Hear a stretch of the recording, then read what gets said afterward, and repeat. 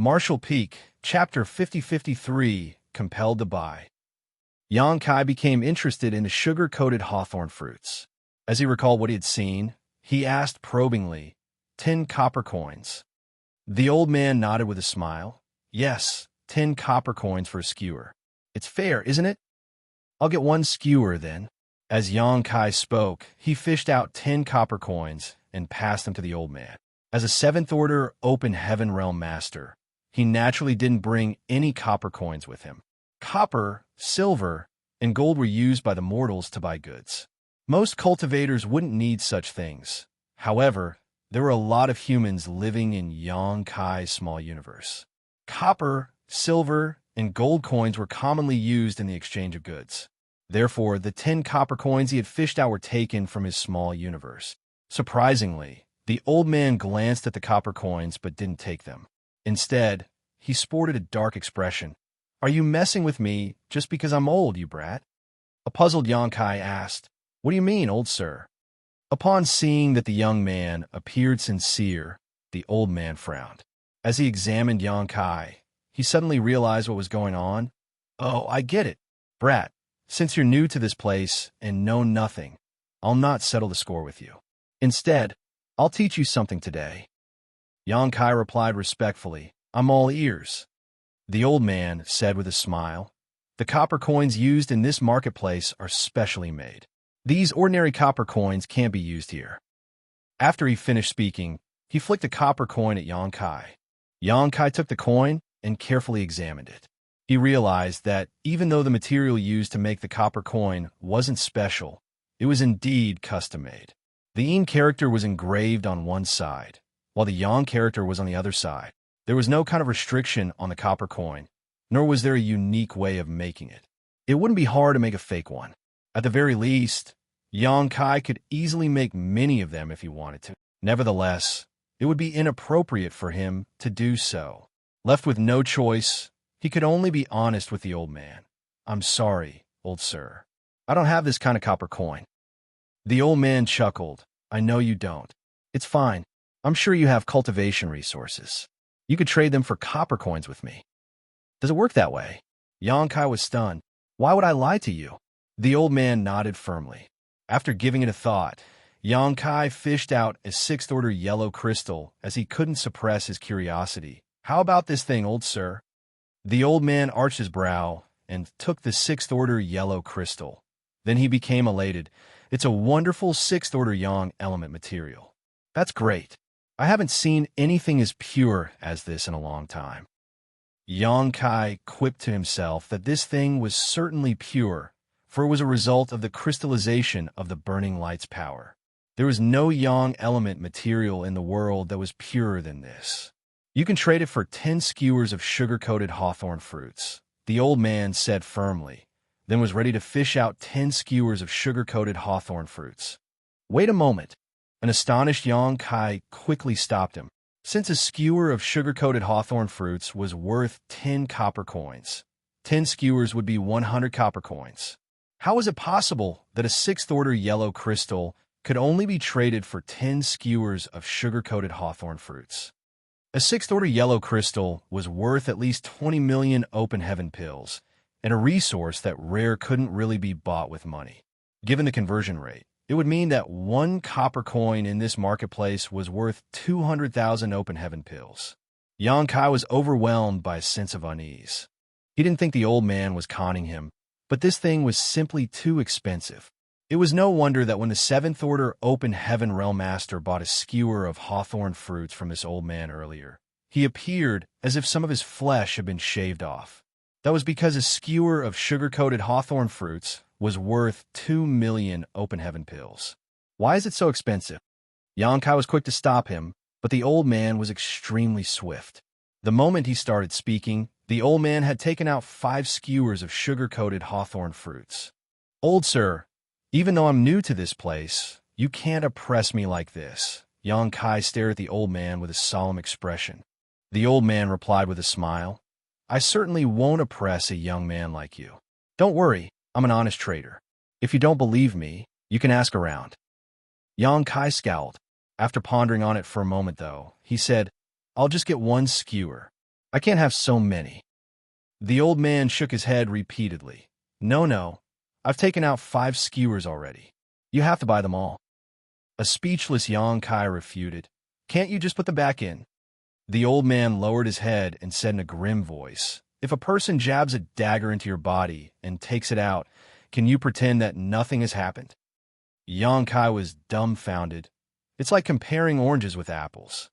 The old man shook his head. It's all the same to me. A furious Xianxia snapped. You just said that you're an honest trader, but here you are compelling me to buy your goods. It's not fair. The old man ignored him and stuffed 5 skewers of sugar-coated hawthorn fruits in his hands. After passing him 50 copper coins, he said solemnly, Young man, just take it as me giving you a lesson today. You have to be careful whenever you head out from now on. After he finished speaking, he left in a hurry with his skewers of sugar-coated hawthorn fruits. Xianxia was left dumbfounded as he clutched the 5 skewers of sugar-coated hawthorn fruits in one hand and 50 copper coins in the other. He didn't understand what kind of damned place this marketplace was. Why was there such a place in Inyang Pass? What was the purpose of building it? It was apparent that Xianxia had been conned by the old man, but he still felt somewhat comforted. At the very least, he still had 5 skewers of sugar-coated hawthorn fruits and 50 copper coins. Since the fruits were so expensive, they might have some amazing effects. Perhaps they could soothe one's mind or increase the heritage of the small universe. At the thought of this, Xianxia put away the copper coins and grabbed 1 skewer of sugar-coated hawthorn fruits before taking a bite. As he chewed the fruit, he realized that it was refreshingly sweet with a tinge of sourness. The flesh was tender and fresh. More importantly, the fruit pit had been removed, so he didn't have to spit it out. After having one of the fruits, he stood still on the same spot for a moment. Then he sported a dark expression. It was just the most common sugar-coated hawthorn fruit that did nothing to help increase a cultivator's heritage. Xianxia cursed at the dishonest trader and had the urge to chase after the old man and fight him to the death. With that said, he never put his idea into action, for the other party was an 8th-order open heaven realm master. If he really ran after the old man, he would be the one to suffer. After gritting his teeth for a moment, he let out a sigh. As he was having the costly sugar-coated hawthorn fruits, Xianxia shuffled further into the marketplace. The busy street was lined with all sorts of shops. Xianxia soon stopped in his tracks in front of an accessory shop. The accessories in the shop were all quite beautiful. They were apparently made by a skillful artisan. After getting conned by the old man who sold sugar-coated hawthorn fruits, though, Xianxia was far more cautious this time. However, he was shocked to see that there were a lot of cultivators going in and out of the shop, and the accessories were selling fast. Since business was booming in this shop, it suggested that the accessories here were extraordinary.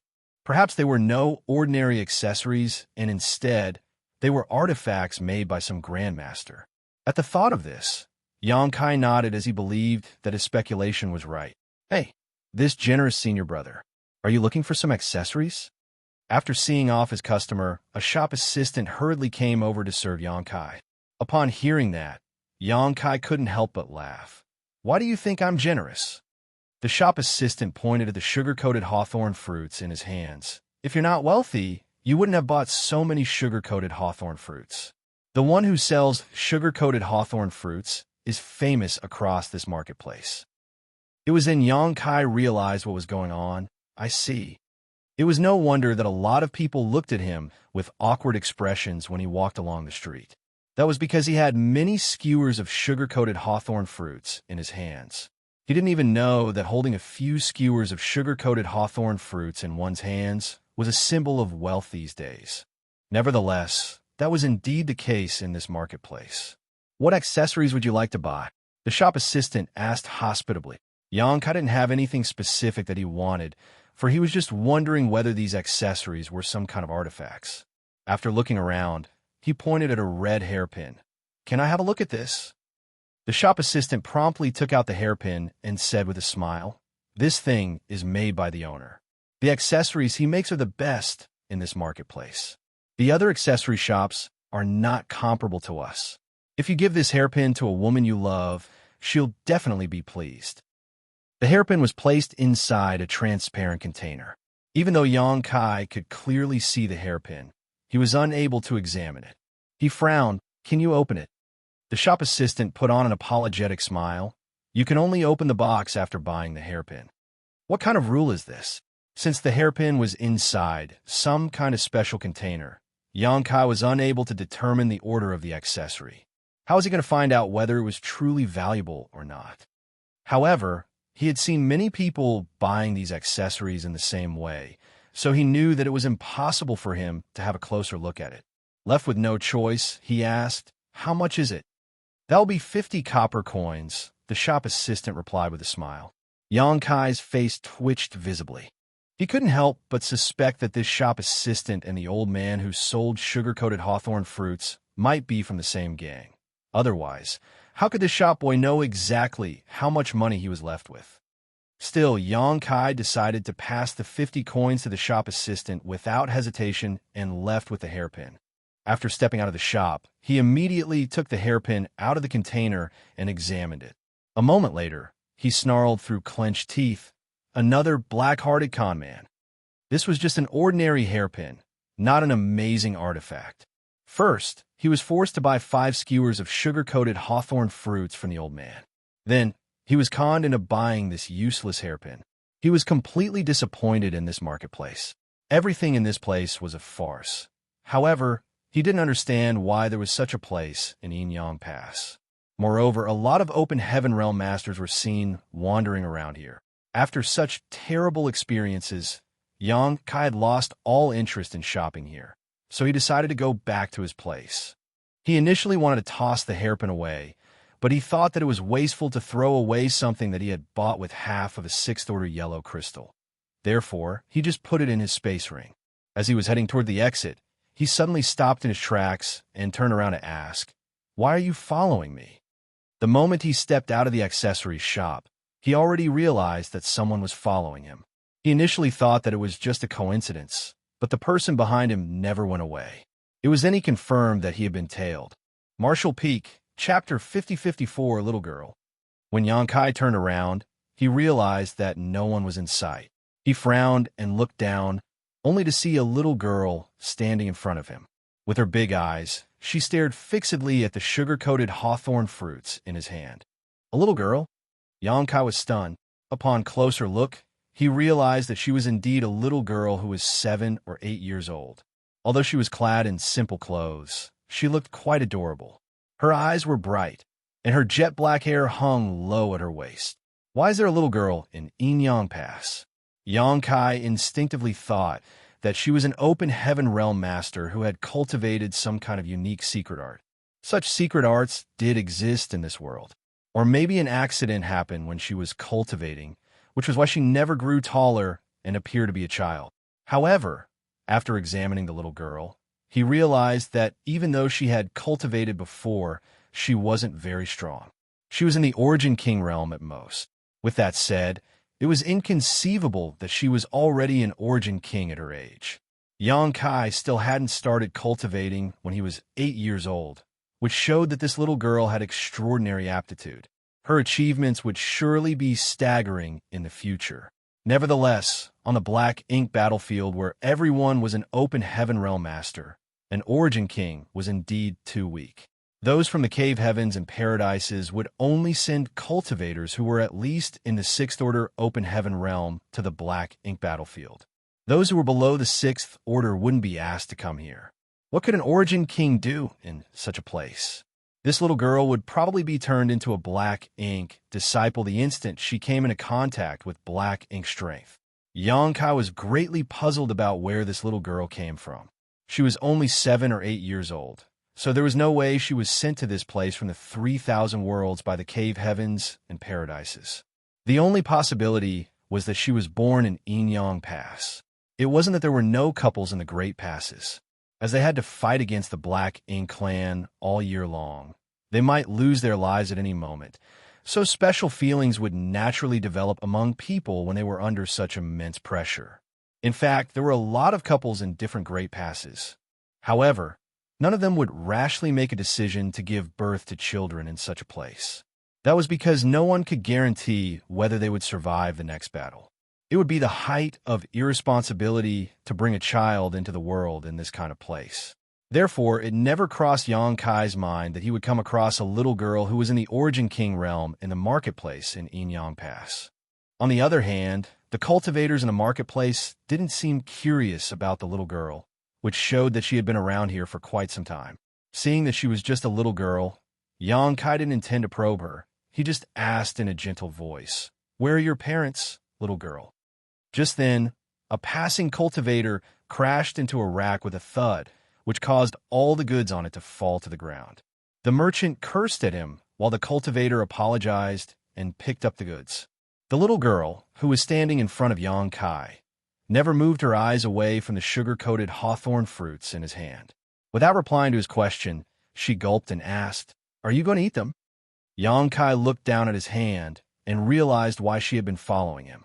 As he broke into laughter, he passed the remaining 4 skewers of sugar-coated hawthorn fruits to her. "You can have them all." The little girl beamed at him and took the skewers.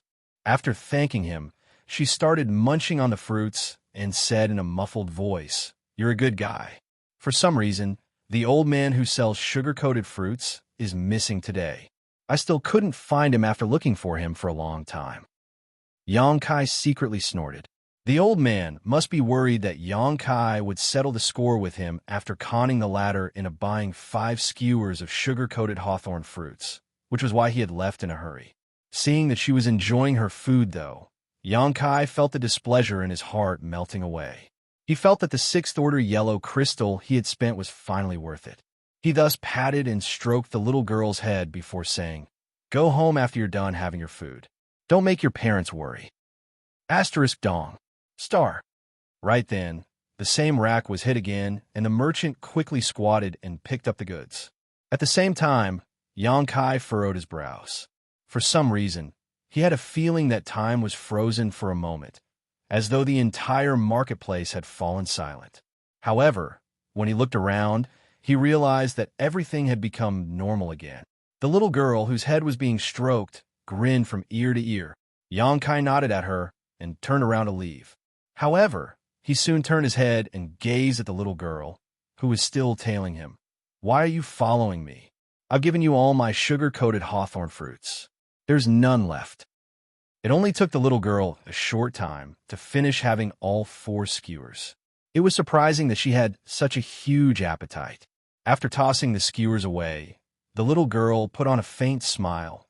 "Since you've given me some sugar-coated hawthorn fruits, I'll treat you to a meal. How about some steamed stuffed buns?" Yang Kai smiled helplessly. "There's no need for that." After getting conned into buying the sugar-coated hawthorn fruits and the hairpin, he was certain that all the things being sold in this marketplace were just ordinary items. There wasn't a need for him to pay any attention to this place anymore. Since he had some free time, he'd rather go back and refine materials to strengthen the heritage of his small universe.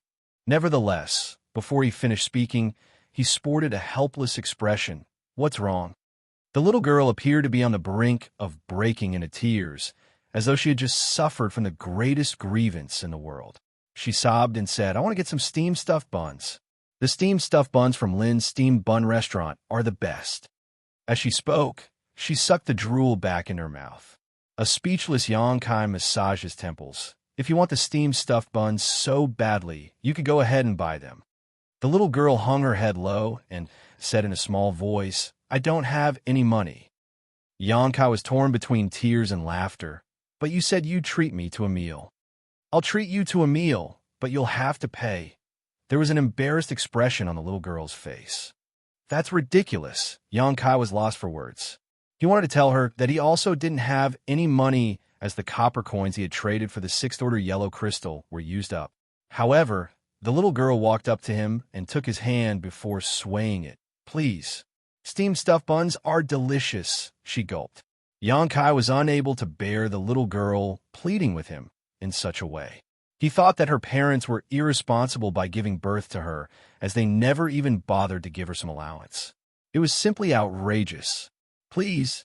I really love their buns." The little girl was relentless. Left with no other choice, Yang Kai could only agree to it. All right. Stop swinging me. I'm feeling dizzy." So you agree? The pleasantly surprised little girl asked. Yes, I'll treat you to a proper meal, Yonkai nodded. In any case, he could trade materials for some copper coins, so he didn't have to worry about not being able to foot the bill. You really are a good guy. The little girl was ecstatic. Yonkai let out a sigh. He wasn't aware that being nice meant he had to treat someone to a meal. With that said, the world of a little girl was simple. It wasn't a bad thing to experience some innocence on this dangerous black ink battlefield. Lin's steamed bun restaurant was filled with the aroma of steamed stuffed buns. There were only a few tables, and they were all occupied. A bowl of soup and a small bamboo basket of steamed stuffed buns were all it took for one to wind down and observe the marketplace. The owners of the restaurant seemed to be a couple. One of them prepared dough, while the other formed the buns. They appeared skillful in their craft. There was also a shop hand to serve the customers. The instant Yonkai stepped into the restaurant, hand in hand with the little girl, the shop hand became rooted to the spot as if struck by lightning, staring fixedly at their hands. The owners, who were preparing dough and steamed stuffed buns, shook a little. Meanwhile, the customers in the shop, who were eating the steamed stuffed buns and soup, felt their brows twitching. Here it is, Lin's steamed bun restaurant, the little girl said joyfully. Yonkai swept a glance over this place. Despite knowing that there were no ordinary people here, he still felt ill at ease. The owners of the steamed stuffed bun shop were apparently 8th Order Open Heaven Realm Masters. On the other hand, the shop hand, who was responsible for serving the customers, was a 7th Order Master. Yonkai had never seen any 8th Order Open Heaven Realm Masters whose faces were covered in flour as they were preparing dough and steamed stuffed buns. He had the luck to see it in this marketplace. There are a lot of people today. The little girl took a glance around the shop. Seeing that all the tables were occupied, she turned to Yonkai. It seems that we'll have to wait. As soon as she finished speaking, though, the customers started stuffing steamed buns into their mouths and gulping down the soup. Give me the bill. They all started shouting. The shop hand quickly went around to collect money from them. In just a moment, all the customers in the restaurant were gone. Oh, there are seats now. The little girl appeared elated as she pulled Yonkai into the shop and took a seat at one of the tables. Since the chair was too tall, her feet couldn't come into contact with the ground as they swayed in the air. While cleaning up the things on the table, the shop hand asked with a smile, "What would you like to get?" Yonkai replied nonchalantly, "Give me 2 baskets of steamed stuffed buns." Before he could finish speaking, though, the little girl cut him off by shouting, "I'll have 10 baskets." Yonkai batted his eyes, then said to the shop hand, "We'll have 10 baskets of steamed stuffed buns and 2 bowls of soup then." "All right, I'll be right back," the shop hand replied and headed to the kitchen. A moment later, 10 baskets of steamed stuffed buns were served, piled up on the table. The little girl then began wolfing them down as her cheeks bulged. Yonkai took a steamed stuffed bun and had a taste. He realized that even though it was delicious, it was just some ordinary food. It was unable to help increase a cultivator's power. Still, he remained silent and waited for the little girl to finish having her food. "Why aren't you having any?" the little girl asked curiously. Yonkai replied with a smile, "You can have them all." The little glutton smiled happily and continued devouring the buns. Yonkai helped her wipe the crumbs off her mouth and said, "Take it slow. No one is going to take them away from you." He was curious about what was going on with her parents. Had they never given her enough food? Why did she look like she was starving? The little girl devoured all 10 baskets of steamed stuffed buns and 2 bowls of soup on her own. Yonkai couldn't help but wonder how the petite little girl was able to wolf down so much food. It was no simple feat. More importantly, her belly didn't bulge at all. He wondered where all the food went. "Are you full?" Yonkai asked. The little girl nodded yes. Yonkai then shouted, "Give me the bill." The shop hand promptly came over and said with a smile, "That will be 100 copper coins for 10 baskets of steamed stuffed buns. The bowls of soup are on the house." "Many thanks." Yonkai nodded, "But I don't have any money with me. Can I cover the bill with this?" Martial Peak, Chapter 5055, Impudent. Upon finishing his words, Yonkai fished out a 6th Order blue crystal. The shop hand, who was a 7th Order Open Heaven Realm Master, took the crystal and examined it, then appeared elated. "It's enough." Xianxia nodded and beckoned to the little girl before bringing her out of the restaurant. The shop hand said hospitably, "Please come again." "I'll be a fool if I come again," Xianxia thought. The things in this marketplace were ordinary, but extremely costly. Sixth-order yin and yang element materials were worth approximately 40 million open heaven pills, but he squandered them away in barely half a day. He reckoned that this place should be renamed as Black Market. The little girl still followed him closely. Xianxia turned around to gaze at her and look around. Suddenly thinking of something, he took out the hairpin from his space ring and fixed it on her hair. She was already truly adorable, and even though the hairpin wasn't an artifact, it was finely made. They perfectly matched each other. The little girl was evidently startled. Xianxia said with a smile, "It's a gift." He then turned around and waved his hand. "I'll go back now. You should head home early so that your parents won't have to worry about you." This time, the little girl didn't tail him. While standing in the same spot, she just touched the hairpin and watched him leave. Xianxia headed straight to his resting place. When he recalled his experiences in the marketplace, he couldn't help but grin wryly. After emptying his mind, he sat down with his legs crossed and started cultivating. One day later, he suddenly heard a clear voice calling out to him from outside the courtyard. "Xianxia! Xianxia!" Xianxia frowned and stored the materials he hadn't fully refined. After opening the courtyard's door, he saw the little girl that he came across the day before in the marketplace. She was standing outside his courtyard with a smile. The hairpin that he gave her the day before was still in her hair. A puzzled Xianxia asked, "How did you find me?" There was a smug smile on the little girl's face. "I asked around. It wasn't hard to find out where you live." It was apparent that she had also found out his name by asking around. Xianxia couldn't help but think that this little girl was truly clever. "What's wrong?" Xianxia asked curiously, as he had no idea why she had come all the way here to see him. "Let's go to the steamed stuffed bun shop," the little girl said firmly. Xianxia rubbed his forehead. "You want me to foot the bill, right?" He. The little girl appeared bashful as her intentions were seen through. However, she soon cast the bashfulness away as the foodie in her got the better of her. She grabbed his hand and pulled him away. "Let's go. You have nothing to do anyway." A speechless Xianxia refuted. "What do you mean I have nothing to do? I was cultivating when you disturbed me." "There's no hurry to cultivate. I'm hungry." Despite her petite figure, she was full of strength. Xianxia also wouldn't really dare to resist her, so he was gradually pulled towards a marketplace. When they arrived at Lin's steam bun restaurant, she ordered 10 baskets of steamed stuffed buns, just like she had done the day before. While the little girl wolfed down the food, Xianxia waited patiently by the side. The same thing happened every day for the next few days.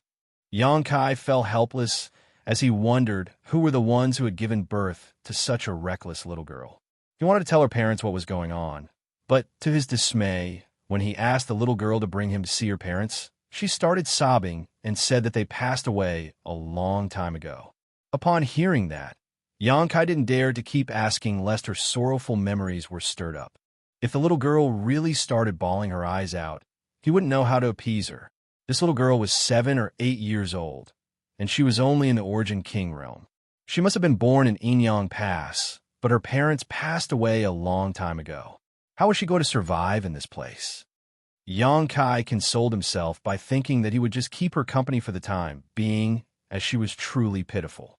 For the next few days, the little girl would bring Xianxia to the steamed stuffed bun shop in the marketplace so that he would pay for her meal. They got along pretty well. One day, Xianxia was seated in Lin's steamed bun restaurant while the little girl scarfed down the food, the same as the past few days. It wouldn't take the little girl a long time to finish having 10 baskets of steamed stuffed buns.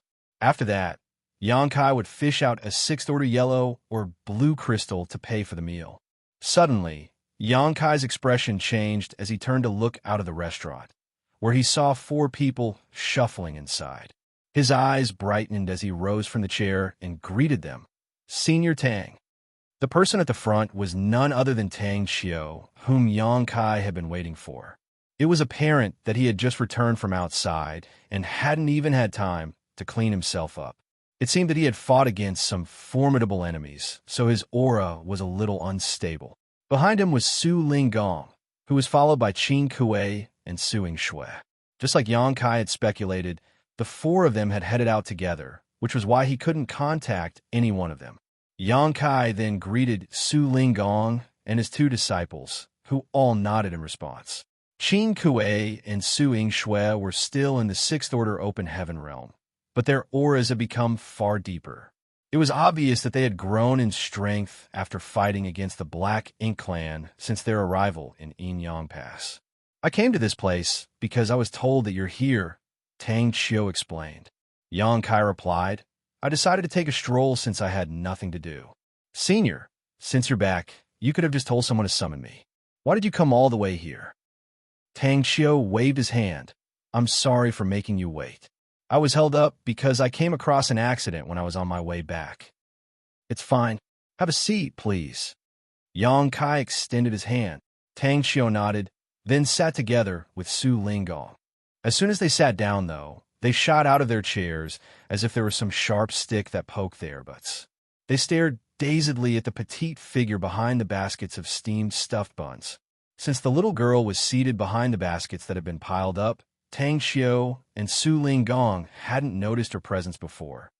She, Tang Qiu stammered. Yang Kai explained, I came across this little girl a few days ago. She's quite pitiful as her parents passed away a long time ago, and there's no one to take care of her. Since she loves the steamed stuffed buns here, I bring her to this place every day. I see. Tang Qiu came to his senses and sent a signal to Su Linggong with his eyes. Then he slowly took a seat. Qin Kuei, who was standing behind Su Linggong, coughed. Honored master, I'm going to take a little stroll. An absent-minded Su Linggong replied, And go ahead. I'll tag along. Xianxia quickly said. After offering an apology, they left the restaurant together. In the steamed stuffed bun shop, for figures, 3 adults and 1 little girl were seated at the table.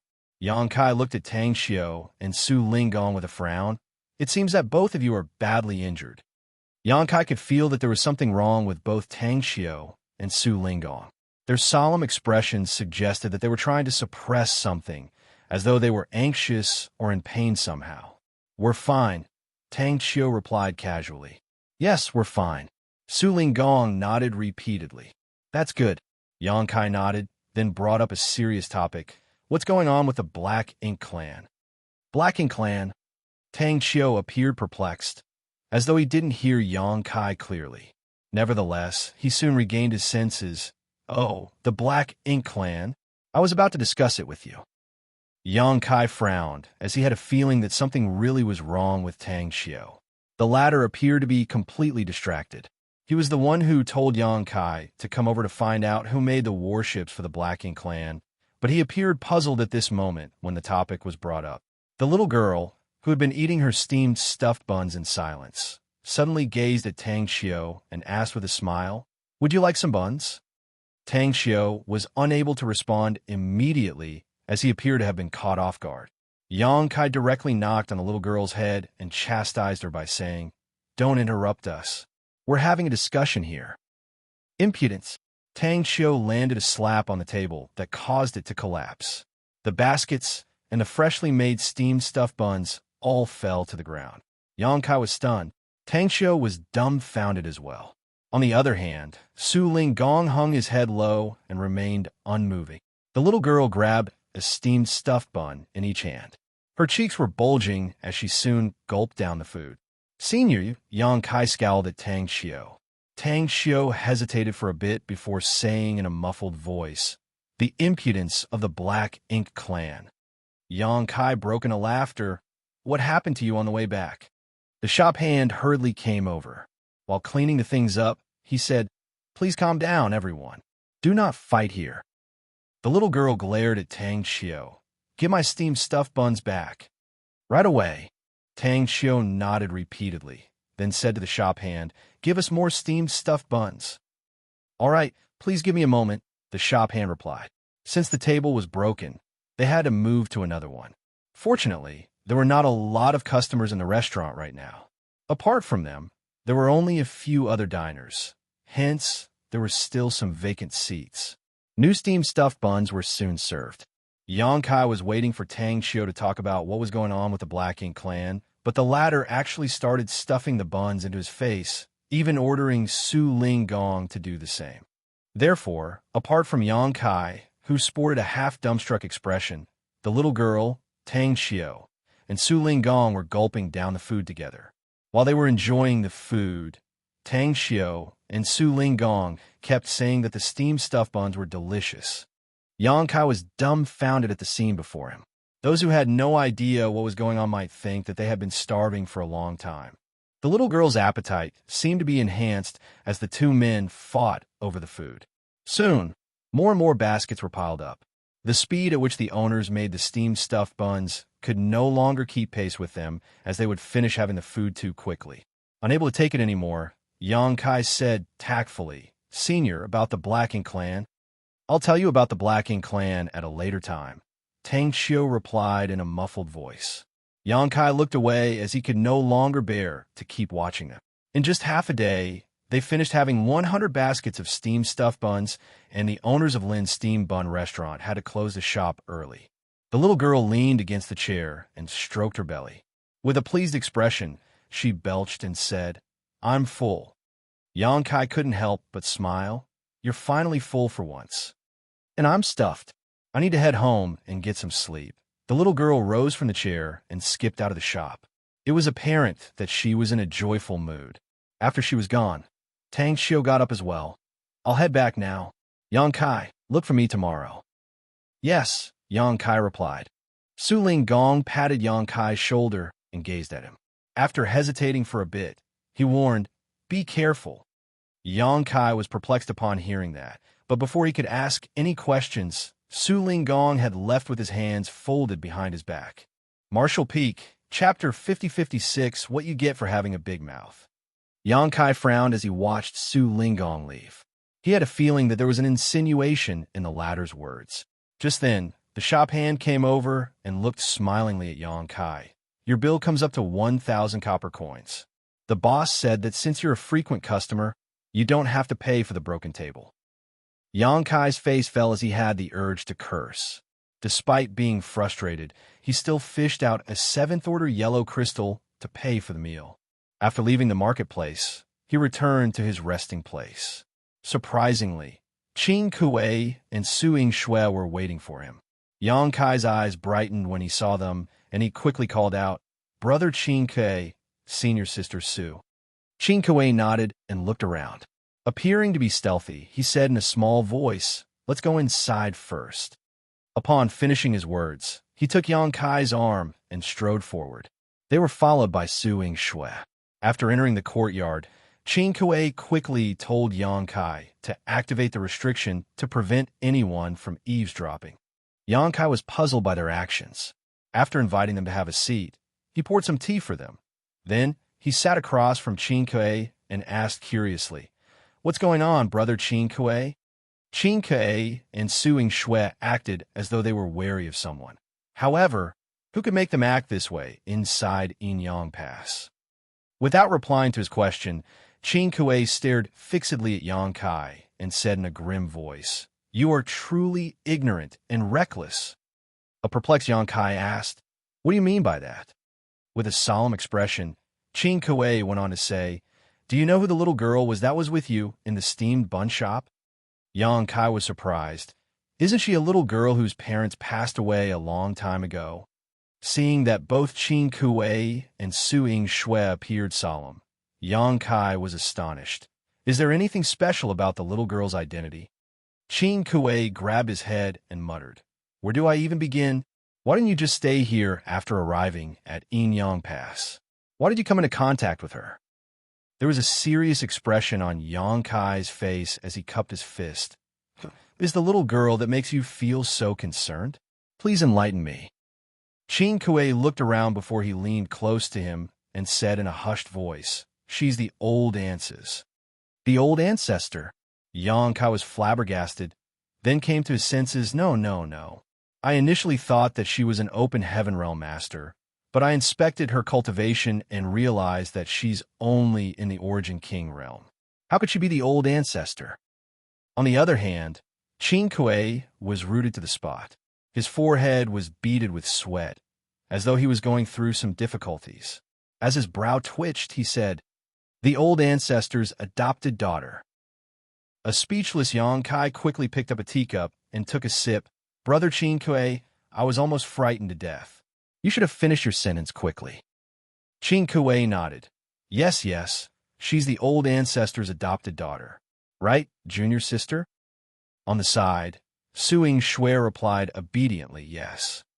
Upon that revelation, Yang Kai said, "It's no wonder that she's already in the Origin King realm despite her age. So, she's the old ancestor's adopted daughter." There was an impassive expression on Qin Kuei's face as he said, "Yes, fate has been unfair to the little girl. Her parents passed away not long after she was born. She has an outstanding aptitude, and she's adorable. The old ancestor was fond of her the moment she saw her, so she decided to keep her by her side." Yang Kai let out a breath. She's truly blessed to be personally guided by the old ancestor. Given her aptitude, she'll be an important figure in the future. Then, he turned to look at Qin Kuei. "By the way, why have you come all the way here?" Qin Kuei gazed at Xianxia. "Junior sister, what are we here for?" Xianxia remained unperturbed. "Nothing." Qin Kuei nodded repeatedly. "Yes, nothing. We're just here to see you." He then examined Yang Kai and said, "I'd never expected that you'd ascend to the 7th Order Open Heaven realm before we did." Yang Kai replied with a smile, "I was just lucky, and the Blacking battlefield is filled with adversity that stimulates one's potential. That's how I achieved an ascension. I can tell that both of your auras are much more condensed than before. I suppose you'll achieve a breakthrough soon." There was a proud smile on Qin Kuei's face. "It will happen in the next 20 years. 20 years was a very short period of time to Open Heaven Realm Masters, as it would usually take them several thousand to over 10,000 years to achieve a breakthrough. Since Qin Kuei had said so, though, he must have the confidence to succeed. Yang Kai promptly congratulated him.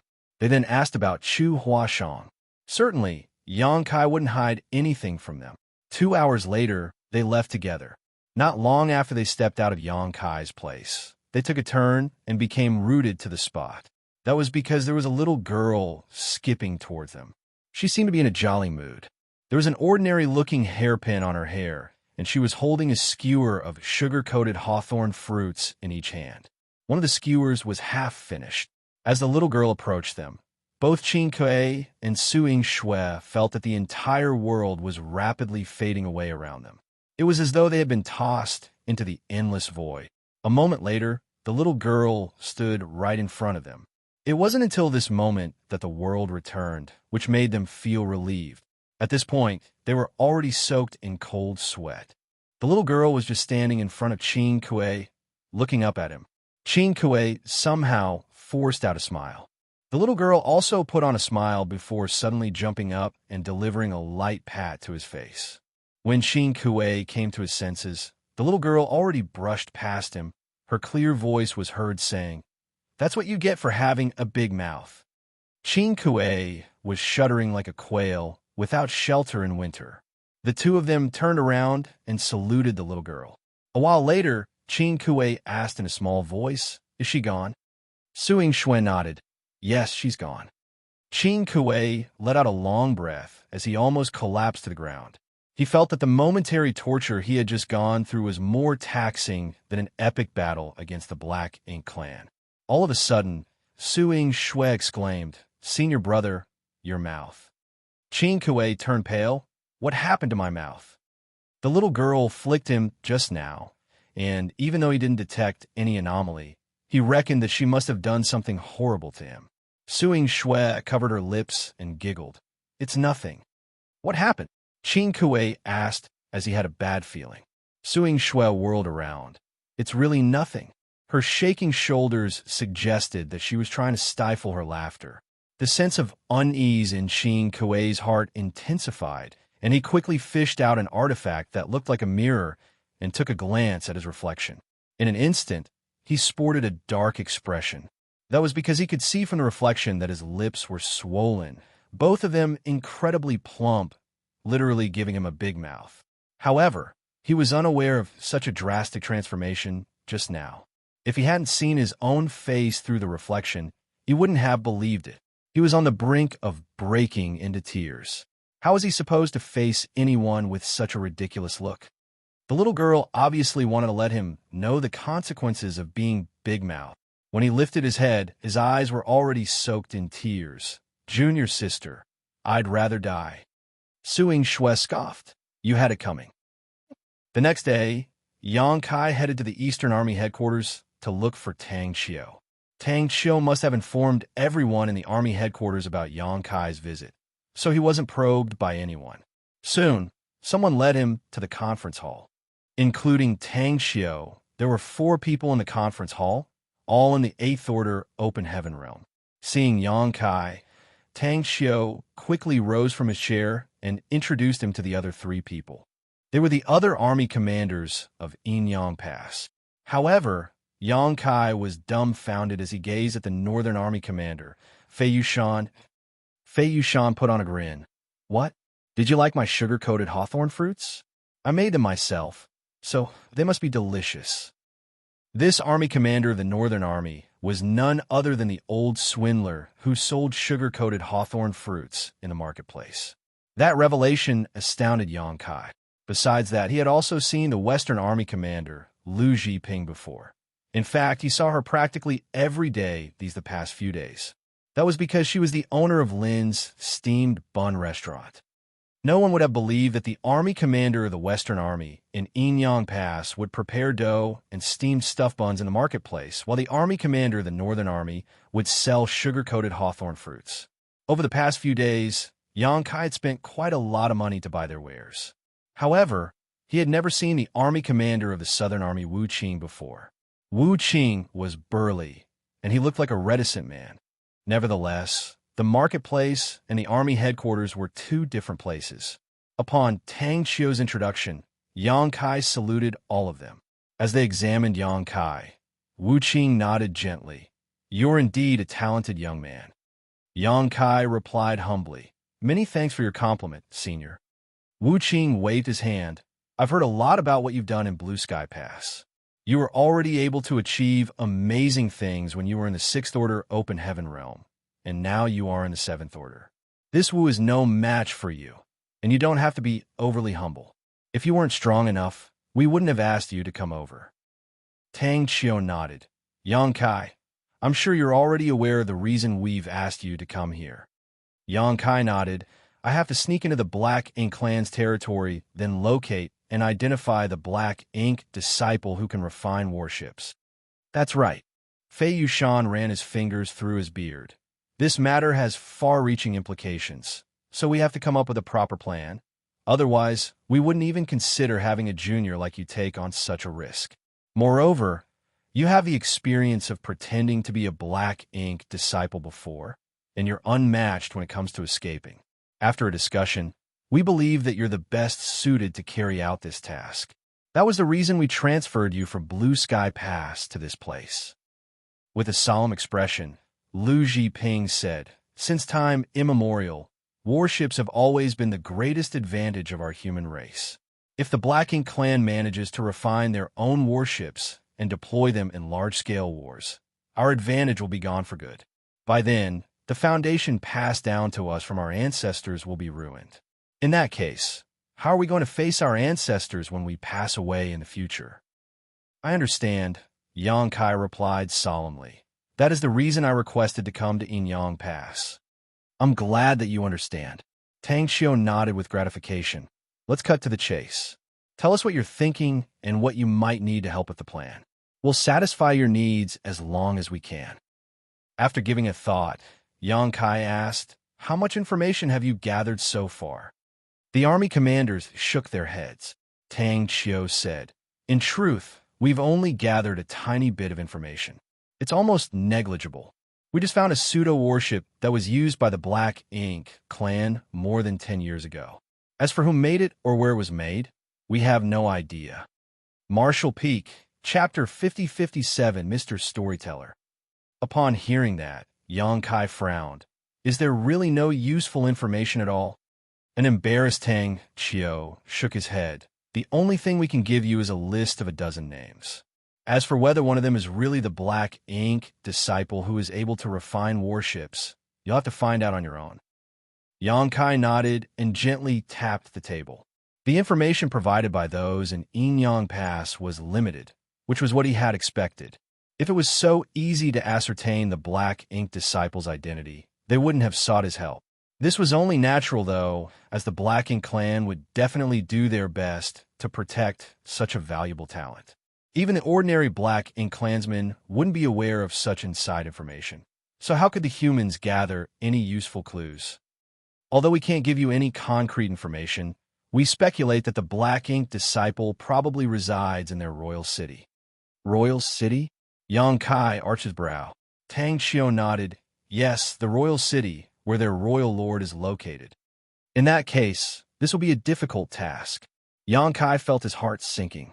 If the Black Ink disciple really lived in the royal city, even the old ancestor might not be able to capture him alive.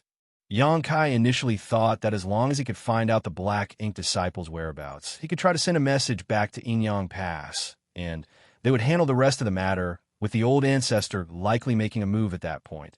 However, if the Black Ink disciple really resided in the royal city, it would be useless for the old ancestor to make a move, for it wasn't easy to deal with any Black Ink clan royal lord. After pondering on it for a moment, Yangkai said, regardless of the risk, I have to find my way into the Black Ink clan's territory first. Has there been any skirmishes between Yingyang Pass and the Black Ink clan recently? Tang Qiu replied, yes. 10 years ago, Wu Qing and Ding Yao joined forces to dive into the Black Ink clan's territory and make a scene. The Black Ink clan retaliated in response. Even though they haven't marshaled their army to invade Yingyang Pass, there have been small-scale conflicts. They have also never stopped harassing the resource harvesting areas we occupied. Upon hearing that, Yangkai appeared puzzled. Are there no void Yingyang mirrors in Yingyang Pass? Why are there still conflicts with the Black Ink clan in resource harvesting areas?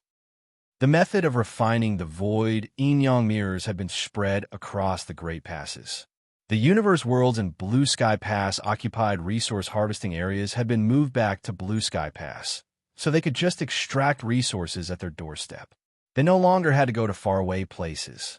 That way, their safety and efficiency had been improved significantly. Even if the Black Ink clan discovered this, there was nothing they could do, as they wouldn't dare to launch an invasion. After all, the Black Ink clan and the Blue Sky Theater suffered a big defeat more than 10 years ago, and they were still recuperating. Tang Qiu explained, we've made some void Yingyang mirrors, and they're indeed useful. We're still in the midst of moving those universe worlds back. However, the Black Ink clan has never stopped harassing us, so some of the void Yingyang mirrors have been damaged. That's why our progress lags behind that of Blue Sky Pass. Upon hearing his explanation, Yangkai finally understood. The void Yingyang mirrors were artifacts he made for him, so he could easily control them. Nevertheless, it was harder for others to use these artifacts, so they were unable to move the universe worlds as quickly and easily as he did. Moreover, the Black Ink clan and the Yingyang Theater were almost at full strength, which was why their harassment was more intense than in the Blue Sky Theater. As such, the conflicts were still ongoing in the resource harvesting areas in the Yingyang Theater. That was the reason I was held up when I was on my way back, Tang Qiu said. Yangkai narrowed his eyes. Did you come across a territory lord? Only a territory lord would be able to injure Tang Qiu. Tang Qiu replied, yes, there was a territory lord. Yangkai let out a breath. This will be easy then. Upon hearing that, the army commanders turned to look at him, and a perplexed Fei Yushan asked, what do you mean by that? Yangkai explained, as you are aware, in the past, I was forced to pretend to be a Black Ink disciple in the Black Ink clan's territory, so that I could survive.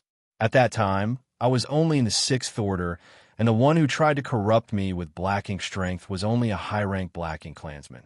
Now, I'm in the 7th Order Open Heaven realm, so if I want to pretend to be a Black Ink disciple, a feudal lord or territory lord will have to make a move. In order to gather more information, I think that I'll have a greater chance to achieve my goal by following a territory lord. Hence, I need a territory lord to corrupt me with their black ink strength so that I will become his black ink disciple. Fei Yushan finally realized the younger man's intention. You want to join the battle in one of the resource harvesting areas and get captured? Yes. That will be risky. Tang Xiu frowned. Since the deployment of purifying black ink battleships, there hasn't been a single human who has been corrupted in the past 20 years. If you're suddenly corrupted by black ink strength, the Black Ink clan might grow suspicious. Moreover, if the territory lord is determined to kill you, how are you going to resist? Yang Kai said, I have a way to make sure that they won't grow suspicious. Even though it's risky, I'll most likely succeed. On the other hand, as long as I can show them that I'm valuable, the territory lord wouldn't want to kill me. A seventh-order black ink disciple was precious to a territory lord, especially if the seventh-order human was more powerful than the others in the same order. That was the reason Zhu Feng, territory lord, treasured by Yi back then. The army commanders exchanged glances and nodded. Seeing that, Yang Kai went on to say, since we're all on the same page, we now have to select a territory lord that I'll submit to so that it will be easier for me to carry out this task. I'll leave that decision to all of you. Additionally, we have to look for a suitable chance. Wu Qing replied, Don't worry, we'll come up with a comprehensive plan so that the risk will be minimized. I shall trouble you all then. Tang Xiu said, You can go back now. I'll inform you when the right time comes. Yes, I'll take my leave now. Yang Kai cupped his fist. By the way, take a stroll around the marketplace if you have some free time, Tang Xiu suddenly said. Yang Kai didn't directly agree to this request. To be honest, if not for the fact that he was forced by the little girl to head to the marketplace, he would never want to go to that damn place. He had no idea why Tang Xiu suddenly wanted him to visit the marketplace. He soon left the army headquarters, but the moment he arrived at his courtyard, he saw a petite figure sitting on the steps in front of the door. Perhaps she had been waiting for too long, so she was now sound asleep with her head resting against the doorframe. Yang Kai walked up to her, but it didn't seem that she would be waking up anytime soon. Gazing at the little girl, he couldn't help but let out a sigh and pat her head. The little girl awakened slowly and rubbed her eyes. It was obvious that she was still sleepy. Where were you? I've been waiting for you. I went to the army headquarters to attend to some matters. The little girl didn't seem to hear what he had just said. Instead, she just looked up at him and said, Yang Kai, I'm hungry. Let's go. We'll get some steamed stuffed buns, Yang Kai replied. The little girl leaped to her feet and chanted joyfully, Steamed stuffed buns, steamed stuffed buns. They then headed straight to the marketplace. The moment Yang Kai stepped into the restaurant, he saw Lu Zhiping, who was clad in simple homespun clothes, working hard to prepare dough. Her face and hair were covered with flour. Yang Kai's face twitched at the sight. This highly respected Western Army commander was in the army headquarters of the Eastern Army just moments ago, but here she was acting as the owner of a steamed bun shop now. Yang Kai felt awkward as he was already aware of her identity. As usual, the shop hand hospitably welcomed them into the restaurant, and 10 baskets of steamed stuffed buns were soon wolfed down. Usually, Yang Kai could return his room at this point, as even though the little girl was a big eater, she could easily be appeased with this amount of steamed stuffed buns. However, she wouldn't let Yang Kai go on this day. What else do you want to do? Yang Kai asked in puzzlement. The little girl pointed in a particular direction. There's a tea house at the other end of the street. The stories told by Mr. Storyteller are interesting. Yang Kai asked curiously, Mr. Storyteller? Why haven't I seen him before? He visited this marketplace almost every day for the past few days, so he was familiar with all the shops here already. He was also aware of the tea house's existence, but he had never seen this Mr. Storyteller there when he passed by the shop. The little girl giggled. That's because Mr. Storyteller left town to travel around some time ago. He just returned yesterday.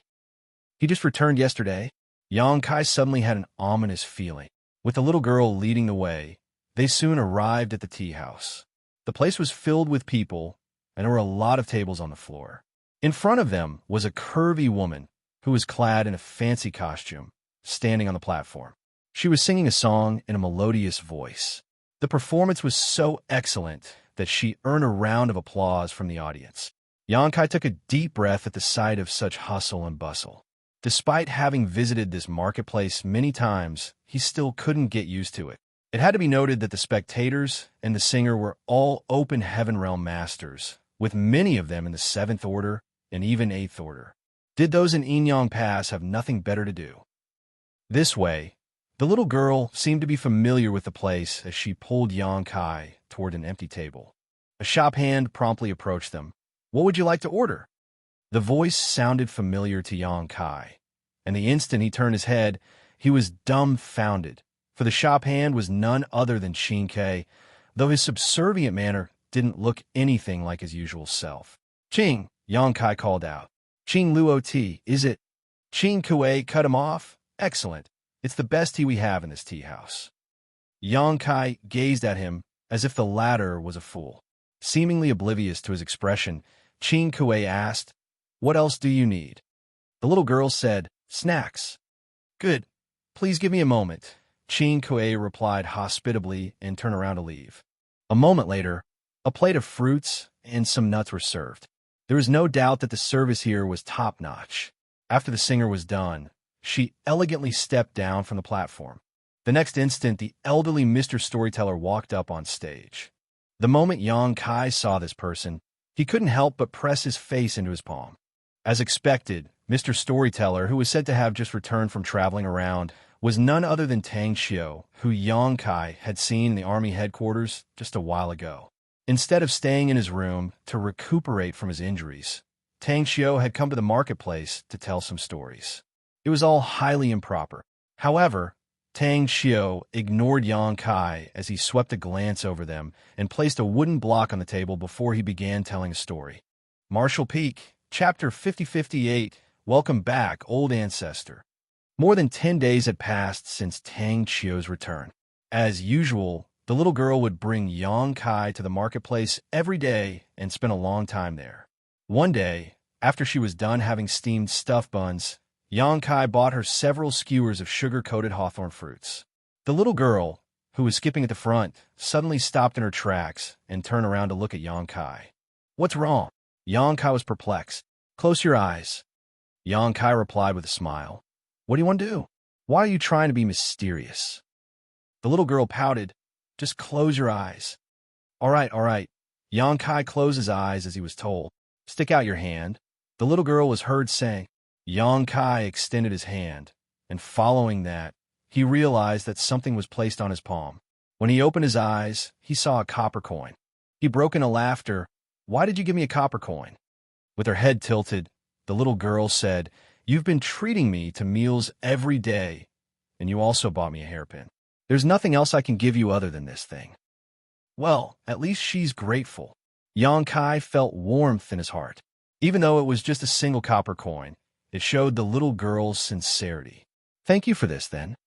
Xianxia put on a smile. Just when he was ready to keep the copper coin, he realized that it was different from the ones circulating in the marketplace. It was obviously far more ancient. He asked curiously, "Where did you get this from?" There had never been any money with the little girl, so where did she find this ancient copper coin? While munching on her sugar-coated hawthorn fruits, the little girl replied in a muffled voice, "I took it from the old ancestor." Upon hearing that, Xianxia was astounded. "You took it from the old ancestor?" And the little girl replied nonchalantly, "You have to keep it in a safe place. If you come across any danger, you might be able to save your life by taking this coin out." The ancient coin in Xianxia's hand felt much heavier all of a sudden, and he quickly said, No, this thing is far too valuable. Just keep it. You're an adult. Don't be so uptight. Let's call it a day. I'm sleepy now, so I'll go back and get some rest." Upon finishing her words, the little girl directly skipped off. Just when Xianxia was ready to race after her, a figure descended from the sky and stood in the way. It was none other than Su Linggong, and upon seeing Xianxia, he hurriedly said, "The time is here. Come with me." Xianxia took a look in the direction the little girl was heading and briefly hesitated before leaving with Su Linggong in a hurry. Meanwhile, He carefully put the ancient coin away. In the marketplace, the little girl, who was skipping along, suddenly stopped in her tracks and became unmoving.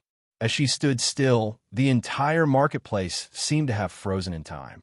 A moment later, a breeze whisked across the street, and the flags on both sides started flapping in the air. In an instant, everyone in the marketplace turned to look at the little girl. The little girl, whom Xianxia thought was an origin king, saw her aura increasing madly like a tsunami. Soon, it reached the open heaven realm, and it didn't seem to be stopping anytime soon. As her cultivation increased rapidly, her body seemed to be going through a transformation as well. While engulfed in a faint light, her petite figure grew quickly. In just a cup of tea, the little girl, whose aura was originally in the Origin King realm, turned into an alluring woman in her late 20s or early 30s. The dense aura swirling around her suggested that she was above the 8th Order Open Heaven realm. Welcome back, old ancestor. Welcome back, old ancestor. Welcome back, old ancestor. In the marketplace, congratulations were heard coming from all directions in a continuous manner. The young woman opened her eyes and said in a clear voice, "It has been difficult for all of you. Let's call it a day." "Yes, old ancestor." After they responded to her, the shops started closing rapidly. In just an incense stick, the originally bustling marketplace fell into silence, and no one was in sight. The young woman turned her head to look out of the inner sanctum with a dispassionate expression. As her clothes flapped in the wind, she disappeared abruptly from the spot the next instant. In the meantime, Xianxia and Su Linggong were standing on the deck of a warship that was hovering in the void outside of the inner sanctum. Su Linggong was a squad leader, and including himself, there were 2 7th Order, 8 6th Order, and 3 5th Order Open Heaven Realm Masters in his squad for a total of 13. This was a fairly typical configuration for a squad in the Great Passes. Dawn was an outlier that was unlike the others. On the entire Black Ink battlefield, there were only a small number of special operations squads like Dawn. Even though there were only 2 7th Order Open Heaven Realm Masters in this squad, such a roster, along with their warship, allowed them to exert the strength of 5 7th Order Open Heaven Realm Masters when dealing with enemies on the battlefield, which greatly enhanced their collective power. At this moment, Su Linggong was explaining to Xianxia about the situation they were facing. As per your request, the army commanders in the Inner Sanctum have had a serious discussion and confirmed that your target will be He Yuan Territory Lord. He's one of the most powerful territory lords working for Mu Guang Royal Lord, and he has gained the latter's favor as well. If you can become his Black Ink disciple, you'll have a chance to follow him to the royal city, which will make it easier for you to gather information. However, some maneuvers are needed in order to help you become his Black Ink disciple. With that said, you don't have to worry about it, as the army commanders have come up with a comprehensive plan. If everything goes well, we'll be able to achieve our goal. You just have to play it by ear and act at the right time. Xianxia nodded. Got it. Su Linggong said, "This opportunity was hard to come by, which is why we're in a hurry. The army commanders wanted me to ask you if you're prepared." Xianxia replied seriously, "I'm ready to carry out our plan." "Good." Su Linggong nodded gently. "Are we going to look for He Yuan now?" Xianxia asked. Su Linggong shook his head. "No, we're not. He Yuan is in one of the resource harvesting areas now. Presently, Army Commander Wuxia is dealing with him. If everything goes well, He Yuan will be badly injured and forced to flee." A glint flashed through Xianxia's eyes as he had somewhat figured out the plan those from Inyang Pass had come up with. Just like Su Linggong had said, He Yuan Territory Lord and Wuxia were in a fight in the resource harvesting area. He Yuan was one of the 5 most powerful territory lords working for Mu Guang. On the other hand, Wuxia was the Southern Army commander here and the strongest 8th Order Open Heaven Realm Master in Inyang Pass. It was expected that their fight would be intense, with space collapsing all around them as they battled. Both of them knew each other well, as it wasn't the first time they fought. Despite that, He Yuan still felt his heart sinking as Wuxia was acting far more ferocious than in the past. He seemed determined to kill, even if he was wounded in the process. It was apparent that Wuxia didn't care if both of them ended up in a horrible state. Furthermore, Wuxia possessed one of the 4 universe pillars, so he wasn't afraid of Black Ink's strength at all. The biggest advantage of the Black Ink clan was useless against him. Meanwhile, He Yuan territory lord became increasingly discomfited. Even though he did manage to injure Wuxia, he was unable to kill him. On the other hand, he was also badly wounded. Other than the 2 of them, human soldiers and the Black Ink clan's army were clashing with one another on the battlefield. There were also other locations where the 8th Order humans and Black Ink territory lords were locked in intense battles. Humans were the ones who launched the attack this time, which caught the Black Ink clan off guard. He Yuan didn't understand why the humans were acting so aggressively all of a sudden. However, things had come to a point where he could only clench his teeth and keep fighting. The Black Ink clan had suffered immense losses in just half a day, but it wasn't until this moment that He Yuan realized that the humans had secretly sent reinforcements to this battlefield. Initially, even though the humans were at an advantage in this particular resource harvesting area, they were not overwhelmingly more powerful than the other party.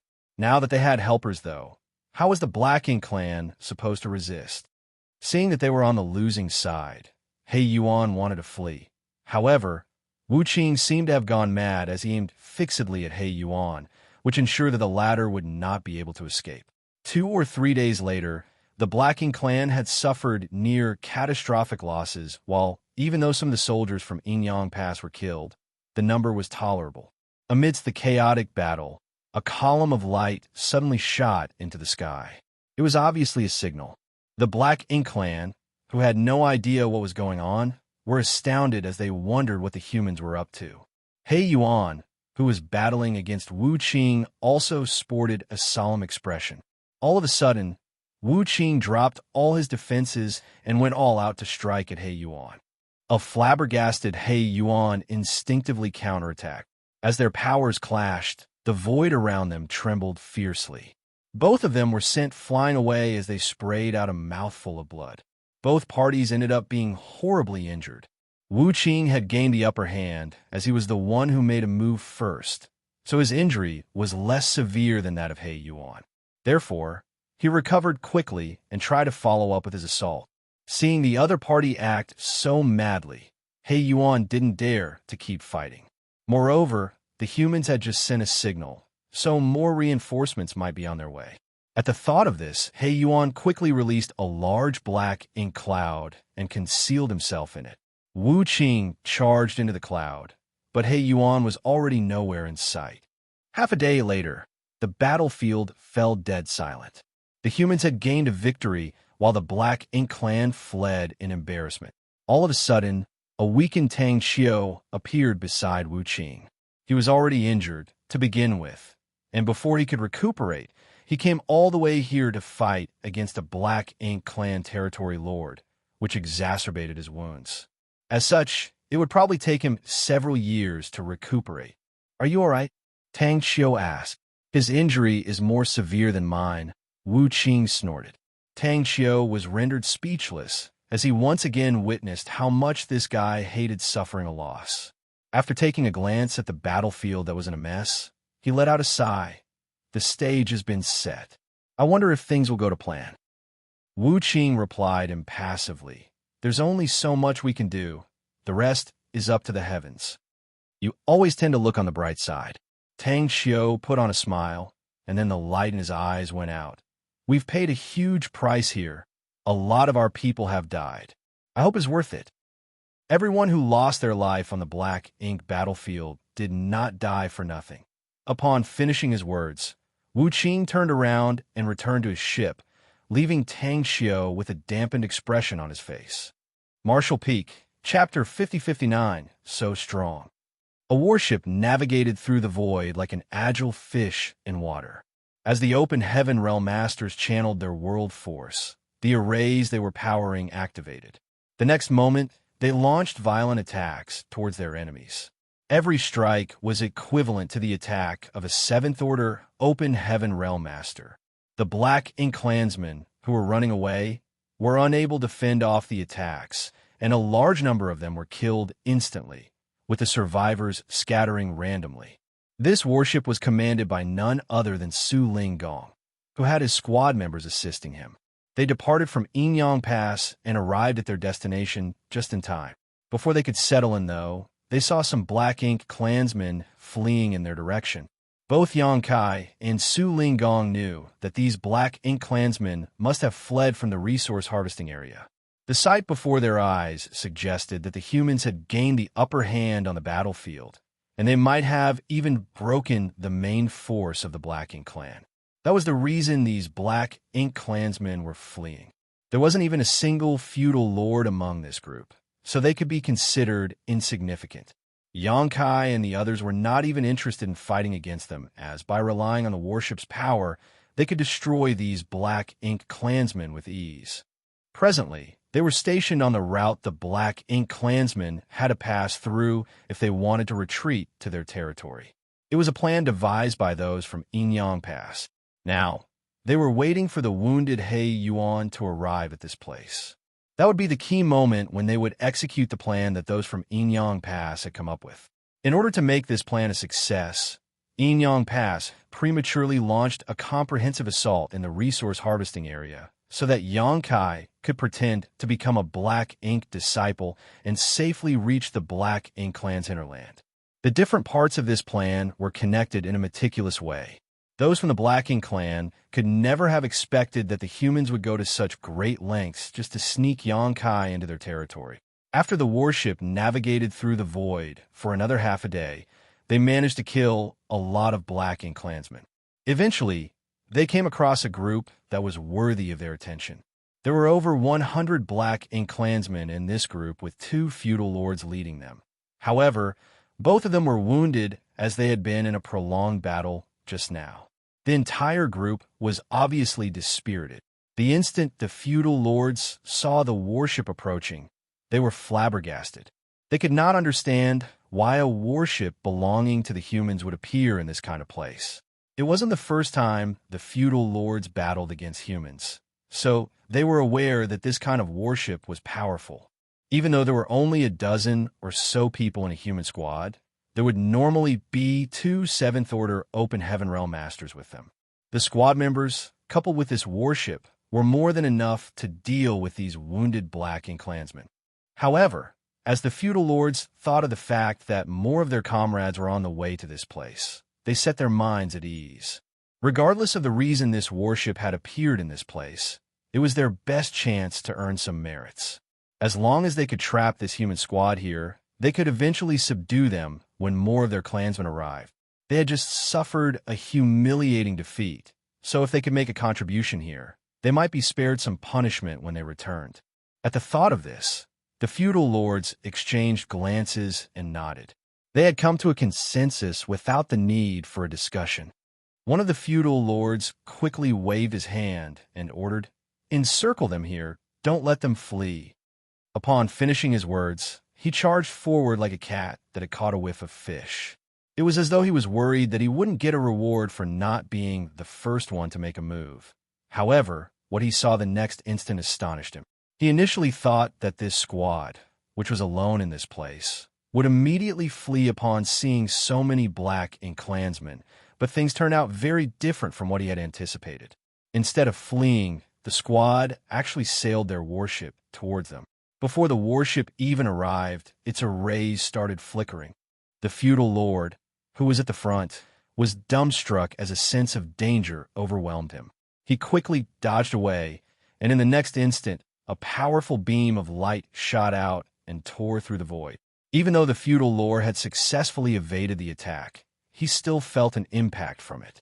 He was already injured to begin with, so if he had been struck just now, he would most likely have lost his life. When he turned his head, he felt his heart being cut to pieces. A gap had appeared in the middle of the group of over 100 Black Ink clansmen. More than 20 of his subordinates had lost their lives following the attack. Energy fluctuations flared again as 2 more beams of light were shot out from the warship. Even though the Black Ink clansmen tried to dodge, many of them were still killed. After 3 attacks from the warship, more than half of the Black Ink clansmen were sent on the road to the Yellow Springs. It didn't end there, though, as all of a sudden, a figure dashed out of the warship with a spear in his hands. With a simple thrust, the weapon seemed to ignore the distance between them and soon reached the feudal lord.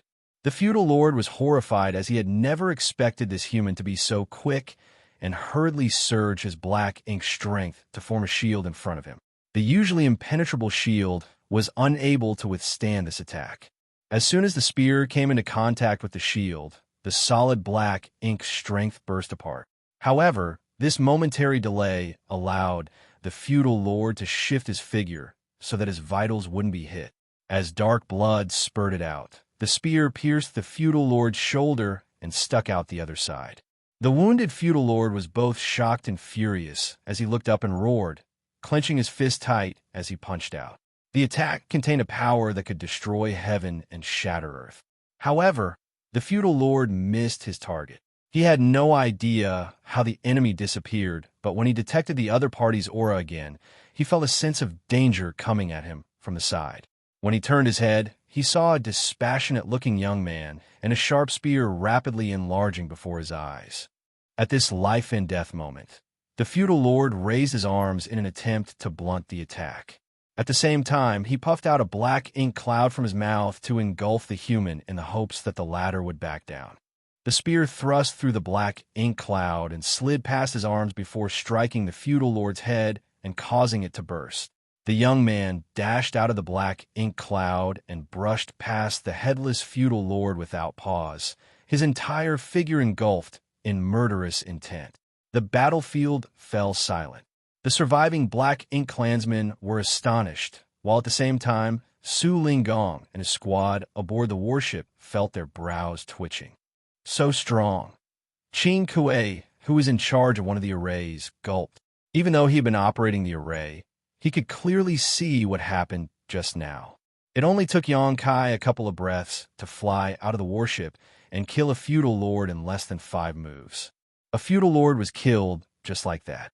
Even though he was already injured to begin with, he was still a feudal lord equivalent to a 7th-order human master. Despite that, he was still as powerless as a child in front of Xianxia.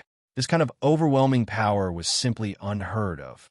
Even though Qin Kuei had seen a lot of 7th-order open heaven realm masters since coming to the Black Ink battlefield, none of them was comparable to Xianxia, not even his honored master Su Linggong.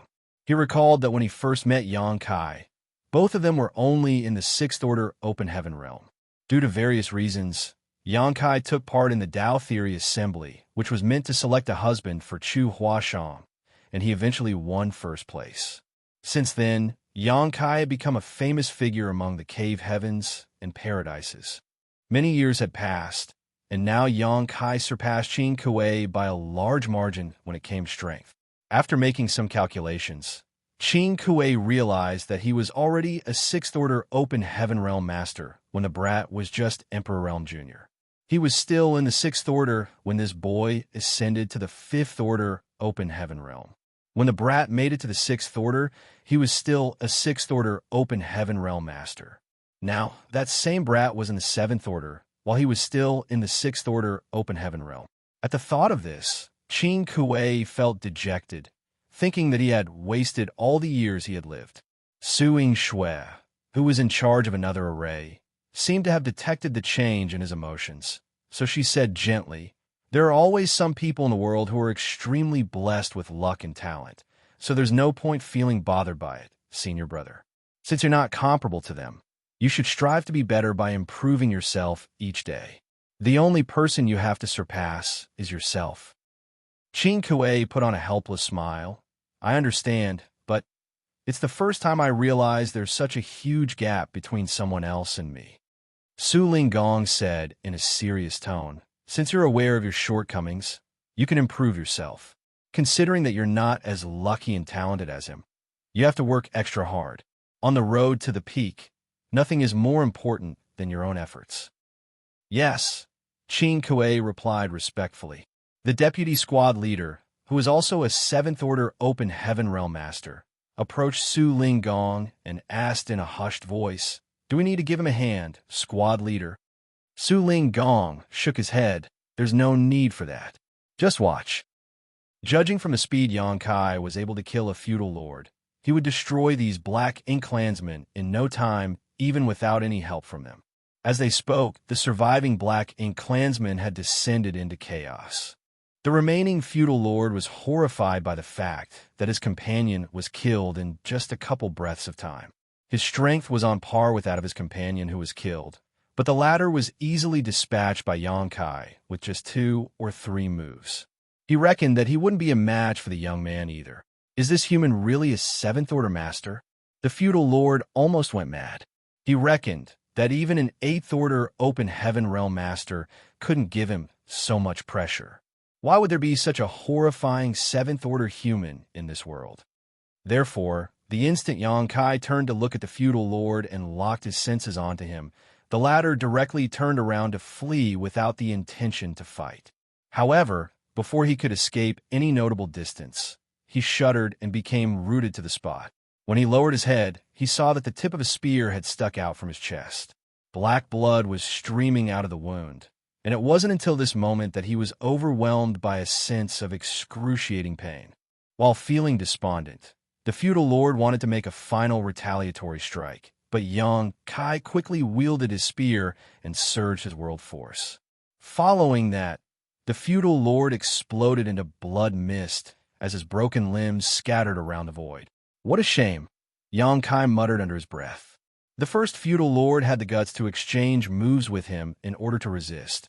However, this feudal lord just wanted to flee, which only accelerated his demise. There were initially more than 100 Black Ink clansmen in this group, but half of them were destroyed by the warship in the opening salvo. Then, the 2 feudal lords were killed by Xianxia's spear. How were the remaining Black Ink clansmen supposed to be a match for them now? As the warship and Xianxia acted together, all the Black Ink clansmen were soon killed. Martial Peak, Chapter 5060, Ambush. Even though a group of more than 100 Black Ink clansmen had been destroyed, the battle still hadn't ended. More and more groups of Black Ink clansmen of different numbers were fleeing from the resource harvesting area. These Black Ink clansmen, who were basically half dead from taking part in the Great Battle, could no longer form an effective formation. Not only were they apprehensive while running away, but they were scattered and in disarray. They just wanted to flee from this area and return to a safe place as soon as possible. Although Xianxia was the only one who had left the warship to directly deal with the enemy, the warship led by Su Linggong would assist him. These dispirited Black Ink clansmen no longer had the courage to keep fighting, so they were easily killed the moment they clashed with Xianxia. Coupled with the arrays on the warship, they could effortlessly wipe out most of the enemies. Of course, a small number of the Black Ink clansmen were lucky enough to successfully flee. It was a good start for the humans. The Black Ink clansmen were easily killed regardless of their numbers. First of all, these Black Ink clansmen were scattered around. Secondly, there weren't any truly powerful masters, so they were unable to resist Xianxia's spear. The few feudal lords who appeared were all executed as soon as they arrived. However, as time passed, it became increasingly difficult to deal with the enemies. An increasing number of Black Ink clansmen arrived at this place and were astonished upon seeing the intense battle taking place, thinking that the humans had arranged an ambush here. Nevertheless, when they had a clearer picture of the battle, they set their minds at ease. There was indeed an ambush, but it was just a squad-level warship. In other words, only one squad of human soldiers was trying to ambush them here. They had no idea why there was a human squad in this place, but they reckoned that these squad members wanted to earn merits by trying to take advantage of them as they were injured, which was why the other party had left the main force of the humans. There was nothing to be afraid of, since there was only a squad. Following the feudal lord's orders, countless high-rank and low-rank Black Ink clansmen charged towards the warship. Instantly, Xianxia felt immensely pressured. Given his current strength, he wasn't afraid of these high-rank and low-rank Black Ink clansmen. Even if he was unable to kill them all, his only option was to flee. However, his purpose was not to flee, and he couldn't showcase any of his space secret techniques. Therefore, when faced with the tide of Black Ink clansmen, he could only grit his teeth and fight on. Right then, 2 figures shot out of the warship. They were none other than Su Linggong and the other 7th Order Vice Squad leader, who decided to help. At that instant, 3 7th Order Open Heaven Realm Masters, who were assisted by a warship, began a massacre. There were Black Ink clansmen who were killed with every breath. Minced meat, dark blood, and Black Ink strength soon covered the void. Some of the feudal lords would hide among the cannon fodder and secretly approach the 3 of them, waiting for a chance to launch sneak attacks. In such a chaotic battle, even a veteran 7th Order Master like Su Linggong was unable to detect such hidden danger. Fortunately, Xianxia still had some energy to spare as he continuously monitored their surroundings. Every time a feudal lord approached, he could instantly identify them. After some of these reckless feudal lords were killed, the remaining feudal lords didn't dare to move forward. They watched the battle from a distance as they wanted to deplete the energy of these 7th Order humans using the cannon fodder before capturing them. On the battlefield, Xianxia sported a calm expression. His hands were steady as he wielded his spear, and every attack could deal critical damage to his enemies. He had rarely experienced a battle with such intensity, but everything was still within his control. However, Su Linggong and the Vice Squad leader grew increasingly apprehensive. As they were surrounded by more and more Black Ink clansmen, they couldn't help but think that they might not survive this day. A squad of a dozen members, in theory, shouldn't be able to resist such a large group of Black Ink clansmen. So both of them were surprised that they had persevered for such a long time. However, they knew that the reason behind it was that Xianxia had fended off most of the enemies. If not for him, their squad would have been destroyed. Rays of light were shot from the arrays on the warship into the Black Ink clansmen, with each strike dealing a heavy blow to the enemies. Nonetheless, even a 6th Order Open Heaven Realm Master like Qin Kuei was unable to sustain activating the arrays for such a long time. The defensive light around the warship was also on the brink of collapsing following the relentless attacks from the Black Ink clansmen.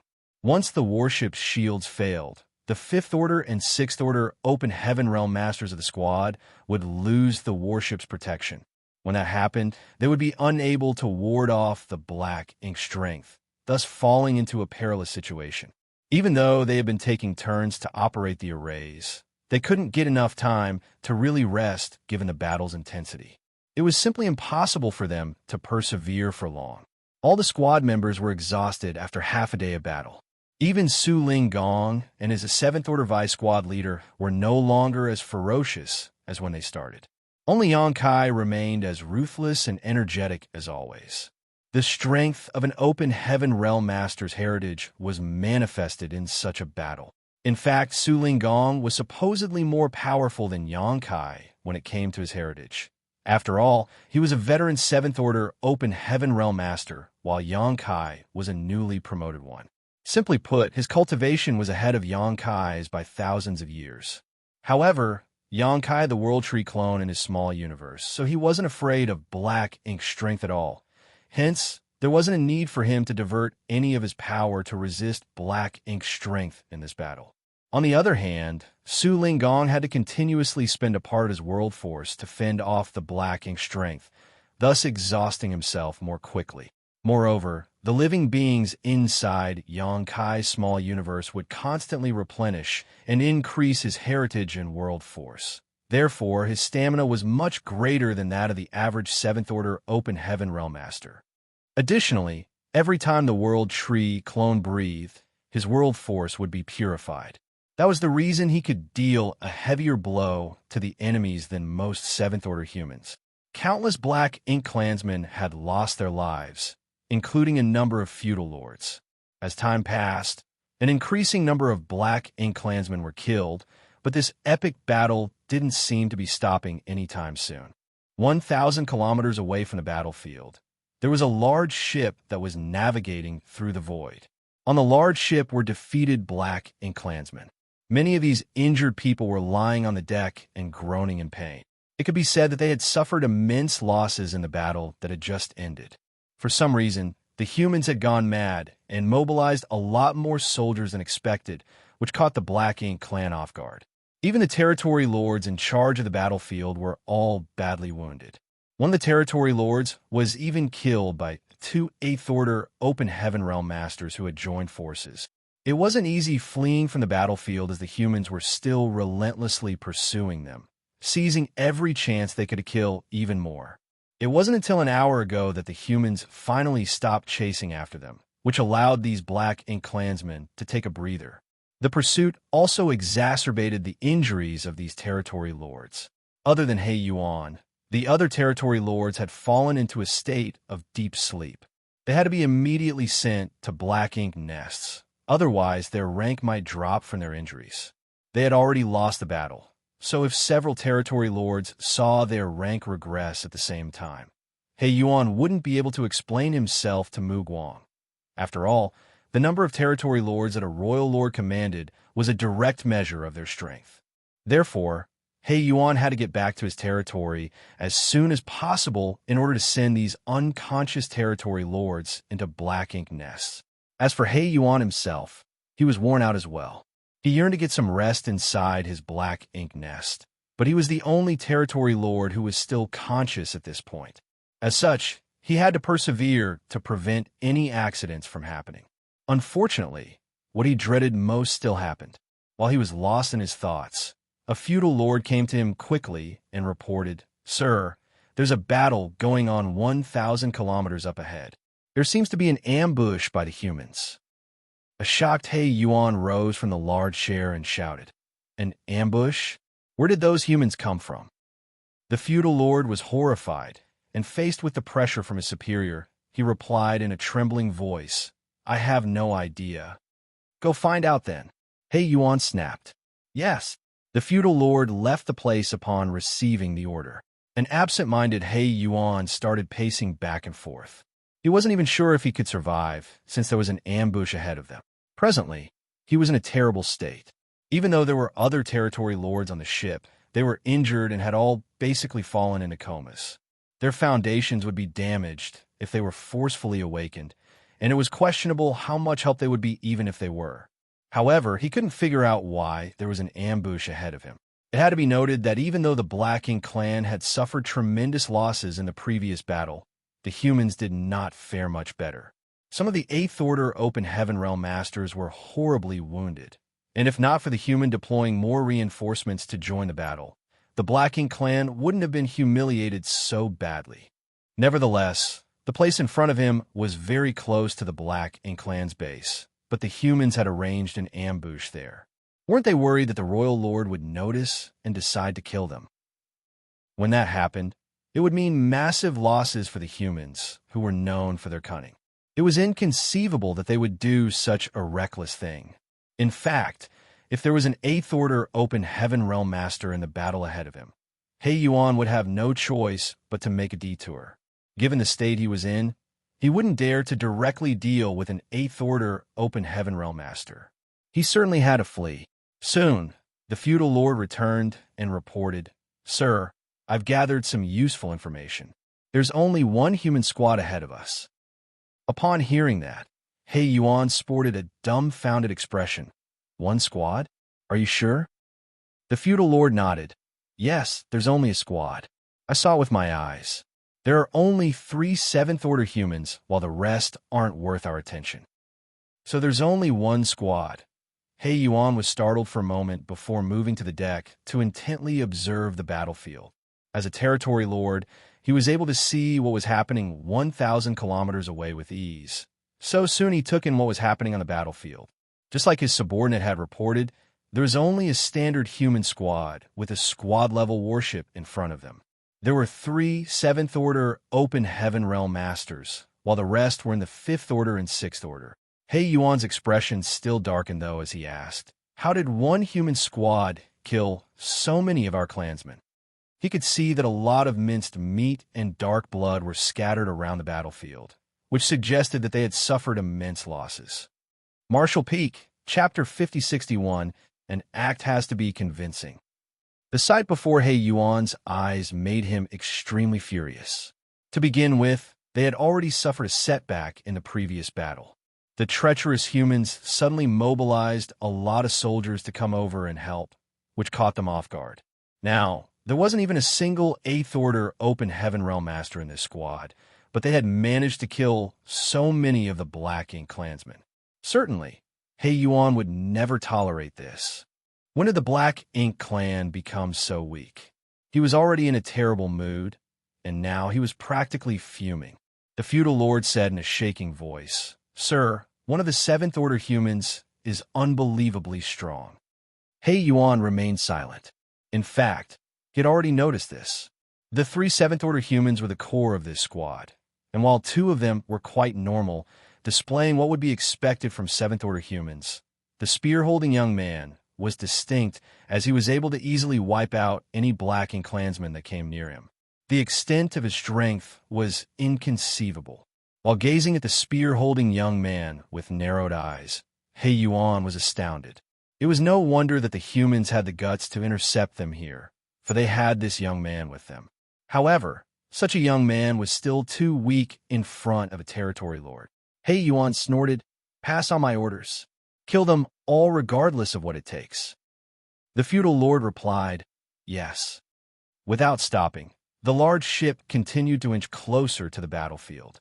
Following He Yuan's order, the already intense battle became even more violent. Initially, after Yang Kai killed some reckless feudal lords, the remaining hidden feudal lords didn't dare to make a rash move again. They remained hidden and waited for better opportunities to strike. Nevertheless, following He Yuan's order, these feudal lords wouldn't dare to delay despite their fear. They all started moving at once.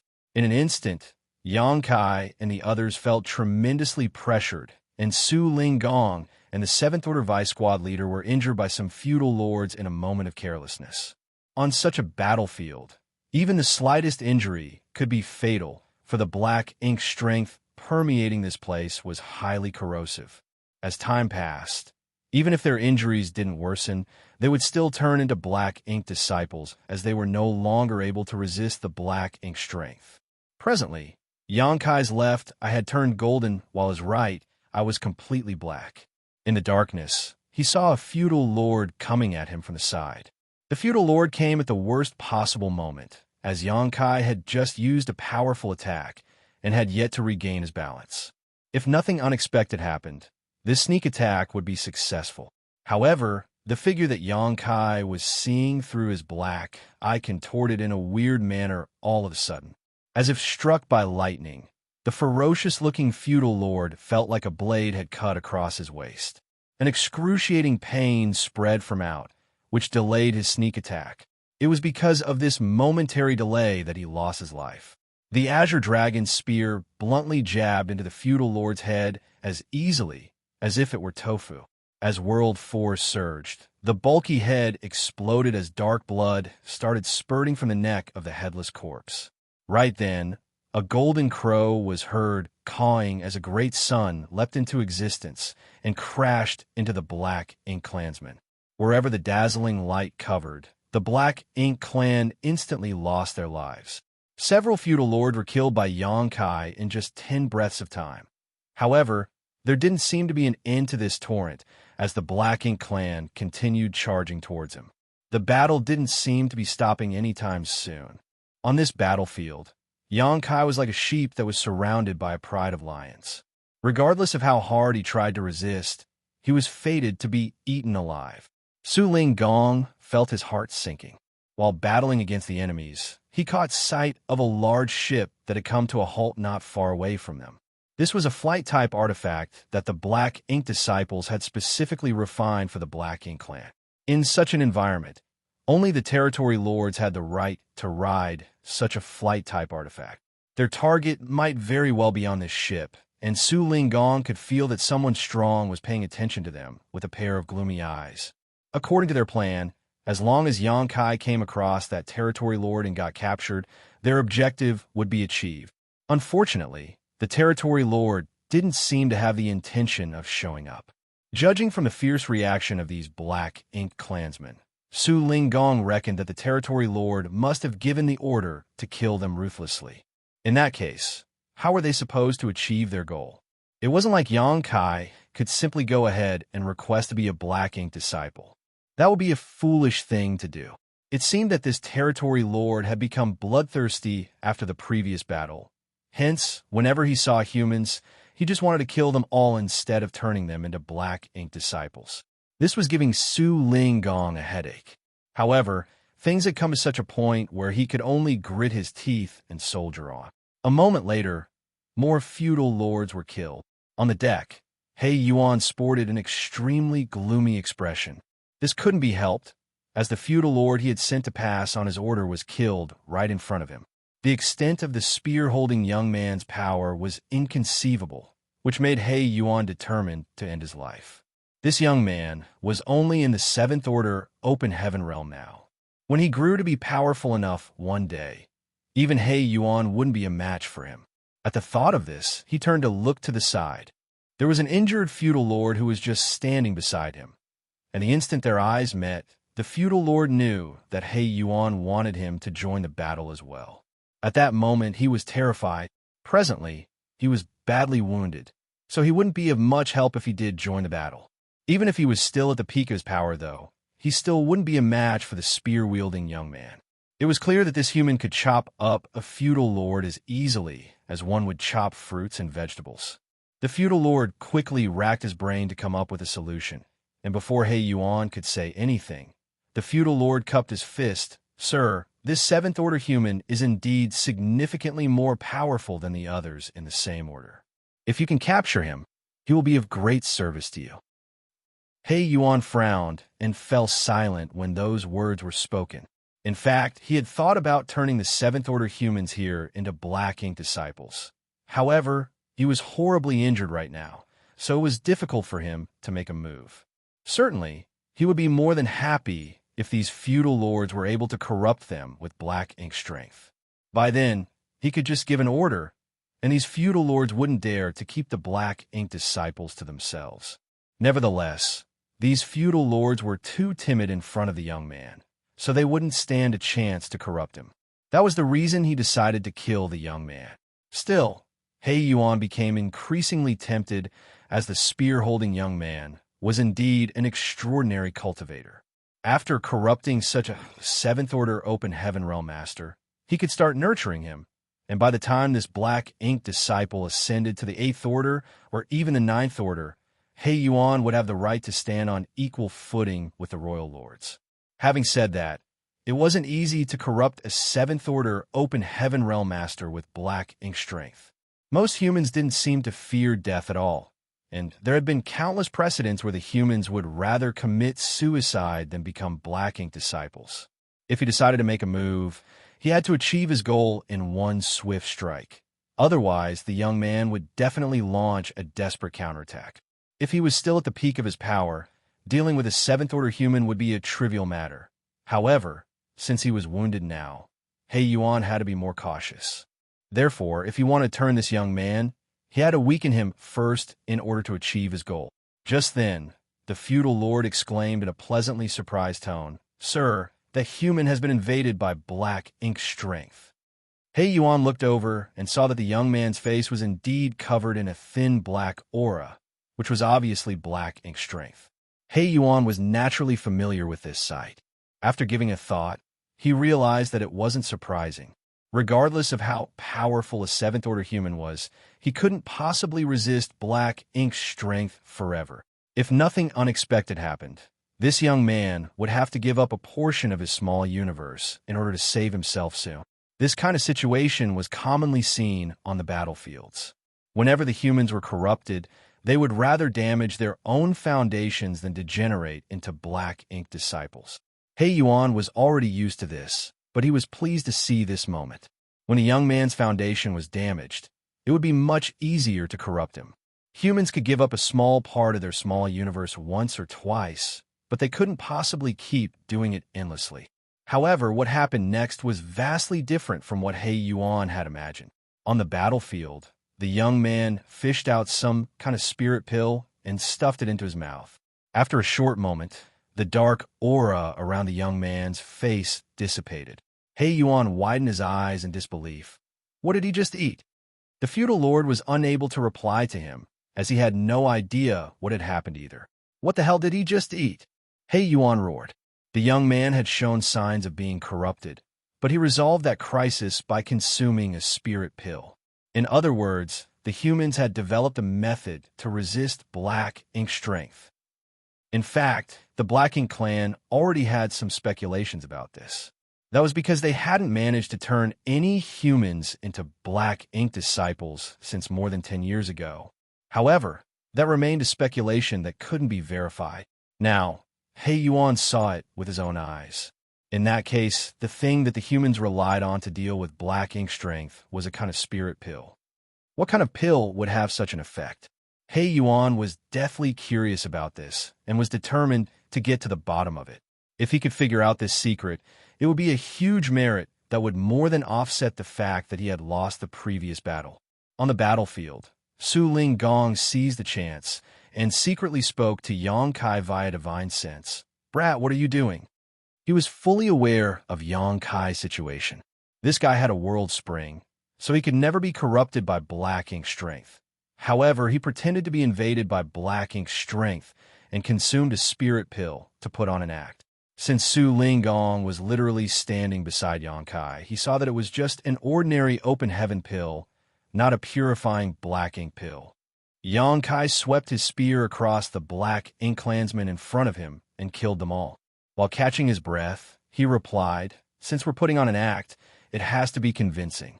This territory lord is a patient one, so we have to tempt him to show up." A speechless Su Ling Gong decided to stop talking and focused on killing the enemies. The territory lord hadn't shown up despite being nearby, which suggested that he was badly injured and was thus acting more cautious in every decision he made. Martial Peak, Chapter 5062, I'll bring up the rear. Su Ling Gong became a bit more at ease at the thought of this. A wounded territory lord would naturally be less intimidating to them. The intense battle continued, but it wasn't long before Su Ling Gong appeared exhausted as he secretly spoke to Yang Kai. "I'm running out of energy." A seventh-order master was unable to bear the intensity of such a battle over a long time. Even though half of the pressure was borne by Yang Kai, Su Ling Gong and his seventh-order vice squad leader still found it difficult to deal with these enemies. It had come to a point where all three of them were wounded. Worse, as more Black Ink clansmen were killed, the Black Ink strength on the battlefield became increasingly ample. Su Ling Gong and his vice squad leader were no longer able to keep resisting the Black Ink strength. Black Chi had begun appearing around their faces. "Both of you, retreat to the warship. We'll have to fight our way out of here." Yang Kai shouted, "We're going to fight our way out?" Su Ling Gong was astounded upon hearing that. If they really did that at this point, all their efforts would go to waste. However, he soon realized Yang Kai's intention.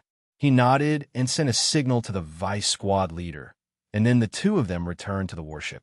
The current situation was vastly different from their original plan. With that said, it was to be expected.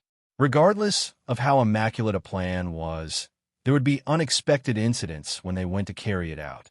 Only by reacting accordingly would they stand a chance to succeed. It was the best idea to fight their way out of here at this point. As for how the situation would unfold, that was beyond their control. Even if they couldn't achieve their goal this time, there was nothing they could do about it. They could only come up with a new plan. The next moment, Yang Kai turned to look in a different direction and led the way for them. As he was followed by the warship, they tried to fight their way out of this battlefield that was covered with corpses. On the Black Ink clan's flight-type artifact, He Yuan narrowed his eyes and snarled. "Trying to flee? Dream on. Stop them at all costs." Yes. Upon receiving the order, the feudal lord hurriedly left to pass down the order. The Black Ink clansmen did their best to stop the humans from running away, causing the battle to further intensify. He Yuan paid close attention to the battlefield. He could see that the spear-wielding young man had been invaded by Black Ink strength again, but this time he didn't consume any spirit pills. Instead, he clenched his teeth and persevered. As time passed, the Black Ink strength around him became increasingly richer. It seemed that the spirit pills were extremely rare. The young man probably only had one with him. Finally, some good news. He Yuan relaxed slightly. If those spirit pills were easily made and widely available, every human could bring several of them with them. In that case, life would become difficult for the Black Ink clan. Seeing that the warship led by the young man was about to break through the siege, He Yuan snorted and stomped his foot on the deck. In an instant, the territory lord's immense pressure reached out, forming into an invisible force, and clashed with the young man's spear. The next moment, the seemingly unstoppable young man froze for an instant. While he was in a dazed state, a nearby feudal lord seized the chance and landed a punch on his chest, which caused him to spray out a mouthful of blood. A territory lord!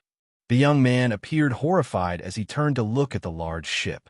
As their eyes met, one of them sported a solemn expression while mockery was written all over the other one's face. The young man appeared surprised, as though he had never expected to come across a territory lord here. The next moment, he yelled, "All of you leave now. I'll bring up the rear." Aboard the warship, Su Linggong was finally able to put down his worries. Even though the territory lord didn't show up in person when he made a move, it showed that he was no longer able to sit back and do nothing. In that case, they had partially achieved their goal, and their task ended here. It then depended on luck whether Yang Kai would succeed. Therefore, without hesitation, Su Linggong sported a sorrowful expression and yelled, "Let's go." The warship started glowing up as the defensive and propulsion arrays were activated to the fullest, sending the warship charging forward. Just a moment later, the defensive array on the warship dimmed. Following that, some of the propulsion arrays stopped working as the warship slowed down. With that said, they had finally broken through the siege after paying a hefty price. Without the defensive array, the warship had become far less intimidating. After all, the Fifth Order and Sixth Order Open Heaven Realm Masters aboard the warship were unable to resist Black Ink's strength for a long time. The instant they got out of the encirclement, they launched some attacks from the warship on the Black Ink clansmen that were chasing after them.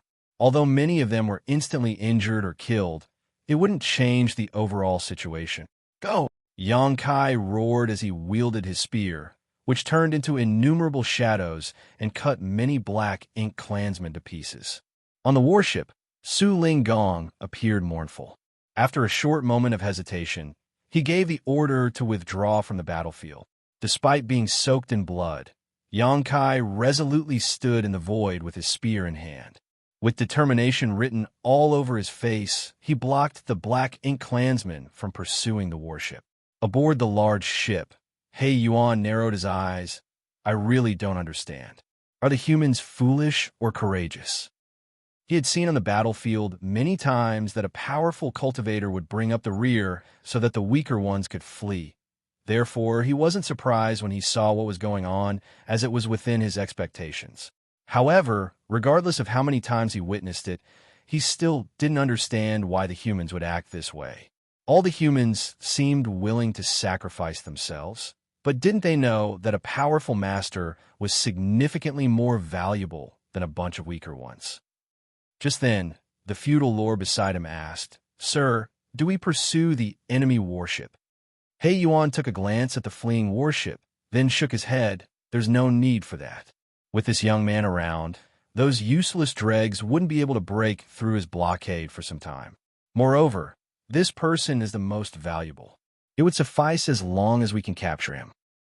Upon hearing that, the feudal lord secretly let out a sigh of relief. He was worried that the territory lord would tell him to keep pursuing them. Meanwhile, Su Linggong's squad soon arrived at a safe place. When they turned their heads, they realized that there wasn't even a single Black Ink clansman in sight. Presently, all the squad members were panting for breath. They had to exert themselves as the battle was truly intense. In fact, up until this moment, they still hadn't figured out how a small squad like them had managed to persevere for such a long time when facing the tide of Black Ink clansmen. They were fully aware of their squad strength. In the past, they would have been destroyed after just an hour of such combat. Nevertheless, not only had they fought against the Black Ink clansmen for half a day this time, but they had also escaped unscathed. Even though the warship was tattered, the squad members didn't suffer from any serious injuries. As for the damage to the warship, that could be repaired by spending some military merits when they returned to the inner sanctum. All of this was made possible because of Yang Kai. Qin Kuei gazed at Su Linggong and asked in a grim voice, "Honored master, Are we really leaving Yangkai behind? Although the squad members were directly involved in this plan, only Su Linggong was aware of the details and objectives. The 7th Order Vice Squad leader had some speculations, but he couldn't verify them. Qin Kuei had no idea what the plan was. After all, this was top secret, so it would be best to let fewer people know about it. Presently, Qin Kuei felt extremely apprehensive as the squad had escaped while Yangkai brought up the rear for them. He had the urge to go back and stand by Yangkai's side. Being killed on the battlefield would be much better than waiting here. What do you intend to do? Su Linggong sported a dark expression. Qin Kuei appeared hesitant as he had no idea what to say, but a moment later he said resolutely, "Honored Master, please allow me to go back and assist Yangkai." Besides him, the other squad members sported the same kind of expression. You want to go back and get killed? Su Linggong glared at him. You're just a 6th Order brat. What can you do even if you go back? You'll only become a burden to him. Qin Kuei clenched his teeth. Just when he was ready to speak, Su Yingxue suddenly pulled his sleeve and said in a small voice, "Senior brother, stop. Have you forgotten about a particular ability he possesses?" With a frown, Qin Kuei soon realized she was talking about the fact that Yangkai was a master of the Tao of space. Therefore, Yangkai was extremely adept at fleeing. Even if he was unable to deal with so many Black Ink clansmen, he could easily escape. Qin Kuei supposed that was the reason Yangkai decided to bring up the rear. All of a sudden, the 7th Order Vice Squad leader said, "Qin Kuei, do not act on a whim. Your honored master and I are unable to persevere any longer. We have to return to the inner sanctum as soon as possible." Qin Kuei was shocked upon hearing that. It wasn't until this moment that he realized the faces of his honored master and the deputy squad leader were tinged with some Black Ink strength. It was apparent that they were being corrupted by it. Despite being 7th Order Open Heaven Realm Masters, they had been contaminated by Black Ink strength from a protracted battle with the Black Ink clan. Moreover, there was only one squad here. Presently, the two 7th Order Open Heaven Realm Masters had to divert most of their attention to suppress the Black Ink strength. They wouldn't fall into danger immediately. Nevertheless, if this dragged on, their small universes would be completely eroded by Black Ink strength. By then, they would turn into Black Ink disciples. Su Linggong ordered in an authoritative tone, "Listen up. Head back to the inner sanctum as soon as possible. We must not delay." Despite being unresigned, these Open Heaven Realm Masters wouldn't dare to disobey the squad leader's order. A moment later, huge arrays started appearing beneath everyone's feet. As a light flickered, they disappeared at the same time. It was obvious that they had used the universe transference law and returned to Yin-Yang Pass. After all of the members were gone, the vice squad leader nodded at Su Linggong. "I'll be waiting for you in the inner sanctum, squad leader." Upon finishing his words, he activated the universe transference law as well. Su Linggong nodded and watched him leave. Then, he turned to look in the direction where they came from and let out a sigh. After transferring the tattered warship to his small universe, he too activated the universe transference law.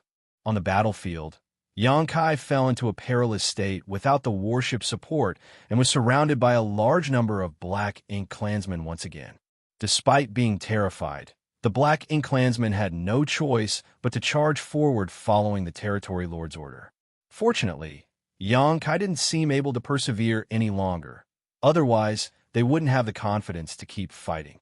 An incense stick after the warship left the battlefield. An asteroid that looked like a universe fragment abruptly appeared on the battlefield. The asteroid was covered with Black Ink strength, and the instant it appeared, the world force around it dissipated. At the same time, Yangkai, whose aura was already unstable, significantly weakened. Martial Peak, Chapter 5063, he's going to kill himself. The feudal lord's eyes brightened when he saw what was going on from the large ship. He said in a pleasantly surprised tone, "Sir, that guy can't hold on any longer. He's starting to give up parts of his small universe." After years of conflict, both races were fully aware of each other's patterns of behavior. On the battlefield, It wasn't rare to see an open heaven realm master giving up a part of his small universe after he was invaded by black ink strength. Therefore, after every major battle, there would be a lot of asteroids floating around the battlefield. Those are the territories that the humans had cut off from their small universes. When a human did this, it suggested that they were already on their last legs. In fact, this action wasn't really useful. Even though he could spare himself the fate of being invaded by black ink strength, his foundation would be damaged, thus causing his strength to plunge. This way, he would only get killed much quicker on the chaotic battlefield. Or, it would be easier for the Black Ink clan to corrupt him again. Xianxia had showcased an incredible power as countless Black Ink clansmen were killed by him. So it was apparent that he was no ordinary Seventh Order master. It wasn't until he gave up a part of his small universe that the Black Ink clansmen were relieved. This human wasn't invincible. He could be defeated or even killed. Back then, when Xianxia decided to give up his World Spring and Blue Sky Pass, he cut off a small part of his small universe to do so. He still clearly remembered the excruciating pain he had gone through as though the incident had happened just yesterday. At this moment, he wouldn't have done such a thing if he still had a choice. However, he had to act like a normal Seventh Order human. Regardless of how powerful a Seventh Order Open Heaven Realm Master was, he couldn't possibly resist the Black Ink strength after fighting against the Black Ink clansmen for such a long time. Therefore, he had to show them that he had to take a spirit pill, and presently he also had to sacrifice a small part of his small universe. He was doing all this because he wanted to carry out his plan without arousing anyone's suspicion. Fortunately, he had a World Tree clone with him now. Even though he had sacrificed a small part of his small universe, the clone would help him repair the missing part over time. He wouldn't have to worry about his foundation being permanently damaged. As he cut off a part of his small universe, Xianxia was overwhelmed by a sense of excruciating pain once again. This caused him to tremble and growl like a beast. In an instant, countless attacks were directed at him. Upon impact, he almost lost his balance as blood spurted from his wounds. The missing part of his small universe caused his strength to plunge. Earlier, he had showcased a power that was much greater than that of the average Seventh Order Open Heaven Realm Master. But now, he was just like any other cultivator in the same order. Given his cultivation, could he save himself in such a hostile environment? The Black Ink clansmen around him had undoubtedly noticed this. Emboldened, they started launching violent attacks on him. At that instant, things could not have been worse for Xianxia. 1 hour later, his face was covered with Black Ink strength once again, making it seem like his small universe was eroded by Black Ink strength for the second time. However, as another asteroid was quickly released, his suffering seemed to have been alleviated. He Yuan was watching silently from the ship. At this moment, he couldn't help but praise, "He's indeed a resolute person." Although he had no idea how much pain a human had to go through when sacrificing a part of their small universe, it definitely wouldn't be a pleasant experience. A human could be considered bold and determined when he cut off a part of his small universe in order to save himself on the battlefield.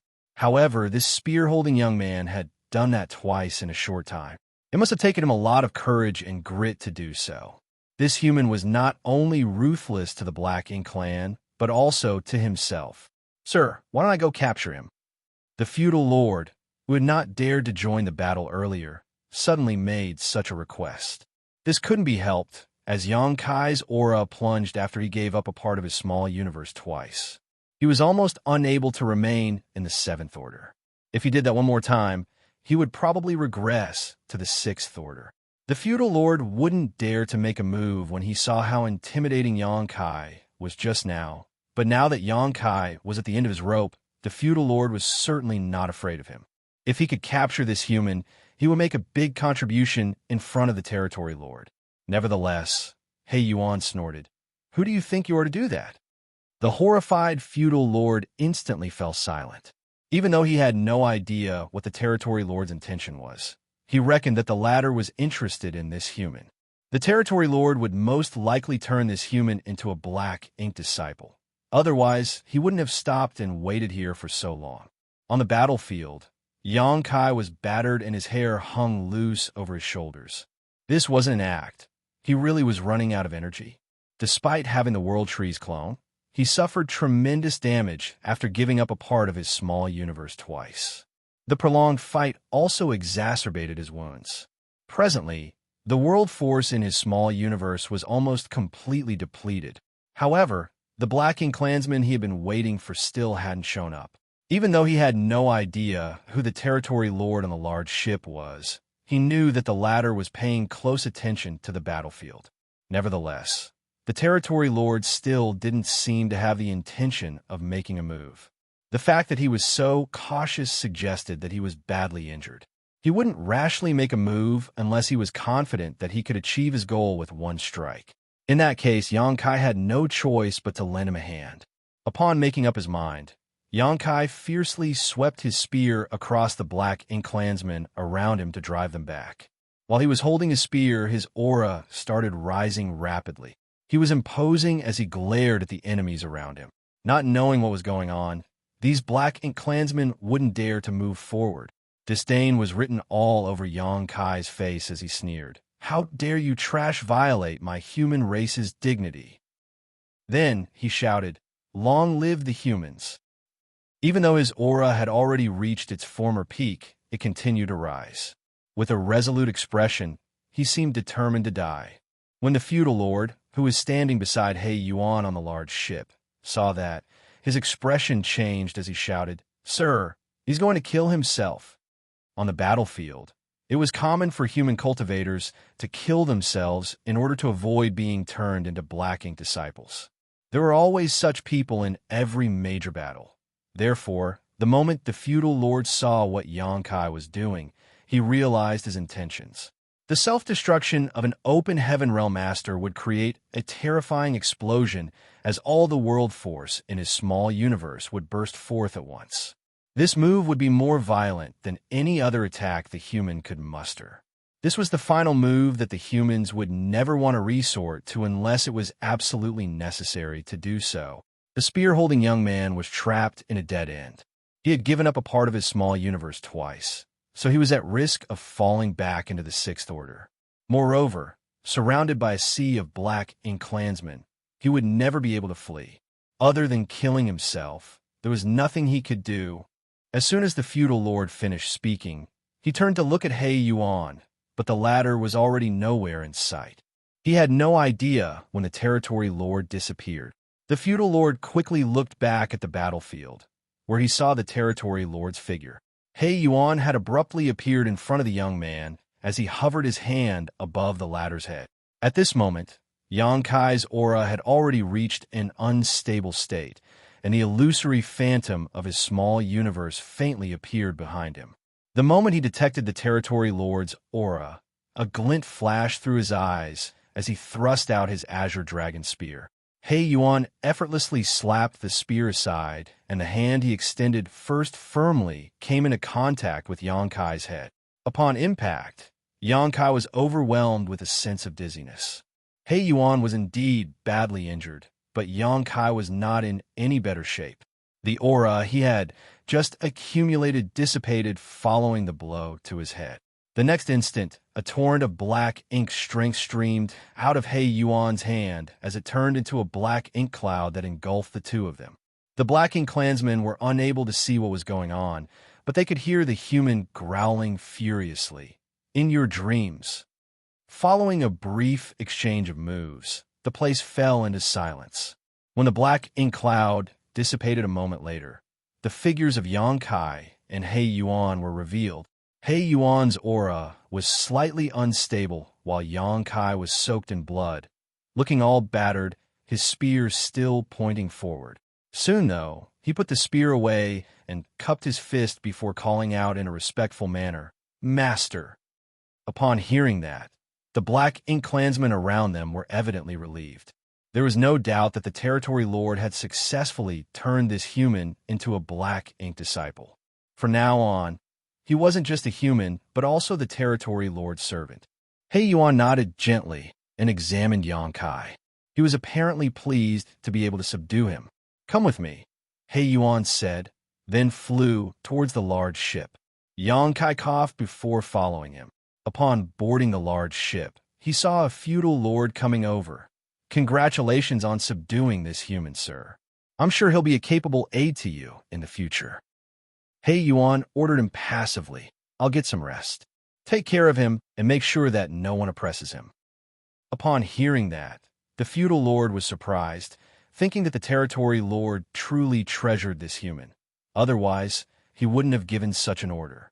After all, Black Ink disciples were the lowest of beings among the Black Ink clan. However, He Yuan had a good reason for valuing him, for this human had showcased incredible power. This person was no ordinary 7th Order Open Heaven Realm Master. After He Yuan finished speaking, he strode into the cabin. Meanwhile, the feudal lord looked smilingly at Yang Kai. With a dispassionate expression, Yang Kai looked around. There were quite a number of feudal lords on the ship. However, they were all looking at him with hostile expressions. Just now, they had seen Yang Kai slaughtering their clansmen. Although they didn't intend to avenge their deaths, they were instinctively resentful of humans, as the blood feud between the two races had been ongoing for countless years. Despite the fact that Yang Kai had turned into a Black Ink disciple, they were still displeased. Nevertheless, having just heard He Yuan's orders, none of these feudal lords would dare to make things difficult for him.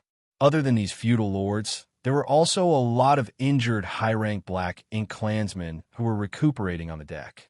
Yang Kai even detected the auras of other territory lords from the inner part of the ship, which made him feel flabbergasted. Fortunately, even though there had been some hitches, he had eventually achieved his goal. He had sacrificed a lot by giving up a part of his small universe twice, but he had successfully become the Black Ink disciple of a territory lord. However, there was something he had to ascertain first. Was the territory lord who had stopped him from committing suicide and corrupted him with Black Ink strength the He Yuan that those from Inyang Pass had chosen for him? Martial Peak, Chapter 5064 Flaw. Those from Inyang Pass had selected He Yuan because he was highly valued by Mu Guang Royal Lord, and he was also one of the most powerful territory lords. More importantly, he would frequently visit the royal city, so it would be easier for Yang Kai to gather information. However, Yang Kai had no idea what He Yuan looked like, nor was he aware of what those from Inyang Pass would do to make sure that it would be He Yuan who would turn him. To find out about it, he had no choice but to ask around. At the thought of this, he turned to look at the feudal lord beside him and cupped his fist. "How should I address you, sir?" The feudal lord was injured when he was in the resource harvesting area previously, but upon hearing that, he replied with a smile, "My name is Jia Gu. Just call me Jia Gu." Yang Kai nodded gently, "So it is Sir Jia Gu." Jia Gu was evidently pleased with the honorary title as he put on a brighter smile. He patted Yang Kai's shoulder with his big hand in a passionate manner. "Don't be overly polite with me. Since both of us are working for Sir, you can just tell me if you need help in the future." "Many thanks." Yang Kai expressed his gratitude, then brought up the main topic. "What is our Sir's name?" With a solemn expression, Jia Gu replied, "Sir is named He Yuan in the clan. He's one of the top 5 territory lords working for the royal lord. So, consider yourself lucky that you submitted to Sir." "It's really He Yuan." Yang Kai set his mind at ease. It seemed that everything was going planned. Jia Gu let out a sigh and turned to look at the cabin. Other than Sir He Yuan, the other Sirs who were in charge of this region have been knocked out by the humans. When we return, Sir He Yuan will most likely be reprimanded by the royal lord. Then, he placated Yang Kai by saying, "Having said that, our Sir has always been valued by the royal lord, so the punishment wouldn't be severe. He will be stripped of some of his territories at most. Forget it. Let's not talk about it. It seems that you can't hold on any longer. Find yourself a place and get some rest." Yang Kai thanked him again and sat down with his legs crossed on the deck. Then he stuffed some spirit pills into his mouth and adjusted his breathing. He managed to figure out many things through his brief conversation with Jia Gu. At the very least, he finally realized how those from Inyang Pass made sure that it would be He Yuan who would corrupt him. Other than He Yuan, the other territory lords were all knocked out by the human cultivators. Hence, only He Yuan was able to make a move. However, the humans must have paid a hefty price in order to achieve this result. To severely injure so many territory lords, the 8th Order Division commanders must have suffered serious injuries themselves. To the Black Ink clan, the best way to recuperate was to fall into a state of deep sleep, and they would recover quicker if they were able to rest inside a Black Ink nest. Presently, there were several territory lords on this large ship, and apart from the wounded He Yuan, the other territory lords were sound asleep. Xianxia couldn't help but have the urge to secretly kill those territory lords. If he could destroy these territory lords here, the pressure they faced in the Inyang theater would lessen. Having said that, he had a more important task at hand, so he suppressed this urge. With He Yuan's large ship leading the way, the battered Black Ink clansmen headed to the Black Ink clan's territory. About 1 day later, a figure suddenly appeared in the previous battlefield as he scanned the surroundings. This place was left with the traces of the epic war, and there were countless Black Ink clan corpses hovering in the void. The outcome showed that the war was truly bloody. After wandering around the battlefield for a while, this person stopped in his tracks and looked towards the depths of the void. A moment later, a ray of light approached him from a distance and landed beside him. Wu Qing, who had arrived at this place first to investigate, asked, "How is it? Is there any news from the inner sanctum?" Tang Xiao, who came later, replied, I've just received some news. Xianxia didn't return to the inner sanctum. Have you found anything here?" The situation is just like what Su Linggong and his squad reported, but there's a notable discrepancy. "What do you mean?" Tang Xiao asked with a frown. "Look over there." Wu Qing suddenly pointed in a particular direction. Tang Xiao looked intently in the same direction. Then his expression changed. "Those look like universe fragments. That brat gave up parts of his small universe?" Wu Qing nodded. Su Linggong and his squad told us that Xianxia fell into a perilous situation, but they had no idea what happened next. Apparently, Xianxia sacrificed some parts of his small universe after they were gone, which was why they didn't see it. With a solemn expression, Tang Xiao said, "His foundation must have been damaged after he gave up some parts of his small universe. However, those from Blue Sky Pass told us that he has obtained a World Tree clone, which replaced the World Spring he owned. With the clone's presence, not only is he immune to the corruption of Black Ink strength, but can also apparently repair the missing parts of his small universe. Obviously, he did that in order to fool the Black Ink clan, so it could be considered a clever move. Now, it seems that everything was well under his control. If he were in danger, he wouldn't have sacrificed parts of his small universe to weaken himself." Wu Qing nodded. "We can only hope that he has been subdued by He Yuan and become his Black Ink disciple. I was initially worried about this part of the plan, as it had the most uncertainty, but his actions seem to have made up for it." Even though Wu Qing didn't point out what the cause of the uncertainty was, Tang Xiao was fully aware of it. In fact, the cause was glaring when they were devising the plan. However, there was nothing they could do about it, so they could only hope that Xianxia would be lucky enough. Yes, I was worried about it as well. Even if he has successfully pretended to be corrupted, his secret will be exposed if He Yuan decides to examine his small universe. Xianxia was only in the 6th Order Open Heaven realm when he pretended to be a Black Ink disciple previously, and the person who corrupted him was just a high-ranked Black Ink clansman. So it never crossed the latter's mind that Xianxia had retained his sanity, so he never thought to examine his small universe. Moreover, the Black Ink clansmen had always believed that the small universe of a 6th Order Open Heaven realm master hadn't materialized, so there was no need to inspect it. Nevertheless, things were different now, as Xianxia was in the 7th Order Open Heaven realm. If He Yuan suddenly had the urge to ask Xianxia to open up his small universe to him, would the latter agree to it, or would he be forced to flee?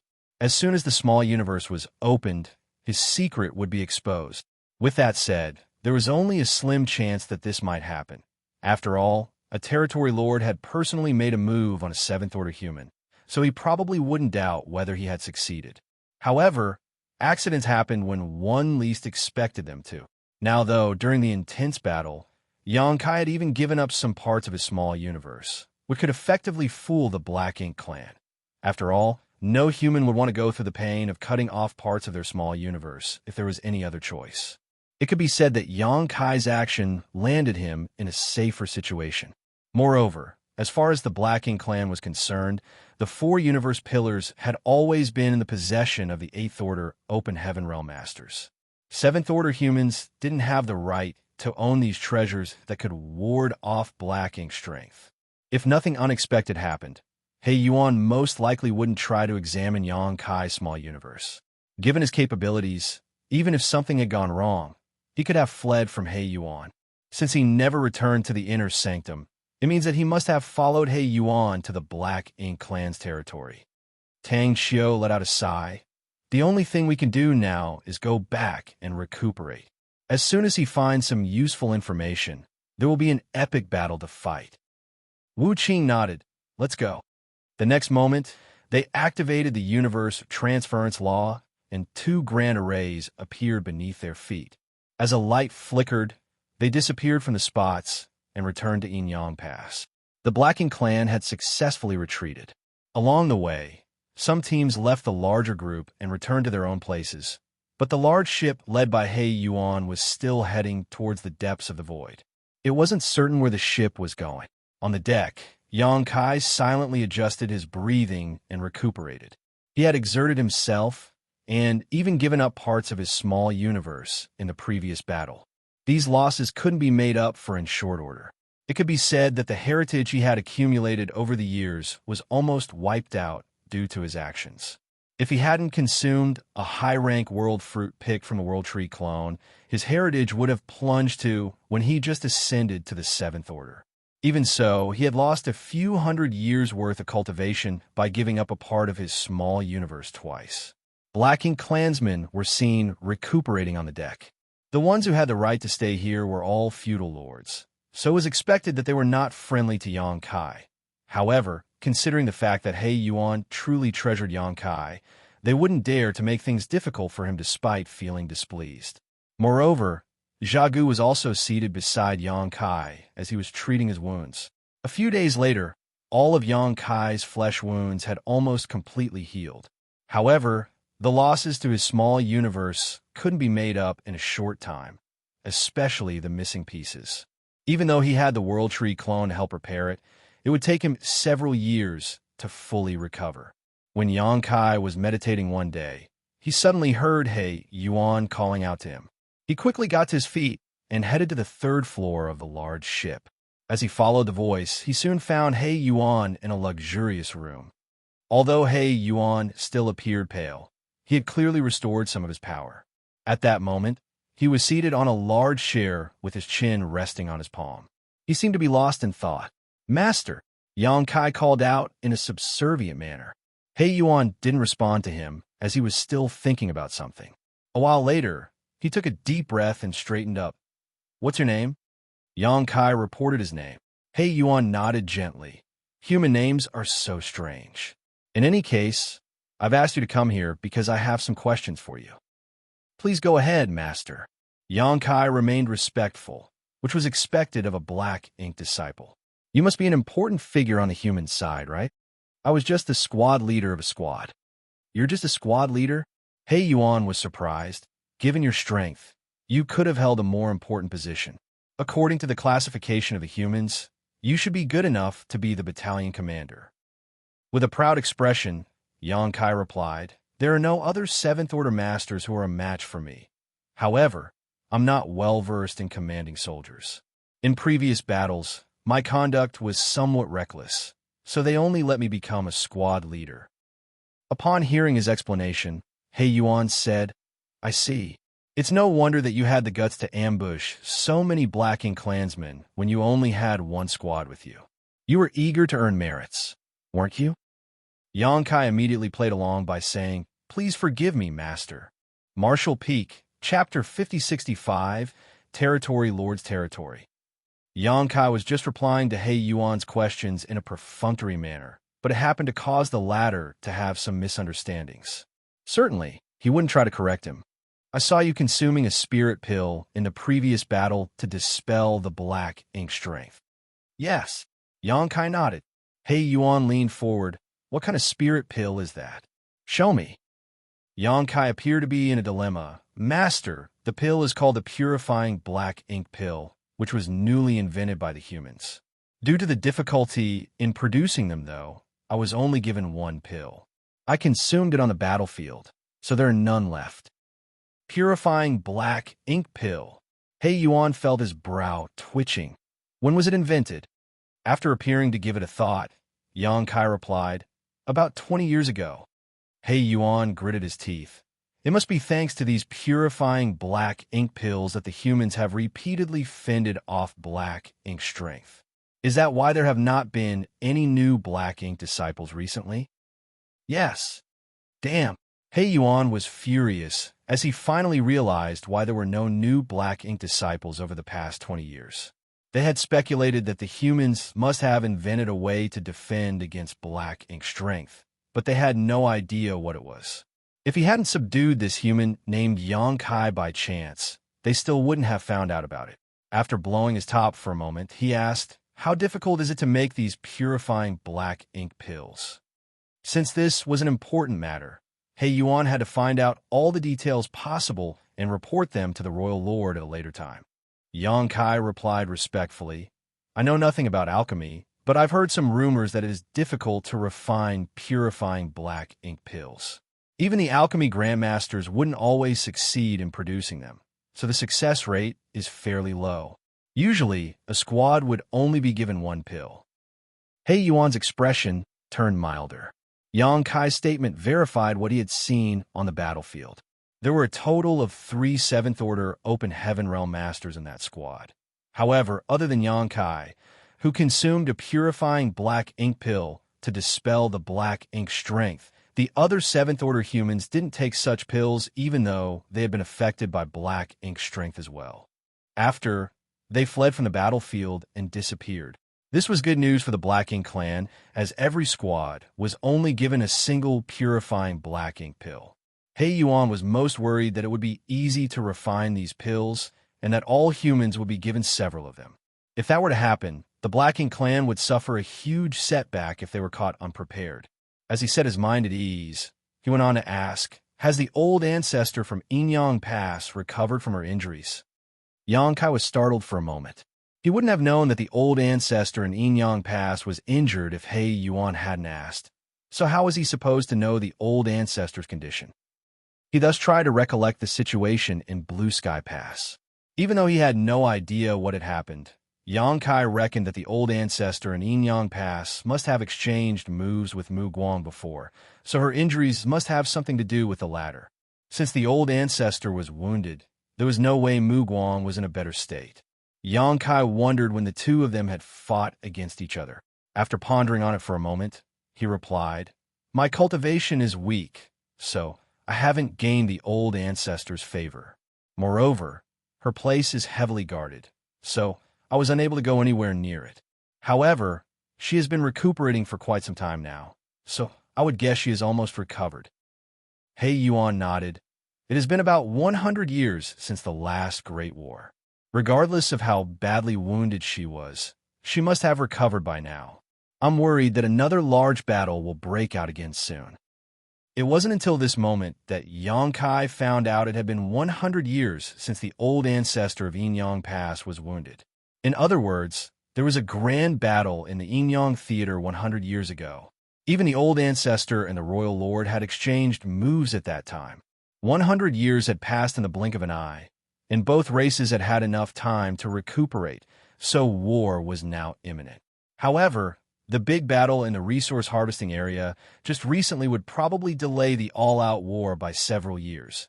After all, several powerhouses from both the humans and Black Ink clan were injured. It would take them some time to restore their strength. Just then, a feudal lord entered the room. It was none other than Jia Gu, who cupped his fist and said, Sir Territory Lord, we're about to arrive. He Yuan nodded and waved his hand at Yang Kai. You can go back now. Yang Kai responded respectfully and left the cabin. Upon returning to the deck, he looked into the distance and saw a huge universe fragment. It was so large that it was comparable to a whole universe world. The universe fragment was covered with a layer of darkness, which went to show that black ink strength was abundant.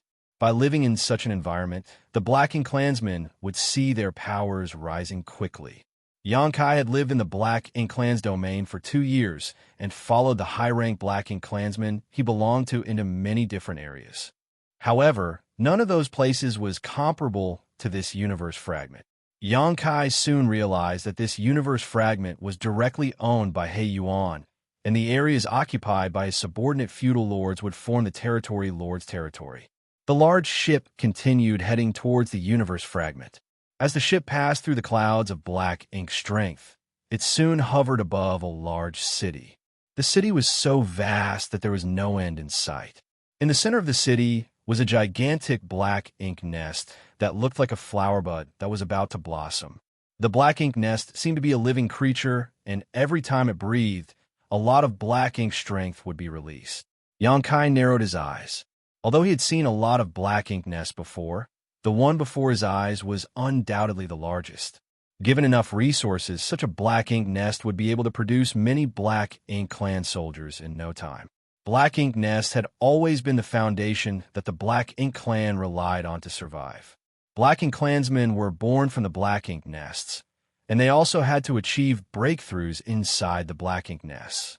If the Black Ink nests were gone for good, the Black Ink clan would be like a tree without roots or a river without a source. For this reason, the humans always tried to destroy Black Ink nests so that they could cut the enemy off at its source. Nevertheless, it wasn't easy to carry out such plans. There was basically a Black Ink nest in every Black Ink clansman's territory. Zhu Feng even had a small Black Ink nest in his temporary hiding place. There wouldn't be enough humans to destroy all of these Black Ink nests, and it wouldn't be useful if they only destroyed a few of them, for the Black Ink clan could easily create new Black Ink nests. So far, the humans still hadn't figured out how the Black Ink nests were born. Some people speculated that they were built by the Black Ink clan, but this speculation was not logical because everyone who had seen a Black Ink nest knew that this thing seemed to have a life of its own. Nothing the humans had ever built was comparable to these Black Ink nests. There were also some people who speculated that the birth of Black Ink nests was just like growing flowers. With a seed planted in the ground, it would grow into a new Black Ink nest when it was well taken care of. If this speculation was right, though, what kind of seed was that? Where did it come from?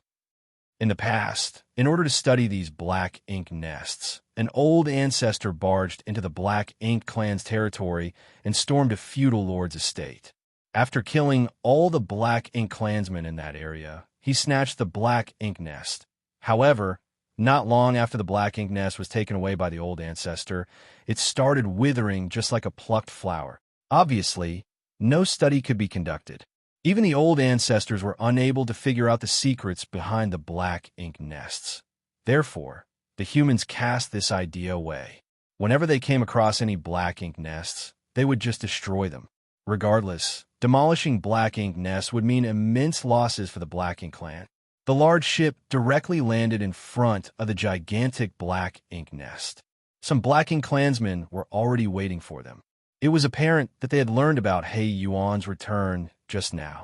Following Zha Gu's lead, Xianxia leapt off the deck and stood to the side. The unfamiliar human attracted the attention of many Black Ink clansmen. However, there were already some Black Ink disciples who resided in this place.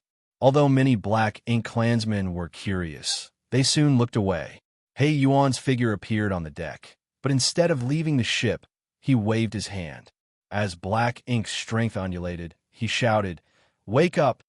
Following his shout, powerful beings inside the large ship's cabin started awakening.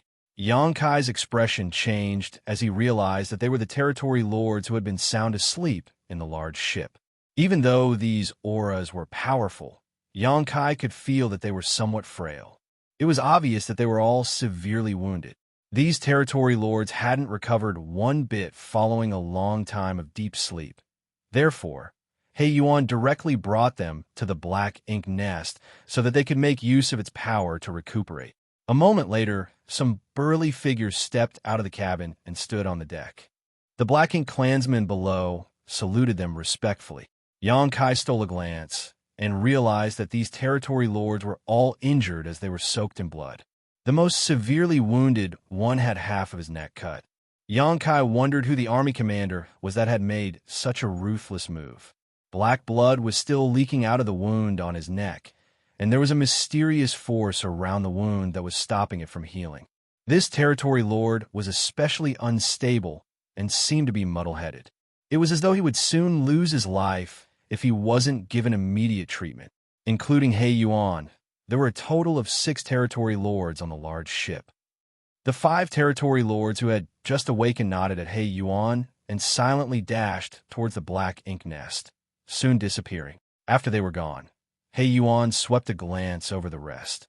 While I am recuperating, all the affairs in the territory will be handled by Gue Liao.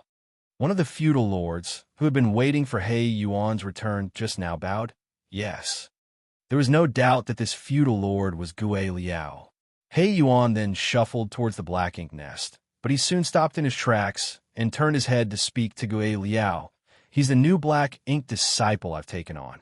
Get him a profound spirit fruit later. A hint of surprise flashed through Gue Liao's eyes as he turned to look at Xianxia. In fact, he had caught sight of Xianxia the moment the latter leapt off the deck, but he didn't pay much attention to him. After all, it wasn't rare for them to capture black ink disciples on the battlefields.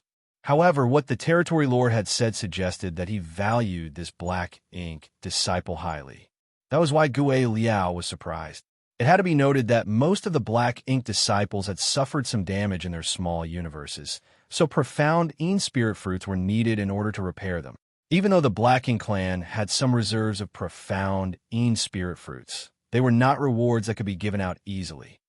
Martial Peak, Chapter 5066, he's very strong. Only the black ink disciples who had made immense contributions on the battlefield and proved their worth had a chance to be rewarded with a profound spirit fruit by the black ink clan to repair their damaged small universes. However, Xianxia had received this kind of treatment when he was just a newcomer, which was why feudal lords like Gue Liao were surprised. With that said, since He Yuan had given the order, Gue Liao naturally wouldn't object to it and bowed respectfully. He Yuan then stepped into the black ink nest. As he disappeared, the black ink nest automatically closed. Since the territory lords had to recuperate here, the black ink nest wouldn't reopen for a few years. In fact, the black ink clansmen previously cultivating in the black ink nest were all chased out in advance to make way for the territory lords so that they could derive enough energy to recuperate. After the territory lords entered the black ink nest, the feudal lords, who had returned alongside the large ship, dispersed. Soon, only Gue Liao, Xiagu, and Xianxia were left standing in front of the black ink nest. Gue Liao shot a meaningful glance at Xianxia and asked, "What's your name?" Xianxia cupped his fist. "Xianxia greets Sir Gue Liao." Gue Liao nodded gently. "Come with me." He then turned to Xiagu. "You too." Upon finishing his words, he led the way for them. Xianxia followed him closely. Despite not knowing what was going on, Xiagu had no choice but to follow them as it was Gue Liao's order. Soon, they arrived at an exotic-looking castle that was in a prime location. It should be He Yuan's castle. There were many black ink clansmen who resided in this castle.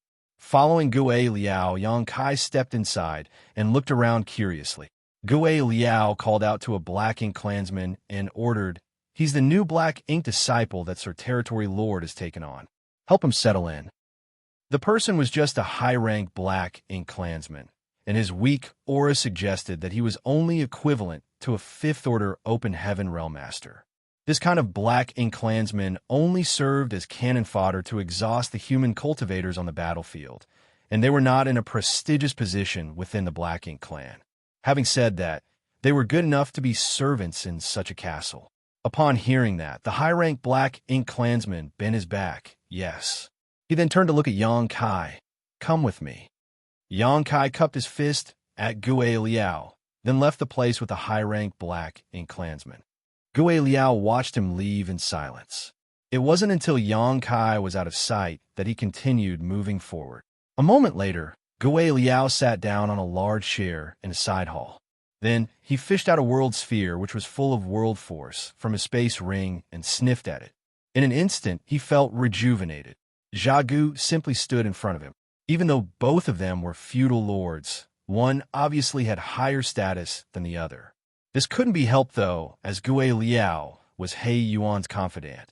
Otherwise, He Yuan wouldn't have said that Gue Liao would manage all the affairs while he was recuperating. In fact, whenever He Yuan went to war, Gue Liao would be the one handling the affairs in his territory. Every territory lord had their own confidant. Moreover, Gue Liao would most likely ascend to become a territory lord within 100 years.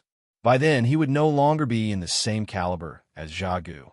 Therefore, even though Jia Gu was standing in front of him while he was still wounded, he wouldn't dare to appear displeased.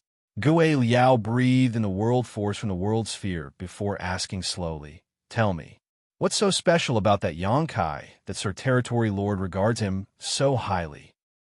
I knew he was going to ask about it. In fact, Jia Gu already had a speculation when Gue Liao told him to tag along, and it seemed that his speculation was right. After giving it a thought, he replied with a solemn expression, "He's very strong." Gue Liao narrowed his eyes. "Very strong? How strong?" Jia Gu went on to say, after the Sirs were ambushed by the human army in the resource harvesting area, they were defeated and forced to retreat.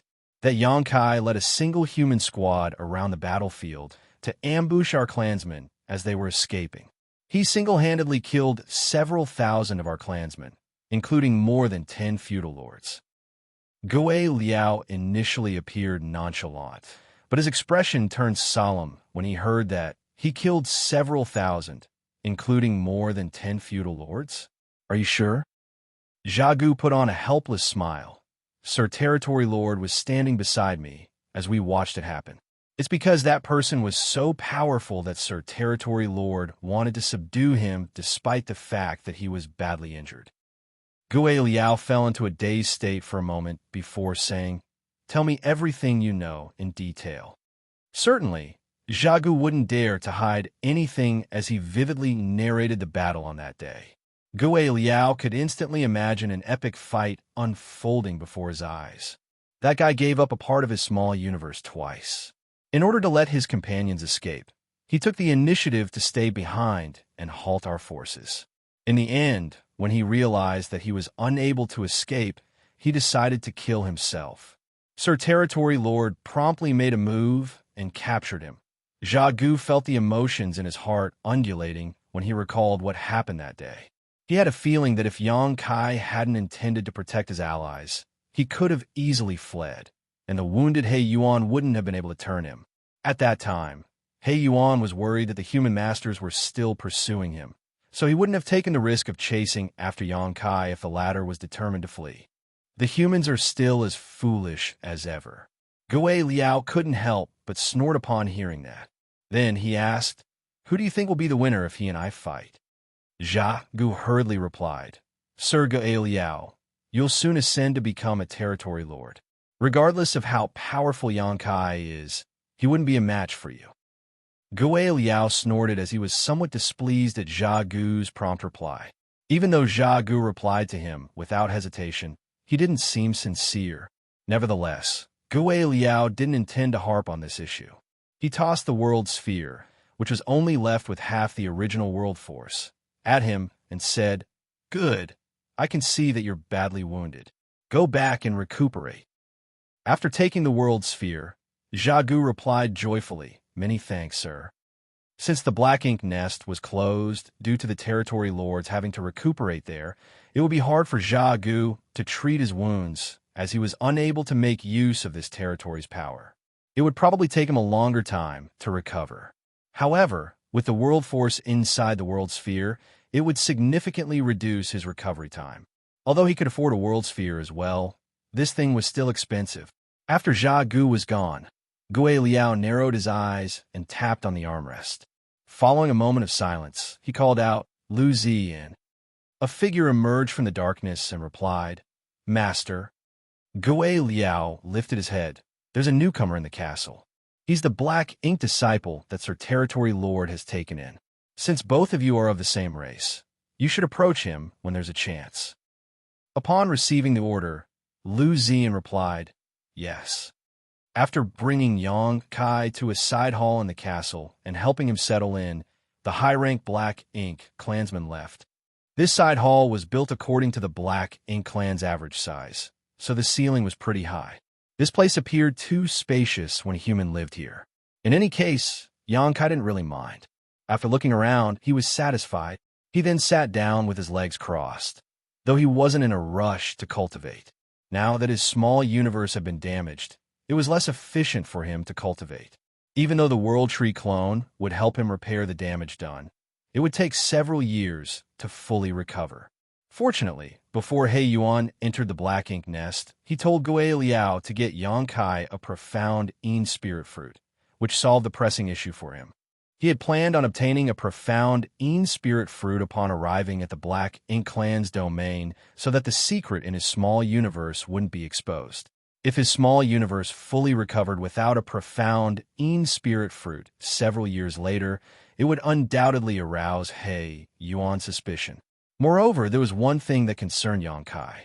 After He Yuan and the other territory lords entered the Black Ink nest, the entire territory was closed off. Yang Kai had no idea how long it would take He Yuan to recover, but the latter obviously wouldn't come out of the Black Ink nest in short order. In other words, he probably wouldn't see He Yuan for the next few years. There was both a good and bad to this situation. The good was that Yang Kai could gather information on his own without any restraints. The bad thing was that he wouldn't be able to head to the royal city without He Yuan. He might not even be able to leave this universe fragment. There was a Black Ink disciple who was approaching the great grandmaster level in artifact refining, developing warships in the depths of the Black Ink clan's domain. Yang Kai had to ascertain this individual's identity and location. So if he was unable to leave this universe fragment, his means of gathering information would be limited. The difficulty of the task made him feel anxious. While this was giving him a headache, Yang Kai suddenly felt an unfamiliar aura approaching him. After becoming startled for a brief moment, he quickly tried to examine it. He realized that it was a human who was coming over. Soon, Yang Kai heard someone knocking on the door. He hurriedly got to his feet and opened the door, only to see a burly man standing outside his room. There was no doubt that the humans residing in this place were all Black Ink disciples. Yang Kai had seen some Black Ink disciples when he followed Gui Liao back to the castle, though, so he wasn't surprised. However, the Black Ink disciple in front of his eyes was overly towering as a human. Standing in front of this man, Yang Kai only came up to his chest. It had to be noted that even though Yang Kai wasn't a particularly tall man, he wasn't short by any means. This went to show how burly the man before his eyes was. What bothered Yang Kai wasn't this man's height, though, but his aura. The energy fluctuations around this man suggested that he was in the seventh order open heaven realm, but his aura was tinged with a conspicuous sense of ferocity. Black Ink strength could be seen wafting from his body, which made it look like he was covered in a layer of dark fog. What concerned Yang Kai even further was the anomalies on his figure. There was a sarcoma on this person's neck, and his hunchback really had a large hump in it. The moment Yang Kai saw this person, he felt a sense of danger. This kind of danger didn't come from the threat this person might pose, but rather the other party's own condition. In other words, this person was constantly in a perilous state. Yang Kai couldn't help but recall what Luan Baifeng, who was corrupted by Black Ink strength at that time, had shown him in the Black Prison. Back then, Yang Kai witnessed several people with similar conditions to this man. One of the primary reasons the cave heavens and paradises have been hiding the existence of Black Ink strength from the general public was that this strength was too dangerous, so a panic might be caused if this news was spread. Moreover, they were worried that some people couldn't resist the allure of Black Ink strength and would proactively seek to become corrupted. Martial Peak, Chapter 5067, Lu Ziyin. Human growth was limited, especially in the open heaven realm. How high a cultivator could eventually push their martial Tao was decided the moment they ascended to the open heaven realm. Usually, after a person ascended to the open heaven realm, they could only increase their order by 2 regardless of how hard they cultivated. This was the reason the cave heavens and paradises spent lots of time and resources nurturing the brightest disciples from a young age. Only the disciples who directly ascended to the fifth order and above had the right to become high-rank, open heaven realm masters one day. If a person directly ascended to the fourth order, the limit in their lifetime would be the sixth order. However, after an open heaven realm master was corrupted by black ink strength, they could break through this limitation and keep ascending to higher orders. This was an allure that many open heaven realm masters could not resist. That was certainly the case for the vice sect master of Langya Paradise. Yuan Du, despite his lofty status, he was still unable to resist this temptation, so he proactively sought to become corrupted and turn into a black ink disciple. Ever since then, he became the source of disturbance in Langya Paradise. It was imaginable that once this news was spread, it would send a shockwave across the entire 3,000 worlds. After all, Yuan Du wasn't the only one who was unable to keep moving forward in the martial Tao due to their innate limits. However, most were not aware of the hidden dangers that came with this method. While black ink strength could help an open heaven realm master achieve a breakthrough beyond their initial limitations, there was a price to pay, one that most people wouldn't be able to bear. Back in the Black Prison, Xianxia had seen several open heaven realm masters who achieved a breakthrough with the help of black ink strength. Nevertheless, they all ended up in a horrible state. The breakthrough beyond their limits and the sharp increase in their power could cause them to explode then and there, and those that did survive had their figures radically transformed, developing misshapen features and horrible tumors. In addition, their mental state deteriorated significantly, becoming far more aggressive and irrational. The black ink disciple in front of Xianxia undoubtedly suffered such side effects. The sarcoma on his neck, the hump on his back, and his unusually large build were all the result of the black ink strength's corruption. In other words, this person wasn't supposed to have ascended to the seventh order open heaven realm. He broke through the limit by leveraging the black ink strength. Even though he had successfully reached the next order, his figure had also been transformed. Xianxia could clearly feel that even though the aura of this seventh order open heaven realm master was dangerous, his foundation was unstable. Like an insect-infected building, it would fall apart when someone gently pushed it.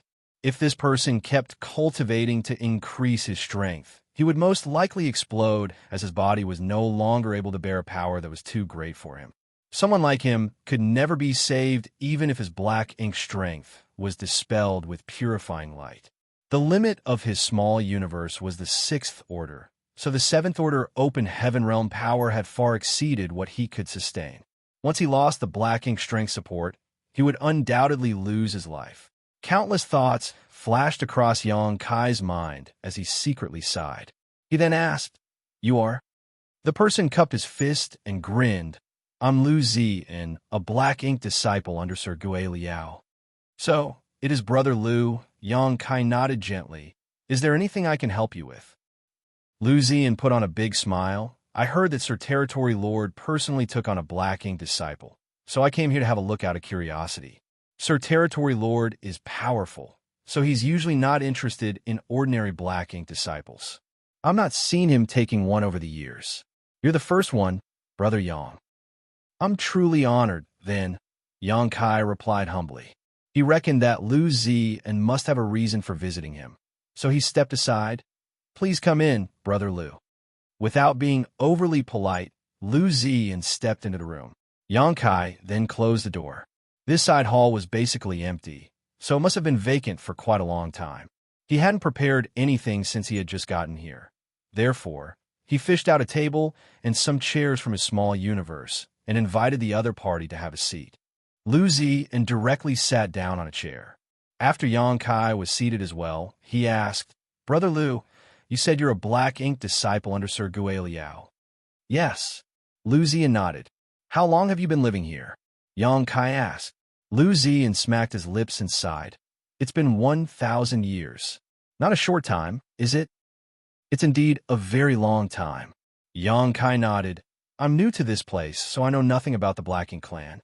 You'll have to give me some guidance in the future, Brother Lu." Lu Ziyin guffawed. Of course. Since we're both working for Sir Territory Lord, you could just tell me if you need any help. Although we're Black Ink disciples, we're of the same race, After all, let's meet up more often whenever there's a chance. You're right. Yang Kai agreed with him. Which cave, heaven, or paradise did you come from? Lu Ziyan waved his hand. Since we're Black Ink disciples now, the past no longer has anything to do with us. There's no need to talk about where we came from. Since you're now within the Black Ink clan's territory, you should quickly try to understand your place. Understood, Yang Kai replied humbly. Lu Ziyan went on to say, to be honest, I wasn't used to it when I first came here. However, after coming into contact with more people, I've realized that the Black Ink clan aren't any different from humans. You just have to get along with everyone else. If you want anyone to help you with something, or if you want to be regarded highly, you have to be on good terms with others. If you do that, you'll be fine. A glint flashed through Yang Kai's eyes when he heard that. You have a point, Brother Lu. Since this guy had made it clear, Yang Kai was naturally aware of his intentions. He then rummaged through his clothes and fished out a space ring before pushing it towards him. Since we're friends now, I'd like to give you a small gift. I'll definitely need your guidance in the future. Lu Ziyan arched his brow and guffawed. Well, you shouldn't have. There's actually no need for that. Despite saying that, he directly picked up the space ring and scanned it with his divine sense. The next moment, his smile froze. There were only a few 100,000 open heaven pills in the space ring. This number of open heaven pills could only last him for half a month. Even though he was a Black Ink disciple, he was still a human. Hence, the cultivation resources he needed were the same as what humans would use. He directly shot Yang Kai a glance and made it clear that he was displeased. That's not very generous of you, Brother Yang. An unfazed Yang Kai explained. This is already half of all my current assets, Brother Lu. You should know that when human soldiers go to war, they don't bring a lot of resources with them. The same rule applied to all the great passes, as they were worried that once a cultivator lost his or her life on the battlefield, their resources would be lost as well. Therefore, the cultivators who went out to fight would leave almost all their assets in their residences. That way, even if they were killed, their fellow clansmen could still take the resources and make use of them. Yang Kai was aware of this rule, but those from Blue Sky Pass had never restrained him with it. Therefore, all his wealth was still in his small universe. Lu Ziyan frowned upon hearing that, as he was unable to refute Yang Kai, since what he said was indeed the truth. The Black Ink clan had obtained a lot of space rings from the humans on the battlefields in the past, but there weren't really any valuable items in those rings. After giving a thought, he said, forget it. It's the thought that counts. Many thanks for your understanding, Brother Lu. Yang Kai cupped his fist, then said, since you're Sergei Liao's Black Ink disciple, can you help me with something? Even though Lu Ziyan had accepted the gift, he didn't seem ready to lend him a hand. Instead, he asked vigilantly, what help do you need? Yang Kai replied, before Sir He Yuan entered the Black Ink nest, he had told Sergei Liao to obtain a profound Yin spirit fruit for me. Since you are Sir Gui Liao's Black Ink disciple, can you help me ask him when he'll give me the profound Yin spirit fruit? Upon hearing that, Lu Ziyan was startled. Sir Territory Lord ordered a profound Yin spirit fruit be given to you. Yes. Yang Kai nodded, then asked curiously, what's wrong with that? Lu Ziyan sized him up and shook his head. Nothing. Then, he rose from the chair. I can help you ask Sergei Liao about it, but it's not up to me to influence his decision. Regardless, I thank you for helping me. And Lu Ziyan nodded impassively. I'll inform you when there's any news. Yang Kai got up and saw him off. See you around, Brother Lu. Lu Ziyan left the place and waved his hand without turning his head. Yang Kai sported a dispassionate expression as he watched him leave. Even though both of them were humans, he didn't think Lu Ziyan genuinely wanted to get closer to him after their conversation. This was different from his previous experience. When he pretended to be a Black Ink disciple and worked for Nuyen back then, Yang Kai had been on good terms with B2, D4, and E5.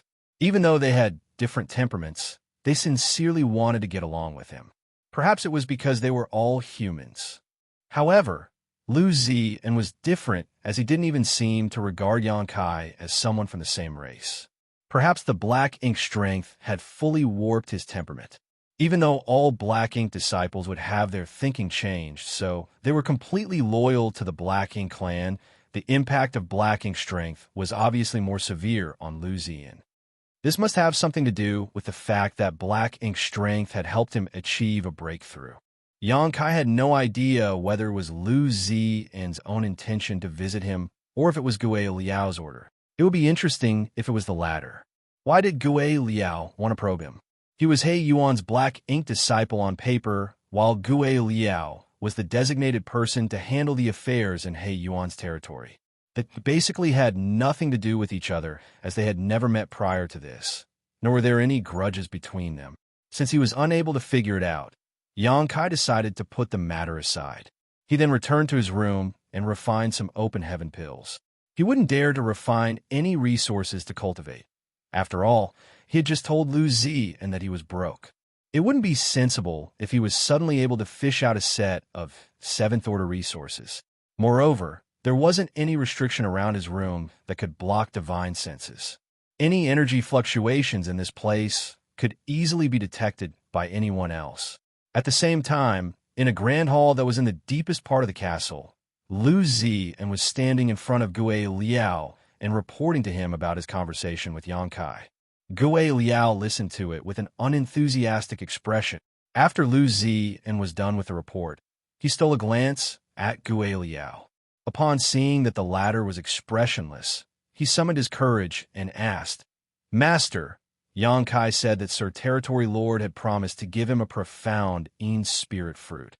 Gue Liao grunted, "Yes, that's true." Lu Ziyan frowned. Why does Sir Territory Lord treasure him so much? He's a newcomer who hasn't made any contributions. If he's given such a reward right away, he'll most likely become arrogant. Martial Peak, Chapter 5068, Gue Liao's Hobby. Gue Liao shot him a glance. What's wrong? Are you not happy with it? Lu Ziyan quickly said he wouldn't dare to, but he was evidently unresigned. In the past, he had done everything he could to defend the humans. After he was corrupted by Black Ink's strength on the battlefield, he sacrificed a part of his small universe. Therefore, when he became a Black Ink disciple, his small universe was incomplete. Then, it took him 300 years to gain enough contributions on the battlefield before Gue Liao gave him a profound Yin spirit fruit to repair his small universe. The treatment he had received was totally not comparable to what Yang Kai could enjoy now, which was why he was unresigned. However, he wouldn't dare to express his true feelings in front of Gue Liao now. Upon seeing his expression, Gue Liao snorted. "You heard what Zhagu said earlier. That guy is strong. That's why Sir Territory Lord regards him highly. How are you comparable to him?" A sense of haughtiness flashed across Lu Ziyan's face. "We'll only find out about it after he and I fight." Gue Liao said impassively, "He's Sir Territory Lord's Black Ink disciple. If you really dare to do anything to him, Sir Territory Lord will not let you off when he's done recuperating." Lu Ziyan grinned. "Don't worry, Master. I'll only teach him a lesson when there's a chance. It's not like I'll kill him. I won't make things difficult for you." Gue Liao nodded. "Good, just don't go too far." After giving it a thought, he shook his head. "Actually, you'd better not complicate the matter. Even though Sir Territory Lord is recuperating in the Black Ink nest, he'll come out one day." Lu Ziyan frowned. "Do we give him a profound Yin spirit fruit just like this?" Gue Liao sneered. "Sir Territory Lord only ordered me to get him a profound Yin spirit fruit. As for when I'll find one, that's up to me. I'll also see if he's tactful enough before I'll decide whether I'll give it to him." He tapped on the table. "I guess I'll look for you again. I'm sure you know what to do then." "I get it, Master. Don't worry about it." Lu Ziyan replied respectfully. "You may leave now." Gue Liao waved his hand, then Lu Ziyan left the place. Yang Kai cultivated silently in his room. More than 10 days later, the profound Yin spirit fruit was still nowhere in sight. Logically, there should be all sorts of resources in the Territory Lord's territory. When he came to this place with He Yuan, he witnessed the prosperity firsthand. Even though profound Yin spirit fruits were rare, the demand for them among the Black Ink clan should be far smaller than that among the humans, so there should be a reserve of them in the castle. Moreover, He Yuan had given the order in public, and Yang Kai had asked Lu Zi and helped him ask Gue Liao about it. Hence, Gue Liao should have sent a profound Yin spirit fruit to him by now. Yang Kai felt that something was off, as he still hadn't got his hands on a profound Yin spirit fruit up until now. Furthermore, it was truly inefficient to cultivate by refining open heaven pills, as it was much slower than what he could achieve in the past. Given his situation, he couldn't possibly fish out a set of 7th-order materials and refine them, though. He also couldn't set up a restriction around this room. After giving it a thought, he decided to look for Gue Liao and ask about it. The moment he left the side hall, he saw a black ink clansman who appeared to be in a hurry. This black ink clansman was weak, as he was only equivalent to a 5th-order open heaven realm master. Yang Kai directly stopped him and asked, "Excuse me, where is Sir Gue Liao?" The black ink clansman was startled for a moment as he swept a glance over Yang Kai with surprise. It had to be noted that black ink disciples were lowly slaves in the black ink clan's territory and had to be subservient whenever they saw any black ink clansman. It was the first time this black ink clansman came across a black ink disciple who dared to stop him like this. However, he soon recalled that this black ink disciple was personally corrupted by Sir Territory Lord, so he was unlike the other black ink disciples. He supposed that was the reason this black ink disciple was this audacious. While suppressing his fury, he shook his head. "I have no idea." Upon finishing his words, he stopped responding to Yang Kai and left. With no other choice, Yang Kai went on to ask several black ink clansmen about it, but none of them knew where Gue Liao was. Perhaps they were aware of Gue Liao's whereabouts, but they just were not willing to tell him. This made Yang Kai furrow his brow. Since he was unable to find Gue Liao, how was he supposed to ask about the profound Yin spirit fruit? After giving it a thought, he decided to release his divine sense to scan the entire castle. The powerful divine sense swept across the castle like a tide, which prompted everyone in the place to react. There were many feudal lords in the castle, so it was only natural that they were furious at Yang Kai, who had the gall to scan the place with his divine sense. Nevertheless, Yang Kai retracted his divine sense a brief moment later. Before the feudal lords could counterattack, his divine sense had returned to him. During the momentary inspection, he was unable to detect Gue Liao's aura. It seemed that those black ink clansmen were not lying when they said they didn't know where Gue Liao was. After pondering on it for a moment, he headed in a particular direction. A moment later, he arrived at a courtyard where there was a restriction set up. He directly flicked at the restriction and caused a layer of ripples to spread. Soon, the restriction was turned off. After the door was opened, Lu Zi's furious-looking face came into Yang Kai's sight. It wasn't because of luck that he found Lu Zi's residence. When he scanned the castle with his divine sense just now, the restriction in this place was triggered. For a brief moment, Lu Zian revealed his aura to ascertain what was going on. That was how Yang Kai found out his whereabouts. "Brother Lu."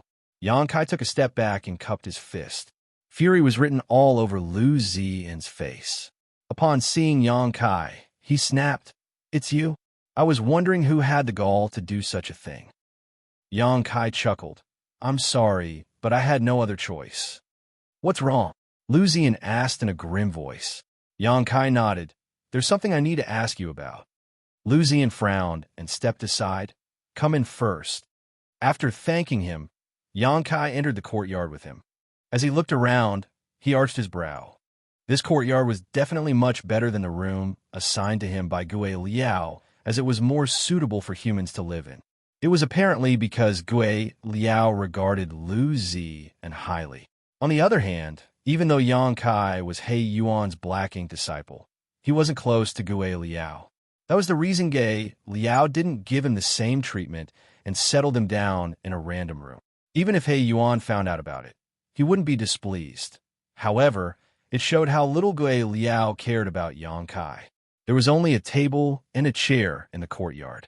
Lu Zi indirectly took a seat. Yang Kai stood in front of him and looked around. He felt as if he was here to report to him regarding work-related matters. "Whatever you have to say, just say it," Lu Zi said impatiently. With a smile, Yang Kai fished out a chair from his small universe and took a seat across from Lu Zi and before replying, "Brother Lu, I'm here to ask you about the matter I had mentioned previously. Is there any update?" Lu Zi shot him a glance. "What matter are you talking about?" Yang Kai narrowed his eyes. "Are you playing dumb, Brother Lu? I had only mentioned one thing." He felt frustrated in his heart. The last time they met, he already realized that Lu Zi was haughty and aggressive, but there wasn't much hostility between them. However, this time, he could feel that Lu Zi was hostile towards him. He wondered what had happened as Lu Zi also spoke in a weird tone. In any case, both of them were Black Ink disciples, so what was the point of him acting standoffish? Moreover, he had previously asked him to inquire about the profound Yin spirit fruit, but the latter played dumb now. Although he didn't need the profound Yin spirit fruit, Yang Kai had to get his hands on it to cover up the secrets in his small universe. Hence, he was determined to obtain the fruit. An unfazed Lu Zi remained seated and said impassively, "Are you talking about the profound Yin spirit fruit?" Yang Kai nodded. "You finally recalled it." Lu Zi replied, "I asked Sergei Liao about it on your behalf, but he didn't say anything. It's not up to me to influence Sir's decision." Yang Kai knitted his brows together. "Where's Sergei Liao, then?" Lu Zi snorted. "This Lu is a Black Ink disciple under Sergei Liao. Since he's the master, it's not like he has to tell me where he'd go whenever he heads out. How am I supposed to know where he is?" Yang Kai was rendered speechless as he had the urge to summon Azure Dragon Spear and kill him. Upon noticing the gloomy expression on the other man's face, Lu Zi changed the topic by saying, "Brother Yang, do you remember what I told you previously?" Yang Kai replied, "You told me many things at that time. Which one do you mean exactly?" Lu Zi grinned. "Since you've forgotten about it, this Lu will tell you one more time. The Black Ink clan and the human race are not so different. You just have to get along with everyone. If you need someone's help, you can obtain it by being on good terms with them." Instantly, Yang Kai appeared to be in a dilemma. "Brother Lu, I only have a small number of open heaven pills. I gave you half of them, so I'm left with very few now." Lu Zi snorted. "No one is coveting your pathetic number of open heaven pills." A puzzled Yang Kai asked, "What do you want then, Brother Lu?" Lu Zi replied impassively, "It's not what I want. I have no say when it comes to the profound Yin spirit fruit." Upon realizing his meaning, Yang Kai leaned closer and asked in a small voice, "What does Sergei Liao want then?" This guy had been beating around the bush in order to make Yang Kai understand that he had to gain Gui Liao's favor. It was up to Gui Liao to make a decision regarding the profound Yin spirit fruit, and Lu Zi was Gui Liao's Black Ink disciple.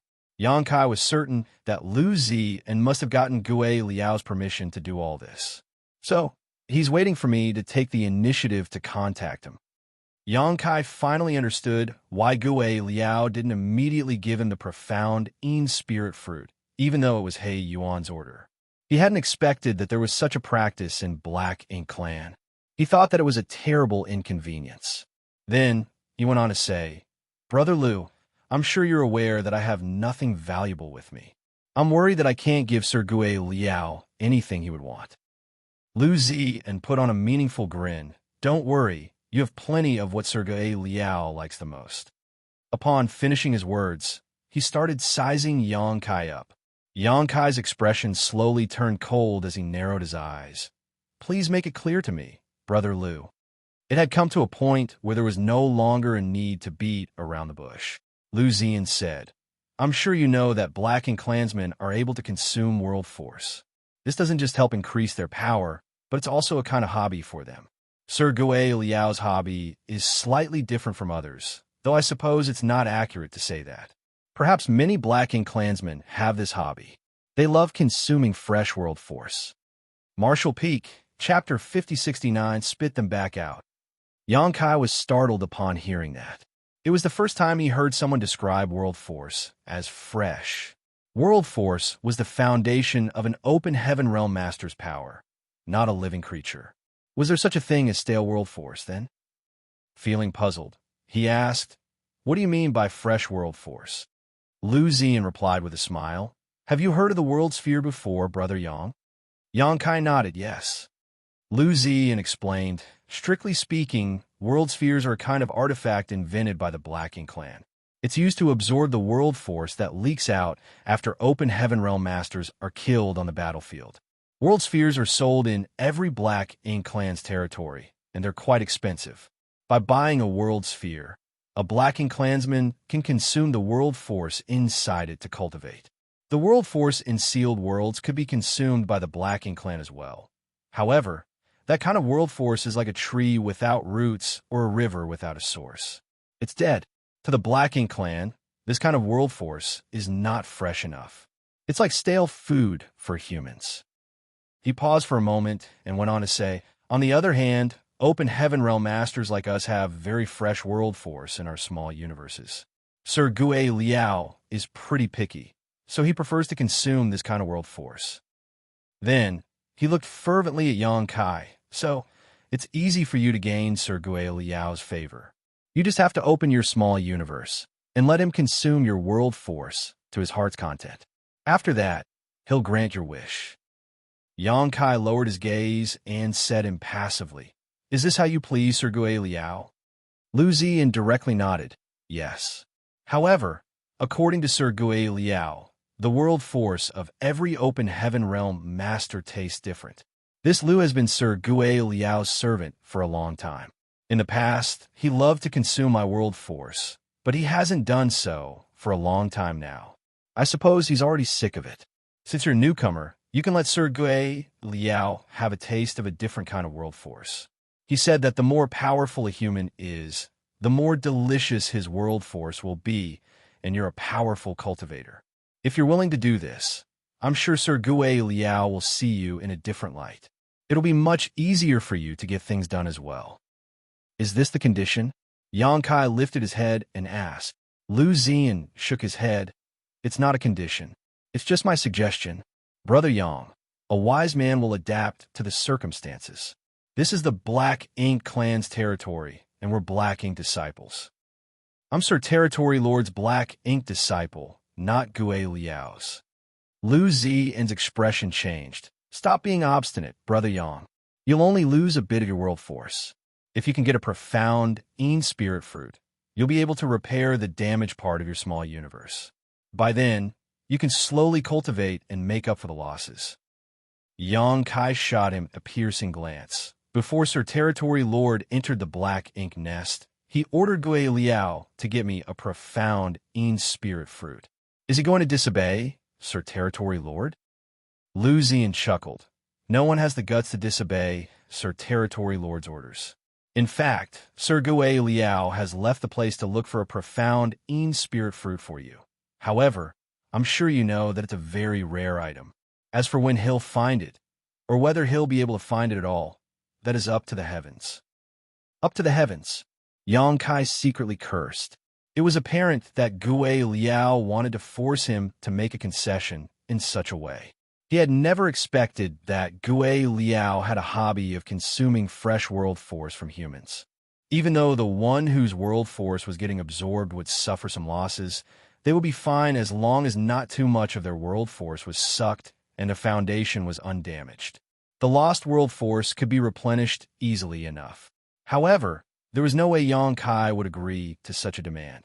First of all, there wasn't a reason for him to agree to Gue Liao's request. Secondly, if he really opened up his small universe in front of Gue Liao, his secret would be exposed. Previously, he gave up a part of his small universe twice on the battlefield because he had no other choice. Additionally, he was doing that to fool the Black Ink clansmen so that they wouldn't examine his small universe. Fortunately, everything had gone well. Why would he expose his secret at this point? Lu Ziyan leaned against the seat and said calmly, "Why don't you go back and sleep on it?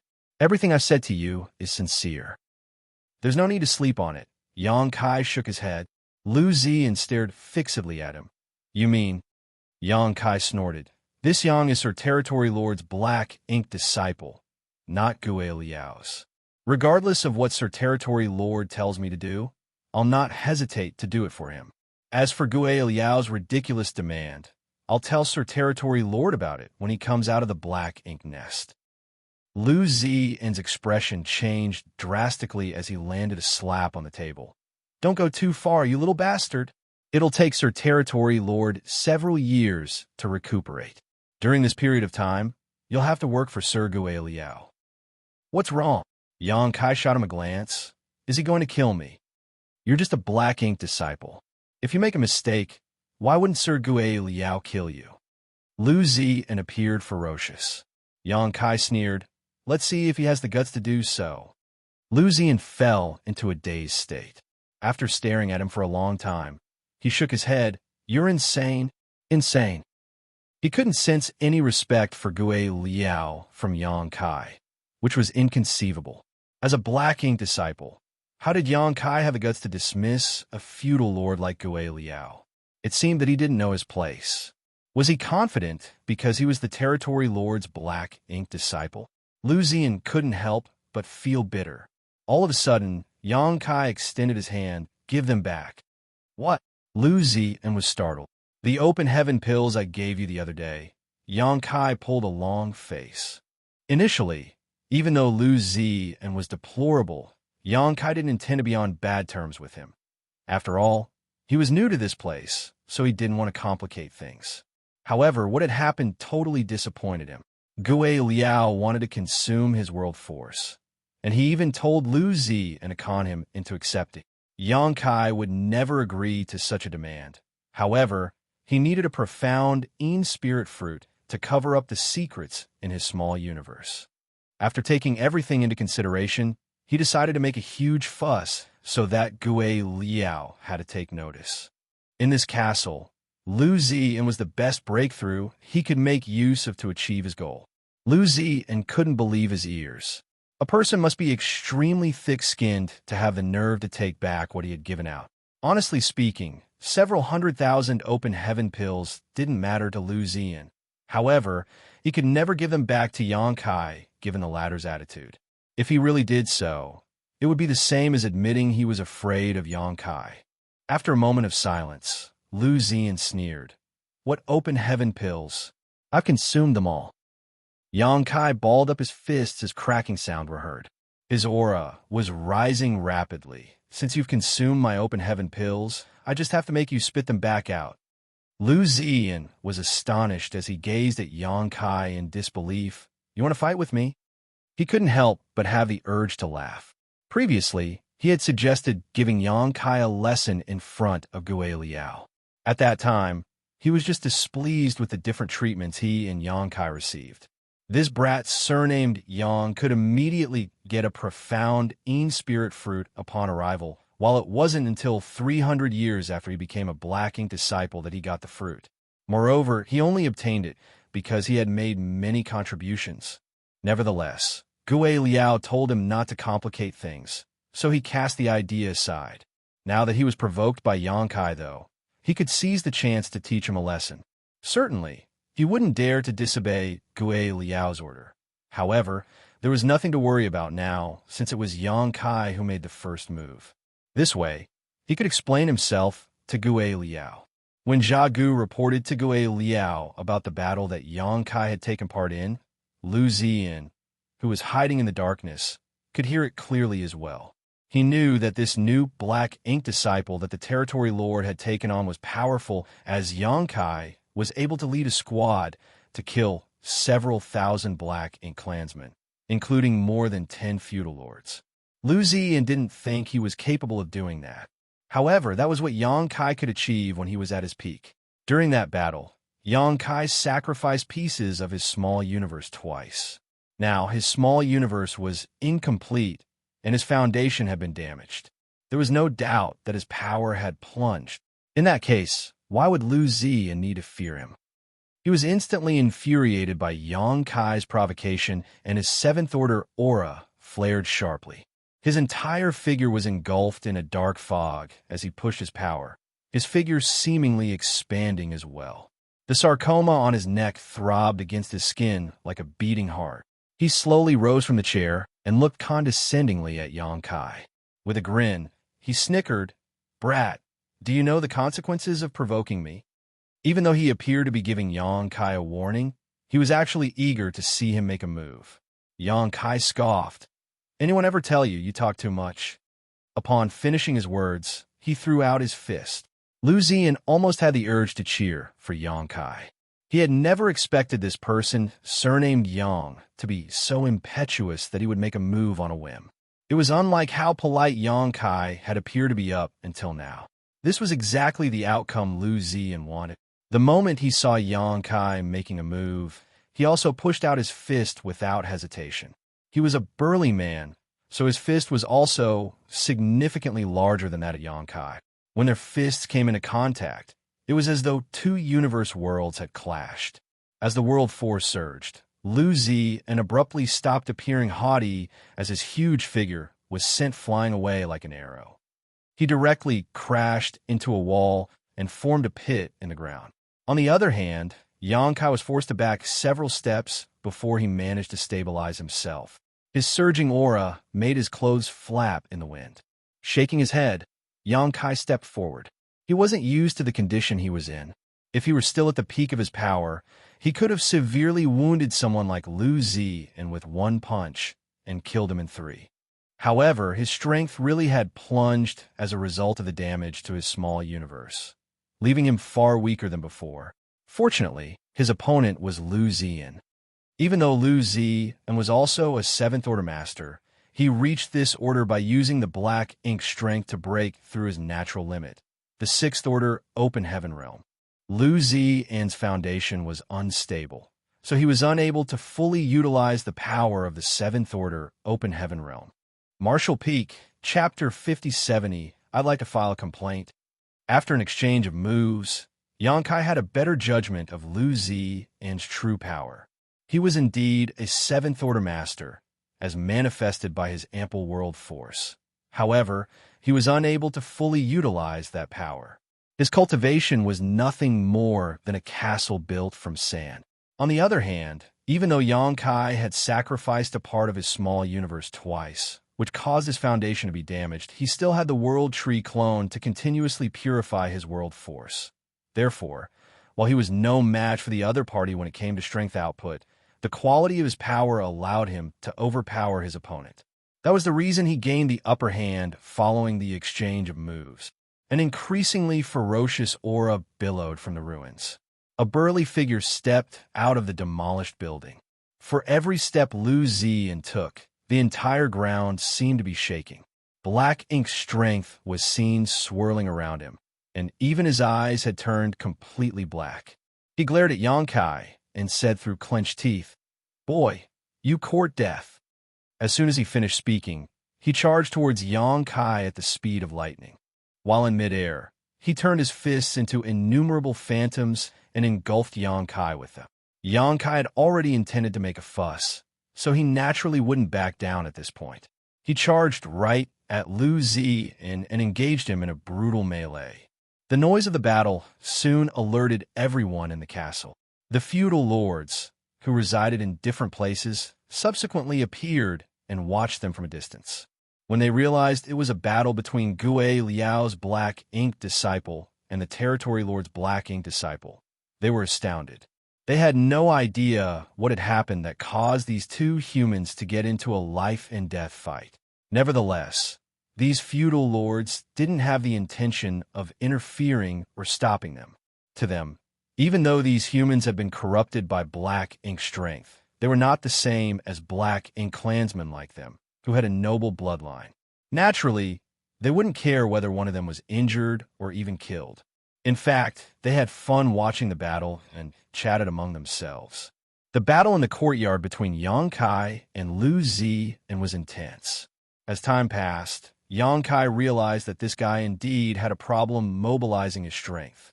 Sometimes his attacks would be so forceful that even Yang Kai found it hard to fend off, but sometimes his strikes would be so powerless that Yang Kai could easily find openings and land direct hits on his figure, which caused him a groan in pain.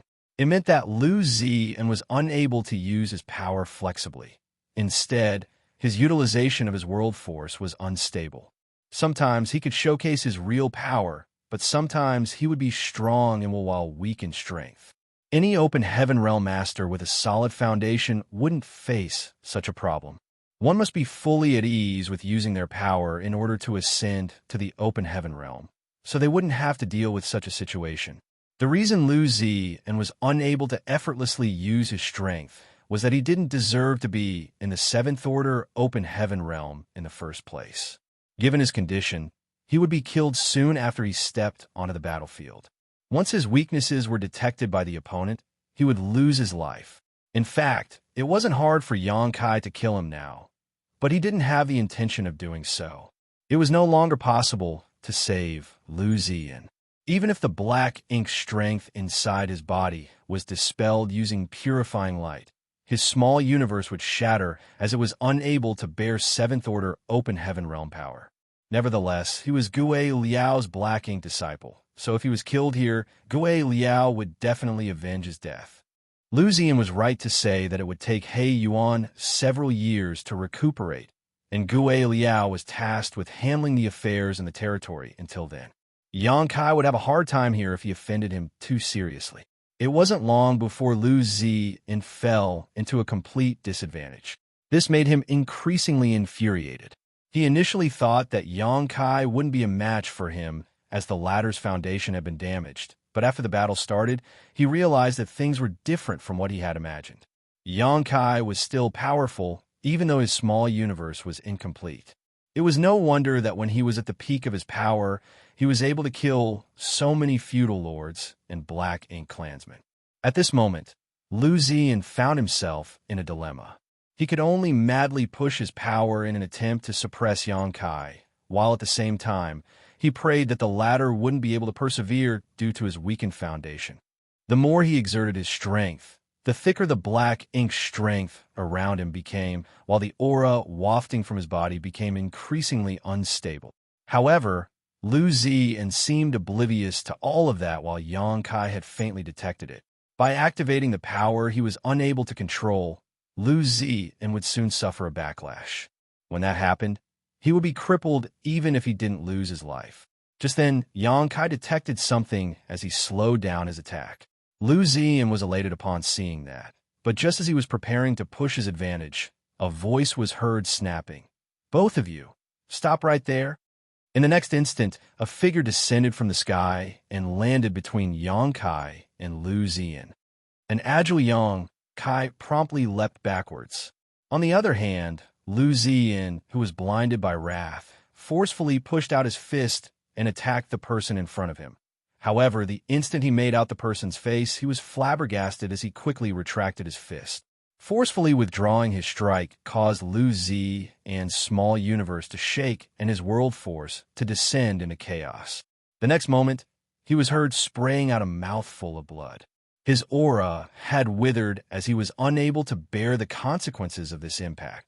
While trying to support his own weight, he cupped his fists. "Master!" Gui Liao shot him an impassive glance, which caused his back to be covered with cold sweat and his legs to tremble. A black ink disciple could never go against his master, and this time, he seemed to have screwed things up. That was why he was apprehensive. "Sir Gui Liao." Xianxia cupped his fist while secretly scoffing at the fact that Gui Liao was finally alerted. Judging from the direction he came from, he was indeed not in the castle moments ago. However, the repercussions of the battle between two seventh-order masters could spread across half this universe fragment. As long as he wasn't too far away, Gui Liao could definitely sense it. Upon hearing that, Gui Liao turned around and glared at Xianxia. While the territory lord was still recuperating, two black ink disciples got into a fight and caused a large part of the castle to be damaged. Regardless of the cause of the fight, Gui Liao would be held responsible for not managing the situation properly. When the territory lord returned from the black ink nest and asked about it, Gui Liao would probably be reprimanded. Although it wasn't a big issue, he was still displeased. "Can anyone tell me what's going on?" Gui Liao asked in a grim voice. Lu Ziyan wouldn't dare to say anything. It wasn't like he could say Xianxia had turned him down and wanted to get back the open heaven pills given to him, which was why they got into a fight. While Lu Ziyan was timid, Xianxia was confident as he cupped his fist. "Sir Gui Liao, I'd like to file a complaint against Lu Ziyan for oppressing a newcomer like me who doesn't know the customs in the Black Ink clan's base." He has demanded a lot of benefits from me using your name. Right after Yang Kai finished speaking, Gui Liao felt his heart sinking as he regretted asking such a foolish question. He didn't give it any serious consideration as he was furious earlier, but now that he thought about it, he should have brought these two humans to a quiet place so that there wouldn't be so many feudal lords watching them. Is that true? Gui Liao narrowed his eyes and glanced at Lu Ziyan.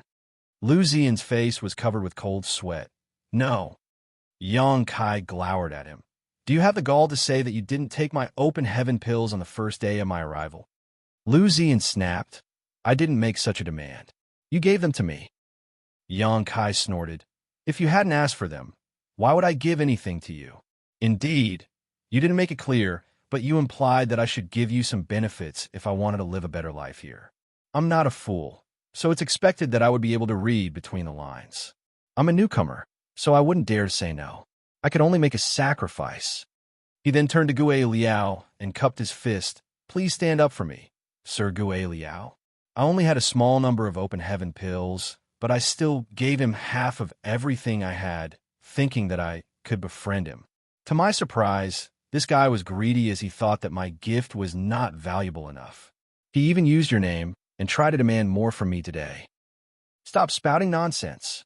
Lu Ziyan roared as he was worried that Yang Kai would break the secret to everyone. The Black Ink clansmen in the castle were aware of Gui Liao's hobby. In fact, many of them enjoyed doing it as well. However, knowing was one thing, but making it public was another. It would be fine to do some things in private, but it would be ugly when they were talked about publicly. It was especially true as Yang Kai's identity was special. He was the Black Ink disciple personally corrupted by He Yuan territory lord. It would have been fine if Yang Kai wasn't He Yuan's Black Ink disciple. However, this relationship was truly significant. Since Gui Liao had his eyes on his Black Ink disciple, it would suggest that he had no regard for He Yuan at all. This issue could be small or big. It might not be worth mentioning as Yang Kai's life was not at stake. Nevertheless, if He Yuan felt insulted, it would mean that Gui Liao had crossed the line by offending his superior. Gui Liao wouldn't be able to bear the wrath if the territory lord blamed him. It would have been all right if Gui Liao could secretly settle the matter. From his standpoint, he believed that a newcomer like Yang Kai wouldn't dare to resist, as it wouldn't matter to lose a bit of world force. However, he hadn't expected the other party to be so obstinate and defiant. While remaining silent, Gui Liao felt his brow twitching. Yang Kai asked, Sir, don't you want to know how he tarnishes your reputation? It had come to a point where Gui Liao had to get to the bottom of it in front of everyone. Otherwise, he would only appear guilty, so he replied with a nod, speak. Despite his casual look, Gui Liao's eyes were filled with murderous intent. Seemingly oblivious to this, Yang Kai proclaimed loudly, before Sir Territory Lord entered the Black Ink nest, he had told you to get a profound Een spirit fruit for me. I've been waiting for days, but there hasn't been any news about it. I initially wanted to ask you about this. However, since you were not around, I could only look for Lu Ziyan. By leveraging his position as your Black Ink disciple, this guy demanded a lot of resources from me. He said that as long as I could satisfy his demands, he would put in a good word for me in front of you so that I could get the profound Een spirit fruit sooner. He even said that. At this point, he seemed hesitant to continue. What else did he say? Gui Liao gritted his teeth. Yang Kai went on to say, he even said that those demands were not for himself but for you, Sir Gui Liao. It was Sir Territory Lord who told you to give me a profound Een spirit fruit, so I'm sure that you wouldn't be negligent about it. Why would I need his help to begin with? Moreover, it's not like a Black Ink disciple like him can affect what you do. After I exposed his lies, he became furious out of shame and started a fight with me. Please stand up for me, sir. A dumbfounded Lu Ziyan gazed at Yang Kai with widened eyes. Martial Peak, Chapter 5071, You're quite good.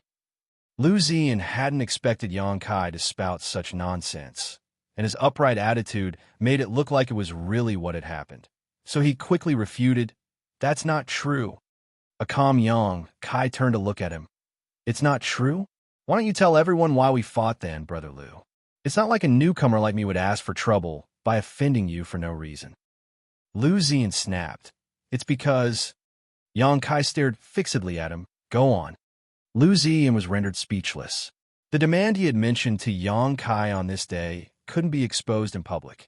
After all, this was just a speculation of Gue Liao's intention. If it was exposed, Gue Liao would be humiliated. As his black ink disciple, Lu Ziyan wouldn't dare to bring trouble to his master. Yang Kai promptly said, See, he can't say anything. Sir Gue Liao, the truth is right before our eyes. It's not that I wanted to get into a conflict with him. Instead, he was the one who went too far. Please stand up for me, sir. Gue Liao stared fixedly at him for a moment, then turned to glare at Lu Zi in waste. Lu Ziyan was unable to say anything despite feeling aggrieved. He felt apprehensive and terrified as Gue Liao reprimanded him. It all happened because of Yang Kai, but he could only keep the resentment in his heart for the time being and try to get his revenge in the future. Regardless of the cause of the conflict, you two, as Black Ink disciples, shouldn't have gotten into a fight in Sir Territory Lord's castle and caused so much damage. Both of you have to be punished. Lu Ziyan replied in a shaking voice, Yes. That will be 3 world spheres from you. Lu Ziyan's face instantly turned pale as he pleaded with Gue Liao, Sir. If you dare to say anything more, it will be 5 world spheres. Gue Liao snorted.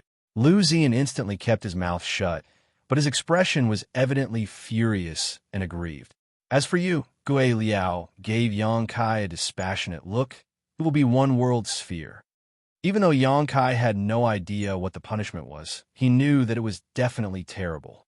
That was the reason Lu Ziyan turned pale upon hearing it. Yang Kai then cupped his fist. Sir Gue Liao, I'm the victim. You're the victim? Gue Liao sneered. There's a saying you humans like to use. It takes 2 hands to clap. Both of you are in the wrong for what has happened today. I'm sure Sir Territory Lord will be fine with how I handle this matter. What's wrong? Are you unwilling? Of course I'm unwilling. Yang Kai gritted his teeth for a moment before saying, I'll accept this punishment then. Gue Liao stared at him for a while before nodding. You're quite good. Many thanks for the compliment, sir. Yang Kai replied unenthusiastically. Enough. Go back to your own places. Gue Liao waved his hand and chastised the feudal lord around him. It was then that the feudal lords left. Seeing that Gue Liao was about to leave, Yang Kai called out to him, Sir, when will you give me the profound Een Spirit Fruit as promised by Sir Territory Lord? Without turning his head, Gue Liao replied, Just wait. I'll give it to you when I find one. He soon disappeared, but he never said when he would find the fruit.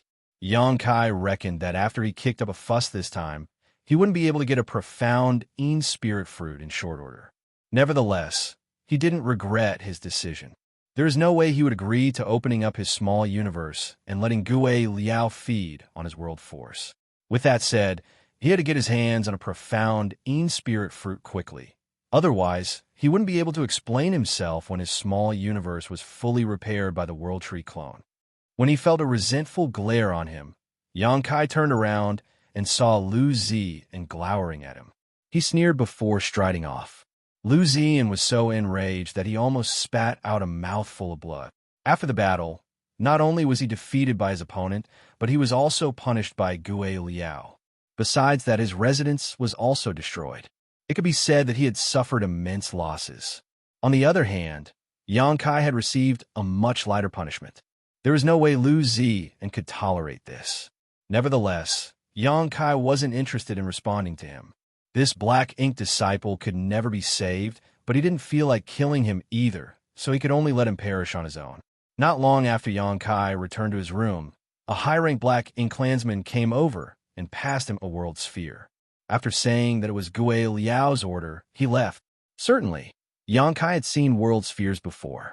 When he was Nuyan's subordinate in the past, that guy would bring him to different territories to fight against other Black Ink disciples. The Black Ink coins he earned would be used to buy world spheres so that he could cultivate. Nuyan had a dream, which was to earn enough Black Ink coins and head to Black Ink Nest to ascend to become a feudal lord. However, before he could realize his dream, he was killed by Feng Ink. To Black Ink clansmen, world spheres were cultivation resources, and every piece was costly.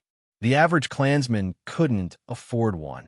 If not for the fact that Yang Kai was powerful enough to win every life-and-death gambling match he entered, Nguyen wouldn't have earned enough black ink coins to keep buying world spheres.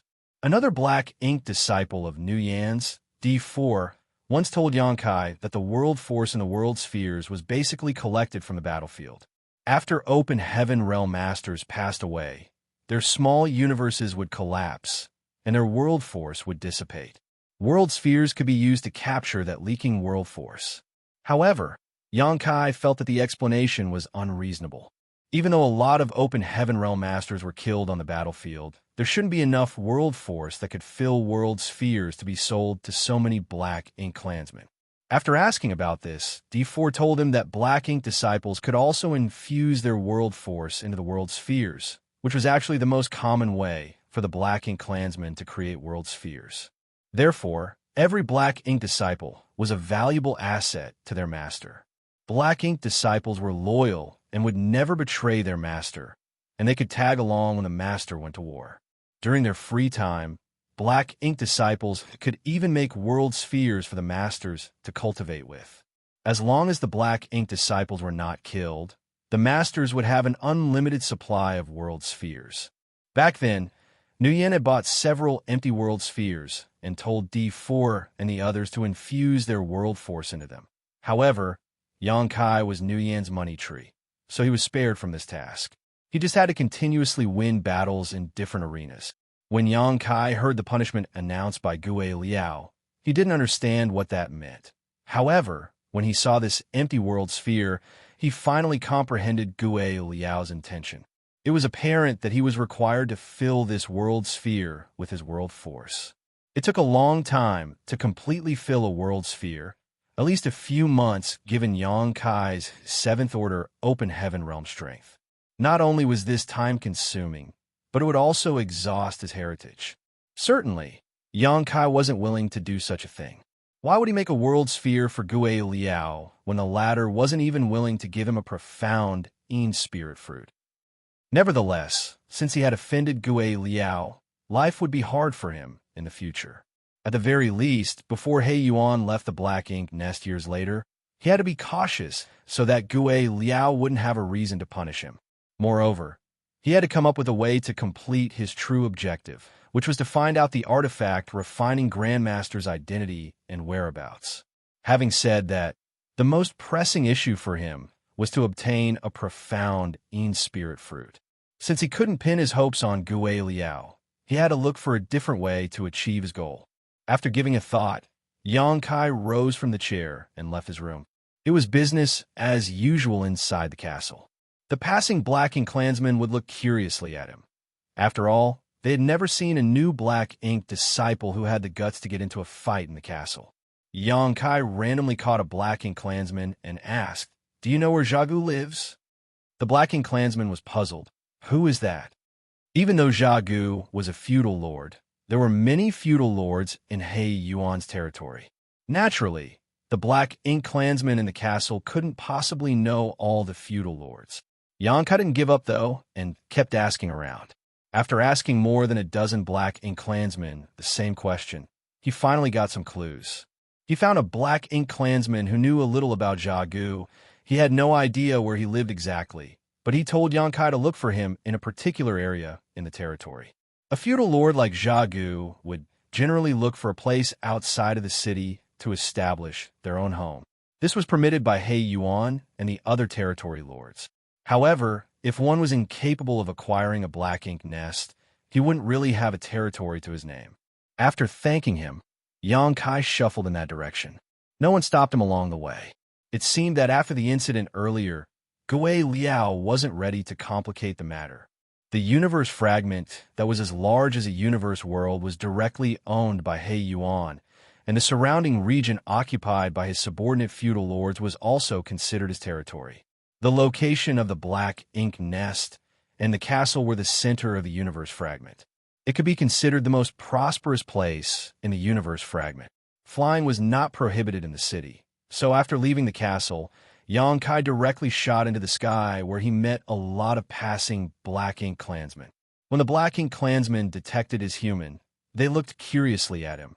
However, no one made things difficult for him or had their eyes on him. After all, he was a 7th Order Open Heaven Realm Master, so not just any Black Ink clansman could capture him. Soon, Yang Kai left this big city. After flying a few hundred kilometers, he saw a manor below him. He speculated that it was a feudal lord's territory. Without hesitation, he descended towards the manor, not hiding his aura. Before he even landed, a burly figure shot out from somewhere in the manor and came to him. He soon stopped in front of Yang Kai and examined him. With a surprised expression, he asked, "7th Order Black Ink Disciple."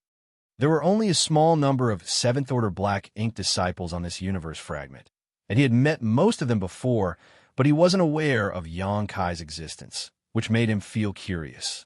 "I'm sorry for disturbing you." Yang Kai cupped his fist. "Sir, do you know where Sir Xiagu lives?"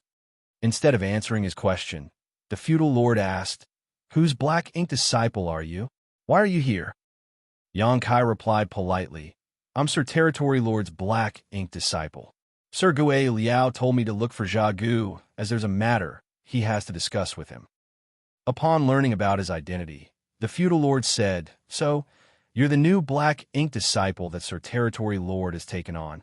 It's no wonder I had never seen you before." Martial Peak, Chapter 5072, A Way to Make Money. Upon hearing that, Yang Kai asked curiously, "Does everyone know about it now?" The feudal lord chuckled. "It's only natural to pay attention to Sir Territory Lord's affairs." Upon hearing the reason behind it, Yang Kai nodded. "I see." The feudal lord's expression turned milder after he found out that Yang Kai was He Yuan's Black Ink Disciple, and he replied, "If you're looking for Xiagu, just head in that direction.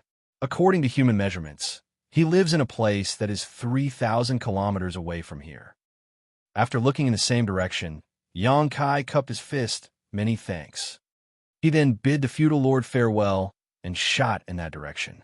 It took him a short moment to move across 3,000 kilometers. From afar, Yang Kai could see a castle that was similar to He Yuan's that was built on an island.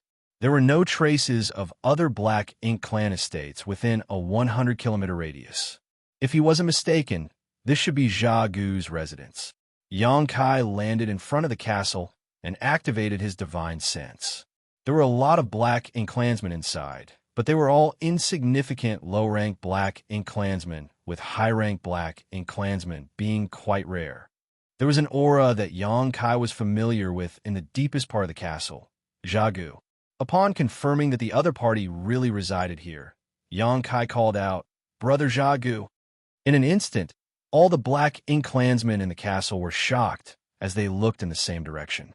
Xiagu, who was recuperating, was alerted as he opened his eyes and stared out. A moment later, the gates were opened as Xiagu stepped out of the castle and looked at Yang Kai with surprise. "Why are you here?" Yang Kai cupped his fist and smiled. "I've come all the way here to visit you, Brother Xiagu. I hope I haven't bothered you." Xiagu nodded. "Come in first." After entering the castle, they arrived at a room and took seats. "Has Sir Territory Lord issued any orders?" Xiagu asked. He reckoned that a Black Ink Disciple usually wouldn't dare to come all the way here on his own. Yang Kai probably had received a secret order from the Territory Lord. However, Yang Kai shook his head. "Sir Territory Lord has not shown up since he entered the Black Ink Nest. I heard that it would take him several years to recuperate." Xiagu was evidently relieved upon learning that it wasn't He Yuan who told Yang Kai to look for him. "The reason I've come here to visit you is that I need your help." Yang Kai expressed his purpose for the visit. Xiagu frowned. "What can I help you with?" Although Yang Kai was a Black Ink Disciple treasured by He Yuan, he was still a Black Ink Disciple. Xiagu was willing to be on good terms with him, but he wouldn't fawn over him, so he would of course find out what help Yang Kai needed before he would make a decision. Yang Kai let out a sigh and went on to say, "I'd like to ask you if there's a way I can earn money in Black Ink Clan's territory." "Earn money?" Xiagu was surprised. "Indeed," Yang Kai coughed. "You know, when human soldiers go to war, we don't bring a lot of resources with us. I was enlightened by Sir Territory Lord not long ago, so I only have a few resources with me. Now that my small universe is damaged, I need a profound spirit fruit to repair it, and I need resources to cultivate as well. However, since Sir Territory Lord is recuperating in the black ink nest, I have no means to purchase anything. I can neither repair my small universe nor cultivate in this state. A puzzled Xiagu asked, "Profound spirit fruit?" Before Sir Territory Lord started recuperating, he told Sir Gue Liao to get one for you. Given Sir Gue Liao's status, it shouldn't be hard for him to get a profound spirit fruit. Perhaps, Yang Kai nodded. However, I've offended Sir Gue Liao, so he doesn't seem willing to give it to me now. Jia Gu was shocked upon hearing that. You offended Sir Gue Liao? What happened? A helpless Yang Kai told Jia Gu about what had happened between Lu Ziyan and him. Jia Gu gazed at him with a weird expression. You offended Sir Gue Liao just because of that? He seemed to think that it was fine to agree to Gue Liao's demand, so he didn't understand why Yang Kai turned him down. Yang Kai spread his palms. You're also aware that I sacrificed a part of my small universe twice in a recent battle. My strength has plunged because of the damage to my foundation, so if I still let Sergei Liao feed on my small universe, my order might drop. When that happens, I will become useless to Sir Territory Lord. By then, I will most likely be discarded. You have a point, Xiagu nodded. So, I had no choice but to disappoint Sergei Liao. However, since that is the case, I can't hope to get a profound spirit fruit from him. Xiagu frowned. I don't think so. He wouldn't dare to disobey Sir Territory Lord's order, but you might need to wait a little longer. Yang Kai internally cried that he couldn't possibly wait. The World Tree clone was continuously repairing his small universe, so if he couldn't obtain a profound spirit fruit to cover up this process, he would be exposed. Xiagu placated him by saying, Don't worry. Before Sir Territory Lord leaves the black ink nest, Sir Gue Liao will get you a profound spirit fruit. Yang Kai shook his head. I'd rather come up with a way to get a profound spirit fruit myself. I suppose the fruits are for sale in the city. Xiagu replied, Yes, but they've always been expensive. They cost a lot of black ink coins. That's why I've come here to ask for a way to make money. Can you enlighten me, Brother Xiagu? Yang Kai looked humbly at him. Xiagu fell into a dilemma. Since such an incident had happened, he would offend Gue Liao by lending Yang Kai a hand, and this was obviously not worth it just to help a mere black ink disciple.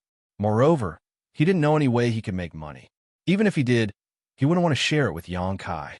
As Yang Kai observed his expression, he said, Don't worry, Brother Xiagu. If there's a proper way that allows me to earn black ink coins, I'll not forget your assistance and properly compensate you. Xiagu appeared tempted at the prospect of making a profit. So after giving it a thought, he said, Given your situation, there's indeed a way. Yang Kai's eyes brightened. Oh, what is it? Xiagu said, Do you know world spheres? I can give you some money to buy some empty world spheres. Then you can infuse your world force into them and sell them. Each world sphere will earn you a lot of black ink coins. Just by selling 10 world spheres, you'll have enough money to buy a profound spirit fruit. Yang Kai's brow twitched as he hadn't expected Xiagu to mention this method. So he shook his head. Please stop pulling my leg, Brother Xiagu. I can't even cultivate now. So how am I supposed to infuse my world force into the world spheres? If I do that, I'll definitely see my order regress. You have a point. I suppose this is what your humans call killing the goose that lays the golden eggs. Yang Kai thought that this guy had misused the idiom, but he didn't bother to correct him and simply said, I heard that there's a blood arena in the city. You want to engage in a life-or-death fight with others? Xiagu instantly realized his intention. Yang Kai nodded. However, I'll need a black ink clansman to bring me there.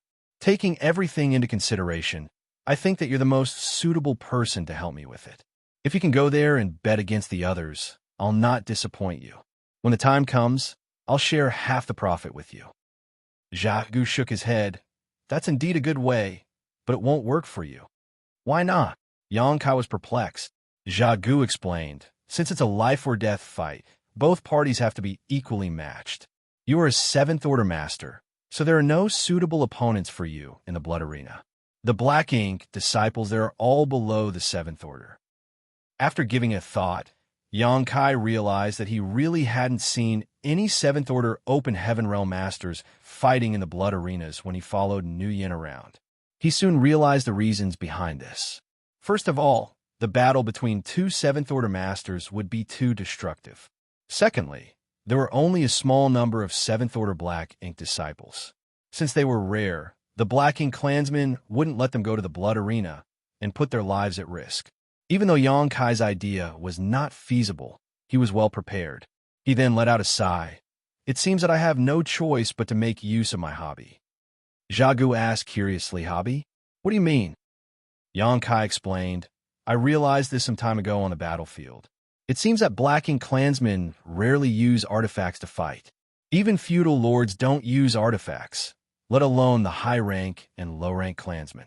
It seems that you all are used to fighting with humans using only Black Ink strength and secret techniques. Xiagu nodded. To us, Black Ink strength is the source of our powers, just like World Force is to humans. Although we're physically stronger than humans, we know nothing about the Tao of artifact refining. The artifacts we have were all snatched from humans or refined by Black Ink disciples, so they're quite rare. However, most artifacts we snatch from the humans are not suitable for us to use. Xianxia asked, Do you have your own artifact, Brother Xiagu? Xiagu shook his head. I once used a sword I obtained from a human, but that thing's grade was too low, and it didn't suit me. I threw it away after using it a couple times. After pondering on it for a moment, Xianxia reckoned that given Xiagu's size, it would be akin to holding a knife for him when he grabbed a human sword. The weapon wouldn't be useful for him on the battlefield. With his brow arched, Xianxia asked, What if I refined an artifact that was tailored to you? Xiagu was startled for a moment. You know how to make artifacts? I know a thing or two. You really know how to refine artifacts? Xiagu was astounded. Are you what the humans call an artifact refiner? Xianxia put on a faint smile. I supposed I could be considered an artifact refiner. Xiagu sized him up while feeling doubtful. Is that what you mean when you said you wanted to monetize your hobby? Yes. Xianxia frowned. Don't you believe me, Brother Xiagu? Xiagu shook his head. It's not that I don't believe you. I'm just surprised that you're an artifact refiner. Humans are always highly protective of their artifact refiners. Why did you appear on the battlefield? Xianxia explained, Artifact refining really is just a hobby for me, so I haven't spent a lot of time practicing it. In fact, not many humans are aware that I'm an artifact refiner, as I haven't made anything since I ascended to the open heaven realm. However, I should still be able to make some simple artifacts. He then leaned forward and spoke in a tempting voice. Do you want to give it a try, Brother Xiagu? With a suitable artifact, you'll be more powerful on the battlefield. Certainly, Xiagu couldn't resist such a temptation, so he rose from the chair and declared, Come with me. Martial Peak, Chapter 5073, Enhancing a Giant Halberd. Xianxia followed Xiagu to the deepest part of the castle. After they descended nearly 3 kilometers, they arrived at a huge cave where hot air blew right at their faces. As Xianxia lifted his head and was surprised by what he saw, that was because there was natural earth fire in his underground cave. The omnipresent hot air billowed from that earth fire. In this cave, there were some traces of restrictions set up by humans, and the entire cave was covered with a grand array. The center of the grand array was where the earth fire gathered. There were also some miscellaneous materials strewn around the cave. It seemed that many of the materials had been used here before. Xianxia frowned with a puzzled expression. Xiagu shuffled towards the center of the grand array. His aura seemed to have triggered the grand array's power, and the earth fire, which was hot enough to melt metal, came right at him. Ignoring it, Xiagu covered his hand with Black Ink strength and extended it into the earth fire. When he retracted his hand from the earth fire, he was holding something. He walked away from the center of the grand array and passed the thing to Xianxia. Look at this. Xianxia took it with both hands and instantly felt a hefty weight. Even with his strength, his arms still sank slightly, which went to show how heavy this thing was. It was a giant halberd that was about 15 meters in length and as thick as a human leg. This giant halberd looked awkward in Yang Kai's hands, but it did suit Jia Gu's size quite well. Yang Kai examined the giant halberd in shock. As he scanned it with his divine sense, he soon realized something. Was this created by a human artifact refiner? He then turned to look at Jia Gu in astonishment. Where did you get it? Given his eyesight, he could see that even though this giant halberd was made by a human artifact refiner, it wasn't fully refined. It was more like a half-finished prototype. This kind of weapon wouldn't be useful on the battlefield, as any open heaven realm master could easily destroy it. I used to have a black ink disciple who knew a little about artifact refining. He spent a lot of time and resources creating this thing for me. Yang Kai was stunned, as he hadn't expected that to be the story behind it. It was because of his suggestion that I decided to build my estate here. This place has an earth fire he needed for artifact refining so that he could make full use of his skills. Unfortunately, before he could finish refining this thing, he left behind a setup and told me to nurture this thing in the earth fire. He said that perhaps it would be usable after 100 years or so. Upon hearing that, Yang Kai shook his head. It's useless. Since the foundation isn't solid, it's pointless to keep nourishing it. Jia Gu arched his brow. What do you mean? Yang Kai explained, I have no idea what kind of achievements your former black ink disciple had in the Tao of artifact refining, but this thing looks mediocre to me. The foundation of this artifact has been set, so even if it is nurtured for 100 years, you will only obtain a low-rank artifact. Jia Gu's eyes brightened. Are you saying that you're more skillful than he was in artifact refining? Yang Kai put on a proud smile. Indeed. An agitated Jia Gu asked, if you were to refine it, what do you think you can make out of it? After a moment of deliberation, Yang Kai replied, the artifacts used by humans are categorized into low, mid, and high, which correspond to the ranks of the open heaven realm. People who can make high-rank artifacts are called artifact refining grandmasters. My artifact refining skills are average, so I'm far from being a grandmaster. Nevertheless, it won't be hard for me to make mid-rank artifacts. Yang Kai had spent 10 years learning artifact refining, and the one who taught him was Chai Hao, who came from Divine Cauldron Cave Heaven. Chai Gao was the sixth disciple of Dongguan Ping, and even though he wasn't as skillful as a great grandmaster like Dongguan Ping, he was still a grandmaster. With such a person as a teacher, anyone would grow a lot regardless of how terrible their aptitude was. Moreover, there were many similarities between artifact refining and the alchemic Tao. Additionally, Yang Kai was a 7th-order open heaven realm master with outstanding strength and aptitude. During the 10 years he had spent learning artifact refining from Chai Hao, his skills improved greatly. Now his Tao of artifact refining had reached the 3rd level of comprehension, taking the initial steps.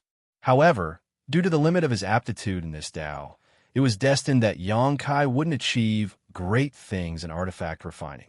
Perhaps he would be able to refine high-rank artifacts one day if he kept improving his skills, which would make him a grandmaster. Nevertheless, that would be the limit he could never break through in his lifetime. He could never become a great grandmaster like Dongguan Ping. As Yang Kai had learned from a grandmaster from Divine Cauldron Cave Heaven, regardless of his level of artifact refining now, his vision was much sharper than that of the average artifact refiner. He could clearly see the weaknesses in this giant halberd. He hadn't expected that Jia Gu had a subordinate who was an artifact refiner in the past. Nevertheless, judging from the way this giant halberd was made, it was safe to assume that the artifact refiner who refined it was not very accomplished in this Tao, and since he wasn't around, he had probably lost his life on the battlefield. Fortunately, the artifact refiner had at least built a setup to allow the giant halberd to be nourished in the earth fire, so it was possible that Jia Gu could obtain a low-rank artifact in 100 years. Nonetheless, as a feudal lord, it would be of no help to him to use a low-rank artifact in combat. Meanwhile, Jia Gu became increasingly excited. You must not lie to me. Yang Kai tiled his head and asked, why would I lie to you? Prove it to me, then. Make me an artifact based on this one here. I'll provide all the materials you need. If you succeed, I'll give you a reward. Fair enough. Yang Kai directly agreed to it. This was the reason he had come all the way here in the first place, but he hadn't expected that things would go so smoothly. Moreover, there was already an environment that an artifact refiner needed. It could be said that Yang Kai had acquired the inheritance left behind by Jia Gu's former Black Ink disciple. As he felt the giant halberd with his hands and examined it, Yang Kai commented, "It would be wasteful to create an entirely new weapon. Although this thing is a bit shoddy, and its form has been finalized, the materials used are precious.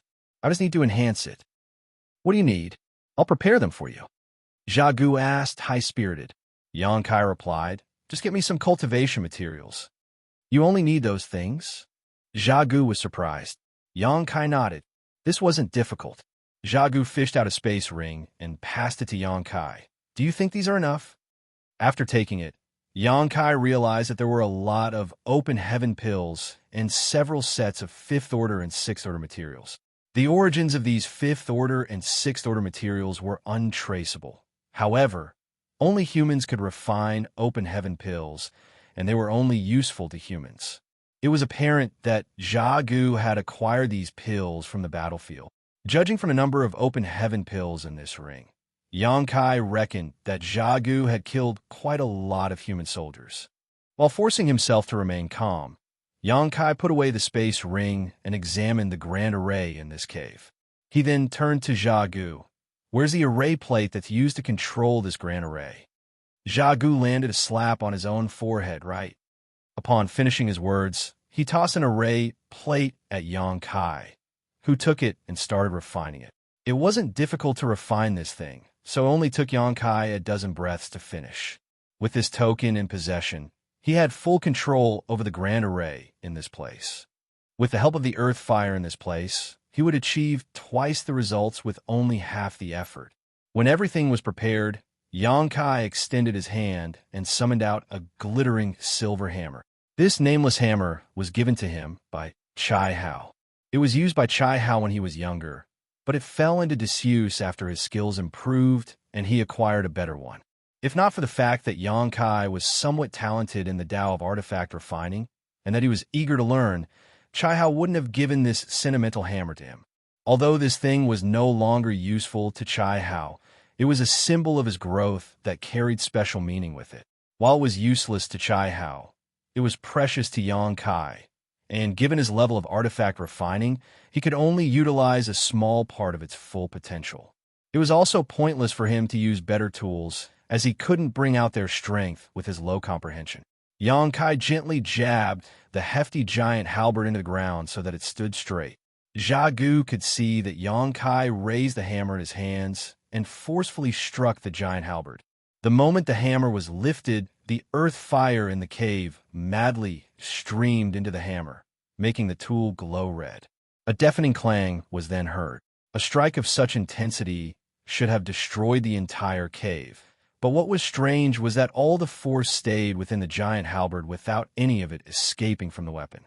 This was apparently because Yang Kai had full control over his strength, allowing him to put all of it to use. Jia Gu arched his brow at the sight. For all intents and purposes, a feudal lord was equivalent to a 7th order human master. However, Jia Gu reckoned that he didn't have such precise control over his strength. This went to show the vast difference in power between Yang Kai and himself, and he reckoned that it was no wonder Yang Kai was able to kill so many Black Ink clansmen on his own. However, what he saw made him feel puzzled.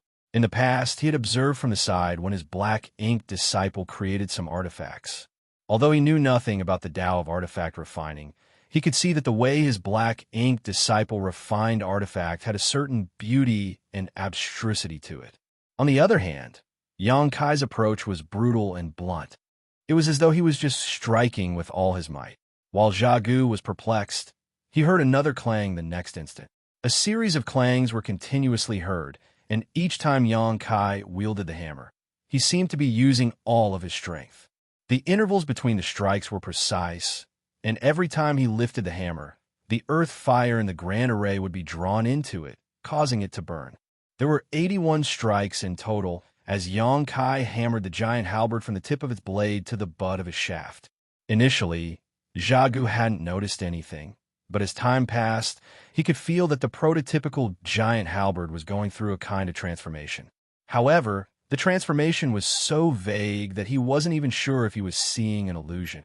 After 81 strikes, Yankai's aura had become a bit unstable.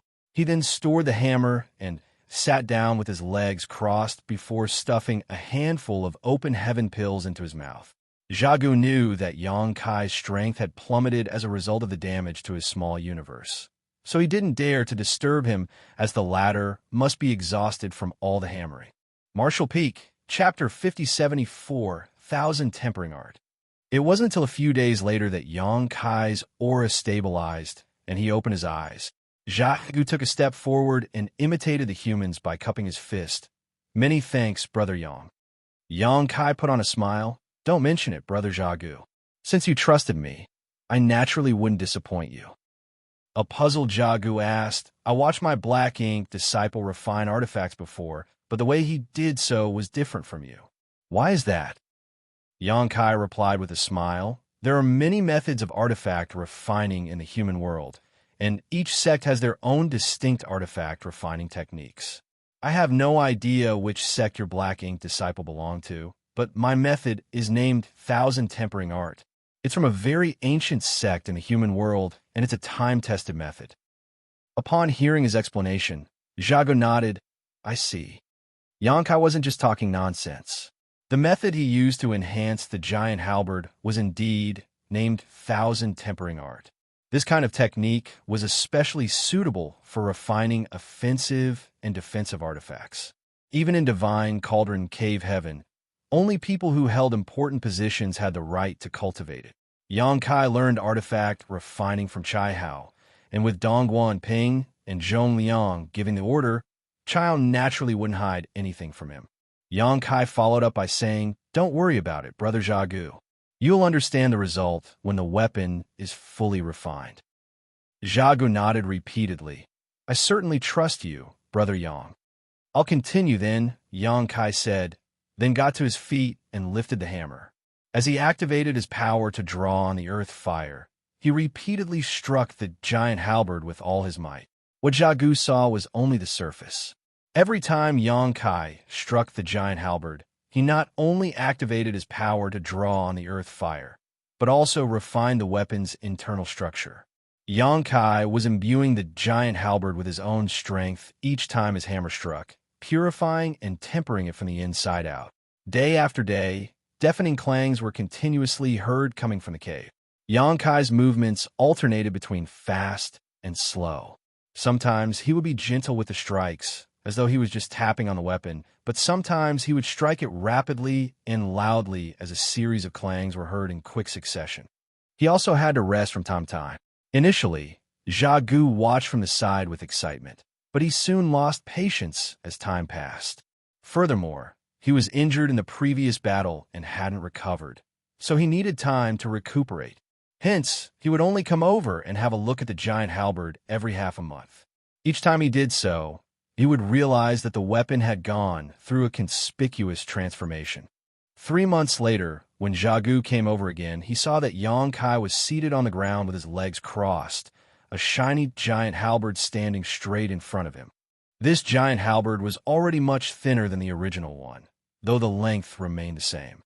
However, Xiagu could feel that this weapon radiated an imposing aura. If the initial giant halberd was like a pearl that was covered in dust, then this one radiated a dazzling glow after the dust was removed. Xiagu's breathing became rapid. As he stepped forward, he grabbed the giant halberd and lifted it off the ground. After holding it in his grip, he realized that the weight, length, and thickness of the weapon perfectly matched his build and strength. It was as though the weapon was custom-made for him. There were some abstruse patterns on the shaft of the weapon, and as he infused black ink strength into it, the giant halberd started humming and growling like an awakened beast. The complicated patterns were able to amplify the power of his black ink strength. He couldn't help but put on a bright smile.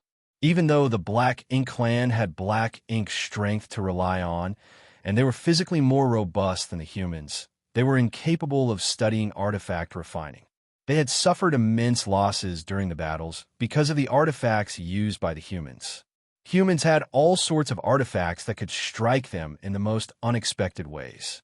As the two races clashed, a lot of Black Ink clansmen were killed by the artifacts that the humans used. If the Black Ink clan were able to make artifacts, the humans would have been destroyed by now. However, even a feudal lord like him found it hard to get an artifact that was useful to him. This couldn't be helped, as the artifacts snatched from the humans were not suitable for him. Although he had a Black Ink disciple who knew a thing or two about artifact refining in the past, that disciple's skills were mediocre. It never crossed his mind that he would obtain such a weapon on this day. With this artifact in his hands, Xiagu could feel that his combat power had increased by 20%. The increase might not be much, but it might save his life and turn a battle around at a critical moment.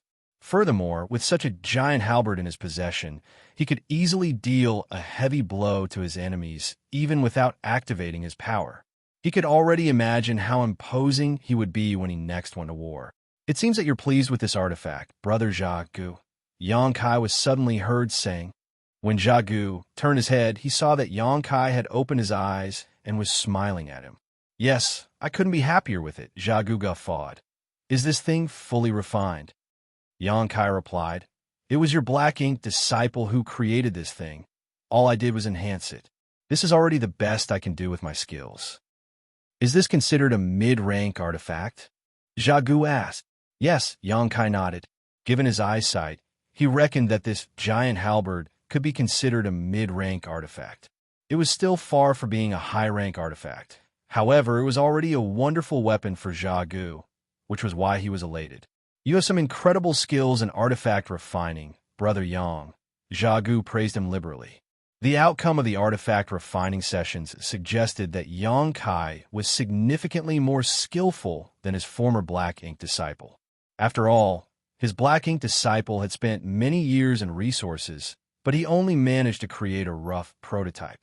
"Many thanks for your compliment," Yang Kai replied humbly. After examining the giant halberd in his hands, Xiagu carefully stored it and glanced at Yang Kai. "I said that if you're able to fulfill my demand, I would give you a reward. Why don't you tell me what you want? I'll get it for you as long as I'm able to." Yang Kai broke into laughter. "Don't you know what I want, Brother Xiagu?" Xiagu was startled upon hearing that, but he soon realized what the other man meant. "Got it. However, a profound Yin spirit fruit is quite costly. Even if I sell all of my assets, I might not be able to afford one." Yang Kai said, "If you can help me buy a profound Yin spirit fruit, I'll refine an artifact armor for you. The quality will be just as good as this giant halberd." Xiagu fell silent for a moment. He couldn't help feeling tempted when he envisioned himself wearing an artifact armor and holding the giant halberd on the battlefield. So he soon nodded. "Deal." Yang Kai added, "You'll have to provide all the materials for making the artifact armor, though." "Of course. When will I get the profound Yin spirit fruit?" "I'll get it for you within 3 days." Upon finishing his words, Xiagu turned around and left. It was apparent that he was trying to come up with a way to buy a profound Yin spirit fruit. Even though he was just a feudal lord, he had accumulated some funds over the years. So in truth, it wouldn't be hard for him to purchase a profound Yin spirit fruit. After he was gone, Yang Kai let out a breath. His most pressing problem had been solved as he had secured a profound Yin spirit fruit. After he was done making artifacts for Xiagu, he hoped to spread the news that he was skillful in artifact refining. That way, he would be able to move on to the next stage of his plan when He Yuan was done recuperating. Xiagu was indeed a man of his word, and just 3 days later, he returned to the cave and passed a wooden box to Yang Kai. After taking the box, Yang Kai opened it and saw a profound Yin spirit fruit inside. "Many thanks, Brother Xiagu." Yang Kai cupped his fist. Xiagu waved his hand. "There's no need to thank me for fulfilling a deal. You should quickly refine this profound Yin spirit fruit and repair your small universe." "That's what I thought as well. I'll not disturb you for now. Just notify me when you're ready." Yang Kai nodded. Xiagu then turned around and left the place. It wasn't until Jia Gu was out of sight that Yang Kai fished out the profound Yin spirit fruit. Even though the World Tree clone was continuously repairing his small universe, and there were already some results, the progress was quite slow. He didn't have so much time to spare, and with the help of this profound Yin spirit fruit, he reckoned that his small universe would recover much more quickly. Without hesitation, he stuffed the profound Yin spirit fruit into his mouth and started refining it. Soon, a warm stream of energy rose from his stomach and penetrated his small universe. As the medicinal efficacies of the profound Yin spirit fruit circulated, the damaged part in his small universe was being repaired at an incredible pace. The average cultivator wouldn't experience such a rapid result after ingesting this spirit fruit. The reason Yang Kai's small universe could heal quickly was that he also had the help of the World Tree's clone. Even so, it still took him 3 months to finish. The moment his small universe became complete again, Yang Kai felt his aura surging. He was overwhelmed with a sense of ecstasy. The damage to his small universe made him feel as if something was missing. Be it activating his power or cultivating, he had been greatly affected.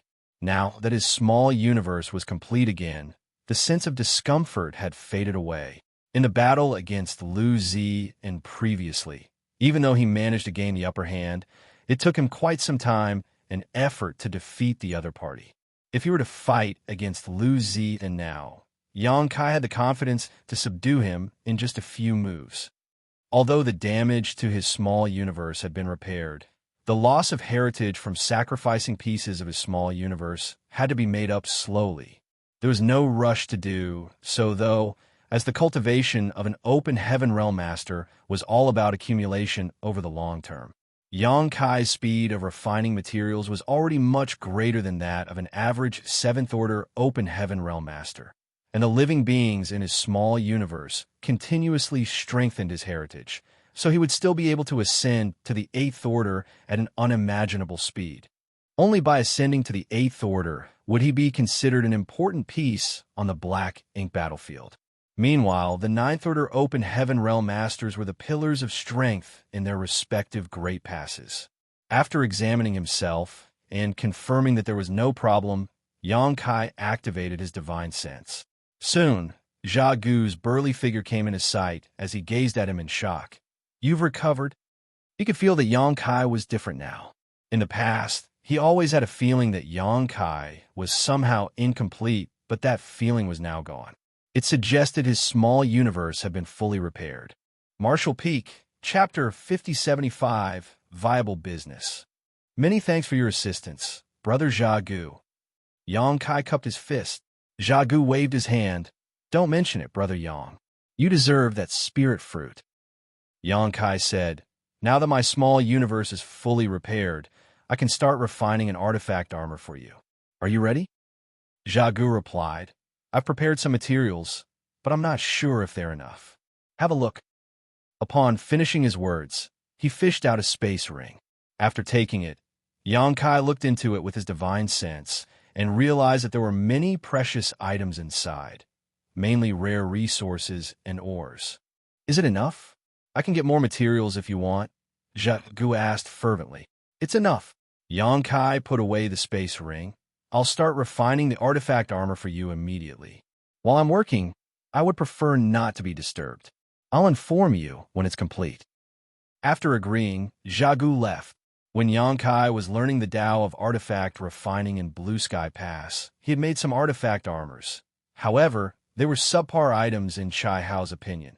After all, they were not refined well enough for combat use. They would be putting the human soldiers' lives at risk by letting them wear such artifact armor and go into war. Although such artifacts were not good enough for humans, they would be invaluable to the Black Ink clan. Therefore, Yang Kai didn't have to produce a high-quality artifact. He just had to make sure that the artifact armor was as good as the giant halberd. Given his mastery in artifact refining now, he had the confidence to achieve this. It took him 3 months to enhance the giant halberd. However, it only took him 2 months to create an artifact armor from scratch. There were 2 reasons why it took him a shorter time. First of all, his small universe had been fully repaired, so he had better control over his own power. Secondly, during the process of artifact refining, his skills had also improved significantly. Although he had spent 10 years studying artifact refining in Blue Sky Pass, it wasn't enough time for Xianxia to really hone his skills. It required a much longer period of work and experience for anyone to become a master in artifact refining. During the 10 years of training, Xianxia had taught Xianxia everything he knew about the Tao of artifact refining until there was nothing else he could teach him. Of course, this did not mean that Xianxia was already on par with Xianxia when it came to his mastery of artifact refining. It would take a person hundreds, if not thousands of years of studying and practicing artifact refining in order to become a grandmaster like Xianxia. However, Xianxia was no longer able to teach him anything else, for Xianxia had already grasped all the theoretical knowledge that was passed down to him. As for how far he would go in the Tao of artifact refining, that would depend on his own efforts and opportunities. Growth could only be achieved by continuously practicing artifact refining. Therefore, when Xianxia got around to refining this artifact armor, his mastery of artifact refining was already much better than before, and after he was done, his skills improved again. The quality of the artifact armor he had made was obviously higher than that of the giant halberd, and the glow radiating from the armor suggested that the artifact was quite extraordinary.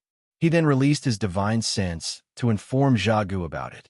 Upon his arrival, Xiaogu eagerly put on the artifact armor and realized that it perfectly fit him. The artifact armor covered his vital parts like the chest, abdomen, and back very well. More importantly, it made him look even more imposing than normal. He was evidently elated. With the artifact armor and the giant halberd in possession, Xiaogu felt that his combat capabilities had increased by 30 to 40%. When he was in a one-on-one fight against the 7th Order Open Heaven Realm Master in the past, he wouldn't be a match for them. However, with these two artifacts in possession, he believed that he could easily defeat any average 7th Order human now. It was the first time he realized that the artifacts made by humans could increase a person's strength so tremendously, and his emotions undulated. On the battlefield, the humans were able to activate the powers of artifacts while the Blacking Clan could only fight with their fists. It was no wonder that the Blacking Clan would always suffer huge losses in each battle, even those that they eventually won. It was because they didn't have any artifacts with them, while practically all humans had 1 or 2 artifacts on them. If the Blacking Clan could be equipped with these artifacts, they would be able to destroy the human race with ease. "Are you satisfied with it, Brother Xiaogu?" Xianxia suddenly asked. "I couldn't be happier." Xiaogu nodded repeatedly, grinning from ear to ear. "I'm glad that I haven't disappointed you." Xianxia got to his feet. "Since I have finished it, I'll take my leave." Xiaogu was astounded. "Where are you going?" Xianxia replied, "Well, I'm going back to Sir Territory Lord Castle. It's been quite some time since I left the castle. I came all the way here to get a profound spirit fruit, and since my goal has been achieved and I've helped you make 2 artifacts, it's time I went back." "There's no hurry to leave." Xiaogu quickly stopped him. A puzzled Xianxia gazed at him and asked, "Is there anything else, Brother Xiaogu?" After hesitating for a moment, Xiaogu replied, "Brother Yang, just some time ago, you asked me how you could make money. I've given it a thought, and I think there's a good opportunity now." Xianxia broke into laughter. "Are you going to tell me that I can earn money by helping other Black Ink clansmen refine artifacts?" "Yes."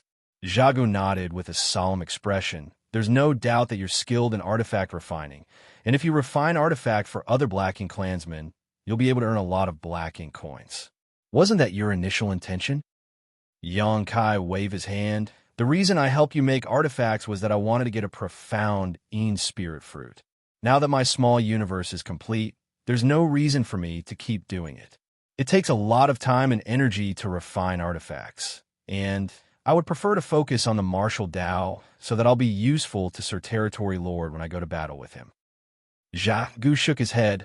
"That's not right, Brother Yang. By cultivating, you're just increasing your own power. However, if you can make artifacts for the Blacking Clan, you'll help lots of people grow stronger, and that will help Sir Territory Lord as well. I'm sure he'd be more than willing to see you refine artifacts for the Blacking Clan." "You have a point, but..." "Brother Yang, You need resources to cultivate, right? However, do you have any of such resources with you now? Yang Kai parted his lips as he seemed to be lost for words. A moment later, he replied dejectedly, I don't. See, Xiagu appeared sincere. Humans always say that one must sharpen their tools before they get to work. In order to cultivate, you need to buy a lot of resources, but what can you do without any black ink coins? By refining artifacts for others, you'll be rewarded handsomely. The corner of Yang Kai's mouth twitched. You're indeed knowledgeable, Brother Xiagu. You seem familiar with many sayings humans use. Xiagu replied with a smile. I learned those sayings from my previous black ink disciple. In any case, I've been sincere with you, and I don't intend to harm you in any way. I know. Yang Kai scowled and fell into his thoughts. Xiagu said, What's there to consider?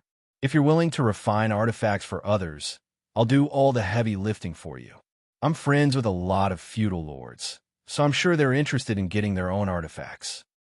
Yang Kai replied hesitantly, It's been a long time since I left the castle. If I don't go back, I'm worried that Sir Gui Liao will punish me. Xiagu said, You're Sir Territory Lord's black ink disciple. Since he's not around, no one else can boss you around, including Sir Gui Liao. Well, Yang Kai appeared tempted. If I listen to you and help those feudal lords make artifacts while they provide all the materials, how much should I charge them? Xiagu instantly replied, You'll be able to charge 10,000 black ink coins for each artifact. His prompt reply suggested that he had been pondering on this issue for quite some time. Yang Kai was secretly shocked by Xiagu's greed. Xiagu might think that he didn't know the purchasing power of black ink coins, but when he stayed by Nu Yan's side in the past, he already gained some understanding of the value of black ink coins. According to his estimation, if there was a conversation rate between black ink coins and open heaven pills, one black ink coin would be worth 10,000 open heaven pills. In other words, 10,000 black ink coins would be worth 100 million open heaven pills, which was about enough to purchase a full set of sixth-order materials. Of course, this was only a rough estimate, as no one had ever used black ink coins to trade for open heaven pills before, but the conversion rate should be around there. A set of sixth-order materials obviously didn't matter to Yang Kai, but it was a lot of money for a feudal lord who didn't own his own estate. Despite knowing this full well, Yang Kai pretended to know nothing and asked, What can I buy with 10,000 black ink coins? Xiagu replied in a serious tone, A set of sixth-order materials. Yang Kai gasped as he appeared astonished. Xiagu persuaded him by saying, It's a great business idea. You just have to make a few artifacts for others, and you won't have to worry about getting resources anymore. Yang Kai instantly made a decision. It's indeed a viable business. Upon successfully persuading the other man, Xiagu guffawed. Have you agreed to it, then? Yang Kai nodded. Why wouldn't I agree to such a great business idea? However, in order to refine artifacts, I'll need to use the earth fire here. Also, Brother Xiagu will have to help me contact those feudal lords. It wouldn't be appropriate for a black ink disciple like me to directly contact them. Don't worry, I'll handle everything for you. Xiagu appeared ready to make this business a success. Yang Kai was certainly aware of the other man's intentions, so he nodded, Good. We can split the profits evenly from selling the artifacts. Xiagu was shocked upon hearing that. No, that's too much. You're the one doing all the hard work, and the earth fire is practically inexhaustible. I don't deserve 50% of the profit.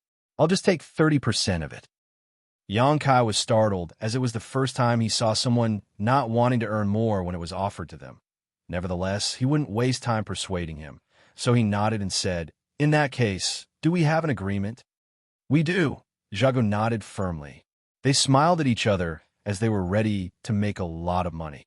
Since an agreement had been reached, Xiagu immediately got to work. After telling Yang Kai to get some rest in the castle, he ordered his subordinates to spread out in various different directions. 3 days later, while Yang Kai was cultivating, he felt the aura of a feudal lord approaching. The person soon arrived and landed in front of Xiagu's castle. Then, Xiagu's subordinate led him inside. The arrival of this feudal lord was just the beginning. In the following half a month, more and more feudal lords came over. Xianxia did some calculations and realized there were more than 10 feudal lords present now. It seemed that Xiagu was on good terms with quite a number of feudal lords. Martial Peak, Chapter 5076, Why don't you just rob us instead? More than 10 feudal lords were led to the reception hall in the castle and were seated. Xiagu took the head seat and had some small talk with all of them. The feudal lords here were all familiar with each other. After all, they lived in He Yuan's territory, so they had come into contact with one another before. They were naturally curious about why Xiagu suddenly invited them to this place, and even after a brief chat, no one knew of the reason. When Xiagu was asked about it, he just acted mysterious by smiling in silence. It wasn't until the last feudal lord arrived and took his seat in the grand hall that Xiagu gently clapped his hands to attract everyone's attention. Then, he rose from the chair and said with a smile, "I'm sure you're all curious about why I've invited you over. It's simple. I want to show you 2 items." A feudal lord, whose figure was especially burly, asked impatiently, "What items are you talking about?" Another feudal lord, who had wings on his back, said, "Xiagu, stop stalling and get on with it. We have no time to waste." Upon hearing that, Xiagu put on a smile. "See for yourselves." As he spoke, he stepped forward. By the time he finished speaking, he was already standing in the center of the grand hall. In front of everyone's eyes, he extended his hand into the void and pulled out a giant halberd that was 15 meters long. At the same time, he took off his shirt and revealed an artifact armor that covered the upper half of his body. The artifact armor and the giant halberd radiated a dazzling glow, which went to show that they were no ordinary artifacts. More importantly, the artifact armor and the giant halberd seemed to be custom-made for Xiagu as they fit him perfectly. Clad in a piece of armor and holding a halberd, Xiagu looked quite imposing. He appeared especially outstanding among these feudal lords. They were all instantly attracted to him with shocked expressions. Given these feudal lords' eyesight, they could see that both the giant halberd and the artifact armor were no ordinary artifacts. They were undoubtedly made by a skilled human artifact refiner. While remaining on the spot, Xiagu looked around and was pleased with their reactions. In fact, if he hadn't known the background of these 2 artifacts, he would have sported the same expression if he saw a feudal lord who possessed them. The burly feudal lord, who spoke earlier, was so shocked that he stood straight up and walked up to Xiagu. After examining the artifacts, he knocked on the artifact armor and nodded lightly. "Astounding. This thing can withstand an all-out attack from me." Xiagu flashed a smile at him.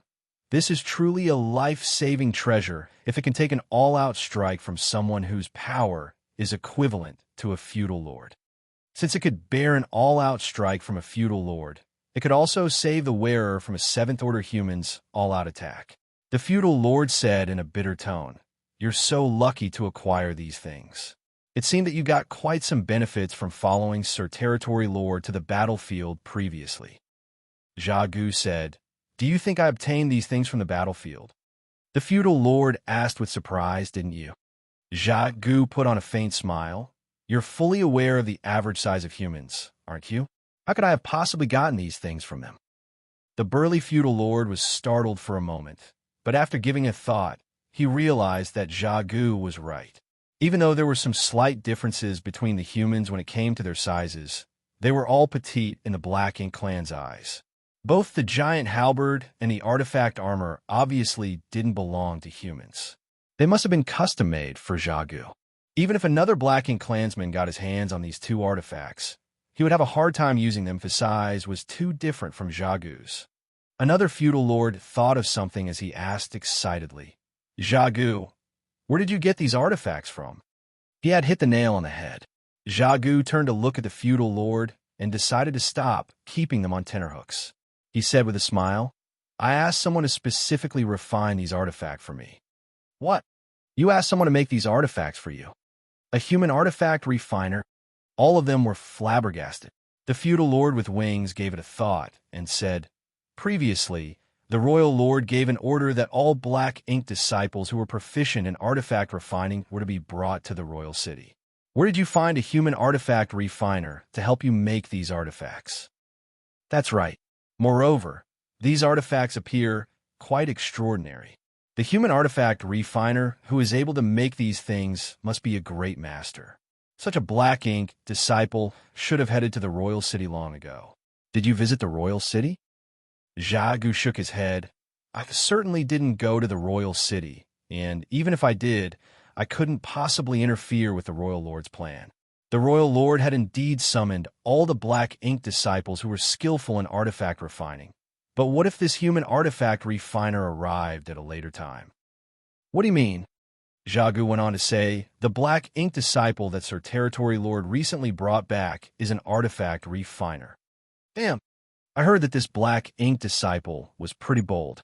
Just because he's a black ink disciple serving Sir Territory Lord, he offended Sir Gui Liao back at the main castle. He left after that, and no one knows where he went. Xiagu said with a smile, I was beside Sir Territory Lord when he corrupted that human. On our way back, I had a chat with that black ink disciple, so it could be said that we're on good terms. That human came to my place after leaving the castle. As for his grudges with Sir Gui Liao, I'm sure all of you are aware of Sir Gui Liao's hobby. That human small universe was damaged seriously in the last battle, so if he gave in to Sir Gui Liao's demand, his order would have regressed. That was why he left in fury and came to my place. The feudal lords nodded. They were aware of Gui Liao's hobby. In fact, some of them had this hobby as well, so they could relate to Gui Liao. A feudal lord asked, he's an artifact refiner. The halberd I hold and the artifact armor I wear were refined by him. He's indeed an artifact refiner, and a good one at that. Where is he? Another feudal lord asked agitatedly. The giant halberd and artifact armor in Xiagu's possession were indeed extraordinary. They certainly wanted something similar.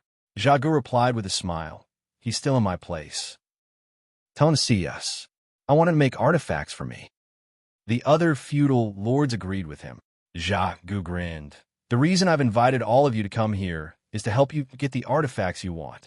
Be it a weapon or an artifact armor. You can place any order. However, go on. Xiagu went on to say, that black ink disciple is a newcomer with no valuable items or resources on him. He certainly doesn't have black ink coins to purchase resources either. Therefore, he can help you refine artifacts, but you have to pay him a reasonable fee. The feudal lord with wings snapped. He should be honored that we're here to tell him to make artifacts for us. How dare he demand a fee from us? A glint flashed through the burly feudal lord's eyes. Xiagu, I guess it's you who wants the fee, not that human. Xiagu replied solemnly. He'll be the one making the artifacts, while I'm just acting as a middleman. The money will be given to him. However, since he's promised to share a part of the profit with me, I naturally wouldn't turn him down. A feudal lord snorted. I knew that a black ink disciple wouldn't be so audacious. Xiagu refuted impassively. That black ink disciple was personally corrupted by Sir Territory Lord, so he's different from the other black ink disciples. He doesn't even have any regard for Sir Gui Liao. Does anyone of you think you're more powerful than Sir Gui Liao? They had heard about what happened in the castle. After all, the battle between Xianxia and Lu Zi and raised such a fuss that it couldn't be hidden. Upon hearing Xiagu's words, these feudal lords were unable to refute him. In fact, he was right to say that since the black ink disciple didn't even have any regard for Gui Liao, it would be useless for them to try to force him to refine artifacts for them. After all, he was the Territory Lord's black ink disciple, so they wouldn't dare to cross the line. Otherwise, they wouldn't be able to explain themselves when He Yuan was done recuperating. Brothers, with such artifacts in your possession, your attack and defense capabilities would be greatly enhanced. They could potentially save your life on the battlefield. Such treasures are hard to come by, so what's there to hesitate over when you're able to get them now? We're a few black ink coins compared to your life. Many feudal lords die on the battlefield, and once they do, their black ink coins become useless. To be honest with you, I spent my entire fortune in order to refine these artifacts. He wasn't lying, for he had indeed spent all of his money. Nevertheless, the cost included the black ink coins he had spent to get Xianxia a profound in-spirit fruit. A feudal lord suddenly said, "It's no wonder that you borrowed some money from me recently. Gu turned to look at that feudal lord. If you want an artifact, I'll give you a 20% discount, and your order will be prioritized. The feudal lord nodded lightly. Gu's sales tactics were effective. Just like he had said, it was hard for them to get their hands on useful artifacts. Now that there was a chance, they wouldn't want to miss it. The reason they were furious was that a black ink disciple had the guts to charge them a fee for his services. However, any fee would be worth it if they could earn greater merits and preserve their life on the battlefield. Another feudal lord asked, "How much will that black ink disciple charge?" Gu directly replied, "You have to provide all the materials, and each artifact costs 20,000 black ink coins." "What? 20,000 black ink coins? Why don't you just rob us instead?" "Are you messing with us, Gu?" These feudal lords were infuriated. It had to be noted that 20,000 black ink coins was a huge sum to them. Even though most of them were able to fork out 20,000 black ink coins, that could only buy them one artifact. If they wanted two, that would cost 40,000. These feudal lords served He Yuan territory lord, which meant they were not powerful enough to have their own independent territories and were thus not very wealthy. By forking out 40,000 black ink coins and paying for all the materials, all their savings would be gone. Faced with their wrath, Gu just smiled in silence. He knew that regardless of how furious these feudal lords were, they would ultimately agree, for there were no black ink disciples who could help them refine artifacts. Even if there were such black ink disciples in the past, these feudal lords didn't have the right to get artifacts from those human artifact refiners. Marshall Peak, Chapter 5077, he's an artifact refiner. Gu told Xianxia that they would charge 10,000 black ink coins for every artifact, which was a hefty price in the latter's opinion. However, Gu directly doubled the price in front of these feudal lords. His intentions were obvious. Otherwise, he wouldn't have tried so hard to make it happen. He naturally wasn't willing to do anything that wouldn't bring him any benefits. This way, for every artifact that was crafted, he only had to give Xianxia 7,000 black ink coins according to their agreement. On the other hand, he would be able to pocket 13,000 black ink coins. He would earn more than Xianxia, who was the one actually making the artifacts.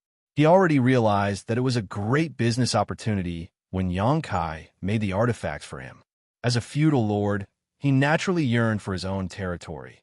However, that would require a lot of black ink coins. Although he had taken part in countless life-and-death fights on the battlefield before, he still hadn't accumulated enough wealth.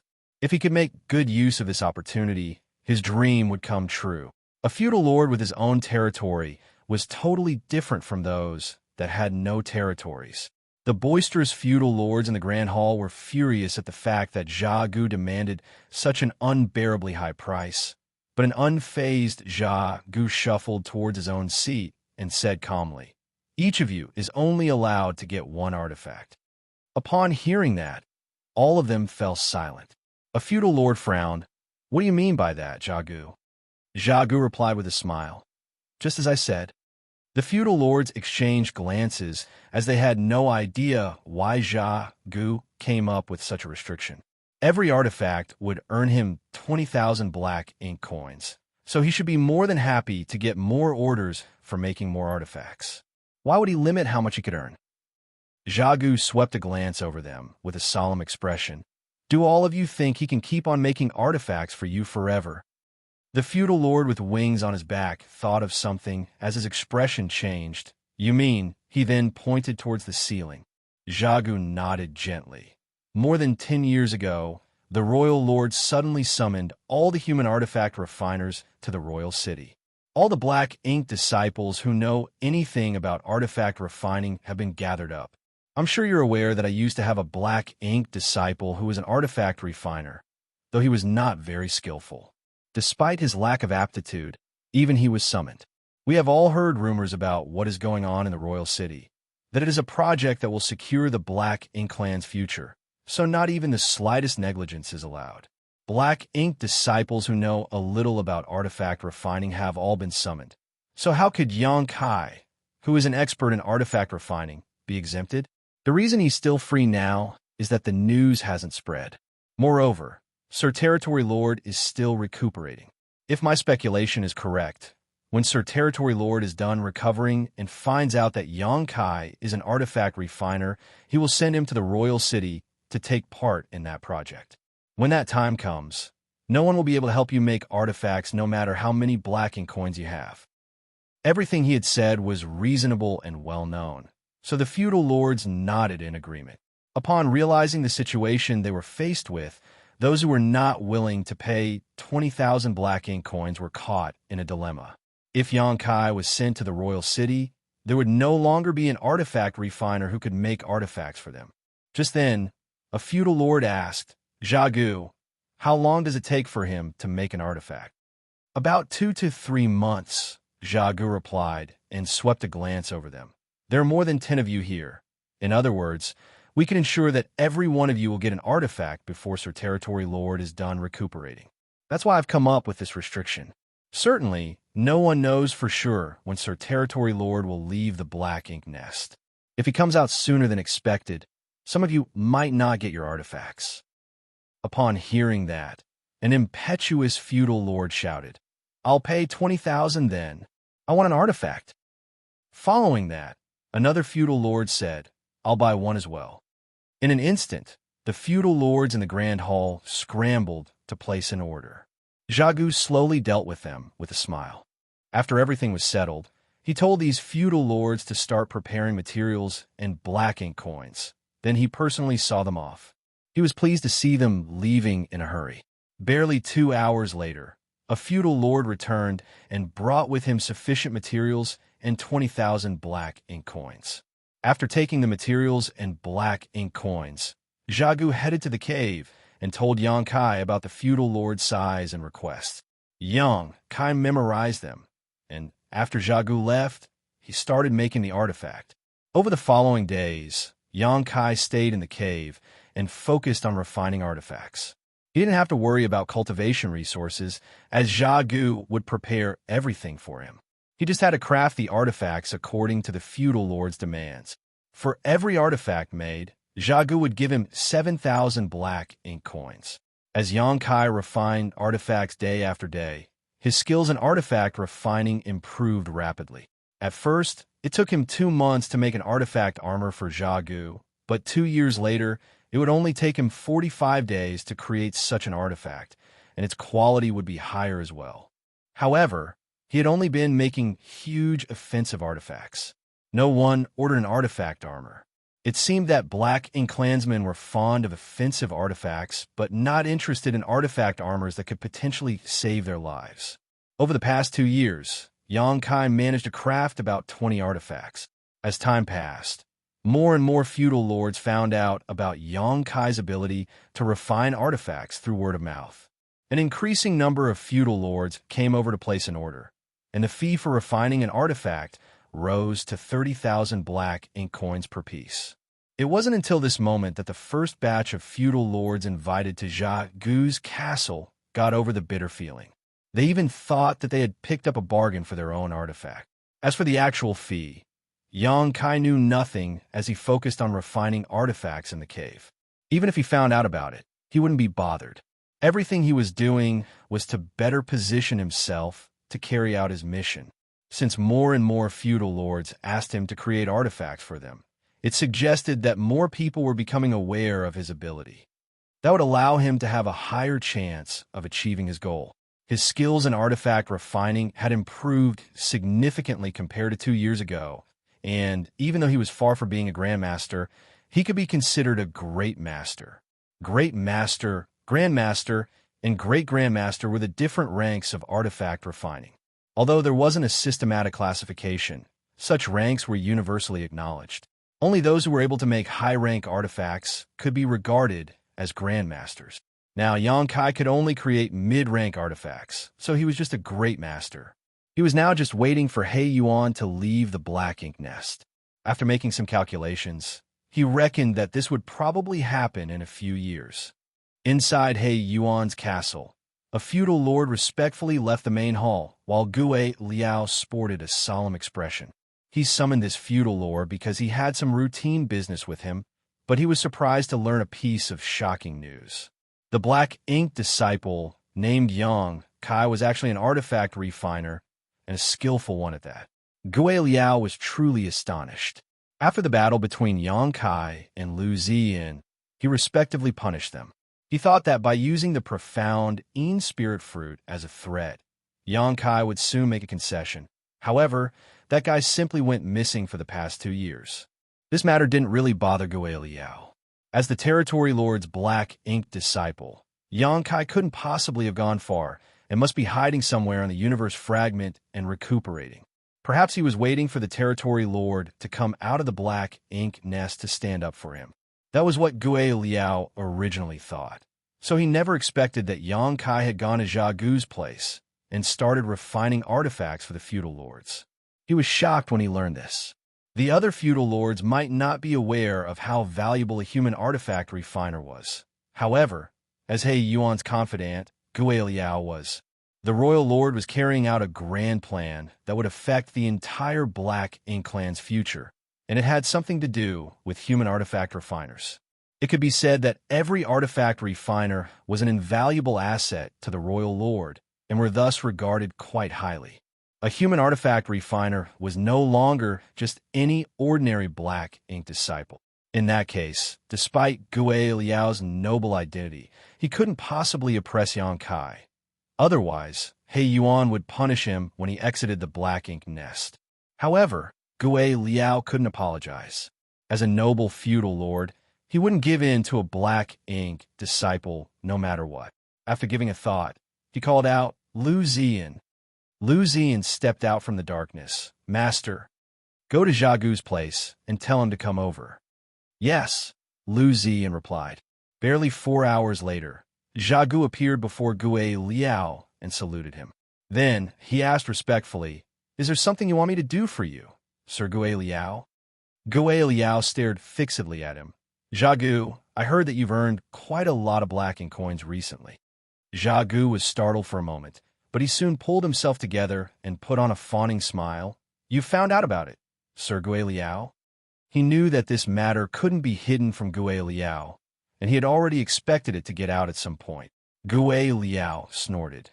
"Before Sir Territory Lord entered the black ink nest, he told me to manage the affairs in his territory. Since such an incident has happened, how could I possibly not be aware of it? How dare you, Jia Gu? Since that black ink disciple is an artifact refiner, why didn't you inform me immediately and instead hid him away in your place to make artifact for others?" Jia Gu slightly bent his back. "Sir Gui Liao, that human is Sir Territory Lord's black ink disciple after all. Since he wants to stay in my place, I can't possibly chase him away." Gui Liao sneered. "You just aren't willing to let him go, are you? You're charging 30,000 black ink coins for an artifact. It would take you dozens, if not hundreds of years to earn that much money." Jia Gu forced a smile. "Please understand my situation, Sir Gui Liao. How much do you give that human?" Gui Liao asked. After hesitating for a while, Jia Gu replied, "I told him that we'll charge 10,000 black ink coins per artifact, and I would get 30%. "You're really something," Gui Liao mocked. "He's the one doing all the work, but he only gets 7,000 black ink coins for each piece while you get 20 to 30,000. You've been treating him well, haven't you? Aren't you worried that when he finds out about it, he'll file a complaint against you in front of Sir Territory Lord?" Jia Gu turned pale. "I suppose Sir Territory Lord won't bother dealing with such a small matter." Gui Liao replied calmly, "Who knows? After all, Sir Territory Lord regards him quite highly." Martial Peak, Chapter 5078, Gui Liao's Plan. Jia Gu instantly became apprehensive upon hearing Gui Liao's words. Over the past 2 years, the amount of black ink coins he had earned off of Yang Kai was significantly more than what he could possibly make in his lifetime. With so much wealth in his possession now, he naturally wouldn't want to give it up. However, just like what Gui Liao had said, if Yang Kai found out about it and filed a complaint with the Territory Lord after the latter left the black ink nest, Jia Gu would be doomed.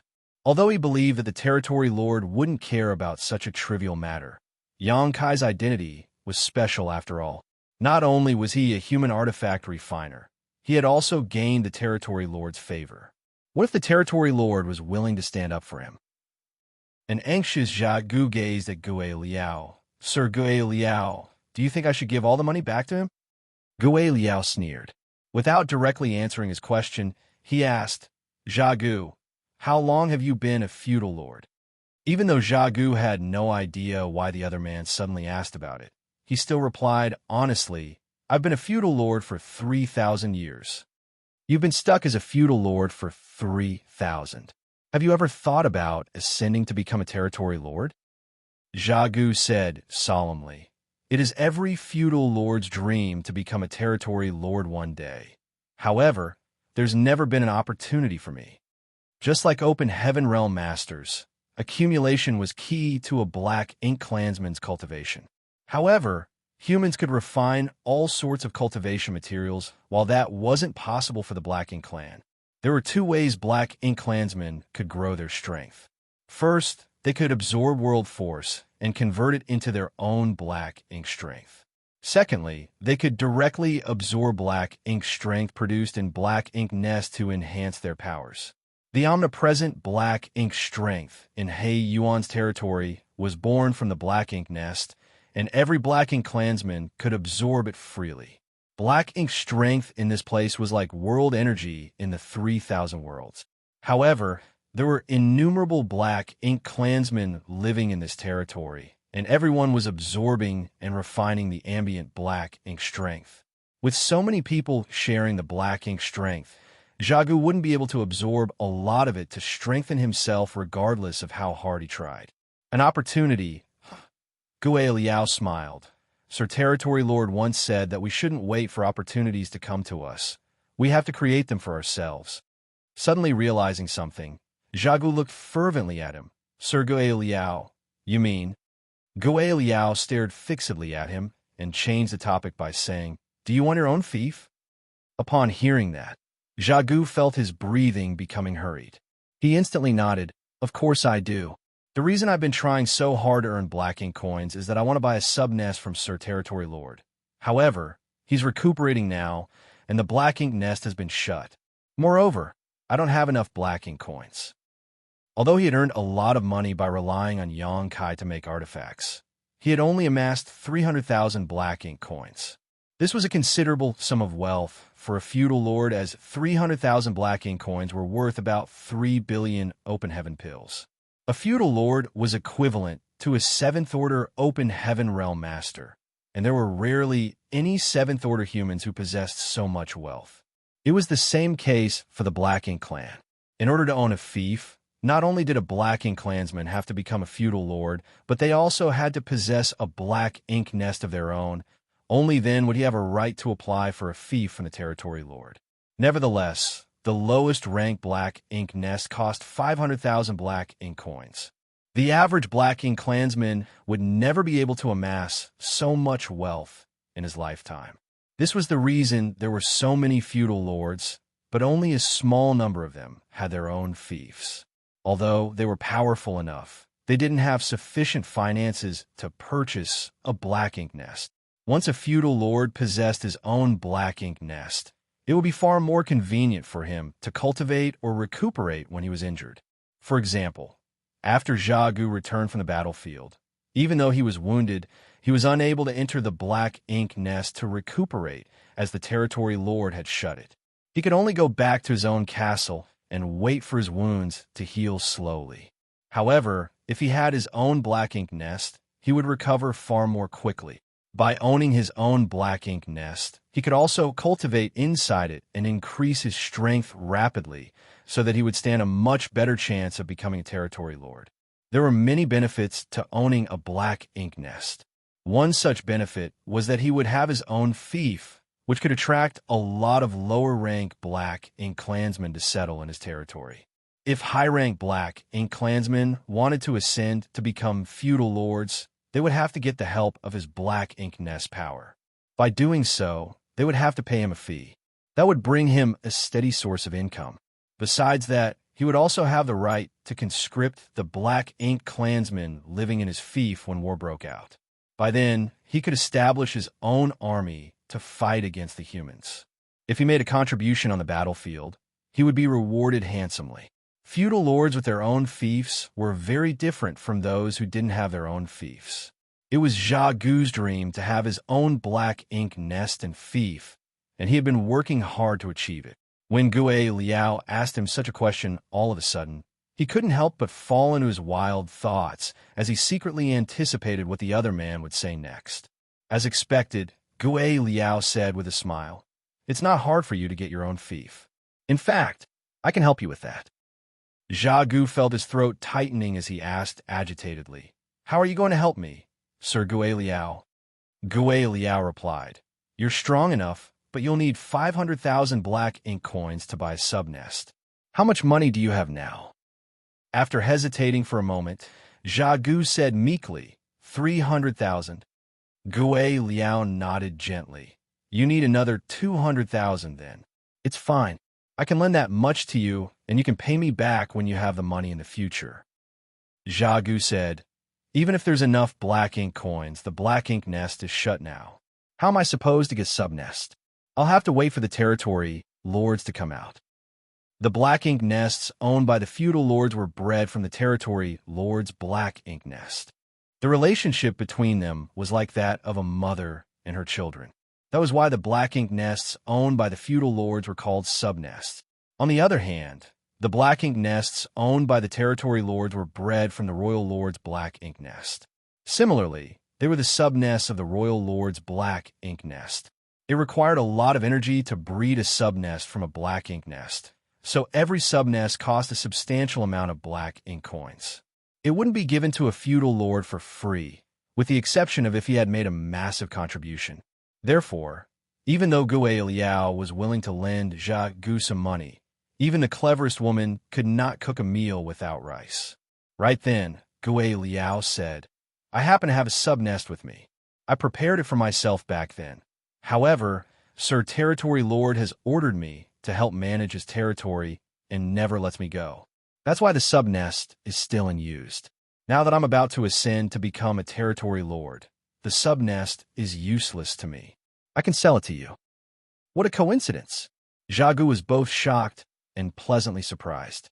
Over the past 2 years, he had been exploiting Xianxia just to get enough money to purchase a subnest, but he hadn't managed to earn enough black ink coins even now.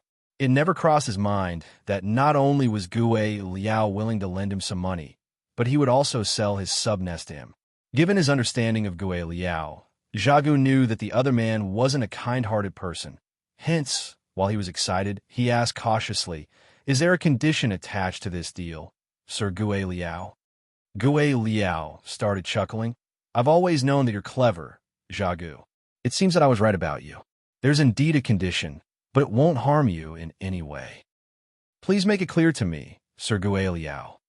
With a solemn expression, Gue Liao said, "When you have your own fief, I want you to bring Xianxia to that place and make him continue refining artifacts. I can introduce some wealthy feudal lords to you who are much richer than your friends. Also, I will take half of the profit from the sale of these artifacts. Additionally, I want him to refine 2 artifacts for me first, 1 offensive artifact and 1 defensive artifact." Jia Gu thought that the other man was indeed greedy by demanding half of the profit. With that said, they could command a higher price from wealthier feudal lords. After all, just like him, the customers he introduced to Xianxia were feudal lords who didn't have their own fiefs. Feudal lords who relied on the territory lord to survive naturally were not affluent. As for making 2 artifacts for Gue Liao first, that wasn't really an issue. After giving it a thought, Jia Gu asked, "Sir Gue Liao, how much do you think we should charge our new customers for artifacts?" Instead of answering his question, Gue Liao asked, "What do you think?" Jia Gu thought that the other man was a bit ridiculous for just throwing the question back at him. But despite what he thought, he still replied, "I'm currently charging my existing customers 30,000 black ink coins per piece. As for the feudal lords that you know, why don't we charge them 50,000 per artifact?" If they charged 50,000 per artifact, other than the 7,000 black ink coins that had to be given to Xianxia, the remaining money would be equally split between Gue Liao and him. That way, he would still get 21,500 black ink coins. It was only slightly less than the 23,000 he was receiving now, which was the amount of money he could get by exploiting Yang Kai on his own. Furthermore, the deal would be worth it since he was able to get a fief and a black ink nest. 50,000 was a huge sum in his eyes. After all, when he demanded 30,000, many feudal lords were unwilling to pay for it. They would cross the line by asking for a higher price. 100,000, Gui Liao said coldly. What? Zha Gu thought that he had misheard him as he gazed at him in shock. 100,000, it's decided. Sir Gui Liao. Zha Gu couldn't help but call out. Isn't this price somewhat exorbitant? Will those feudal lords be willing to pay such a price to get an artifact? Gui Liao sneered. Do not compare the feudal lords you know to my associates. They're all feudal lords who have their own fiefs. Do you think feudal lords who can afford to buy subnests are not wealthy enough? They're all eager to obtain artifacts made by human artifact refiners. However, since all the artifact refiners have been sent to the royal city, they aren't able to get their hands on them even if they want to. If there's someone who can refine artifacts for them, they'll even agree to paying more than 100,000. After all, they only have one life, and they can always earn more black ink coins. After a pause, he went on to say, moreover, when Sir Territory Lord leaves the black ink nest, this business will naturally have to stop. He'll definitely send Yang Kai to the royal city. So if we don't seize this opportunity to earn more money now, there won't be such a chance again in the future. Don't worry. You just have to bring Yang Kai to your fief, and I'll introduce some customers to you. You just have to serve them. Martial Peak, Chapter 5079, The Ranks of Black Ink Nests. Since Gui Liao had said so, there was nothing Zha Gu could do about it other than nod in agreement. Gui Liao then asked, do you have any specific demands when it comes to your fief? After giving a thought, Zha Gu replied, I don't have any specific demands really, but it seems that Yang Kai needs to rely on an external aid like Earthfire to refine artifacts. Do you have a recommendation for that, Sir Gui Liao? Upon hearing that, Gui Liao started going through his universe chart, and a moment later, he left a mark somewhere and passed it to Zha Gu. There was originally a great sun in this area. Although the sun is dead now, it still has a great amount of residual power. Let's just make this place your fief. The power of the great sun is still much greater than an earth fire.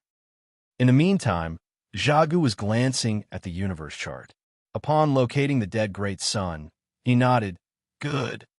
Gui Liao then waved his hand, after which Lu Zi stepped out of the darkness with a unique-looking box in his hands. It wasn't certain what the box was made from, as it didn't look like metal nor jade. It also wasn't certain what was inside the box.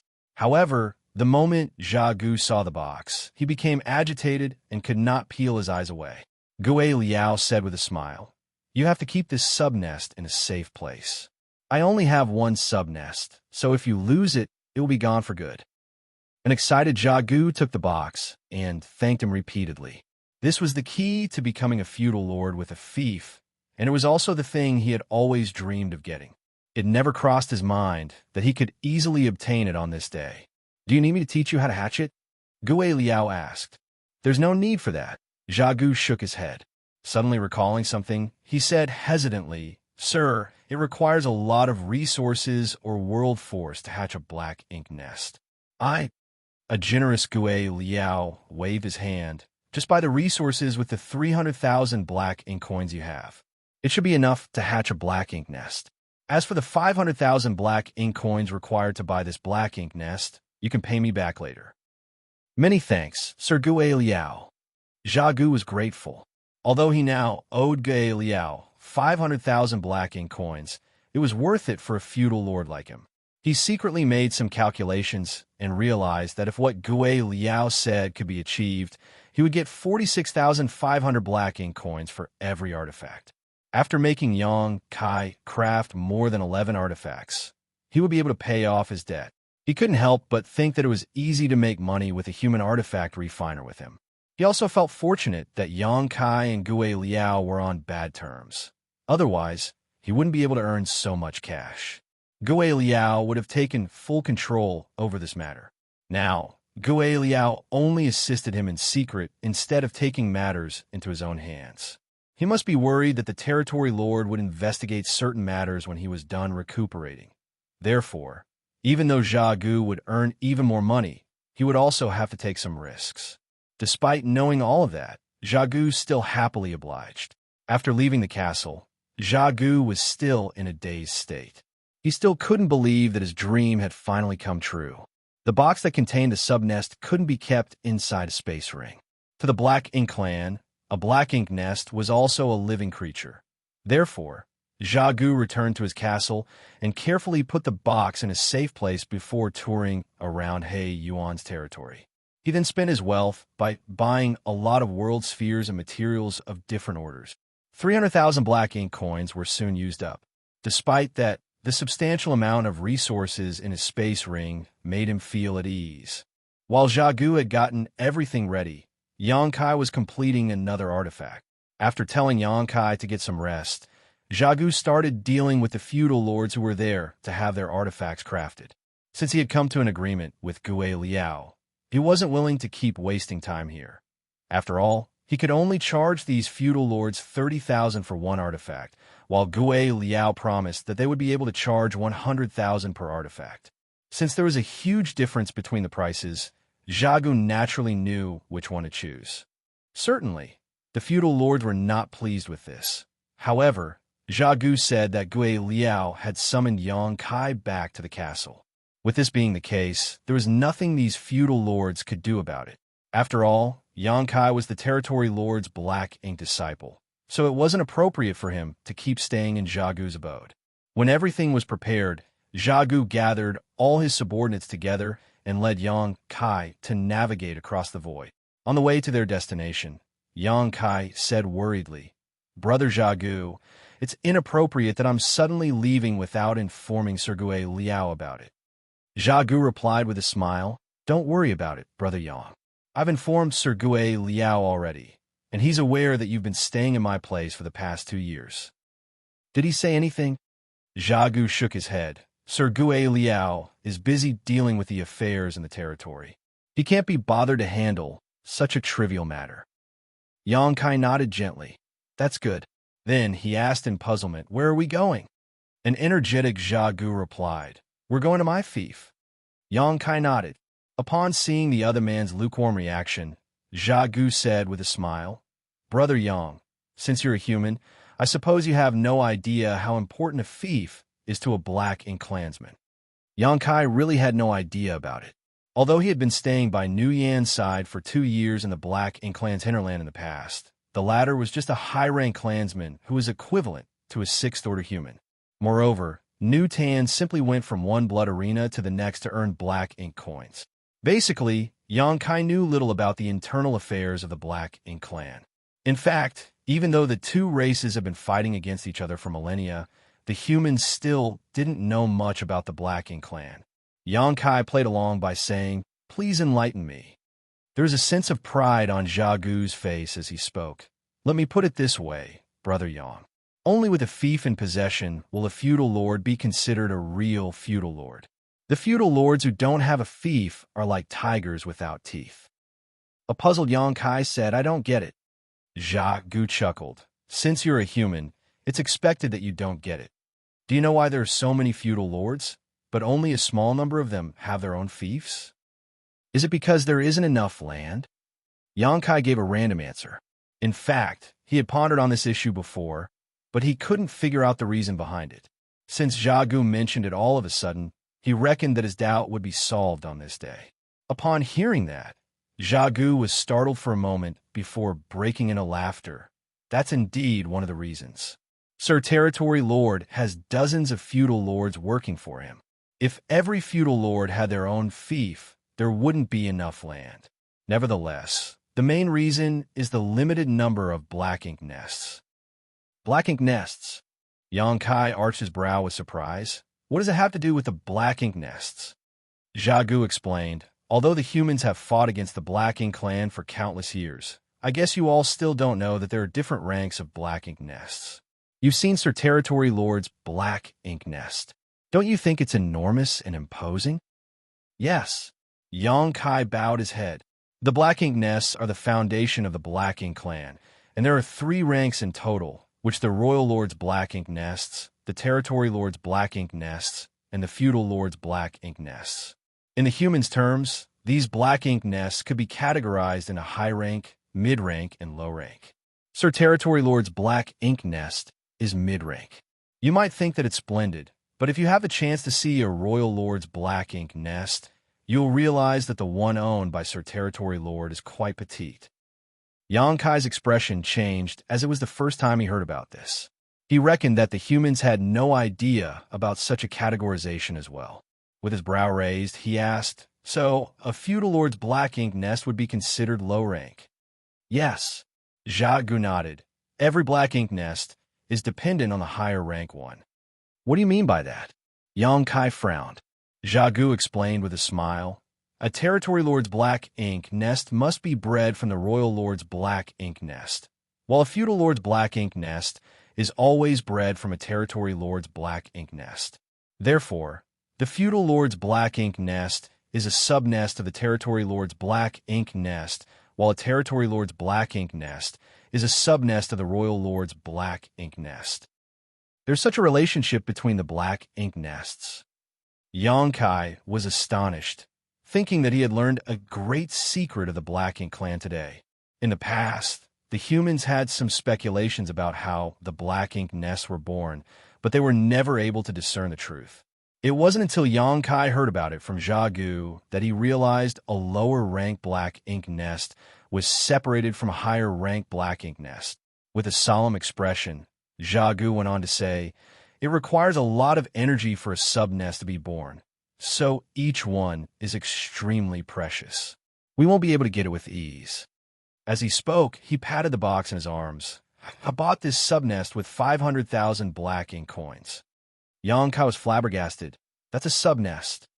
Xianxia had been carrying this box while on their way to their destination. Xianxia could certainly see it.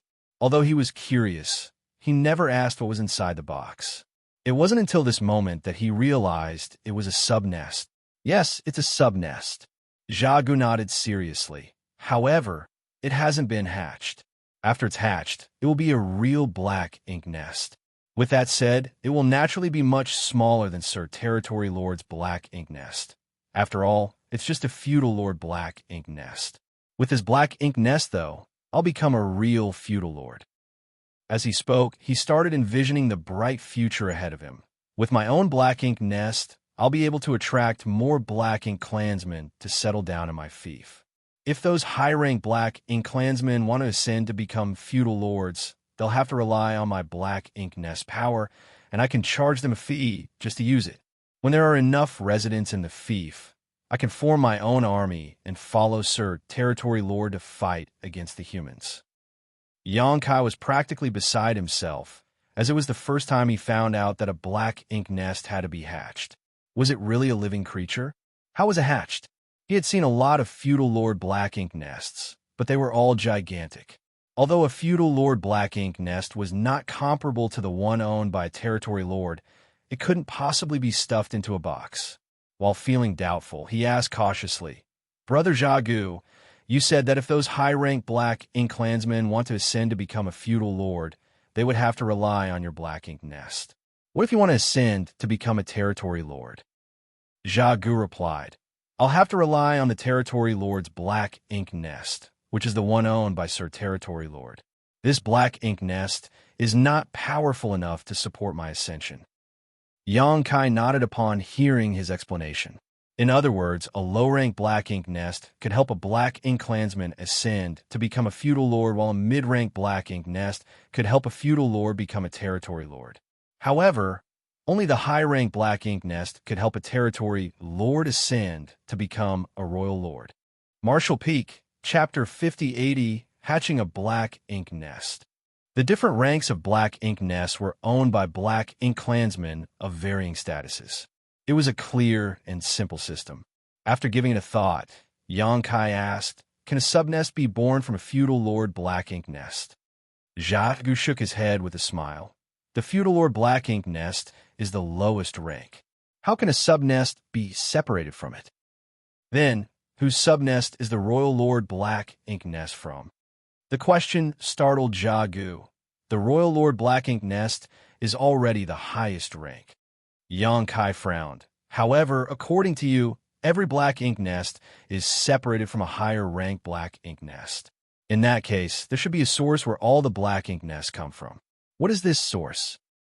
A deja Gu gazed at Xianxia for a moment before putting on a smile. It beats me, Brother Yang. I have no idea what or where the source is. However, as far as I know, the Royal Lord Black Ink Nest is indeed the highest rank. There isn't a higher rank black ink nest. Perhaps the Royal Lord's Black Ink Nest is the source. Xianxia nodded as he could only acknowledge this statement to be true for now.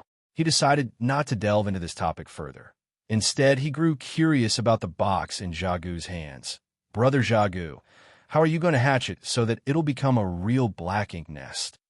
Xiaogu chuckled. You'll find out soon. As they spoke, they kept moving forward.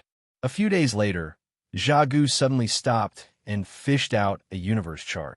Universe charts were initially invented by humans. However, as the two races fought against one another for countless years, many of the humans' inventions had been acquired by the Black Ink clan. Some of the examples were flight-type artifacts and universe charts. It's here. Upon determining their exact location, Xiaogu became energetic. With this place as the center, a half-day's journey radius will now be considered my fief. Xianxia was stunned. Your fief is pretty vast, then. It had to be noted that Xiaogu was a feudal lord, so he could cross quite a distance by flying for half a day. In other words, his fief would be massive. Xiaogu chuckled. It's just luck. Then, he looked around the area.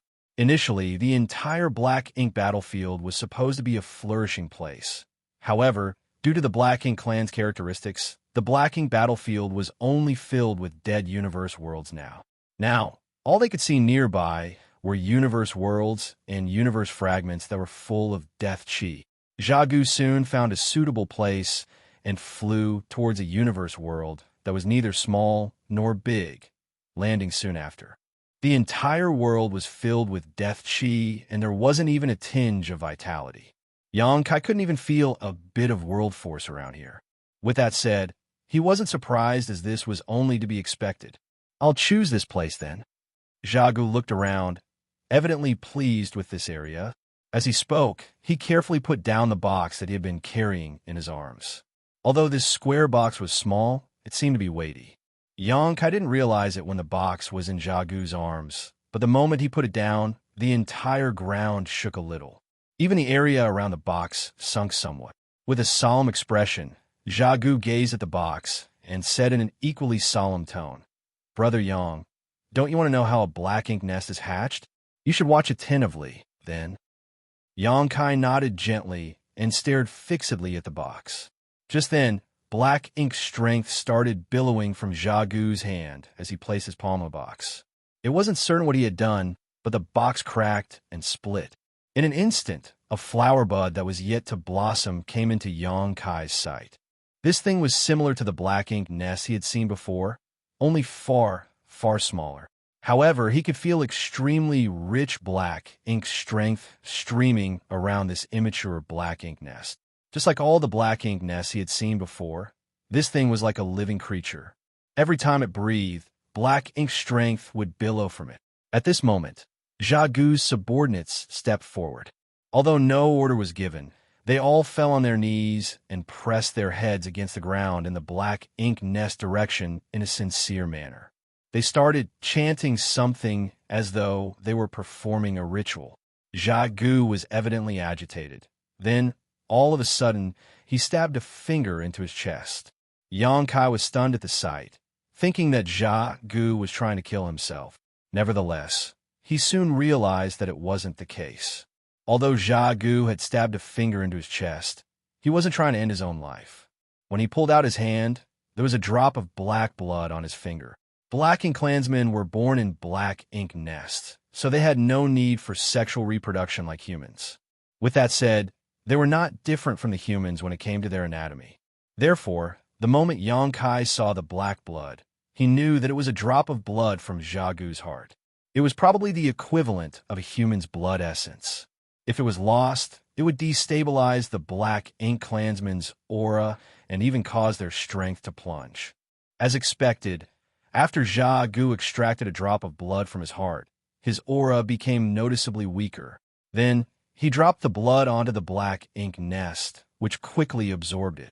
The next moment, a connection was formed between the Black Ink nest and Jia Gu. Xianxia watched from the side as he thought that this was similar to how some humans claimed the ownership of some artifacts by dropping their blood onto them. After absorbing Jia Gu's blood, the Black Ink nest was left with his brand. From now on, this Black Ink nest was Jia Gu's property, and other Black Ink clansmen could never snatch it from him, though it wasn't clear how the Black Ink nest would be impacted upon Jia Gu's death. Xianxia reckoned that nothing would change, though. After all, he had never heard of any incidents where the artifacts would shatter after their owners passed away. There would simply be a new owner after the original owner lost his life. Although Jia Gu's aura had weakened after he finished this, he was clearly high-spirited. He then fished out something from his space ring. Xianxia could see that it was a world sphere that was filled with world force. He wondered where Jia Gu got it from. Without hesitation, Jia Gu threw the world sphere into the middle of the flower bud. The next instant, the Black Ink nest started shaking and throbbing like a heart. The world force inside the world sphere was soon swallowed by the Black Ink nest. As this happened, the entire Black Ink nest started squirming violently as something that looked like flesh grew out of it. The initially petite Black Ink nest started expanding rapidly.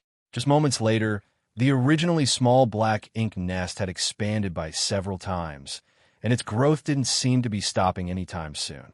Jia Gu continuously threw more world spheres, which were filled with world force, into the Black Ink nest, which never stopped growing.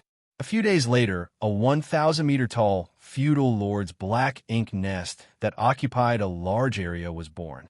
Xianxia was shaken to the core as he watched the entire process. It wasn't until this moment that he figured out how the Black Ink nest came about. In fact, he was probably the first human to ever witness how a Black Ink nest was hatched. Perhaps some Black Ink disciples had seen it in the past, but such information had never been collected by the humans. It's almost done. Jia Gu was pleased as he gazed at the huge Black Ink nest. His subordinates had been repeatedly performing the same ritual in a sincere manner, and they didn't seem to be stopping anytime soon. Is this its final form? Xianxia asked. He had seen a lot of Black Ink nests owned by the feudal lords before, but they were all much larger than this. That was why he was curious. Jia Gu shook his head. This Black Ink nest can still keep growing, but I don't have a lot of resources with me now. I need to use them for other matters. I'll only be able to keep growing this Black Ink nest when I have some spare money. I see. Xianxia bowed his head. Let's take a look inside. Jia Gu was in a jolly mood, and he couldn't wait to share his joy with others. Nevertheless, other than his subordinates, Xianxia was the only Black Ink disciple there. Hence, he could only invite Xianxia to go in. Certainly, Xianxia wouldn't turn him down. In fact, he was curious about what the inside of a Black Ink nest looked like. Although he had entered Zhu Feng's mid-rank Black Ink nest before, that one was specifically used for recuperating. Moreover, all his focus was on killing Zhu Feng back then, so he didn't pay attention to anything else at that time.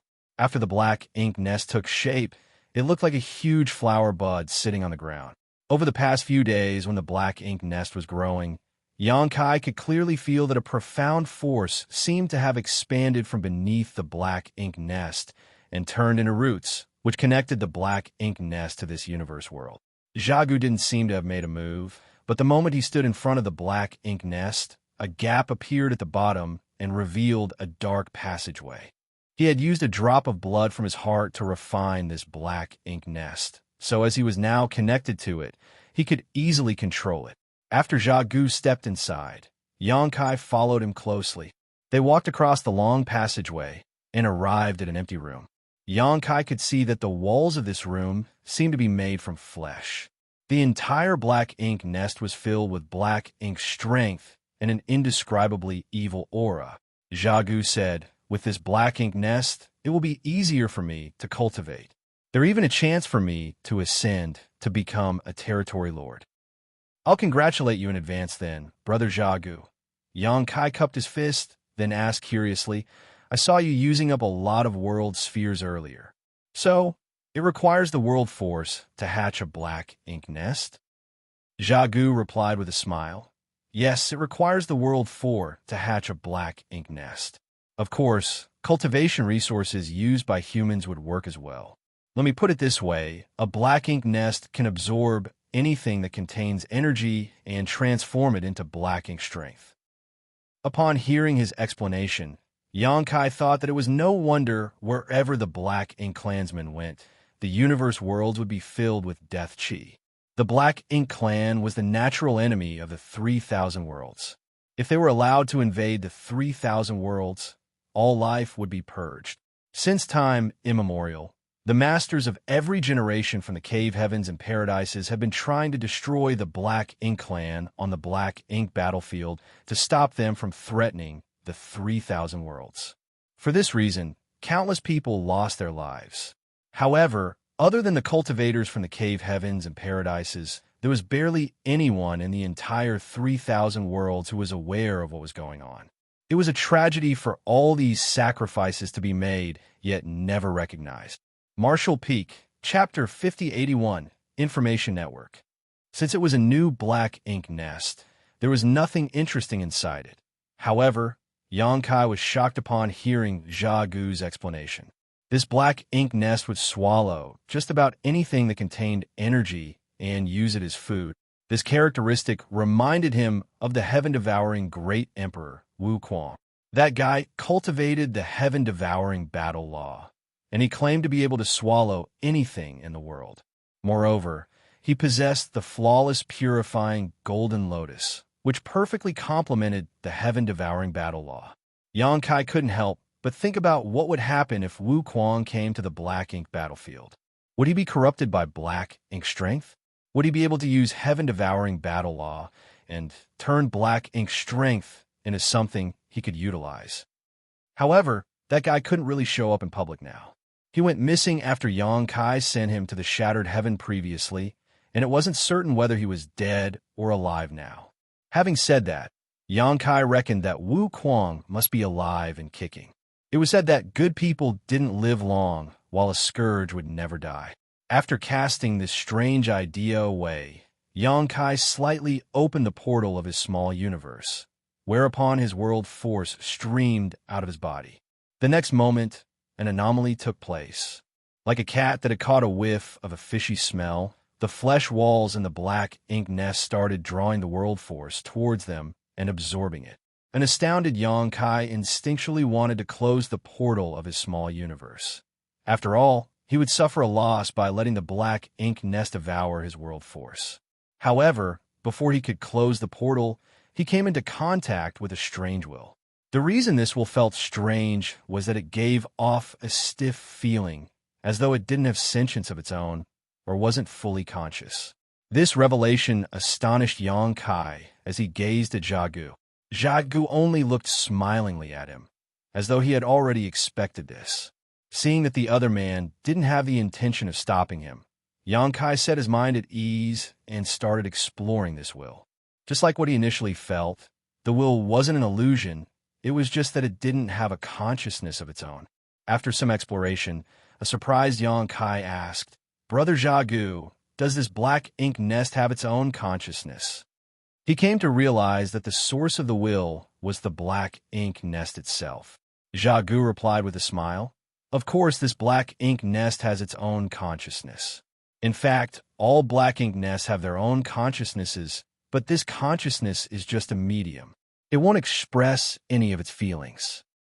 A medium? Yonkai was puzzled. What do you mean? Xiaogu said, Since you're able to connect to this black ink nest consciousness, why don't you just explore it to find the answers yourself? Find the answers myself? There seemed to be an insinuation in Xiaogu's words. He seemed to suggest that there was a secret behind the black ink nest consciousness. So a curious Yonkai began probing around. This was the best chance for him to explore some of the Black Ink clan's secrets, so he didn't want to miss it. Furthermore, Xiaogu needed him to refine more artifacts, so he probably wouldn't harm him. At the thought of this, Yonkai became at ease. Initially, when he detected the will's presence, He wanted to ward it off as he was worried that it would harm him in some way. Upon making sure that the will didn't have a consciousness or mind of its own, he was able to relax. As he opened his portal, the power of his small universe was continuously swallowed by the black ink nest. As his world force left his body, Xianxia realized that his mind was slowly connected to the black ink nest consciousness. This was a special experience. Xianxia couldn't help but think that he and the black ink nest were going to merge. Nevertheless, he knew that it was just an illusion. He was being influenced by the fact that his mind and the black ink nest consciousness were mingling. Just a moment later, Xianxia's mind fully merged with the black ink nest consciousness. This startled him as the merging process was incredibly smooth, as though the consciousness had been waiting to accept him. Certainly, he knew this wasn't the truth. The black ink nest didn't have any sentience, so he reckoned that as long as certain conditions were met, anyone's mind could perfectly merge with the consciousness. The moment he and the black ink nest consciousness became one, Xianxia seemed to have plunged into a different world. There was no light or substance in this world. In fact, there wasn't even any physical presence here. In this world, there were only consciousnesses that moved around and communicated with each other. Xianxia was flabbergasted. He could feel that there were two consciousnesses in a similar state as his that were communicating with one another. They seemed to be talking about a business deal that involved a lot of rare resources and black ink clan servants. Then, he realized that he could also detect the communication between some other consciousnesses. However, some consciousnesses had blocked out the others, as any eavesdropper would be met with hostility. Xianxia's consciousness navigated through this amazing world and saw the existence of different consciousnesses. Some of these consciousnesses were wandering about just like him. Some of them remained on the same spot as they absorbed as much information as they could. There were also some that were communicating others. Soon, Xianxia realized something that concerned him.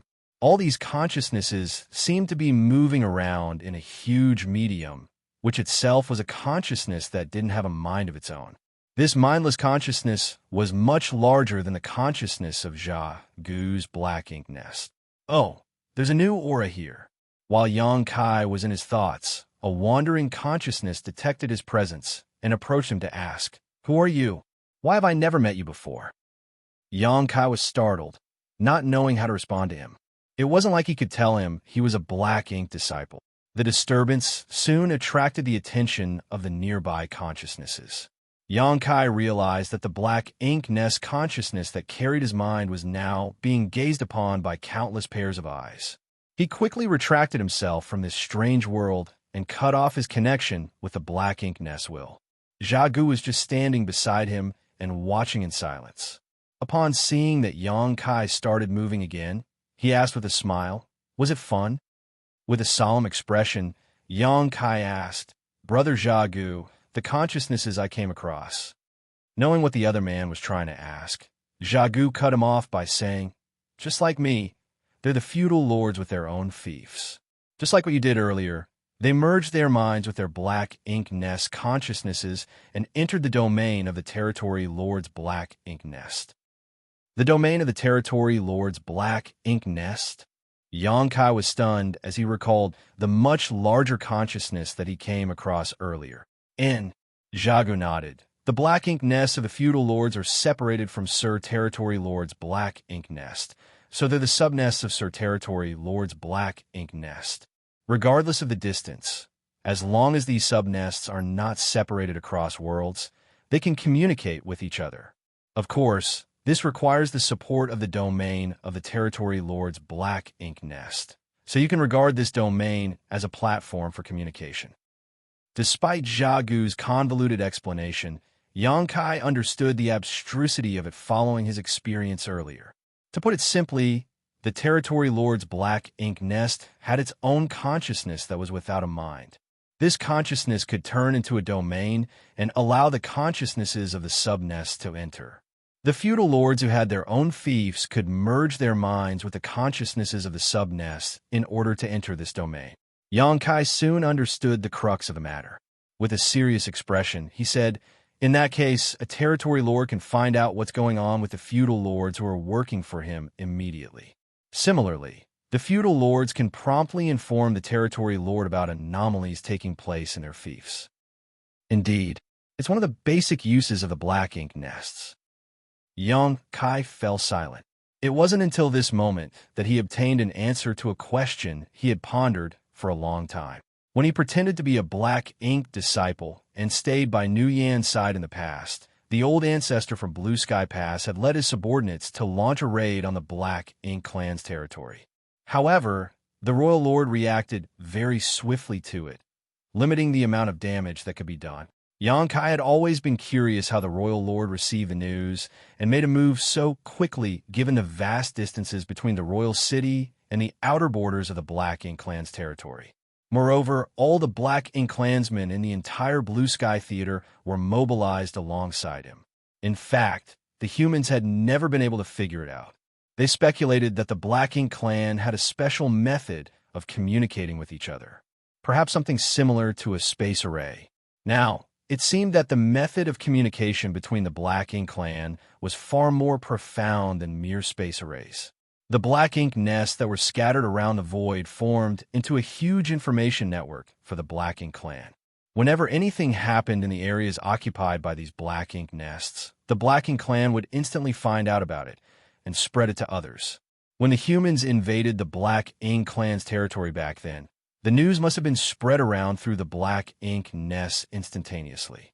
That was the reason that the royal lord could counterattack so swiftly by gathering all Black Ink clansmen under his command together. It was no wonder that the black ink nests were touted as the foundation of the Black Ink clan. This communication function alone was invaluable. So, the black ink nest consciousness can carry a human's mind as well. Xiagu suddenly tutayed. Apparently, he had no idea that Xianxia could successfully enter the domain of the territory lord's black ink nest prior to that. I was just giving a try. I hope I haven't caused any damage to your black ink nest, Brother Xiagu. Xianxia came to his senses and apologized to him. He just wanted to find out whether the world force coming from his small universe would be absorbed by the black ink nest. He hadn't expected that he would easily come into contact with the black ink nest's mindless will, which led to the discovery later. This was all just a coincidence. Xiagu replied with a smile. It's fine. The consciousness of any black ink nest is just a medium, so no damage will be caused to it. In fact, most feudal lords have a lot of things to deal with, so they wouldn't stay inside the domain of the territory lord's black ink nest all the time. The consciousnesses you came across are likely the trusted aides of those feudal lords. I'll also get one of my subordinates to stay here to gather information eventually. I see, Xianxia nodded lightly. By pretending to be a black ink disciple this time, Xianxia managed to find out a lot of secrets about the black ink nests. These secrets alone were worth his efforts. After all, these were the secrets that the humans had been trying to uncover forever, but to no avail. Martial Peak, Chapter 5082, Black Ink Pool. As for who would be appointed by Xiagu to stay in this black ink nest and gather information, Xianxia couldn't care less. Xiagu had several dozen black ink clansmen working for him, but they were generally weak. There were only a small number of high-rank black ink clansmen who were equivalent to sixth-order humans. The person responsible for gathering information would be one of those high-rank black ink clansmen. Let's continue, Xiagu said, then led the way for Xianxia. Soon, they went further inside and arrived at a room that was so large that it occupied half of the black ink nest's internal space. Flesh walls were seen squirming around the room, and in the center was something that looked like a pool. The diameter of the pool was several dozen meters across, and it was filled with black ink strength. Xiagu approached the pool as he stared at it while speaking solemnly. The black ink pool can be said to be the origin of life to all black ink clansmen. Black ink pool. Xianxia arched his brow as he gazed at the pool and fell into a state of contemplation. He couldn't figure out the abstrusity of this thing, nor could he understand what Xiagu meant when the latter said it was the origin of life. However, he soon realized what he meant. Xiagu suddenly fished out a lot of resources from his space ring and dumped them into the black ink pool without hesitation. The resources were of varying orders and were the same ones human cultivators could use to increase the heritage of their small universes. The moment the resources came into contact with the black ink pool, the black ink strength, which was originally as calm as a still lake, started roiling. It was like water being dropped into boiling oil. Besides that, the entire black ink pool seemed to have turned into a hideous beast as a series of chattering sounds were heard, like were invisible teeth that were crunching on those resources. The various resources were crushed as their powers were absorbed. Following that, beneath the ground around the black ink pool, energies could be seen moving in all directions. Xianxia stared at those moving energies in shock. As they streamed into the flesh walls around the room, bulges started forming on those rough walls. They looked just like tumors. Life auras were being nurtured in those tumors. Xianxia fell into a dazed state. More and more tumors were formed, and within an hour, by the time Xiagu finished throwing all the resources into the black ink pool, there were several hundred tumors on the walls. Every tumor contained a new life aura. Xianxia felt a crawling sensation on his scalp, but he forced himself to calm down and asked, "Brother Xiagu, these?" Xiagu replied with a smile, "In 1 or 2 months, they'll become residents of my territory." I knew it. Despite knowing that black ink clansmen were born in black ink nests, Xianxia was still shaken to the core when he saw it happen before his eyes. That was how black ink clansmen were born. The auras in those tumors were all new black ink clansmen. Xiagu's words suggested that it would only take 1 or 2 months for these black ink clansmen to be born. The speed was truly horrifying. Moreover, Xiagu's black ink nest hadn't fully grown yet. He said that he didn't have enough resources with him now, for the resources were needed for other matters. When he had more resources in the future, he would continue growing the black ink nest. Although the black ink nest wasn't fully grown, it could still nurture several hundred black ink clansmen at once. According to Xianxia's estimation, if the feudal lord's black ink nest was fully grown and given enough resources, it could nurture more than 1,000 black ink clansmen at a given time. More than 1,000 black ink clansmen being born every month or two would translate to 7,000 to 8,000 a year. Further down the road, there would be 70,000 to 80,000 new black ink clansmen in 10 years and several 100,000 in 100 years. Certainly, a feudal lord wouldn't have an infinite supply of resources to squander on such things. But despite that, it was still a terrifying figure. It was no wonder that they were unable to kill all of the black ink clansmen. The humans from different great passes would always defeat the black ink clan and kill many of them in every major battle. However, after resting for at most 100 years, the black ink clan would strike again without any discernible decrease in number. The way black ink nests nurtured new black ink clansmen was the fundamental reason behind this. Upon that realization, Xianxia felt his heart sinking. He asked solemnly, "Brother Xiagu, how powerful will these black ink clansmen be after they're born?" Xiagu replied, "New black ink clansmen are naturally weak and useless. It will take them several dozen years to grow to be low-rank black ink clansmen. 200 to 300 years after that, a small number of them will grow to be high-rank clansmen. As for how far they can go following that, it will depend on their own fates." Xianxia nodded gently. It seemed that even though it would take a shorter time for the black ink clansmen to grow up than the humans, it wasn't intolerable. It would take them several dozen years to grow to be low-rank clansmen, which were equivalent to low-rank open heaven masters. Such black ink clansmen were essentially useless on the battlefield and would only serve as cannon fodder to deplete the humans' energy. A competent feudal lord should be able to enlist 3,000 black ink clansmen who are able to fight once their territory lord goes to war. It's still in the early phase for me, so it will be several hundred to 1,000 years before I could do that. Out of the 3,000 black ink clansmen who were able to fight, at least half of them had to be high-rank black ink clansmen who were equivalent to the 4th, 5th, and 6th order humans. Otherwise, they would only be giving the humans free military merits. According to the life cycle of the black ink clansmen, it would indeed take Xiagu several hundred to 1,000 years to meet this requirement. Otherwise, there wouldn't be enough time for his subordinates to grow. Yangkai made some calculations in silence. A feudal lord with a fief could conscript 3,000 black ink clansmen when war broke out. There were dozens of feudal lords working for He Yuan, but only a small number of them had their own fiefs. In other words, He Yuan alone would be able to mobilize about 30,000 to 40,000 black ink clansmen. That was the number of black ink clansmen that a territory lord could use. On the other hand, every royal lord had several dozen territory lords.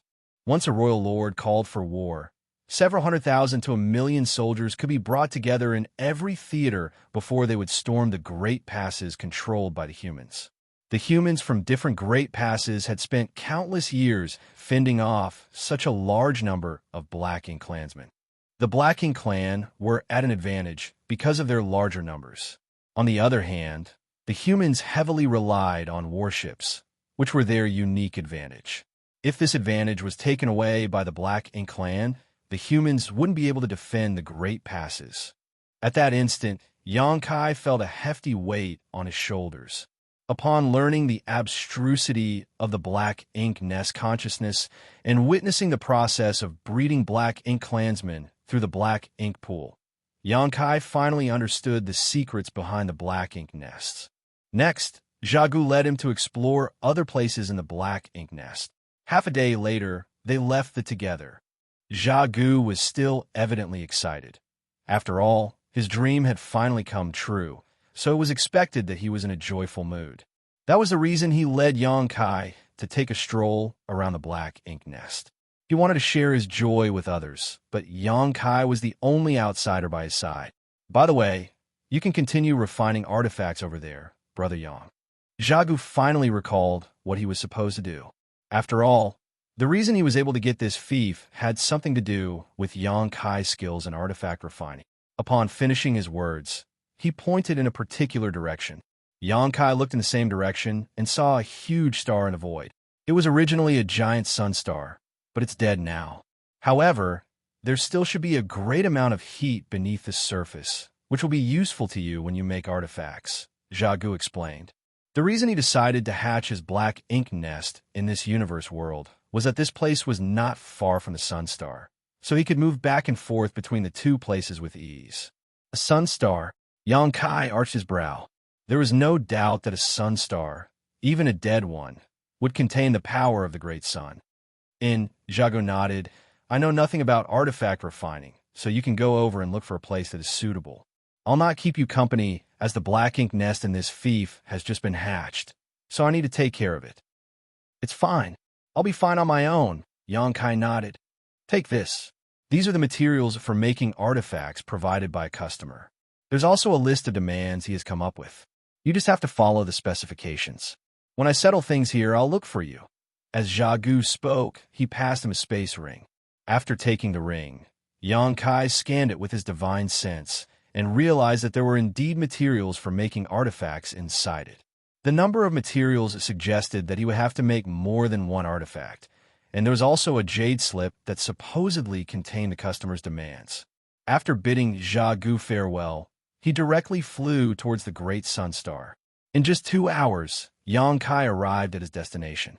When he arrived in the 3000 world for the first time, Yangkai came across a dying sun star, where he obtained the golden crow's true fire that would be used to condense his fire element in his Dao seal. For that reason, he became tangled up with the proprietress. All of those memories flashed through his head. Many years had passed in the blink of an eye.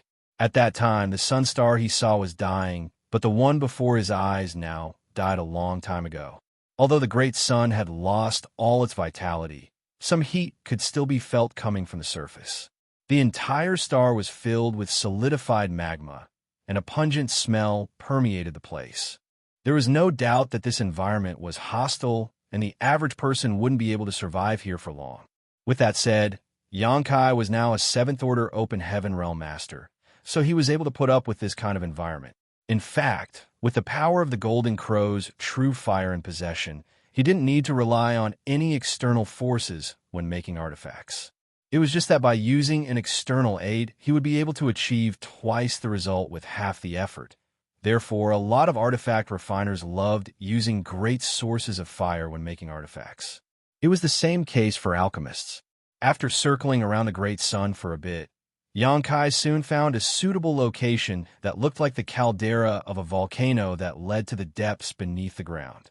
He directly plunged inside, but he was soon blocked by some solidified magma. He summoned his azure dragon spear and began digging deeper into the ground. The further he went, the more scorching the air felt. Soon, he directly plunged into an ocean of burning magma.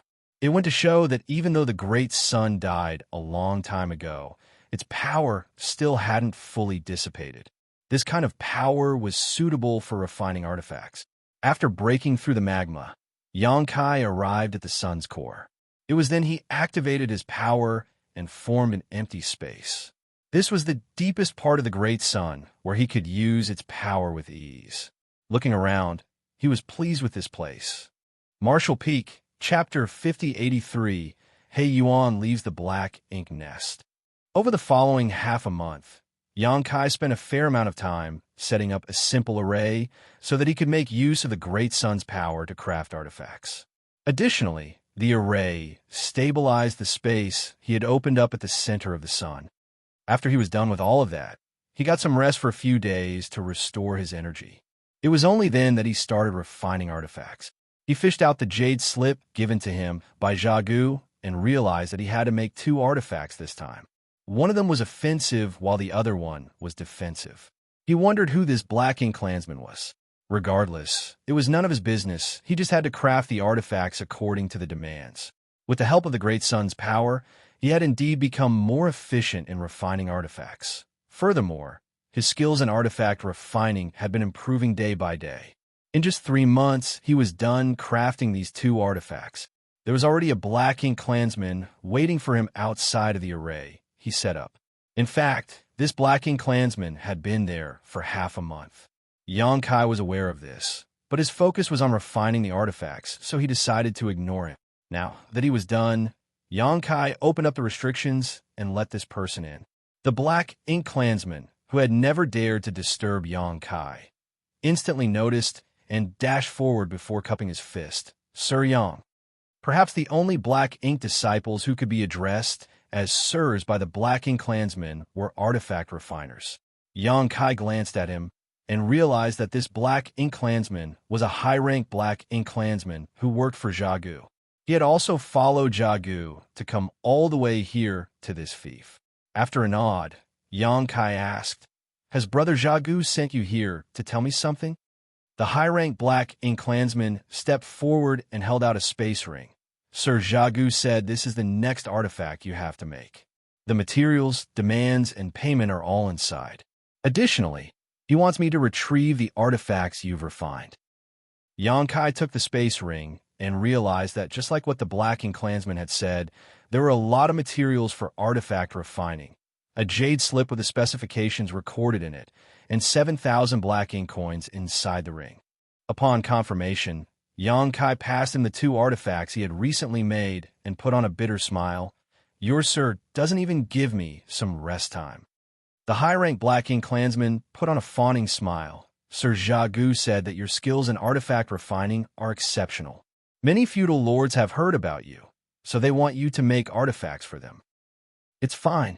I'm earning Black Ink coins to buy some cultivation resources anyway. Just tell your sir that he can accept all the orders. I'm fine with it." "Yes," the high-rank Black Ink clansman replied, then asked, "When should I come again?" After giving it a thought, Xianxia said, "For each artifact, you can come again after 2 months." He then watched the high-rank Black Ink clansman leave and reactivated the restriction. Instead of starting right away, Xianxia fished out a set of 7th-order materials from his small universe and began refining them. During this period of time, he had been busy refining artifacts for the feudal lords. In Xiagu's previous territory, it wasn't convenient for him to refine 7th-order materials. After all, Xiagu might come over at any moment. It would be hard for Xianxia to explain himself if Xiagu saw him refining such expensive materials. Now that he was inside a great sun, though, and with the arrays he had set up, he didn't have to worry about privacy. On the other hand, since he had helped so many feudal lords craft artifacts, His skill in the Tao of artifact refining must be well known by now.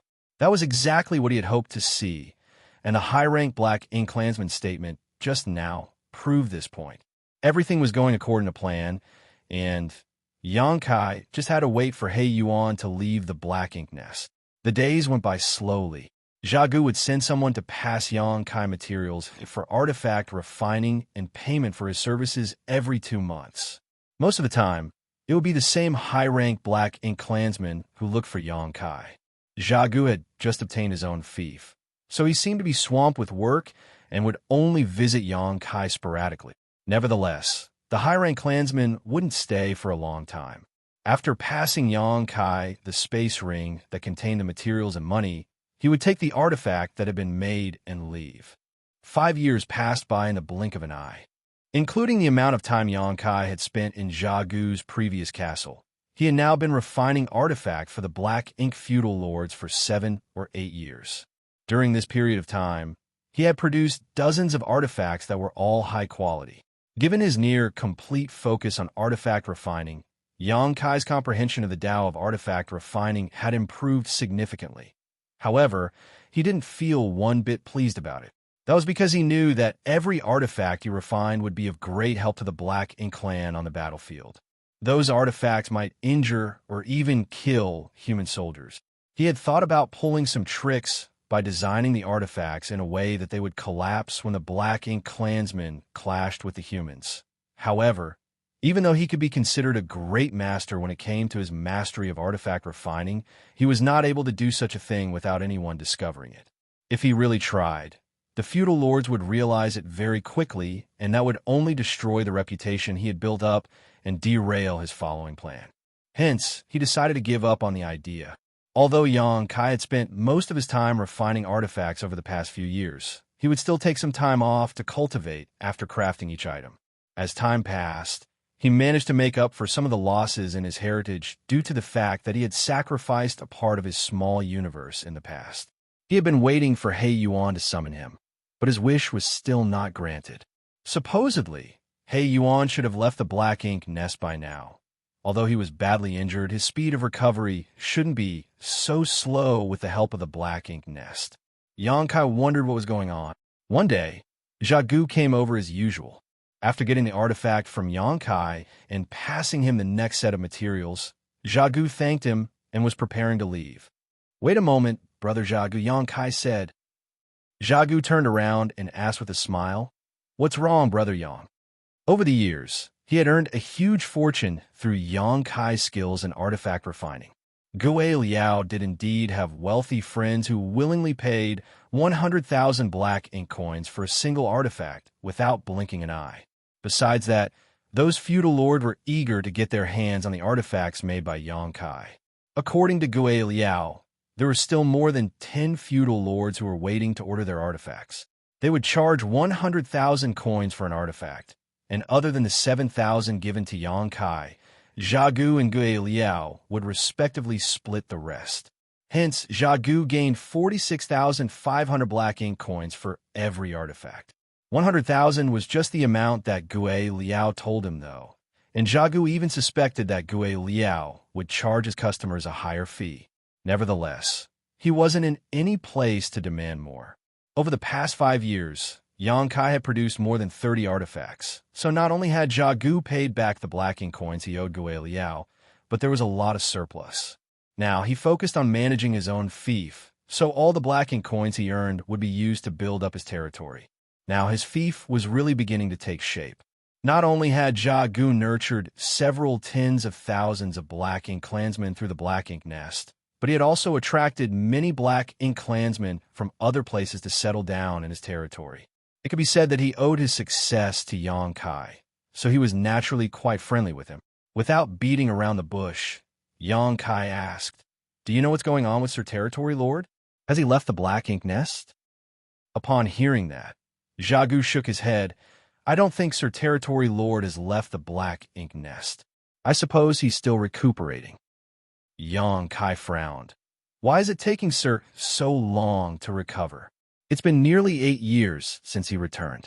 Supposedly, he should have left the Black Ink nest a long time ago."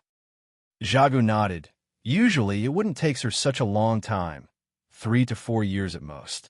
However, you're also aware that Sir Territory Lord wasn't the only one who entered the Black Ink Nest to recuperate.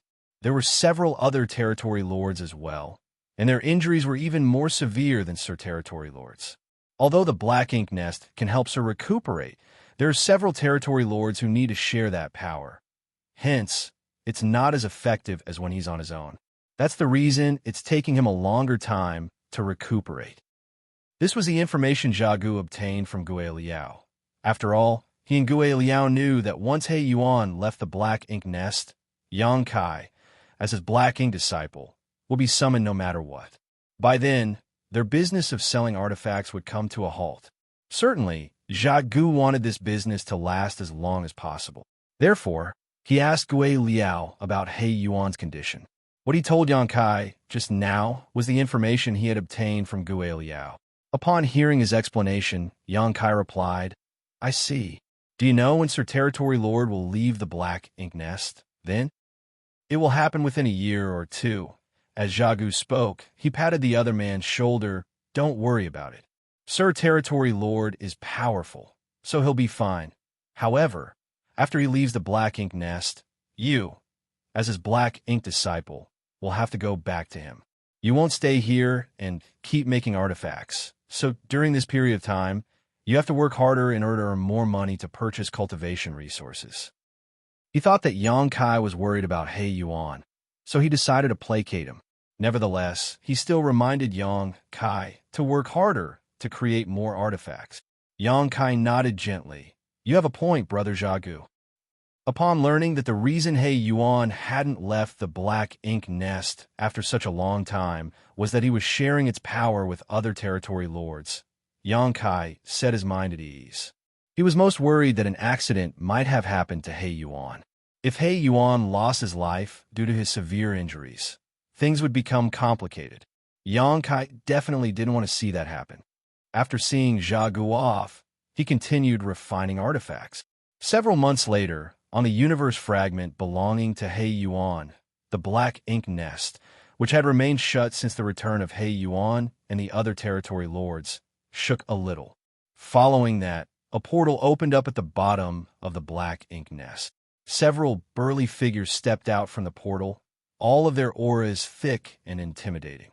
The moment the Black Ink clansmen who were guarding the Black Ink Nest saw these figures, they saluted them in a solemn manner. This couldn't be helped, as they were all Territory Lords. The person at the front was none other than the owner of this place, He Yuan, of these Territory Lords. He Yuan looked perfectly healthy, while the auras of the other Territory Lords were still a little unstable. It seemed that they hadn't fully recovered. That was indeed the case. After about 8 years of recuperation, their injuries had mostly healed, but they were still some distance away from full recovery. The only one who had fully recovered was He Yuan. Even though he was indeed a little stronger than the others, that had nothing to do with the speed of recovery. The main reason was that he was the owner of this Black Ink Nest. By having full control over the Black Ink Nest, he could direct most of its power to heal his injuries while the rest would be shared among the other Territory Lords. Martial Peak, Chapter 5084, Territory Lord Summons. He Yuan would naturally recover much quicker than the other Territory Lords under such circumstances. It wasn't that he wanted to suppress the other Territory Lords, just that anyone would have done the same thing if they were in his position. In fact, if possible, He Yuan would rather have sent these Territory Lords back to their respective territories upon their return from the battlefield, so that he wouldn't have to share the power of his Black Ink Nest. However, those Territory Lords were horribly injured at that time, as they had all fallen into a state of deep sleep, so he couldn't possibly toss them out. Left with no other choice, he brought them back to his own Black Ink Nest, and they recuperated together. That way, they could take care of each other. Despite all this, the Territory Lords were still grateful to He Yuan and not dissatisfied one bit. It was true that they hadn't fully recovered, but they were now able to protect themselves at the very least. They just had to return to their territories and get some more rest in their own Black Ink Nest so that they would recover as time passed. The entire process would only take them a few more years. After stepping out of the Black Ink Nest, The territory lords thanked He Yuan before shooting into the sky to leave in a hurry. This was He Yuan's territory after all, so it wasn't appropriate for them to linger here. They naturally had to go back to their territories. He Yuan watched them leave. Not long after the territory lords left, Gui Liao, who had received the news, led a group of Black Ink clansmen and arrived at this place in a rush to welcome He Yuan. Soon, they returned to the castle. After He Yuan was seated on his throne, Gui Liao stood in front of him and reported to him about what had happened in the territory over the years in a respectful manner. He Yuan listened to him in silence. No major events had taken place over the past few years. The humans were recuperating, and there hadn't been any serious conflicts between the two races. Hence, Gui Liao was done with his report soon. He Yuan nodded and praised him by saying, "You've done a great job." Gui Liao replied humbly, "It is all thanks to Sir's excellent management of the territory. I am just taking care of it on your behalf, so I wouldn't dare to take the credit." He Yuan didn't comment on it. Suddenly, he asked, "The new Black Ink disciple named Xianxia that I've taken on is an artifact refiner." There wasn't a hint of surprise on Gui Liao's face as he replied respectfully, "Yes, he has refined a lot of artifact for the feudal lords over the years." He Yuan had been recuperating in the Black Ink nest since his return, and he had never come into contact with anyone else. Despite that, he was still aware of all this information thanks to the Black Ink nest. The realm built on the Black Ink nest consciousness was where the feudal lords would communicate with each other. Certainly, these exchanges couldn't be hidden from the primary Black Ink nest's owner. In other words, as long as He Yuan wanted to, he could monitor all the conversations that took place within that domain while he was recuperating inside his Black Ink nest. Many feudal lords were aware that Xianxia was an artifact refiner, so they would certainly talk about it. It was expected that He Yuan would become aware of this fact. Furthermore, Gui Liao knew that this fact couldn't be hidden from He Yuan, so he never attempted to do so. The feudal lords seemed to be pleased with the artifacts he's made.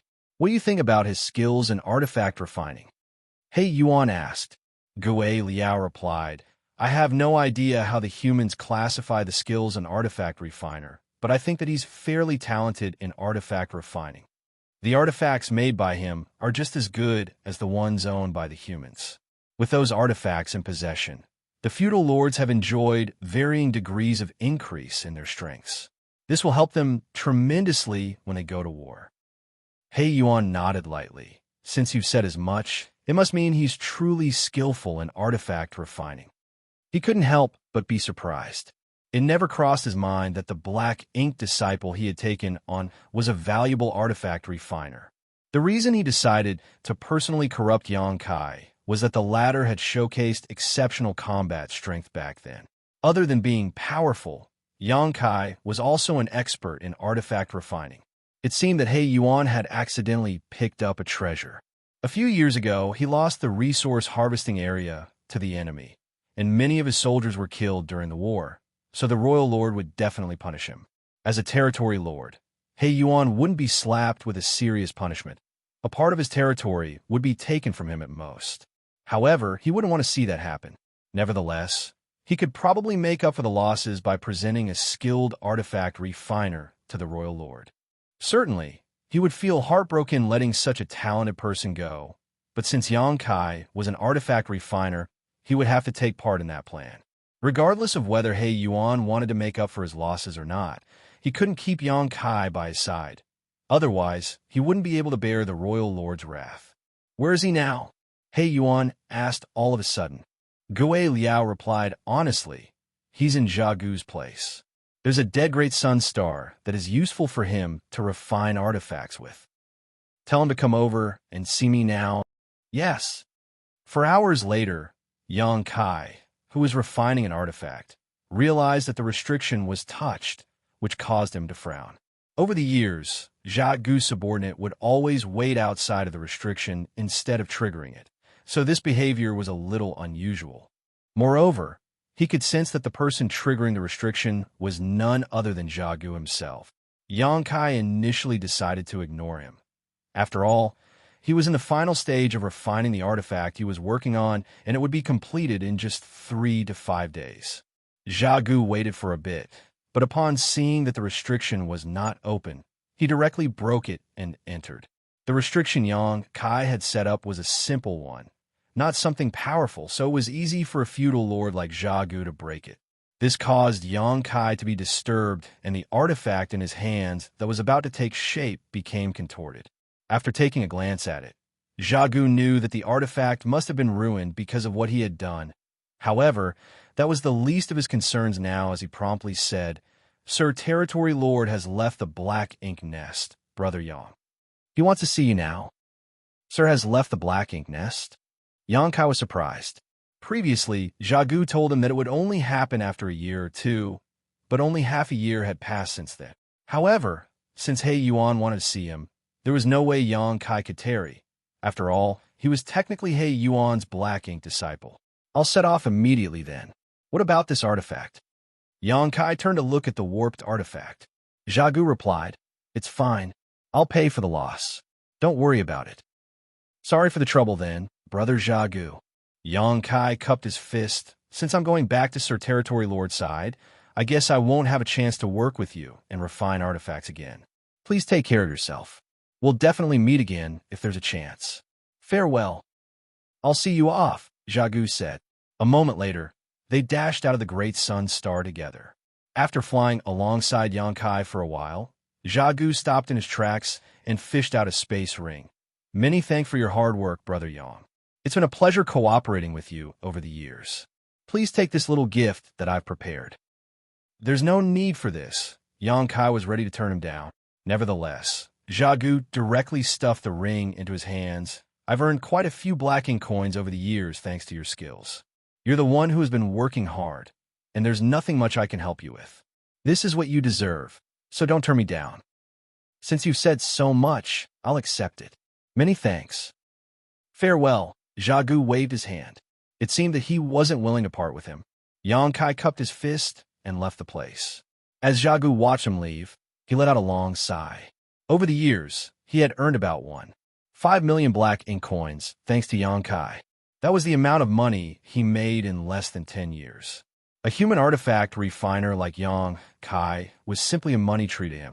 Certainly, he wasn't willing to let him go. However, he wouldn't dare to disobey the Territory Lord's order. He probably would never have a chance to make easy money like this again. It was expected that he was heartbroken and disappointed. A long time after Yang Kai's figure was out of sight, Xiagu forced himself to turn around and return to his territory. Fortunately, his fief was on the right track now, and the Black Ink Nest was fully hatched. He had the capital to gain a footing, which was unlike in the past, when he had the title and power of a feudal lord, but not the wealth and influence to match it. After leaving Xiagu's place, Yang Kai looked into the space ring given to him and realized that there were only 10,000 Black Ink coins in it. He couldn't help but break into laughter, thinking that Xiagu was truly stingy. Although he wasn't aware of the exact amount Xiagu charged the other feudal lords, as he had been focused on refining artifacts over the years, he at least knew that Xiagu wasn't being honest with him. When he started refining artifacts for Xiagu back then, the latter was broke. So how did Xiagu get 500,000 Black Ink coins to buy a sub-nest in just 3 years and even purchase a lot of resources to hatch it? Yang Kai was clearly the one who helped him earn that money. In other words, the price Xiagu told him was a bald-faced lie. He must have been charging far more than 10,000 Black Ink coins per artifact. Despite knowing all of that, Yang Kai didn't intend to settle accounts with him. Black Ink coins were useless to him. He just wanted to make himself known as a competent artifact refiner. Fortunately, everything was going according to plan. Yang Kai was glad that after accepting this task in Blue Sky Pass back then, he spent the next 10 years studying the Tao of artifact refining. Otherwise, he wouldn't know where to start after arriving in the Black Ink Clan's domain. Since He Yuan had left the Black Ink Nest, Yang Kai couldn't help feeling apprehensive, as it was now the most critical moment.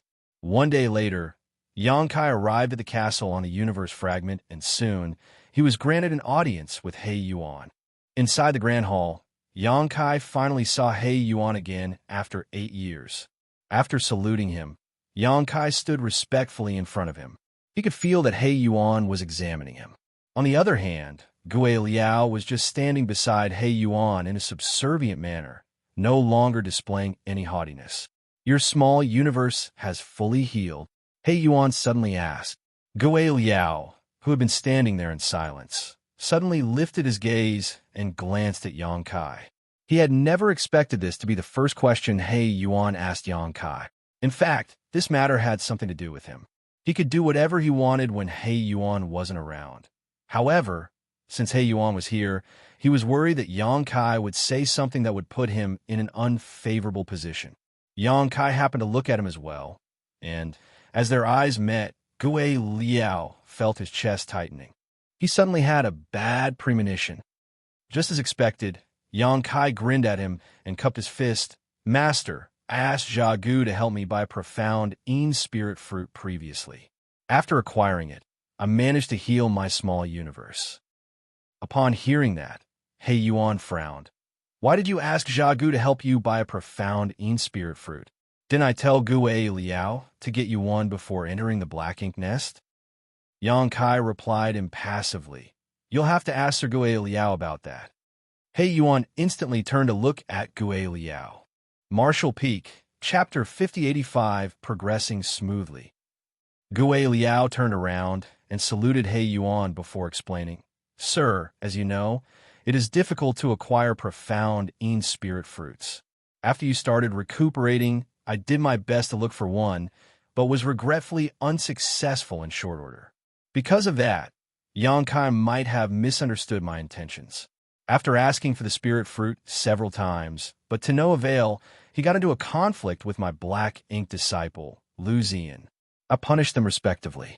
After that, Yang Kai became furious and left the castle. It wasn't until you summoned him that he returned. Is that the case? He Yuan frowned. Yang Kai replied dispassionately. I'm not sure if Sir Gue Liao had done his best to look for the spirit fruit. However, after I went to Jia Gu's place and promised that I would refine 2 artifacts for him, he obtained a profound Yin spirit fruit for me within 3 days. Gue Liao explained, that was when the profound Yin spirit fruits became available in the territory. I seized the chance and bought one, thinking that I'd give it to you when you came back, but you didn't seem to have the intention of returning. Upon finishing his words, he fished out a box from his space ring and opened it. There was a profound Yin spirit fruit sitting inside it. Yang Kai widened his eyes and secretly cursed at him, thinking that Gue Liao must have prepared it beforehand. Gue Liao sighed. You never showed up, and I didn't know where you were. It wasn't until a long time later that I found out you had been refining artifacts in Jia Gu's place, and your small universe had fully recovered. At that instant, Yang Kai was lost for words despite feeling aggrieved. He initially wanted to expose Gue Liao to He Yuan, but he hadn't expected that this guy had already come up with an immaculate explanation. Now, he was in a dilemma. After pulling himself together, Yang Kai adjusted and said, In that case, I must have misunderstood you, Sir Gue Liao. Please accept my apology. It's fine. You are Sir Territory Lord's black ink disciple. Since it was his order, I would definitely do my best to execute it. Gue Liao emphasized his loyalty to He Yuan. He Yuan wasn't willing to waste his time dealing with such a minor issue, so he waved his hand and said, Since it's a misunderstanding, let's end this matter here. Now that your small universe is complete, you won't face any issues when cultivating. Gazing at Yang Kai, he changed the topic by saying, You're an expert in artifact refining. Yang Kai replied respectfully, I wouldn't dare to say that I'm an expert in artifact refining. I simply know a thing or two about it. He Yuan nodded lightly and extended his hand towards Gue Liao, who got the hint and hurriedly fished out a lance from his space ring before shuffling toward Yang. Did you make this artifact? He Yuan asked. After taking the lance, Yang Kai examined it and recognized that it was an artifact he made. Furthermore, if he wasn't mistaken, it was the first artifact he crafted after he followed Jia Gu to his new fief. Although he had crafted quite a number of artifacts over the years, there wasn't an overwhelming number of them. Therefore, he could remember every piece distinctly. This lance was one of the artifacts he was tasked to refine at that time. together with an artifact armor that could cover the upper half of the body. As he recalled the customer's demands and the specifications of the artifact armor, Yang Kai instantly realized that Gue Liao was the patron who wanted him to make the lance and artifact armor. It seemed that Gue Liao had already come into contact with Jia Gu at that point in time. The reason Jia Gu could obtain his new fief might even have something to do with Gue Liao. Yang Kai stopped pondering on it and nodded. I was the one who made it. Upon hearing that, He Yuan became energized. How long did it take you to make it? Yang Kai replied, about 2 months. He Yuan's eyes brightened. It only took you 2 months to make such an artifact. It seems that you really are skillful in artifact refining. Many thanks for your praise, Master. According to human standards, I am barely qualified to be called a great master when it comes to my skills in artifact refining. This is already the best I can make. It's already incredible that you're able to refine such artifacts. I'm sure you're aware that due to the Black Ink Clan's unique powers, we're not proficient in artifact refining. Therefore, it's difficult for us to get artifacts that suit us. That's why human artifact refiners are valued highly among the Black Ink Clan. To the side, Gue Liao smiled and nodded. You're right, sir. Great master artifact refiners like Yang Kai are even rarer. Given enough time to grow, he'll be able to create even better artifacts. He Yuan looked fervently at Yang Kai. If I wanted to focus on crafting artifacts, how much do you think you can improve on your artifact refining skills? Focus on crafting artifacts? Yang Kai appeared bewildered. Master, please understand that the Tao of artifact refining is just a hobby of mine. I hope that I can focus on martial Tao so that I will be able to assist you out on the battlefield. A gratified He Yuan nodded. That's very thoughtful of you. However, what if I insist that you focus on the Tao of artifact refining? Without hesitation, Yang Kai replied, since it is your order, Master, I will definitely obey it. However, go on, He Yuan said, I do not have an exceptional aptitude in the Tao of artifact refining. Regardless of how hard I try, at best, I will become a grandmaster in the future. There is no possibility I can become a great grandmaster. You have a chance to become a grandmaster? He Yuan's eyes lit up as he laughed. Wonderful. A hesitant Yang Kai asked, do you need me to make any artifact for you, Master? If that is the case, I shall do my best not to disappoint you. I do need you to refine an artifact for me, but He Yuan caught himself and paused for a moment. Go back and get some rest first. You will accompany me somewhere in a few days.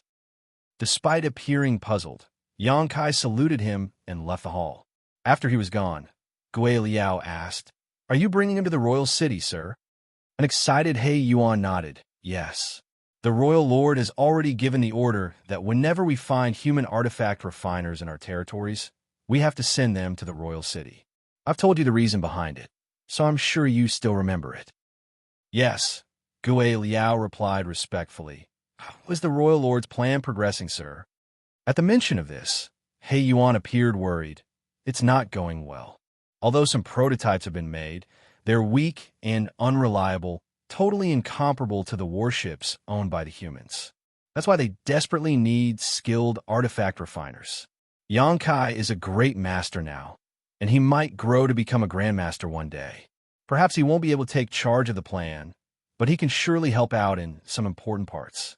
Someone like him is exactly what the royal lord needs. He Yuan then let out a sigh. It's a shame. He was quite strong after all. The reason he personally corrupted Yang Kai back then was that the latter had showcased exceptional combat power. However, compared to Yang Kai's strength, the royal lord's plan was definitely more important. He Yuan had no choice but to let him go. Yang Kai was told to wait for a few days before leaving with He Yuan. Although he pretended to be perplexed, he knew that his plans were progressing smoothly. He reckoned that He Yuan was bringing him to see the royal lord. This made him feel both excited and anxious. He was excited because everything was going according to plan. If nothing unexpected happened, he would soon figure out who the human artifact refiners were that made artifact for the Black Ink Clan, as well as their whereabouts. On the other hand, he was anxious because it wasn't easy to deal with a royal lord who was as powerful as a ninth-order old ancestor. Faced with such a being, he wouldn't dare to say that he wouldn't be exposed. When he was in the royal city on his own, once his identity was exposed, he wouldn't be able to bear the consequences. Instead of idling in the castle, Yang Kai headed to the city. Over the years, the main reason he worked with Jia Gu to refine artifacts was that he wanted to make himself known as an expert in artifact refining and attract He Yuan's attention. At the same time, he had also accumulated quite a lot of black ink coins. For every artifact he made, he received 7,000 black ink coins. Over the past 7 to 8 years, he had made about 50 artifacts and had thus earned more than 300,000 black ink coins. In fact, the purchasing power of black ink coins was incredible. Based on the conversion rate, 300,000 black ink coins would be equivalent to 3 billion open heaven pills. Although black ink coins were useless to Yang Kai, he could use them to purchase cultivation resources. This was the first time he brought so much money with him and bought things in the city, so he was curious about everything. There were quite a number of black ink disciples in the city, but they all followed behind their masters. He was the only black ink disciple who was on his own, which was why he caught the attention of many black ink clansmen. Although they were curious, they wouldn't dare to do anything to him upon detecting his 7th-order open heaven realm cultivation. The person who could corrupt a 7th-order open heaven realm master had to be a territory lord at the very least. Furthermore, they heard that the ruling territory lord here had taken on a 7th-order black ink disciple recently. Perhaps this human was that black ink disciple. Certainly, no one would dare to have their eyes on the territory lord's black ink disciple.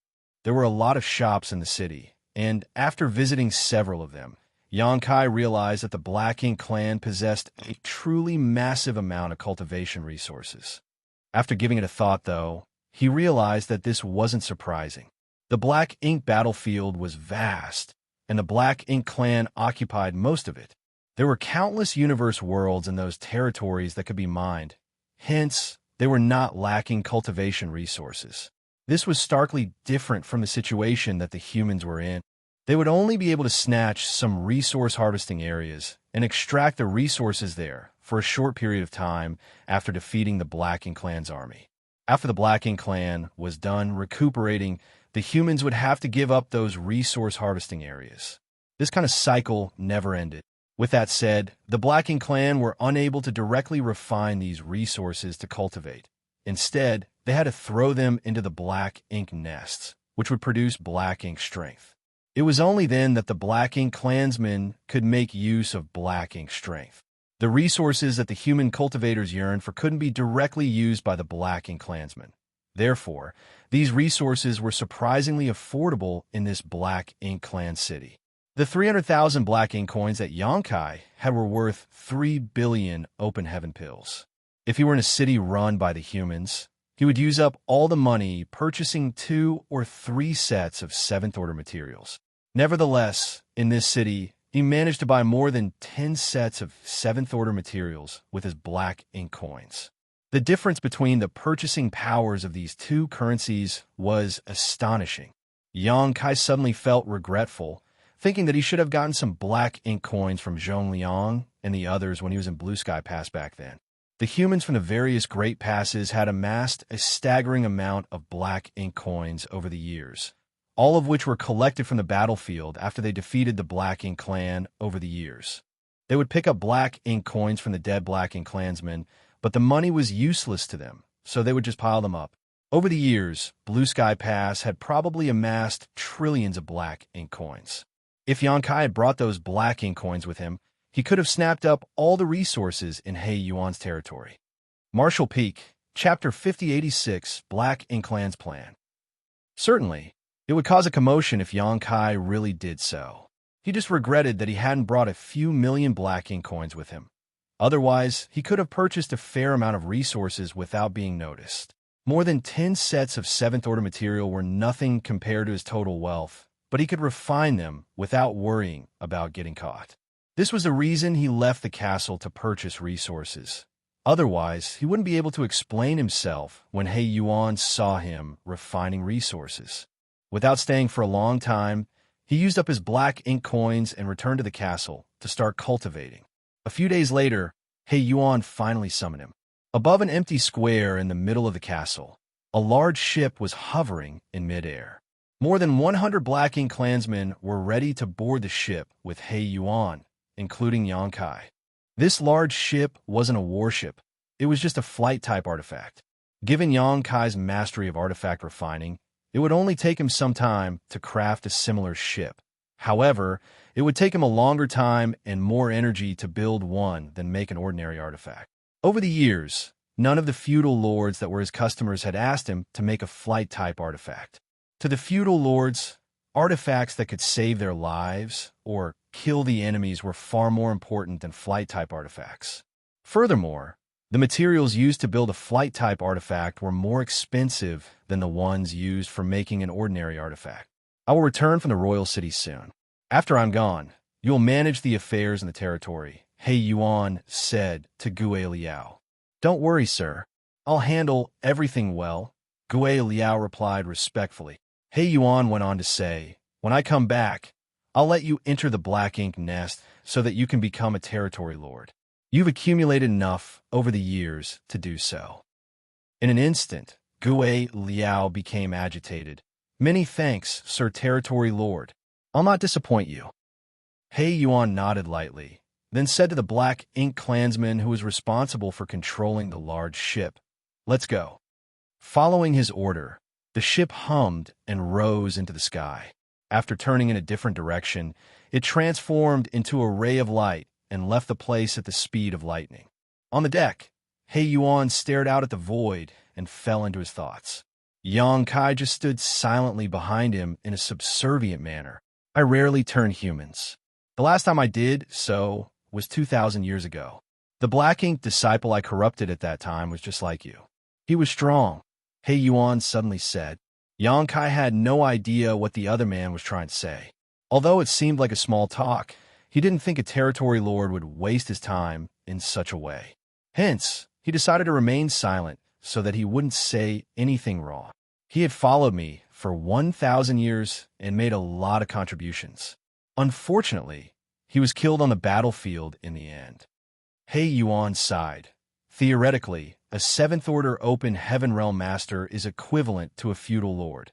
However, a 7th Order human will always be stronger than ordinary feudal lords. The strongest ones are even able to wound newly promoted territory lords. Xianxia explained, the cultivation of humans is all about accumulation. Even if two people are both in the 7th Order Open Heaven Realm, there might be a difference of several thousand years of cultivation between them. Hence, there's a huge gap in power between them. He Yuan nodded. It's all about accumulation for the humans, and it's the same case for the Black Ink clan. However, in general, it takes a shorter time for the Black Ink clan to mature than the humans. Moreover, all our ascensions rely on the Black Ink nests. Perhaps that is the reason the individual power of the Black Ink clan is weaker than that of the humans. Upon hearing that, Xianxia was startled. I've never thought about it before. Without turning his head, He Yuan said with a smile, the humans rely on themselves to break through while the Black Ink clan have to make use of external aids to do so. That's the difference between us. However, humans are not comparable to us when it comes to population. We have an infinite supply of soldiers while there's only a limited number of human cultivators in each great pass. Despite that, rarely has any great pass been conquered over the years. Sometimes, I can't help but admire the human's determination and perseverance. Xianxia sensitively caught a piece of important information in He Yuan's words. Sir, you said rarely any great pass has been conquered before. Does that mean it has happened before? He Yuan turned to look at him and asked curiously, don't you know about it? It really happened before? Xianxia felt his heart sinking. While remaining calm, he shook his head. I've never heard about it. In fact, it's only been a short time since I arrived at this battlefield. He Yuan nodded gently. It indeed happened a long time ago. The humans must be ashamed of this incident, so they naturally wouldn't spread it. Perhaps they've erased all records of it. Which of the great passes have been conquered before? Xianxia knew that, as a Black Ink disciple, he shouldn't have asked so many questions. Nevertheless, he couldn't suppress his curiosity. It happened so long ago that I can no longer remember it. Let me think. I believe it was called the Great Evolution Pass. Yes, it was the Great Evolution Pass. Great Evolution Pass. Great Evolution Paradise. Xianxia was shaken to the core. The Great Passes were basically named after the cave heavens and paradises. At the mention of the Great Evolution Pass, Xianxia could only think of Great Evolution Paradise. That was the paradise where Grandmaster Ma Fan came from. The good fortune divine furnace that could be used to derive higher-order materials from lower-order ones was one of Great Evolution Paradise's core inheritances. Back then, in order to fight for the right to use the good fortune divine furnace, the cave heavens and paradises haggled with Xianxia for quite some time. Great Evolution Paradise was removed from the 72 paradises, and Grandmaster Ma Fan was just a remnant of Great Evolution Paradise. Xianxia had always been curious about what kind of crisis such a paradise faced to cause its downfall. Now, it seemed that it had something to do with the fact that the Great Evolution Pass was conquered on the Black Ink battlefield. However, other than the old ancestors, no one else seemed aware of what had happened in the past. Even Grandmaster Ma Fan himself seemed unaware of the details. After all, he had never come to the Black Ink battlefield as he had always been living in the 3,000 worlds. That is the only great pass we managed to conquer. There is a hint of displeasure in He Yuan's tone. Although we had many chances of conquering other great passes in the past, we'd always fail in our attempts in the end. The resilience and persistence of the humans is inconceivable.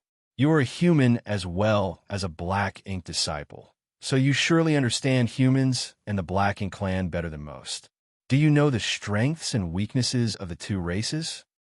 Xianxia was caught off guard as he was suddenly asked such a question, but after giving it a thought, he replied, just like what Master has said, the Black Ink clan have an unlimited supply of soldiers while there is a limited number of human cultivators. That's the advantage of the Black Ink clan. Also, Black Ink strength is a tricky problem for the humans. In the past, once they were invaded by Black Ink strength, they either had to sacrifice a part of their small universes or kill themselves on the spot. Otherwise, they would be turned into Black Ink disciples. However, since the humans invented purifying Black Ink pills, the threat of Black Ink strength has greatly diminished. Indeed, He Yuan snorted, purifying Black Ink pills are being used by the humans to suppress Black Ink strength now. If we lose this advantage, it will be useless regardless of how many soldiers we have. The humans also have warships. That is their biggest advantage. A warship is the greatest weapon for both offense and defense. With only a small number of humans controlling the vessel, it can cause severe casualties on the battlefield. If the humans never had warships, they would have been destroyed by now. Xianxia played along by saying, if the Black Ink clan also had warships, the humans wouldn't be a match for us. Unfortunately, it's extremely difficult to refine a warship. Only great grandmasters are able to do that. Although I know a thing or two about artifact refining, I'll never be able to make a warship in my lifetime regardless of how hard I try. He Yuan turned to look at him and smiled. Well, you can't do it.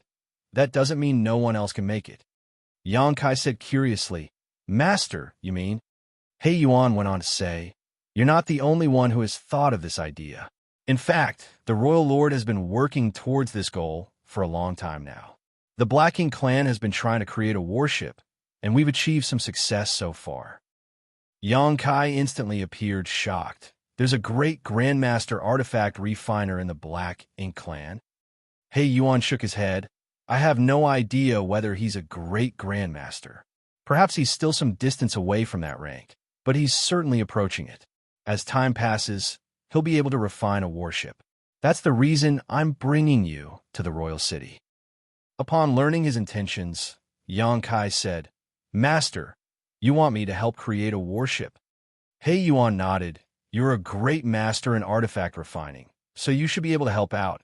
After all, there are not a lot of artifact refiners as capable as you in the Black Ink clan.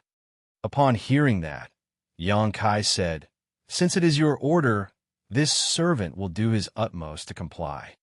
He Yuan was apparently pleased with his response. Just do your best when you're there, and don't cause trouble.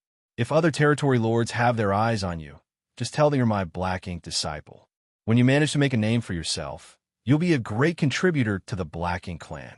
I'll reward you handsomely when the time comes. You flatter me, master. I will do my best to help. While facing away from him, He Yuan waved his hand. We'll reach the royal city in a few days. You don't have to stay here. Go get some rest. Then I will retire to my room. Yang Kai cupped his fist and stepped backwards before turning around to leave. After he entered the room assigned to him, Yang Kai sat down with his legs crossed and fished out a set of 7th-order materials to cultivate. Although he already had a speculation about He Yuan's intentions, he hadn't expected the latter to make them so clear to him while they were on their way to the destination. After giving it thought, though, he realized that He Yuan must have decided to inform him about it in advance so that he wouldn't be perplexed when they arrived at the royal city. Nevertheless, it never crossed He Yuan's mind that it was exactly Yang Kai's intention to sneak into the core of the Black Ink clan's territory.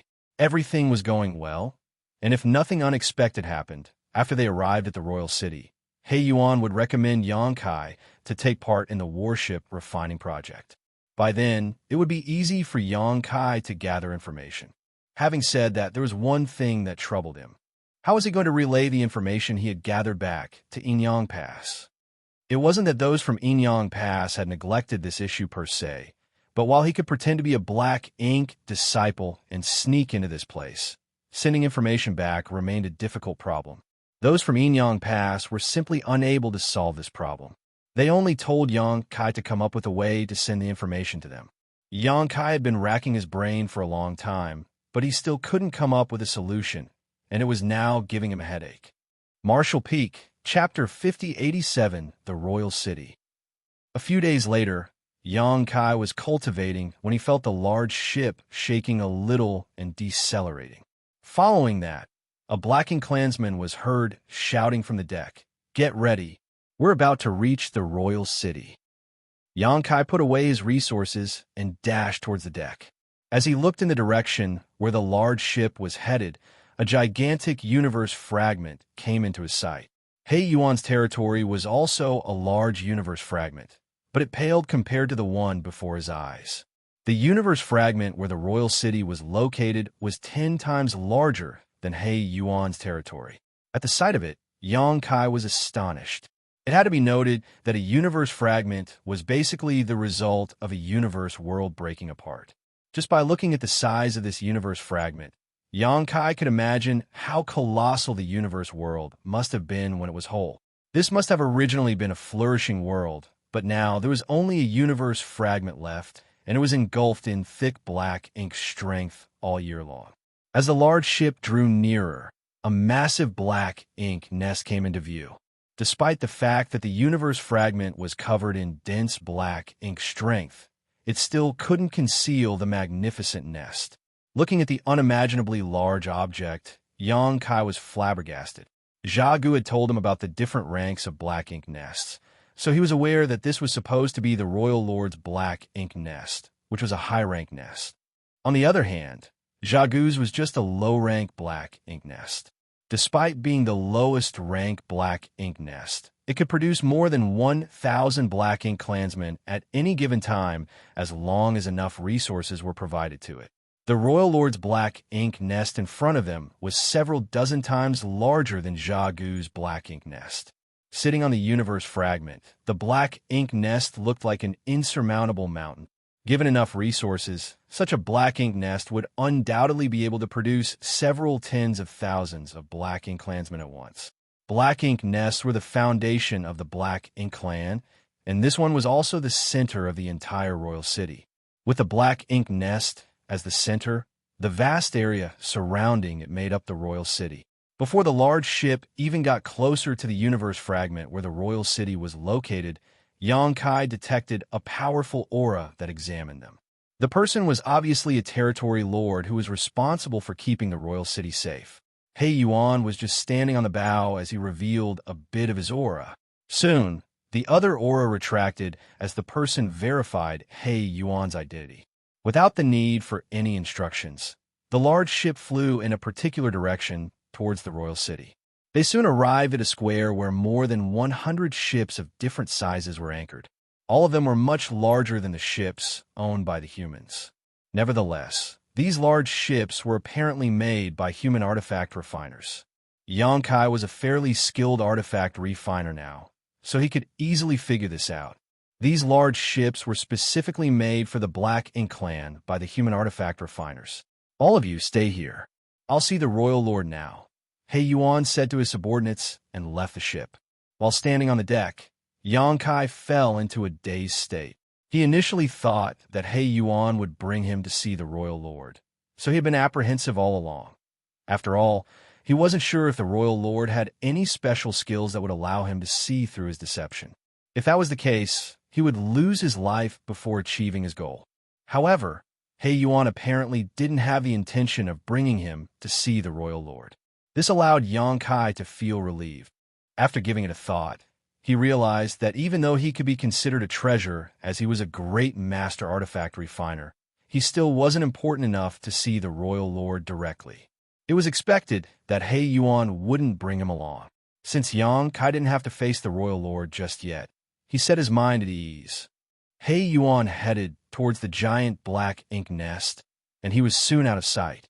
Xianxia looked around and realized that the black ink clansmen who had tagged along all sported solemn expressions. While standing upright, they stared at the black ink nest in a respectful manner. Besides them, the black ink clansmen staying on the other large ships were in a similar state. It seemed that the black ink clansmen especially revered the royal lord's black ink nest. According to Xiagu, the black ink nest in the royal city was the source of all black ink nests in the Yin-Yang theater. All the territory lords' black ink nests were bred from this one, and the many low-rank black ink nests were then bred from those territory lord black ink nests. Innumerable black ink clansmen were born from the black ink nests of different ranks. Basically, the black ink nest in the royal city was the source of their lives. That was why they revered this particular black ink nest while they were here. Xianxia couldn't help but fall into his thoughts. Where is the source of the royal lord black ink nests? It is not likely for them to have appeared out of thin air. I asked Xiagu about it, but he was unable to answer my question. All Xiagu knew was that a royal lord's black ink nest was the highest rank one. However, Xianxia didn't think that was true. Perhaps there were some secrets that even many of the black ink clansmen were unaware of. It wasn't certain how long the meeting between He Yuan and the royal lord would last, and since Xianxia was bored, he thought about taking a stroll around the royal city. However, he wasn't familiar with this place, so he was worried that he might invite some trouble. After all, his identity as a human was conspicuous. Furthermore, he had used up all his black ink coins. Even if he came across any good things, he wouldn't have the money to buy them. Therefore, he decided to give up on the idea. He thus shuffled into the cabin and fished out his resources to continue cultivating. This went on for a few days.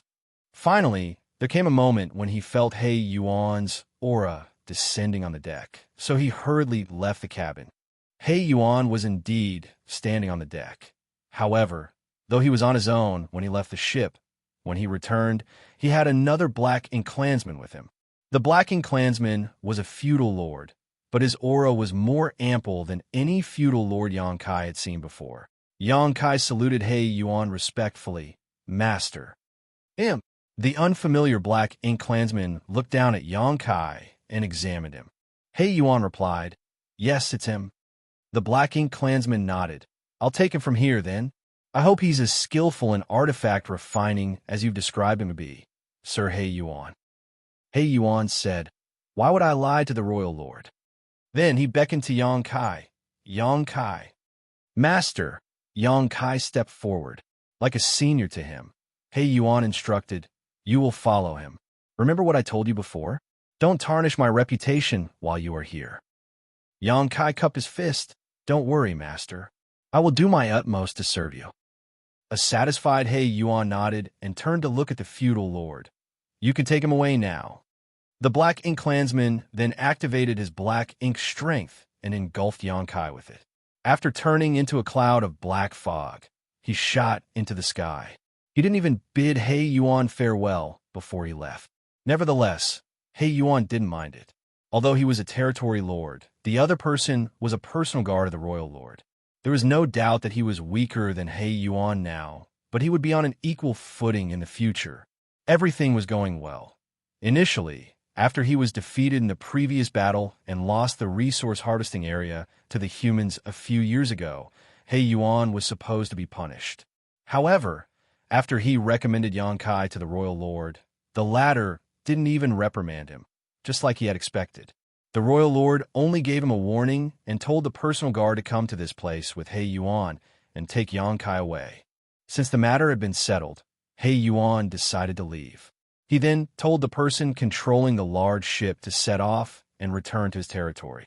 Meanwhile, Xianxia was engulfed in thick black ink strength and dragged along by the black ink clansmen at the speed of lightning. As he was covered in the black ink strength, it was hard for him to identify the exact direction they were traveling, though he had a general idea. As time passed, Xianxia realized that they were actually moving further away from the universe fragment where the royal city was located. This astounded him. They were trying to build a warship, and this task couldn't be carried out by only one person, so there must be a lot of human artifact refiners that had been gathered together.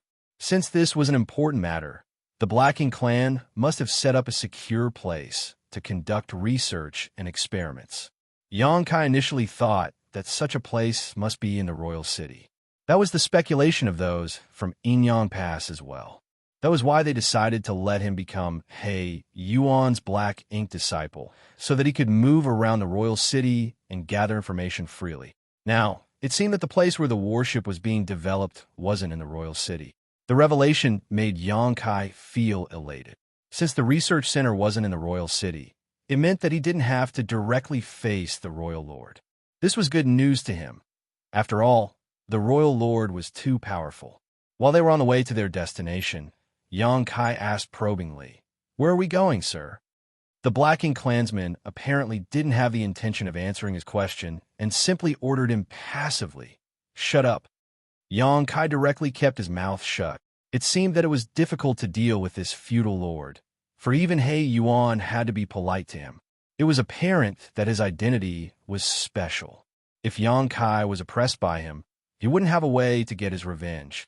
Just 1 hour later, the feudal lord suddenly stopped in his tracks and looked around, as though he was trying to find something. Xianxia scanned the surroundings and soon detected an anomaly somewhere in the void. Although that place didn't look different from the area around it, there was a weak fluctuation of space principles. Xianxia arched his brow. If he wasn't mistaken, there was a portal over there. He soon realized what was going on. The place where the warship was being developed wasn't in the royal city.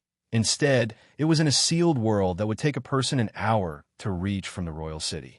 This was indeed a good arrangement. As expected, after looking around for a while, the feudal lord stared fixedly at the hidden portal. Following that, he fished out a token and infused his power into it before casting a light at that place. A ripple spread across the void as the light penetrated a barrier and disappeared into another world. Xianxia felt his brow twitching. It was apparent to him that this was a human's creation. The people who set up a restriction around here and made this access token were definitely human cultivators. After the feudal lord was done with all that, he waited patiently. A moment later, a ripple spread across the void as the portal to the sealed world opened up. Supposedly, someone from the inside had opened it. When the portal was large enough, the feudal lord grasped Xianxia's collar and dashed inside. The view around Xianxia changed, and he realized that he was now inside a sealed world. Just like the sealed worlds that had been explored before, this one was full of greenery. It was beautiful and refreshing like a spring day. The portal that led to the outside world was just behind him. However, he felt his skin tightening at that instant. This couldn't be helped, as he realized that several dozen auras had locked onto him, one of them being particularly fierce. Martial Peak, Chapter 5088, Wu Xinghe. Looking up, Xianxia saw that there was a place that looked like a camp in front of him, where several dozen Blacking clansmen were looking in their direction. The one standing at the front had 2 horns on his forehead, and his burly figure made him look like some kind of 2-legged ox demon. Those several dozen auras apparently came from this group. Surprisingly, they were mostly feudal lords, while the Black Ink clansman, who looked like an ox demon, was a territory lord. There were many powerful Black Ink clansmen guarding the portal of this sealed world, and their leader was a territory lord. It went to show how important the Black Ink clan considered this place. The feudal lord, who led Xianxia to this place, gazed at the territory lord and cupped his fist, Sir Mei Qiong. The territory lord named Mei Qiong nodded lightly. Just by taking a glance at Xianxia, he figured out the latter's identity. Found a new artifact refiner? The feudal lord replied. It was Sir He Yuan who found him. He Yuan, Mei Qiong snorted. Perhaps he had some grudges against He Yuan. Xianxia could see a hint of disdain flashing through his face at the mention of He Yuan. What's his rank?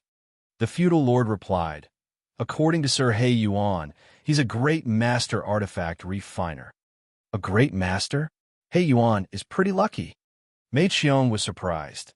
After all, since this plan had been started years ago, all the Black Ink disciples who knew even a thing or two about artifact refining had been gathered here. It was hard to find a great master artifact refiner in the outside world. Even in this place, there were only a small number of great masters. I'll leave him to you, Sir Mei Qiong. I still have to go back and report the matter to the royal lord. Mei Qiong nodded. Good. Just leave him here. You can go back now. The feudal lord went on to say, the royal lord wants me to tell you and Sir Qinglei to work harder and complete this task as soon as possible. In an instant, Mei Qiong appeared annoyed. It's not like Qinglei, and I can accelerate the process in any way. The human artifact refiners are the ones developing it. The feudal lord asked impassively, Do you want me to pass on your words to the royal lord, sir? Mei Qiong felt his brow twitching. Feeling vexed, he uttered, Qinglei and I will work harder to supervise them. Tell the royal lord to rest assured. It was only then that the feudal lord bowed his head and flew towards the portal. After the portal closed, Mei Qiong turned to look at Xianxia and sneered, You're pretty bold. I hope your skills in artifact refining are just as great as your audacity. Xianxia put on a fawning smile as he wouldn't dare to say anything in front of this overbearing man. Mei Qiong beckoned to a subordinate and ordered, Bring him to see Qinglei. Yes, upon receiving the order, the feudal lord directly pushed his Black Ink strength and engulfed Xianxia with it before flying further into the sealed world. Just a moment later, they arrived at a huge valley where there was a grand hall in the middle of the mountain wall. There were a lot of Black Ink clansmen moving around the grand hall. The feudal lord turned his head and ordered, Come with me. He then shuffled into the grand hall. Naturally, no one stopped him. Xianxia followed him closely. Soon, they moved across the grand hall and arrived at an open-air platform on the other end. There was a well-built figure standing on the platform. Looking down from this position, one could watch over the entire valley. The feudal lord, who led Xianxia to this place, saluted the well-built figure, Sir Qinglei. Without turning his head, Qinglei asked in a deep voice, The portal of the sealed world was opened just now. Although he was responsible for guarding this place, he was a territory lord after all. He certainly could detect that the portal was opened earlier. The feudal lord replied respectfully, An artifact refiner has been sent over from the royal city. Qinglei turned around and examined Xianxia before nodding. What's his rank?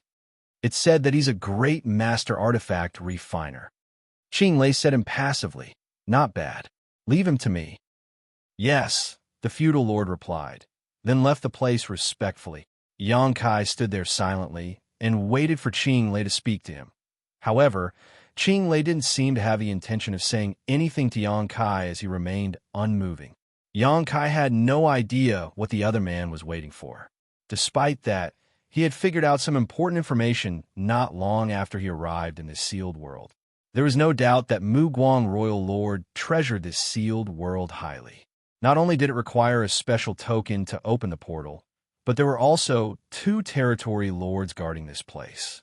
One of them was Mei Qiong, who was responsible for guarding the portal, and the other was Qinglei.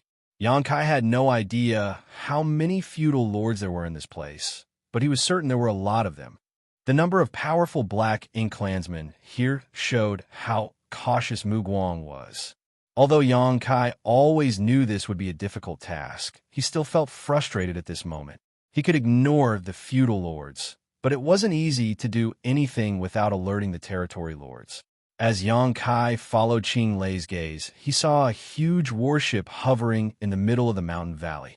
The size of this warship was similar to the one he saw in Blue Sky Pass in the past. It was much larger than a typical warship owned by a human squad, similar to the size of a warship used by a battalion.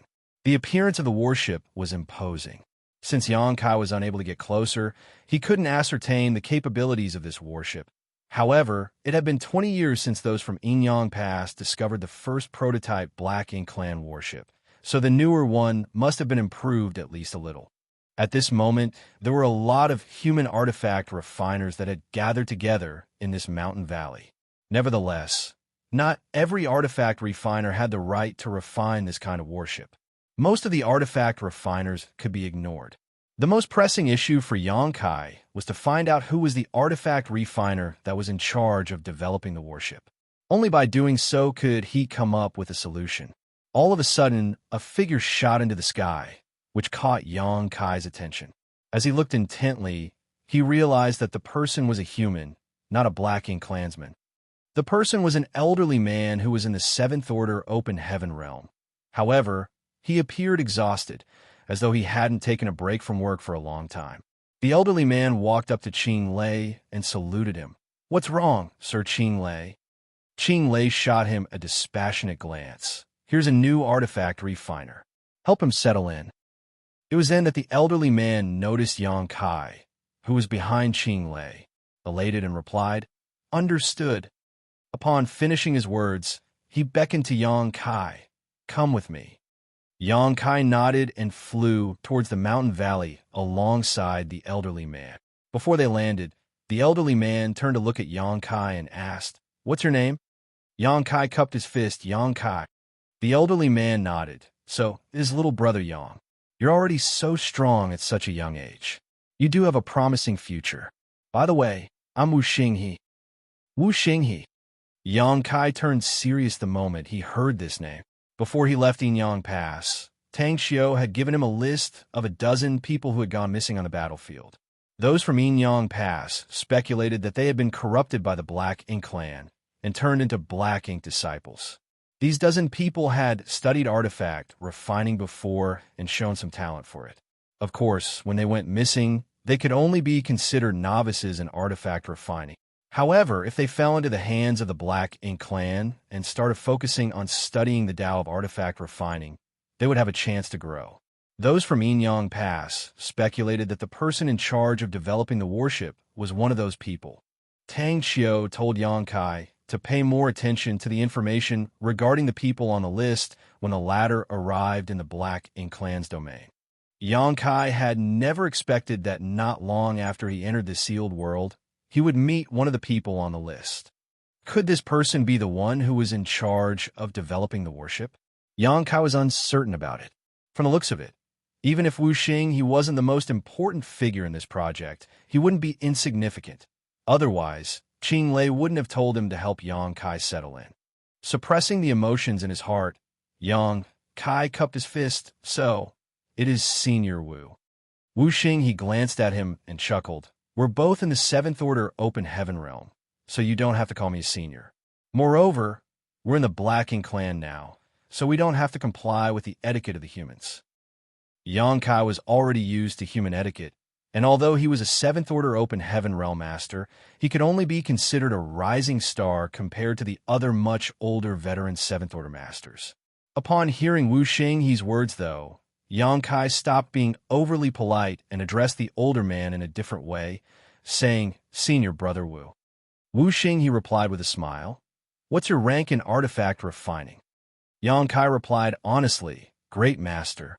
"What field are you particularly well-versed in?" "Personally, I'm good at refining offensive and defensive artifacts. I can build flight-type artifacts as well, but that will take a longer time." Upon hearing that, Wu Xinghe nodded. "In that case, you shall work with me. I happen to need more people on my side. I shall trouble you from now on then, Senior Brother Wu." "No worries." By the time they finished speaking, they arrived at the bottom of the mountain valley. Xianxia looked down and saw many artifact refiners working on the warship. There were also some feudal lords walking around that seemed to be supervising them. Wuxia, he directly led Xianxia to the edge of the mountain valley where there were a lot of houses. Wuxia, he pointed at those houses and said, "This is where we can get some rest and cultivate." The 3 houses on the left are empty, so you can choose one of them. Although Black Ink disciples are considered lowly in the Black Ink clan, artifact refiners like us are treated fairly well. If you need resources to cultivate, you can go over there and get some. Then, he pointed at the hall on the side. Not only are there materials of different orders, but there are also a lot of spirit pills. They're for us to use. Xianxia was astounded. It seems that everything is provided for us. Wuxia, he replied with a smile. They've prepared everything for us so that we can work harder. It requires a lot of energy to refine artifacts. If we can restore ourselves quickly, we can put more effort into making artifacts. The Black Ink clan is aware of that. Xianxia nodded to show that he understood what the other man was saying. The Black Ink clan has a lot of resources that are hard to come by on the human side. In this place, you could get a set of 7th order materials from the Black Ink clan to cultivate with ease. Of course, you can only get one set at a time, and you can only get another set after refining the ones you have. Marshall Peak, Chapter 5089, Solution. Since you're a newcomer, you can get used to the environment first. Look for me tomorrow, Wuxia, he said, then turn around to leave. Xianxia then watched him leave. After the older man was gone, he shuffled towards the 3 houses on the left. Wuxia, he said that these 3 houses were vacant, so Xianxia could choose one of them at random. He didn't have any specific demands, so he just chose the one furthest away from him. Upon pushing the door open, he realized that the facilities were quite simple. There was only a table, chair, and bed. There was also a token on the table. After picking it up, he realized that this was the token that could control the restriction around this house. He spent some time refining the token, then activated the barrier. This restriction couldn't be considered powerful, as it could only prevent others from eavesdropping or disturbing the one getting some rest in the house. It should be the same for the other houses. Nonetheless, this was enough for the artifact refiners here. Just like Wuxia he had said, it required a lot of energy to refine artifacts. When they were exhausted, they needed such a place to restore their energy with peace of mind. After Xianxia was done with all that, he took a stroll around the mountain valley. Then he found a hall where he could get some resources and entered. The Black Ink clansman responsible for managing the resources was a feudal lord. Faced with Xianxia's request, he didn't even question him. He directly fished out a set of 7th order materials and passed them to him. This made Xianxia feel rueful. It had to be noted that in the Great Passes, it was rare for anyone to refine 7th order materials to cultivate, for there was an acute shortage of resources on the Black Ink battlefield. Most of the time, even the 8th order division commanders couldn't refine 7th order materials to cultivate. Of course, the shortage had been alleviated since the introduction of the void yin-yang mirrors. Xianxia had no idea about the circumstances in other Great Passes, but in Blue Sky Pass at least, the human cultivators could use the best possible resources to cultivate now, provided that they had enough military merits. The structures around the mountain valley were so simple that one could see everything clearly at a glance. Apart from the warship in the middle of the mountain valley, Xianxia didn't find anything that was worth his attention. After getting what he requested, he returned to his house and cultivated in silence. He didn't forget to keep track of the time, of course, and the next day, he headed to the warship following Wuxia's order. From afar, he could see many people working on the warship. Fluctuations of energy were seen coming from every corner. At least 100 people were trying to build this warship, all of them artifact refiners. Xianxia had seen artifact refiners repairing warships in Blue Sky Pass, and it was equally bustling at those times. Therefore, he wasn't surprised one bit. However, that was in the inner sanctum, after all. It must have been difficult for the Black Ink clan to have found so many artifact refiners. Furthermore, there must be more artifact refiners who are currently not working on the warship and were resting. Upon Xianxia's arrival, some artifact refiners shot him curious glances, but they soon stopped paying attention to him. He soon found Wuxia, who was busy working on the warship somewhere. Wuxia, he was apparently refining an offensive artifact with full attention. A flame was seen flickering from his hands. The flame was scorching hot, and Xianxia couldn't immediately identify what it was. All the artifacts on the warship had to be custom-made and were quite different from the artifacts used by cultivators. After all, the warship was huge, so the artifacts that had to be installed on the vessel wouldn't be small.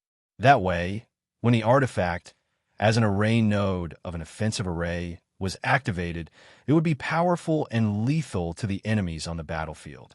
Xianxia appeared beside Wuxia and greeted him. Wuxia was swamped with work as his forehead was beaded with sweat, so he just nodded and glanced to the side. You came at the right time. Help me refine these materials. If there's anything you don't understand, you can ask junior brother Xianxia over there. Xianxia turned his head and saw a lot of materials that had been piled up beside Wuxia. All of them were precious, as they were the materials needed for refining the artifact.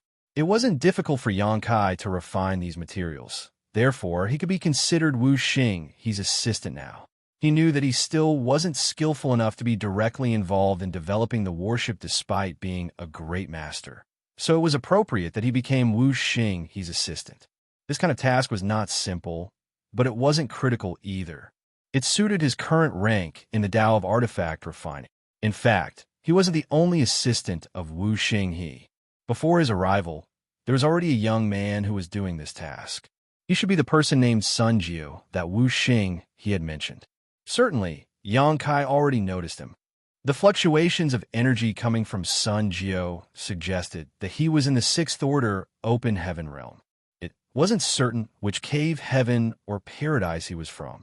Xianxia cupped his fist at him, junior brother Sunday. Xianxia flashed a smile at him. You must be senior brother Yang. Apparently, he had heard about Xianxia from Wuxia. Xianxia nodded. While Xianxia never stopped working, he asked, have you ever taken part in developing a warship before? Xianxia shook his head, no. In fact, artifact refining was just a hobby of mine, and I rarely made any artifacts when I was on the human side. Upon hearing that, Xianxia nodded. I see. Why don't you refine this seventh-order metal element material first? This task is suitable for you given your cultivation. We'll need it at a later time. Certainly, Xianxia wouldn't disagree. He then sat down with his legs crossed and picked up the seventh-order metal element material. Following that, he fished out his hammer and circulated his power before striking the material with his own technique. Xianxia arched his brow with surprise. Thousand tempering art. Are you from Divine Cauldron, Cave Heaven? Xianxia shook his head. I'm from Inyang Cave Heaven. I learned this artifact refining technique from a senior brother from Divine Cauldron Cave Heaven. Xianxia commented, you fully mastered this technique. That's why I thought that you were from Divine Cauldron Cave Heaven. Many thanks for your compliment, but compared to you, I'm still not skillful enough, Xianxia replied humbly. Xianxia shook his head with a smile. I have simply practiced a lot. I started focusing on refining artifacts since I came to the Black Ink clan. It's been several hundred years since then. Xianxia was surprised. Xianxia's words suggested that he started focusing on refining artifacts after he became a Black Ink disciple, probably on the Black Ink clan's orders. Therefore, it seemed that the Black Ink clan had already started preparing to build a warship several hundred years ago, or perhaps even longer. Otherwise, these Black Ink disciples couldn't have achieved so much. Although Xianxia was one order below Xianxia, he was also a great master artifact refiner. Furthermore, he was more skillful than him when it came to his mastery of artifact refining. This was proven from his way of refining these materials. According to Xianxia's observation, Wuxia, who was focused on refining the offensive artifact now, was a grandmaster artifact refiner. An artifact refiner like Wuxia, he was already able to refine high-rank artifacts. In fact, the one he was crafting was a kind of high-rank artifact, though it wasn't certain if he could successfully complete it. After all, it was more difficult to refine an artifact specifically for a warship than an average high-rank artifact. It took a talented and experienced artifact refiner to achieve this. Therefore, even a Grandmaster artifact refiner might fail in his attempt to craft such an artifact. Over the following days, Yang Kai continued to assist Wu Xinghe, and nothing major happened. Xianxia, who worked with him, was a talkative person, so Yang Kai managed to gather a lot of useful information through his conversations with him. According to Xianxia, there were about 300 artifact refiners that had gathered together in this mountain valley, with the 3 of them being Grandmasters. There were 2 more Grandmasters apart from Wu Xinghe, Wang Sibo, and Guanning. Below them, there were 30 great master artifact refiners. Although the rest of the artifact refiners were not talented in artifact refining, they were good enough to handle some miscellaneous tasks. It was this large team that was building a warship for the Black Ink clan. Just like Wu Xinghe, Wang Sibo, and Guanning were on a list which was given to Yang Kai by Xianxia. They were the targets he had to investigate. During this period of time, Yang Kai came to know more about the capabilities of this warship. Compared to the one he saw in Blue Sky Pass, the one before his eyes was indeed a significantly better version. It seemed that the artifact refiners here were working hard to improve their skills. This was terrible news for the humans. Fortunately, even though the capabilities of this warship had been enhanced, it still couldn't meet the Black Ink clan's needs on the battlefield. In other words, this warship was not good enough, and certainly not comparable to the warships used by the humans. Even if it was deployed on the battlefield, its usefulness would be quite limited. The warship had been greatly improved in just 20 years, though, so if their progress went unhindered, a lot of warships owned by the Black Ink clan would appear on the battlefield in the near future. By then, the humans would be doomed. Now, Yang Kai had successfully snuck into this place, so he had to come up with a solution to settle the issue here. In fact, it wasn't hard to deal with this issue. He could simply kill all 3 Grandmaster artifact refiners like Wu Xinghe. Without these Grandmasters, the development of the warship would come to a halt. Although the other artifact refiners still had room for growth, they couldn't possibly become Grandmasters. Over the years, the Black Ink clan had filtered a lot of Black Ink disciples and only found 300 artifact refiners. Most of the artifact refiners were not gifted in this Dao, so even if they were allowed to grow, they wouldn't become Grandmasters. Killing Wu Xinghe and the others could be said to be the simplest way to destroy their plan once and for all. By then, no one could be in charge of developing the warship, and the threat facing the humans would be resolved. However, if Yang Kai did so, his identity would instantly be exposed. There were also 2 territory lords who were monitoring this place, so once he was exposed, he didn't have the confidence to escape. Furthermore, Grandmaster artifact refiners like Wu Xinghe were extremely valuable assets to the humans too. They only worked for the Black Ink clan because they had been corrupted by Black Ink strength. It would be much better to purify them and bring them back rather than kill them. For the time being, Yang Kai couldn't think of a perfect solution, nor did he have any idea how he could flee from this place once his identity was exposed. Therefore, he could only wait patiently and play it by ear. Fortunately, the warship in this place was still not usable, so he had time to come up with a plan. Martial Peak, Chapter 5090, Purifying Wu Xinghe. In the blink of an eye, 3 years had passed since Yang Kai arrived at this sealed world. During this period of time, the warship was continuously improved. On the other hand, Yang Kai's skills in artifact refining also grew day by day. When he was a newcomer back then, his skills in artifact refining were inferior to those of Xianxia. However, 3 years later, he was now a much better artifact refiner than the latter. Although he still wasn't a Grandmaster, he had grown to be a more accomplished artifact refiner than before. Even though it had something to do with his aptitude and hard work, his conversations with the other artifact refiners had helped him grow rapidly as well. Wu Xinghe's attentive guidance was especially important in this regard. It should be noted that before Yang Kai left Blue Sky Pass, he had spent 10 years studying artifact refining, and his teacher was an artifact refining Grandmaster like Chai Hao.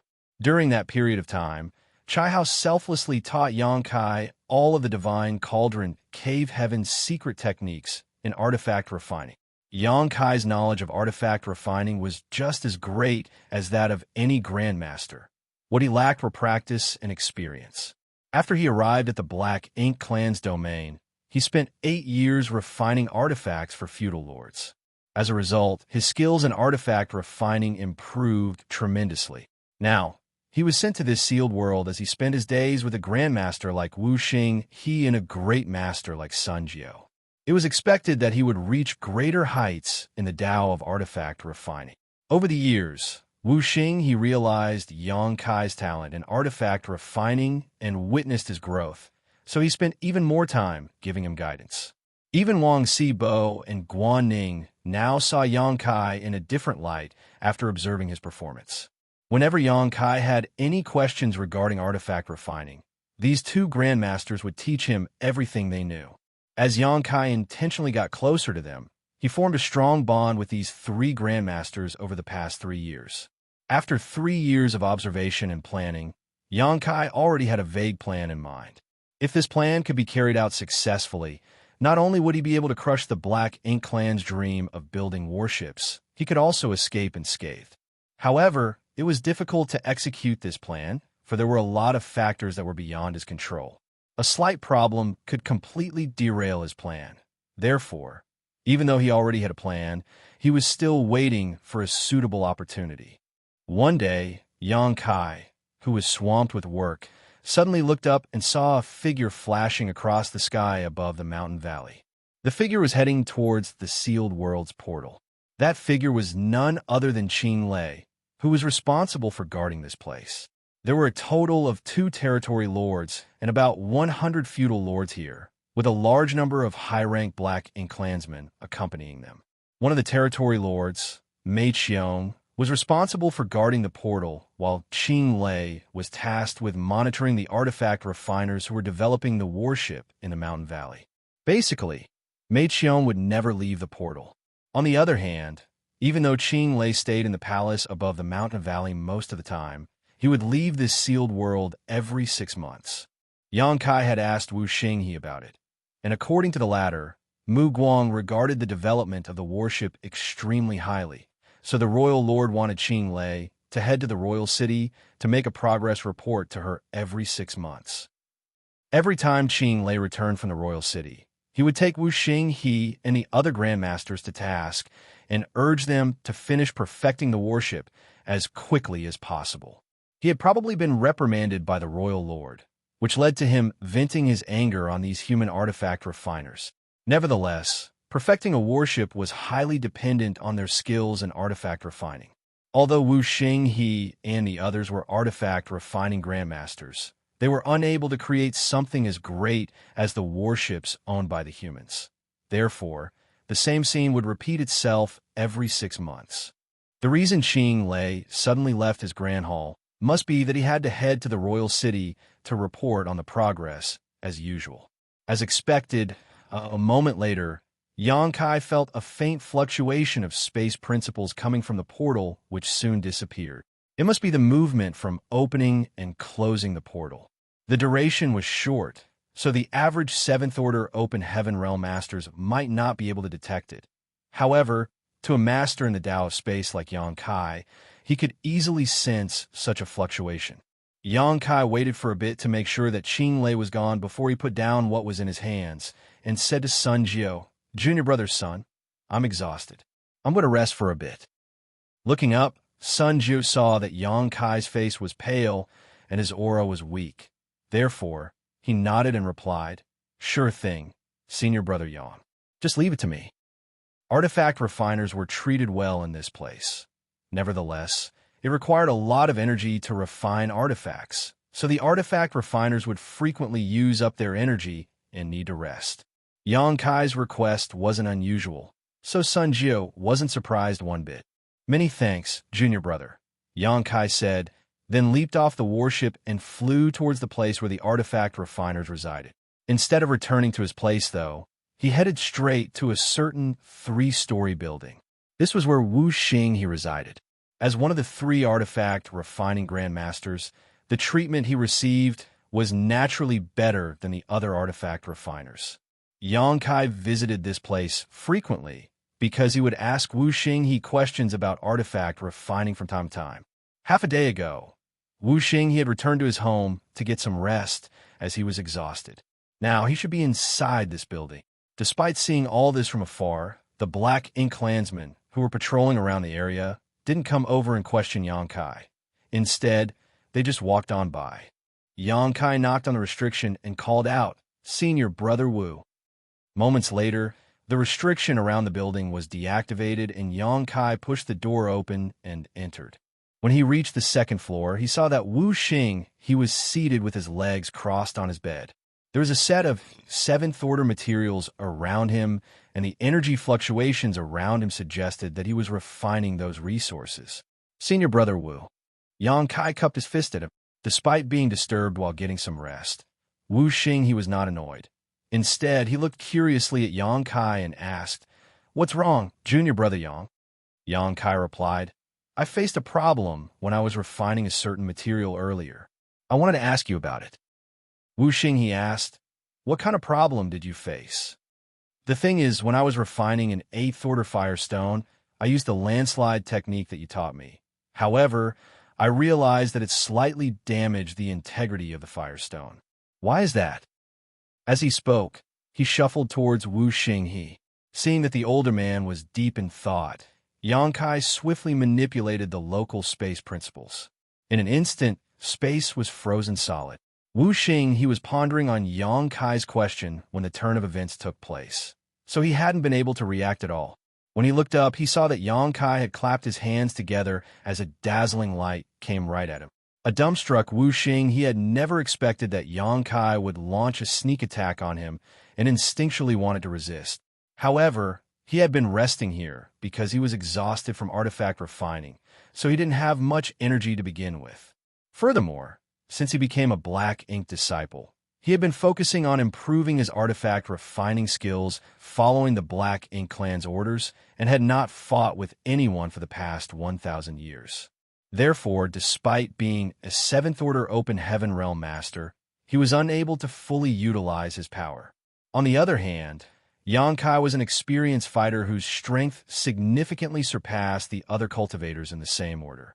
Hence, it was expected that Wuxia he was unable to counterattack or even resist. Before Wuxia he could even condense his world force, his forehead was slapped by Xianxia. A horrifying power penetrated his small universe and caused him to fall into a dazed state. Following that, the dazzling and pure light completely engulfed him. A strange sound was then heard. While Wuxia he was engulfed in the white light, something like a dark fog began leaking from his body and was purified into nothingness. He appeared to be in pain, but his expression soon became tranquil. A moment later, Xianxia retracted his hands and vigilantly paid attention to the surroundings. After letting Xianxia in earlier, Wuxia he reactivated the restriction to prevent anyone from disturbing them. However, Xianxia was still worried that his actions would attract the Black Ink clan's attention. That was the reason he had to wait for Qinglei to leave before making a move. Qinglei was a territory lord after all, so if he noticed the anomaly, Xianxia wouldn't be a match for him. Fortunately, Xianxia acted swiftly and decisively. Only a few breaths of time had passed since he activated Purifying Light. Furthermore, he deliberately sealed the surrounding space and made sure that Wuxia he was unable to resist. Hence, the restriction around the building was not triggered. Everything is going well. Upon making sure that the Black Ink clan were not alerted, Xianxia let out a breath. "Forgive my disrespect, Senior Brother Wu." Xianxia apologized to him and sat down cross-legged in front of him. Presently, Wuxia he's face was pale. After all, Xianxia's palms did not only contain the purifying light, but also his own power, which penetrated Wuxia he's small universe and caused it to shake. That was how he suppressed Wuxia he and made sure the latter couldn't resist. When Wuxia he heard the other man's voice, his vision refocused. While staring fixedly at his face, he said doubtfully, with a solemn expression, Xianxia said, "Senior Brother Wu, what I'm about to tell you might sound inconceivable, but you have to believe that what I'm going to say is true. We don't have much time left, so I'll be blunt. First of all, you should know that I was never corrupted by Black Ink strength, nor am I a Black Ink disciple. I'm simply pretending to be one." "I knew it." Although Wu Xing appeared shocked, he was also relieved. The black ink strength in his small universe had been rapidly purified, so the moment he regained his senses as a human, he suspected that Yang Kai had never been corrupted by black ink strength. After all, Yang Kai was able to dispel the black ink strength in his body, so there was no way he would be corrupted. Now, it indeed seemed to be the case. Yang Kai had been pretending to be a black ink disciple, and he had managed to fool the Black Ink clan. What kind of technique was that? Wu Xing, he asked curiously. It's called purifying light, Yang Kai explained. It could be said to be the nemesis of black ink strength. It's something that the humans mastered a few dozen years ago. Upon hearing his explanation, Wu Xing, he muttered, "It's no wonder the Black Ink clan have been talking about there being no new black ink disciples recently. So, that's the reason." He paused for a moment and asked, "Can the purifying light prevent me from being corrupted again?" Yang Kai shook his head. "No. If you come into contact with black ink strength again, you'll still be corrupted. Fortunately, there's no black ink nest in this sealed world, nor is it filled with black ink strength. So as long as you're careful enough, you won't be corrupted by black ink strength." Martial Peak, Chapter 5091. There's a big problem. Yang Kai was relieved at the fact that the Black Ink clan had set up their warship development site in this sealed world. This gave him room to carry out his plan. Just like he had said, there was no black ink nest in this sealed world, nor was it flooded with black ink strength. Therefore, as long as Wu Xing he was careful enough, he wouldn't risk getting corrupted again. It wouldn't have been possible in any other Black Ink clan territory, as they were all practically filled with black ink strength. Even if Yang Kai helped dispel the black ink strength in Wu Xing his body using purifying light, the latter would soon be corrupted again. When that happened, Yang Kai's identity would be exposed. How could he carry out his plans in such an environment? "Senior Brother Wu, I'm from Yinyang Pass. On the Army Commander's orders, I've come here to look for artifact refiners like you all who are developing the warship for the Black Ink clan and make sure that this project fails. On the other hand, you're the first breakthrough point I've selected. I'll need you to work with me for the following plan. Qing Lei has just left the sealed world. Based on past experiences, I believe he'll return in half a day. That's the amount of time we have." There is a solemn expression on Wu Xing he's face as he asked, "What's your plan? What do you want me to do?" Yang Kai replied, "First of all, I need you to lure Senior Brother Wang and Senior Brother Guan to this place. I'll make a move and purify the black ink strength in their body so that they will regain their senses as humans. Although they're 7th Order Open Heaven Realm Masters, they've been completely focused on artifact refining for centuries now, so their fighting instincts have grown dull. If we work together and launch a sneak attack on them, there shouldn't be a problem.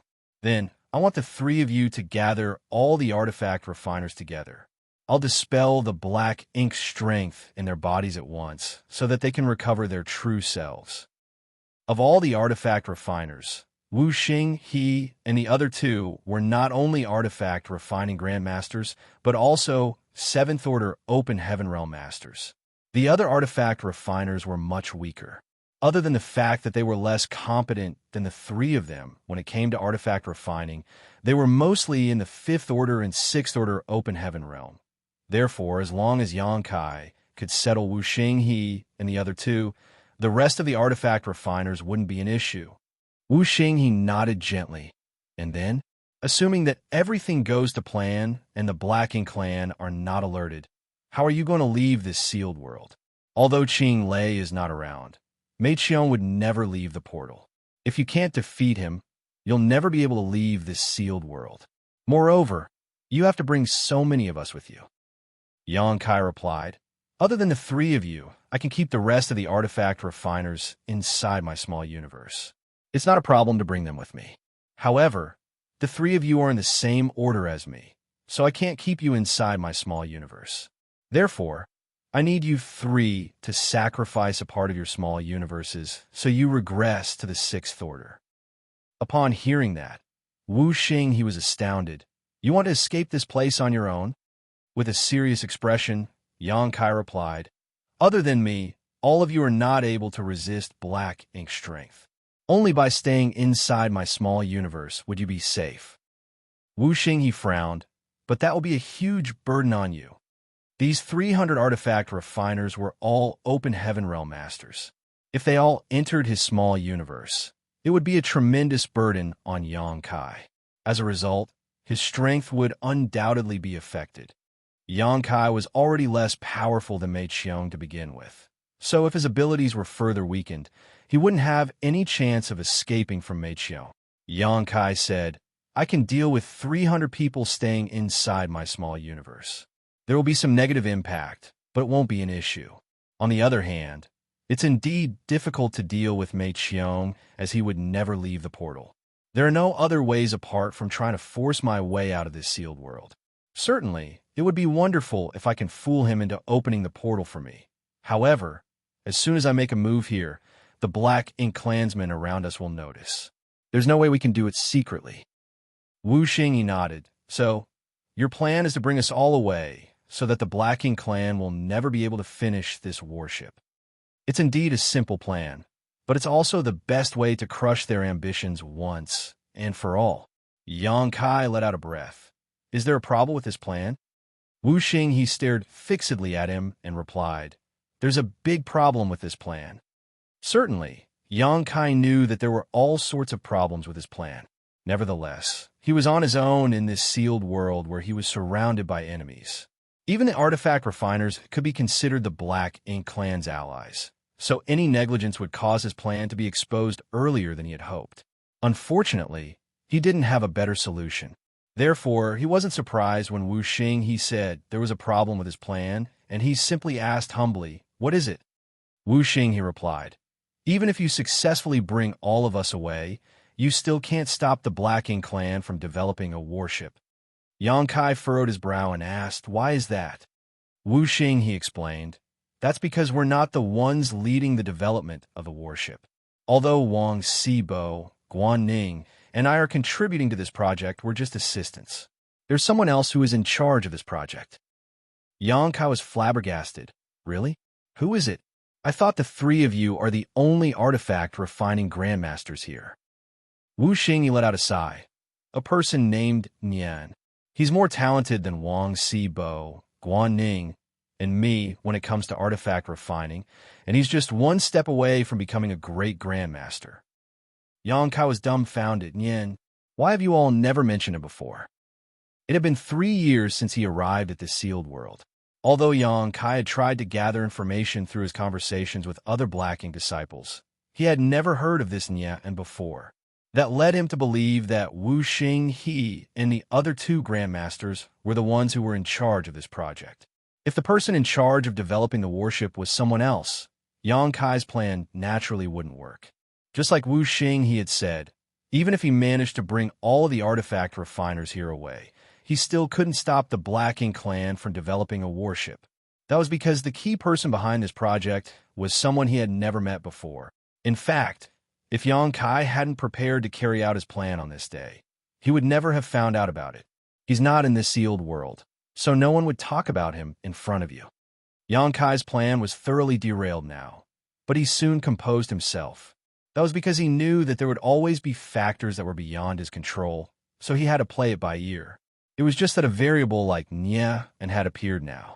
What's his background? Xianxia asked curiously.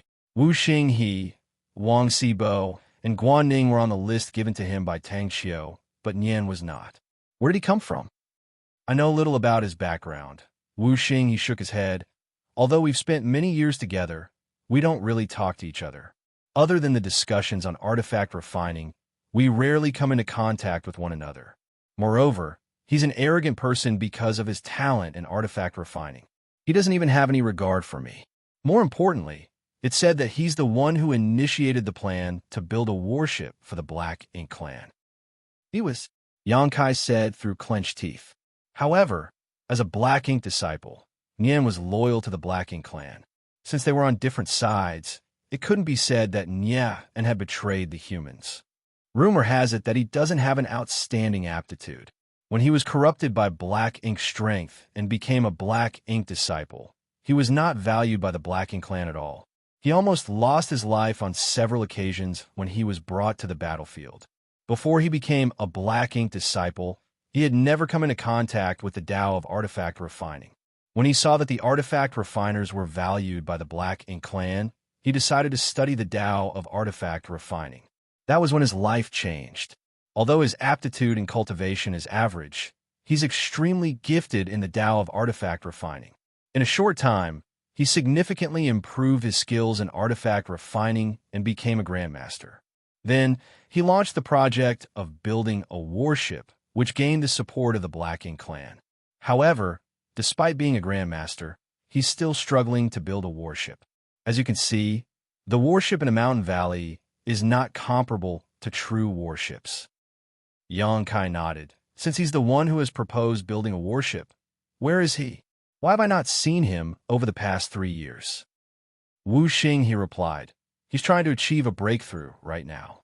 Given his aptitude in artifact refining, he could grow to be a great grandmaster.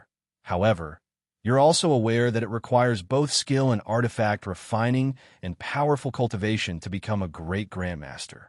A person has to be in the 8th order open heaven realm to become a great grandmaster. He's trying to break through to the 8th order open heaven realm. Xianxia was astonished. Wuxia, he nodded solemnly. Indeed. I don't know whether he'll succeed. In fact, 1 year before your arrival, he was already taken away by the Black Ink clan to prepare to break through to the 8th order. Although the environment in this sealed world was terrific, it was still a sealed world after all. As Nian wanted to ascend to the 8th order, this place was naturally not suitable. That was the reason he had left this place many years ago. This led Xianxia to believe that Wuxia, he, and the other 2 grandmasters were the ones in charge of this project. This kind of misunderstanding could have led to severe consequences had he acted rashly. It couldn't be helped, though, as no one had mentioned Nia to Xianxia before. So how was he supposed to know that this guy was the key person behind this project? Senior Brother Wu, you said that Nia An's aptitude in cultivation wasn't high. Xianxia suddenly thought of something.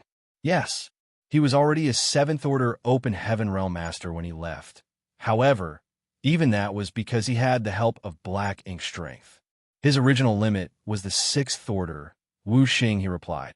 Xianxia was dumbfounded. Nia An's original limit was the 6th order. In other words, he had originally broken through to the 4th order open heaven realm. This kind of aptitude was indeed average among the cave heavens and paradises. However, Black Ink strength could help an open heaven realm master break through their limits. Nia An, whose limit was the 6th order, was already a 7th order open heaven realm master when he left the sealed world, and he was now going to attempt breaking through to the 8th order. It was no wonder Wuxia, he said that this guy was an arrogant person. As far as Xianxia knew, open heaven realm masters who managed to break through their natural limits with the help of Black Ink strength would have their temperaments changed drastically, just like Lu Ziyan, who was Gue Liao's Black Ink disciple. Moreover, when Black Ink disciples tried breaking through their limits, they had to face a huge risk, and any negligence would cause them to self-destruct. Xianxia had witnessed such an incident in the Black Prison many years ago. Nian was already lucky enough to have ascended to the 7th order, and he was now trying to make it to the 8th order. This was no different from committing suicide. Martial Peak, Chapter 5092, to act or not. The Royal Lord takes this matter extremely seriously. Since Nia and has tried to achieve a breakthrough, I believe the Royal Lord will give him all the support he needs. The Royal Lord might even personally assist him. If the Royal Lord makes a move, Nian might be able to succeed. The success of Nian's breakthrough was related to the Black Ink clan's future, so it was expected that Mu Guang wouldn't sit on the sidelines. Xianxia initially thought that Nian wouldn't succeed in ascending to the 8th order. However, he wasn't so sure now if Mu Guang decided to help. No one knew what methods the Royal Lord had. Regardless, this matter had to be dealt with accordingly. Otherwise, even if Xianxia managed to take all of the artifact refiners away from the sealed world, he still couldn't stop the Black Ink clan from carrying out their plan. This made him fall into a dilemma. He initially intended to execute his plan today, but a variable like nya and came out of nowhere all of a sudden. Fortunately, there was still room for maneuver. At this moment, Xianxia was relieved that this sealed world was not filled with black ink strength. Otherwise, his plan would have come to a halt at this point. Presently, he had to make some changes. After giving it thought, he said, "Senior Brother Wu, we have to confirm whether Nian is dead or alive. It would be great if he lost his life during his breakthrough. However, if he returns safely, that'll mean he's successfully become a great grandmaster. By then, the warship will be perfected." "What do you want to do?" Wu Xing, he asked. Xianxia shook his head. "I don't have a solution right now. We can only wait. After all, it's not like we can ask the Black Ink clan about it. During this period of time, you have to be cautious to avoid coming into direct contact with the Black Ink clan. There's no ambient black ink strength in this sealed world. So as long as you don't get too close to the Black Ink clansmen, you won't be corrupted. If you happen to be invaded by black ink strength, you have to immediately inform me, and I will purify it for you." "Got it." Wu Xing, he nodded, then said, "As for Wang Sibo and Guan Ning, do you want to dispel their black ink strength only when you're in the final stages of the plan, or do you want to act in advance?" Xianxia asked, "What do you think?" After pondering on it for a moment, Wu Xing, he replied, "The risk will be increased if we act now. After all, even if they regain their human nature, they'll still be at risk of getting corrupted again. However, they're 7th Order Open Heaven Realm Masters and Artifact Refining Grandmasters. What's more, they frequently come into contact with me. Guan Ning is especially sensitive, so I'm worried that I'll accidentally expose myself." "We'll act in advance, then." Xianxia directly made a decision. "I'll need you to work closely with me." "Got it. I'll inform you when everything is prepared." Wu Xing nodded. "Also, I want to take control of this sealed world's portal. That way, it'll be easier for us to flee when executing the plan." Upon hearing that, Wu Xing, he shook his head. "That won't be easy. Mei Qiang has never left the portal over the years. How are you going to take control of it?" Xianxia replied with a smile, "I have my own methods. However, I'll have to pass through the portal." "Does that mean you have to leave this sealed world once?" Wu Xing, he asked. Xianxia nodded in. "Do you have any idea how we can do it?" After a moment of deliberation, Wu Xing, he replied, "I can have you head to the royal city to buy some materials for me. I believe the Black Ink clan won't turn me down." "That sounds good. However, there will be a Black Ink clansman who will follow you. The 2 territory lords will never leave this sealed world, so the person who will go with you will most likely be a feudal lord." "That's fine. I'll make sure that the feudal lord won't notice whatever I do." Since the other man was so confident, Wu Xing, he stopped trying to dissuade him. After they discussed the matter for a while longer, Xianxia left and returned to his own house to get some rest.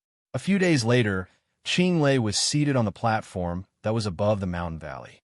As he looked down, he was able to monitor everything that was going on in the mountain valley from his position. No anomalies could be hidden from him. With that said, nothing major had happened since the day he started guarding this place, and the human artifact refiners had always been working hard to perfect the warship. Unfortunately, many years had passed, but the thing they created was still not usable. Just then, a figure shot up from the valley and landed in front of him. Qinglei lifted his gaze and realized that this person was one of the artifact refining grandmasters, Wu Xing he. Wu Xing, he saluted him respectfully. "Sir Qinglei." "What's wrong?" Qinglei asked him passively. Wu Xing, he replied, "I need some materials that we are running low on in this sealed world. Will you please allow me to go to the royal city to buy them?" Upon hearing that, Qinglei furrowed his brows. "What materials do you need that have to be purchased in the royal city?" Wu Xing, he randomly mentioned some materials, which were all quite precious. Qinglei replied, "Got it. I'll tell someone to send them to you." Although those materials were valuable, there was never a lack of resources in the Black Ink clan. Moreover, this project was related to the Black Ink clan's future, so the royal lord was fully supportive of it. Regardless of what materials they needed, they just had to make a request, and someone from the royal city would send them over.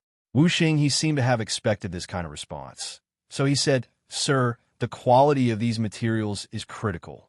Someone who is not proficient in artifact refining might not be able to fight the appropriate ones. As such, I have to personally head to the royal city. You want to personally go there? Qing Lei was surprised. In the past, Wu Xing he had asked for more materials on several occasions, but he only came over and told him what he needed, and the materials would be sent to him. He had never requested to personally head to the royal city. Wu Xing he nodded.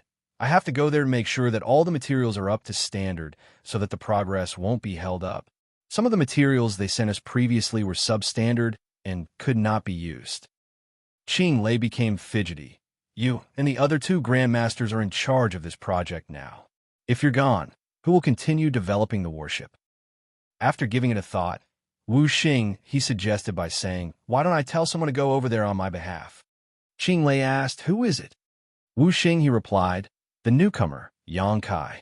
His aptitude in artifact refining is just as good as mine, so he'll definitely grow to be a grandmaster one day.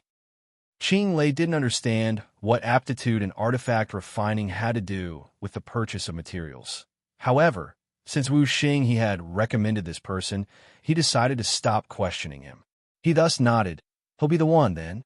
I'll tell someone to accompany him. Saying so, he waved his hand. The next moment, a feudal lord behind him stepped forward. Qing Lei ordered, bring that human to the royal city and come back quickly. Then, he passed a token to the feudal lord. After taking the token, the feudal lord flew towards the mountain valley alongside Wu Xing he. A moment later, Wu Xing he called out to Xianxia, who was getting some rest in his place. As Xianxia was told what to do, he nodded. You have to come back quickly. Wu Xing he ordered with a solemn expression. Xianxia stared fixedly at him and nodded. Don't worry, senior brother Wu. I'll come back as soon as possible. He then said to the feudal lord on the side, please. Without saying anything, the feudal lord led Xianxia to fly towards the portal. When they arrived at the portal, the feudal lord passed the token to Mei Qiong, who was guarding this place. Since the token was authentic, they were allowed to leave. The moment the portal was opened, Xianxia and the feudal lord subsequently dashed out of it. In the blink of an eye, the feudal lord passed through the portal and arrived in the outside void. When he turned his head, though, he realized that Xianxia was nowhere in sight. This startled him for a moment, for it had never happened before. Supposedly, since they entered the portal at the same time, they should reappear together. Nevertheless, he was the only one there at the moment while Xianxia was missing.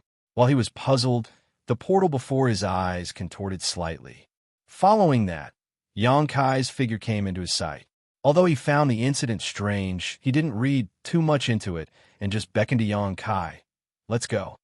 He then flew towards the royal city. The sealed world wasn't far away from the royal city. When Xianxia was led to the sealed world from the royal city back then, it only took them an hour to arrive. Therefore, 1 hour later, Xianxia and the feudal lord came to the royal city. With the feudal lord leading the way, they soon reached a street where all sorts of resources were sold.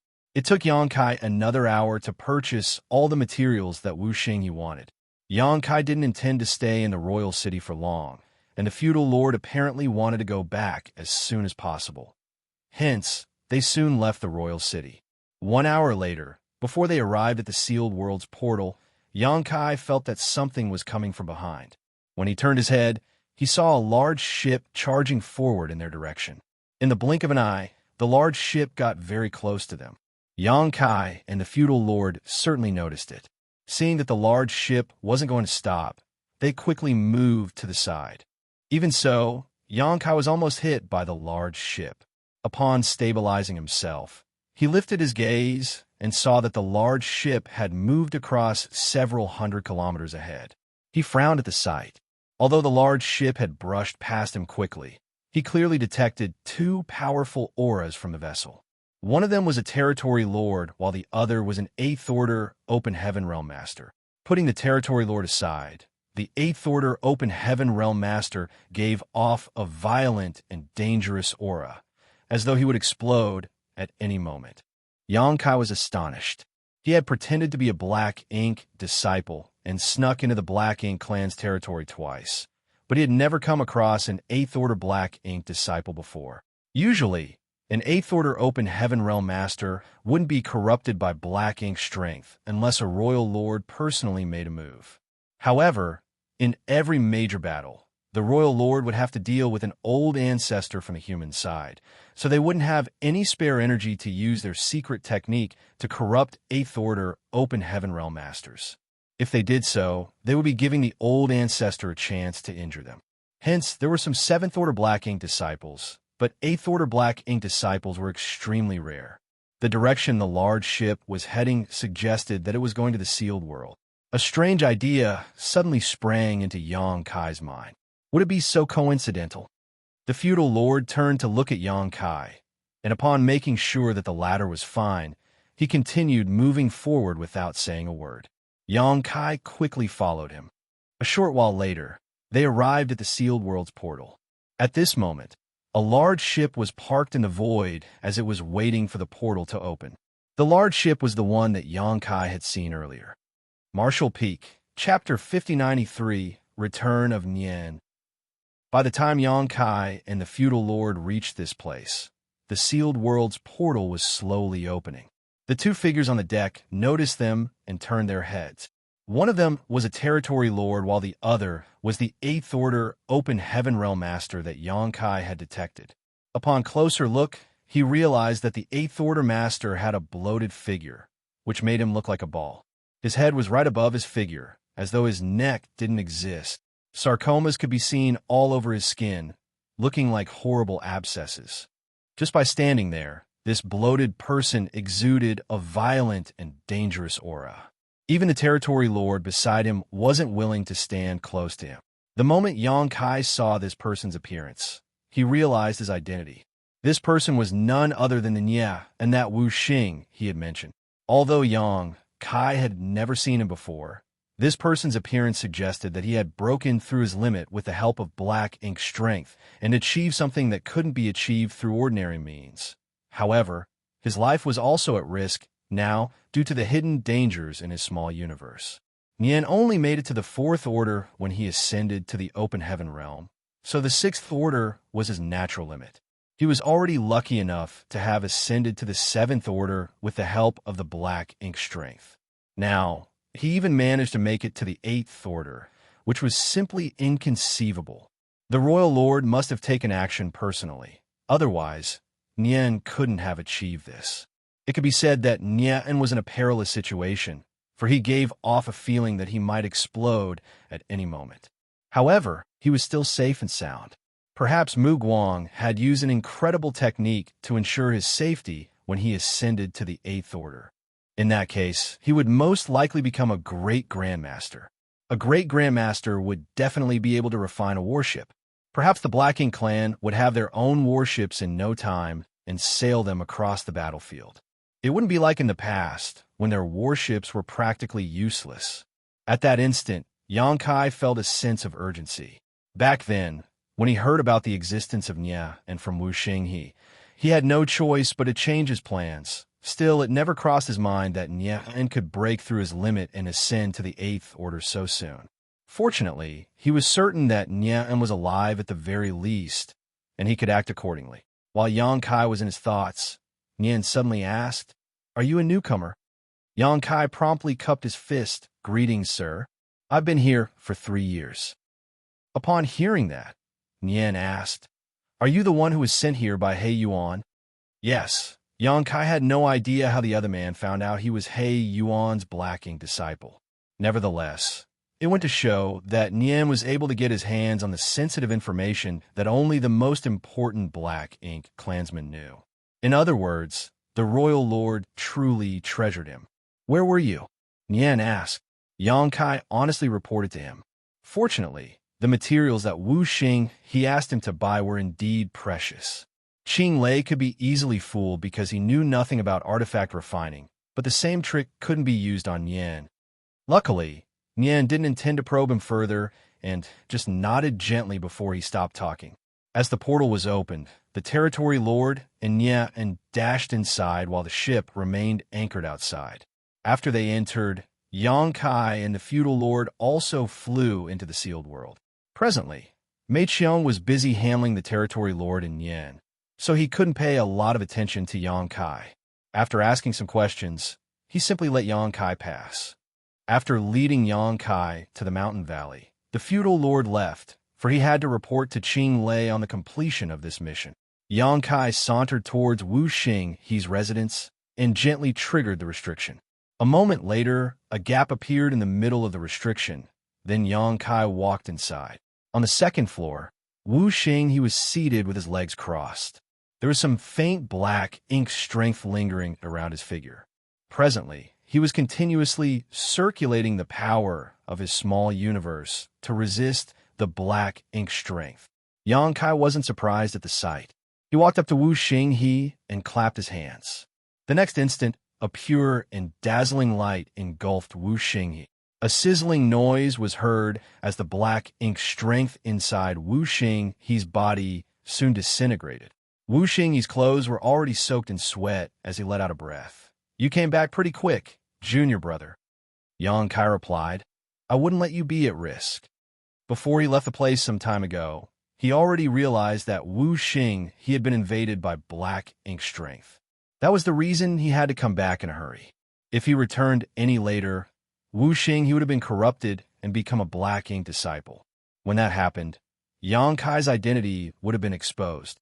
Of course, Yang Kai reckoned that Wuxing would kill himself at the most critical moment to ensure that the secret remained safe. On the black ink battlefield, human soldiers had always been willing to sacrifice their lives for the sake of the greater good. Wuxing was corrupted by black ink strength when he came into contact with Qing Lei.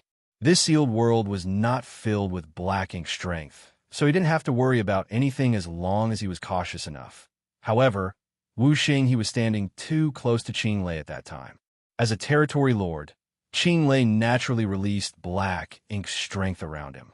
On the other hand, Wuxing wouldn't dare to resist, lest his secret was exposed. That was how he was corrupted.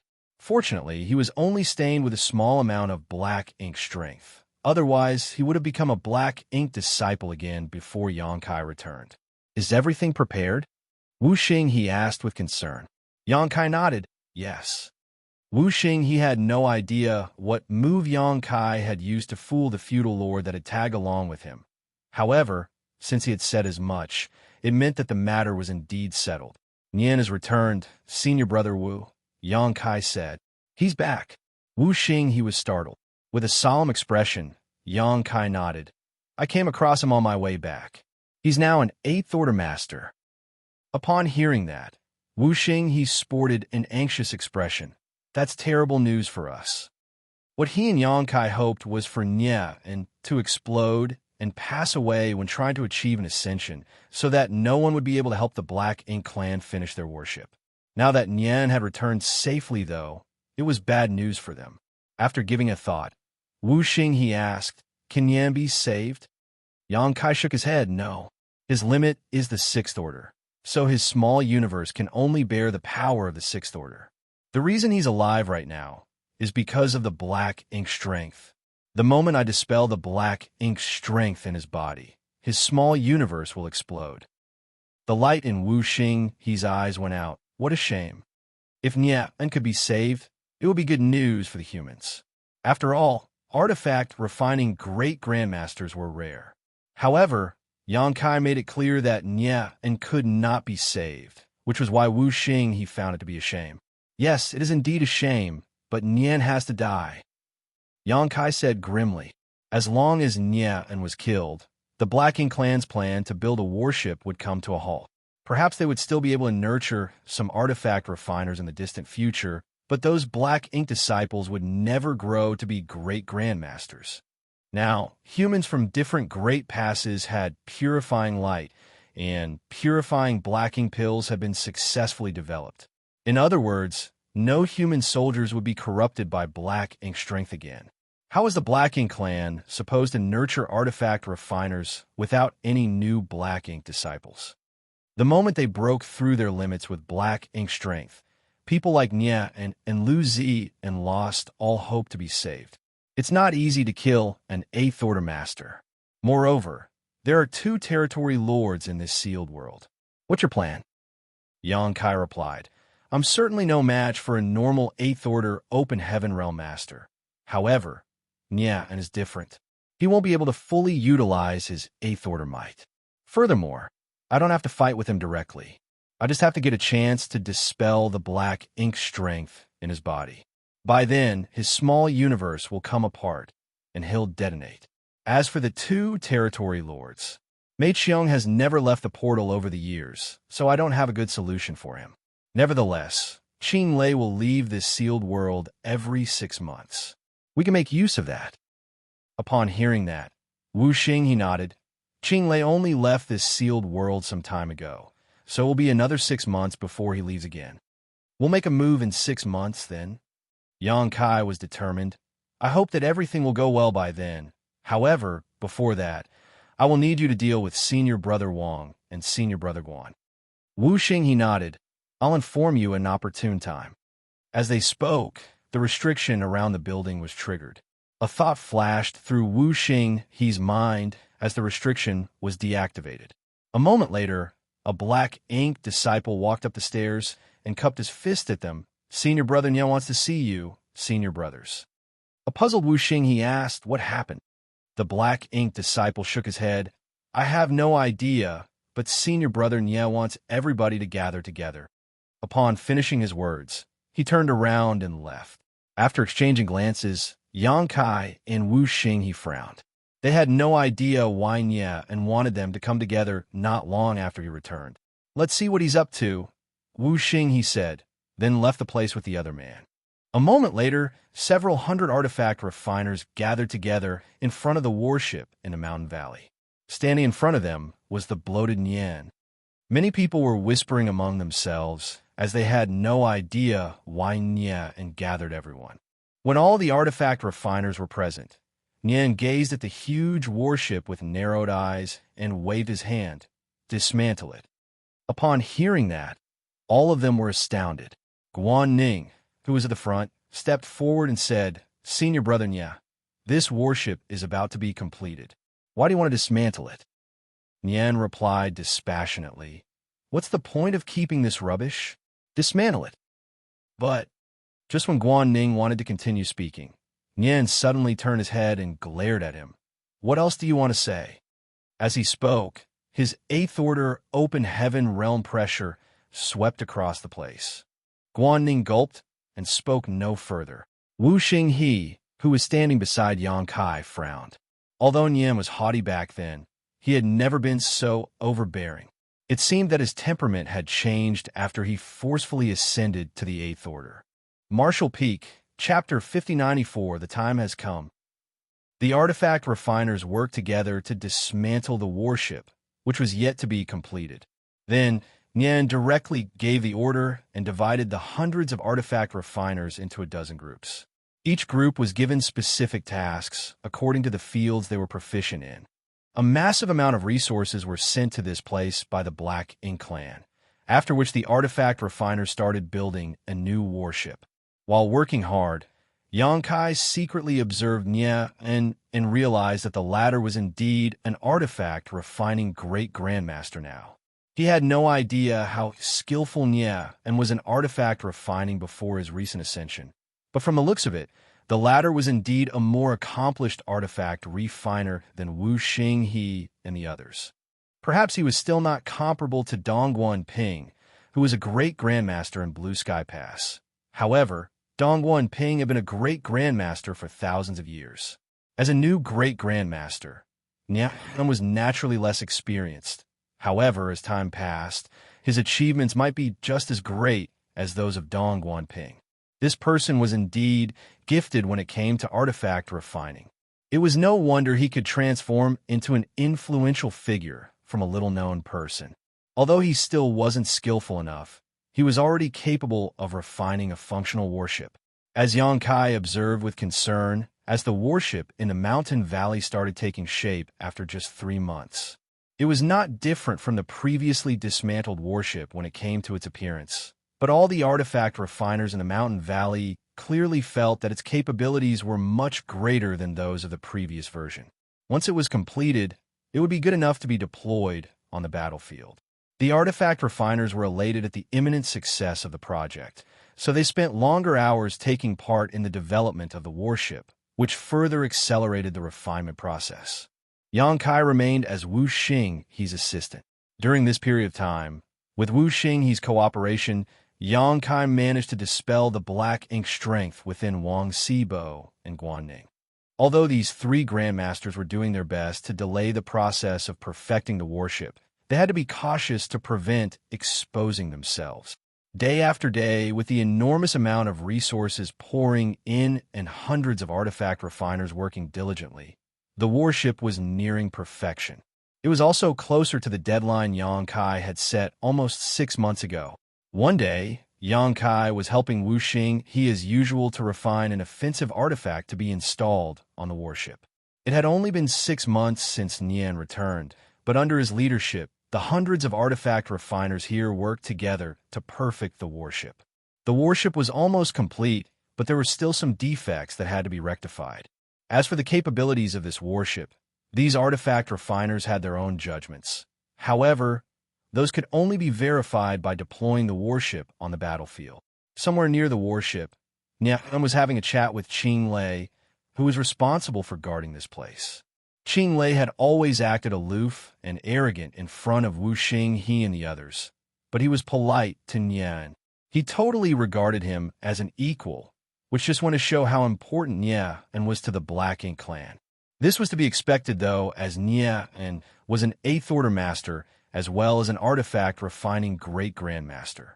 Regardless of whose Black Ink disciple he previously was, he was now working directly under Mu Guan. Naturally, the treatment that the Royal Lord's Black Ink disciple received was different. They didn't seem to have the intention of keeping their conversation secret, so Xianxia could hear them clearly. Xianxia asked, "Brother Nian, is this warship usable now?" With his hands behind his back, Nian replied proudly, "Yes. After a bit of troubleshooting, it can be deployed on the battlefield." Upon hearing that, Xianxia was ecstatic. "You're indeed incredible." Nian replied impassively. This Nian certainly wouldn't disappoint the Royal Lord. Xianxia went on to ask, "How capable is this thing compared to those owned by the humans?" Nian said, "It's likely slightly inferior. However, this is a prototype. As we refine more warships, everyone will become familiar with the process. In time, the capabilities of our warships will improve. Soon, we'll be able to make ones that are on par with the ones owned by the humans." With that said, even though this warship is less capable, it's also much larger than the ones owned by the humans, as it's specifically made for the Black Ink clan. With enough people on board, this warship will be able to deal a heavy blow to the enemy. Xianxia nodded gently. "I'll report what you've said to the Royal Lord. Please tell the Royal Lord that one warship will not be useful on the battlefield. It will be better to make a number of them first, so that we can catch the humans off guard." Xianxia grinned. "With you working for the Royal Lord, it's as great as owning an entire army." "Many thanks for your compliment, Brother Xianxia." Xianxia decided to end their conversation here. "I'll head to the royal city now and tell the Royal Lord about this piece of good news. I'm sure the Royal Lord will be pleased. I'll leave affairs here to you." "It's my duty," Nian nodded lightly. The next instant, Xianxia shot into the sky and headed towards the portal. As Xianxia and Wuxia exchanged glances, a glint flashed through their eyes. A moment later, a faint fluctuation of space principles was felt coming from the portal. Apparently, Xianxia had left this sealed world. Upon that confirmation, Xianxia nodded at Wuxia and got up before shuffling forward in a different direction. When he passed by Wuxia, he secretly said, "The time has come." Wuxia halted what he was doing and nodded almost imperceptibly. Then Xianxia brushed past Guanning and told him the same thing. A moment later, Wuxia suddenly got up and called out, "Senior Brother Nian." Nian was in a nearby place. Upon hearing that, he turned his head and frowned. "What's wrong?" Wuxia said, "There's a slight problem here. I need you to have a look at it." Despite being bloated, the unsuspecting Nian appeared in front of him the next instant. "What's the problem?" Wuxia pointed at the offensive artifact he was refining. There seems to be a problem with this artifact. Should I refine a new one? Nian turned to look at the artifact and picked it up before examining it. A moment later, he snapped with a dark expression, "Waste. You've basically ruined this artifact. How do you have a nerve to call yourself an artifact, refining grandmaster?" To the side, Wuxia didn't dare to say anything, but in the next instant he caught a glimpse of Yang Kai appearing behind Nian like a phantom. Yellow and blue light appeared on his palms as energy fluctuated. The moment he clapped his hands, those lights turned into a pure white light and engulfed Nian. Seeing that, Wuxia did not hesitate to execute the original plan as he dashed towards the defensive array and infused his power into it. In the meantime, in two different places around the warship, Wang Sibo and Guanning acted according to Yang Kai's instructions. The instant they detected the surge of energy, they promptly infused their powers into the defensive arrays. 3 defensive arrays were simultaneously activated by 3 7th-order Open Heaven Realm Masters, and a huge light barrier instantly covered the entire warship. The sudden change happening on the warship instantly caught the attention of the Black Ink clansmen nearby. As they turned their heads to look, however, they realized they were unable to see anything clearly as the warship was engulfed in a solid light barrier, which looked like a membrane that prevented anyone from peering through it. This made all the Black Ink clansmen feel shocked and doubtful. Having no idea what was going on with the warship, they began to gather around. None of them could have expected that a plan that was a long time in the making was unfolding right before their eyes. While the Black Ink clansmen were caught off guard, Nian also hadn't expected that someone would launch a sneak attack on him. The moment Yang Kai engulfed him with the purifying light, Nian turned around and felt an instinctive disgust towards the white light. He quickly snapped, "You court death." As his 8th-order Open Heaven Realm power burst forth, he threw out his fist. A grunt was heard as someone was sent flying away. However, the white light had already covered Nian completely. In an instant, he wailed in pain as the Black Ink strength in his body gushed out of his body, as though it was facing its nemesis. The Black Ink strength was soon dispersed and purified. Nian's expression was transformed by fear and horror. The violent aura around him became even more dangerous, and the sarcomas on his skin started bulging as black pus spewed out of them. Just moments later, all the Black Ink strength in his small universe was dispelled by the purifying light, and without its support, he was unable to bear his own 8th-order cultivation.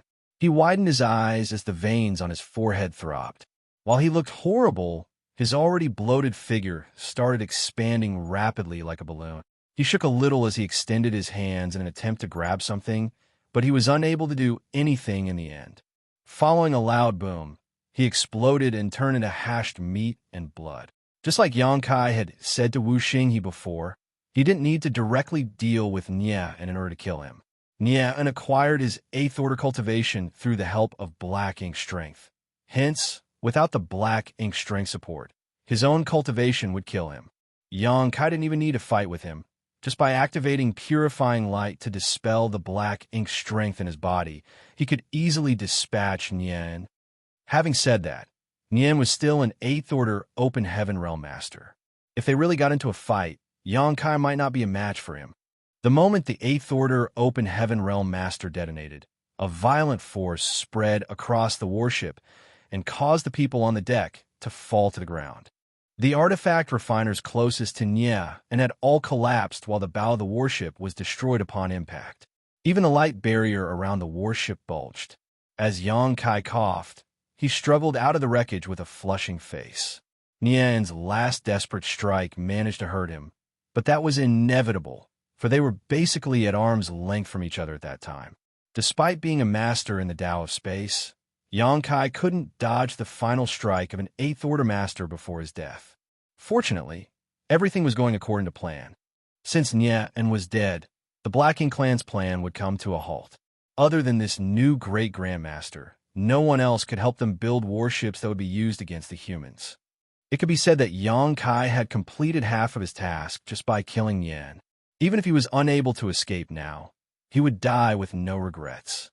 Marshall Peak, Chapter 5095, Please Cut Your Cultivations, Senior Brothers.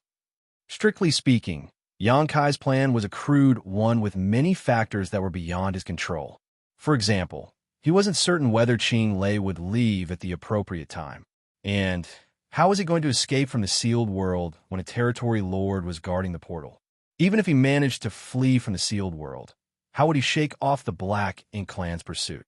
He didn't have time to ponder on all these issues, though, nor was it useful for him to do so. Since the plan was crude, it meant that there were too many variables he could not account for.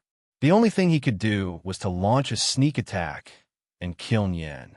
Under Nian's leadership, the warship was about to be completed, and Qinglei had left at this point. Regardless of how crude the plan was, it had to be executed immediately. Since Nian was dead, the Black Ink Clan's plan would come to a halt. As for whether Xianxia could bring the other artifact refiners to flee from the sealed world, and how he would get rid of the Black Ink Clan's pursuit after that, he could only leave it up to the heavens. Upon confirming that Nian was dead, Xianxia was relieved.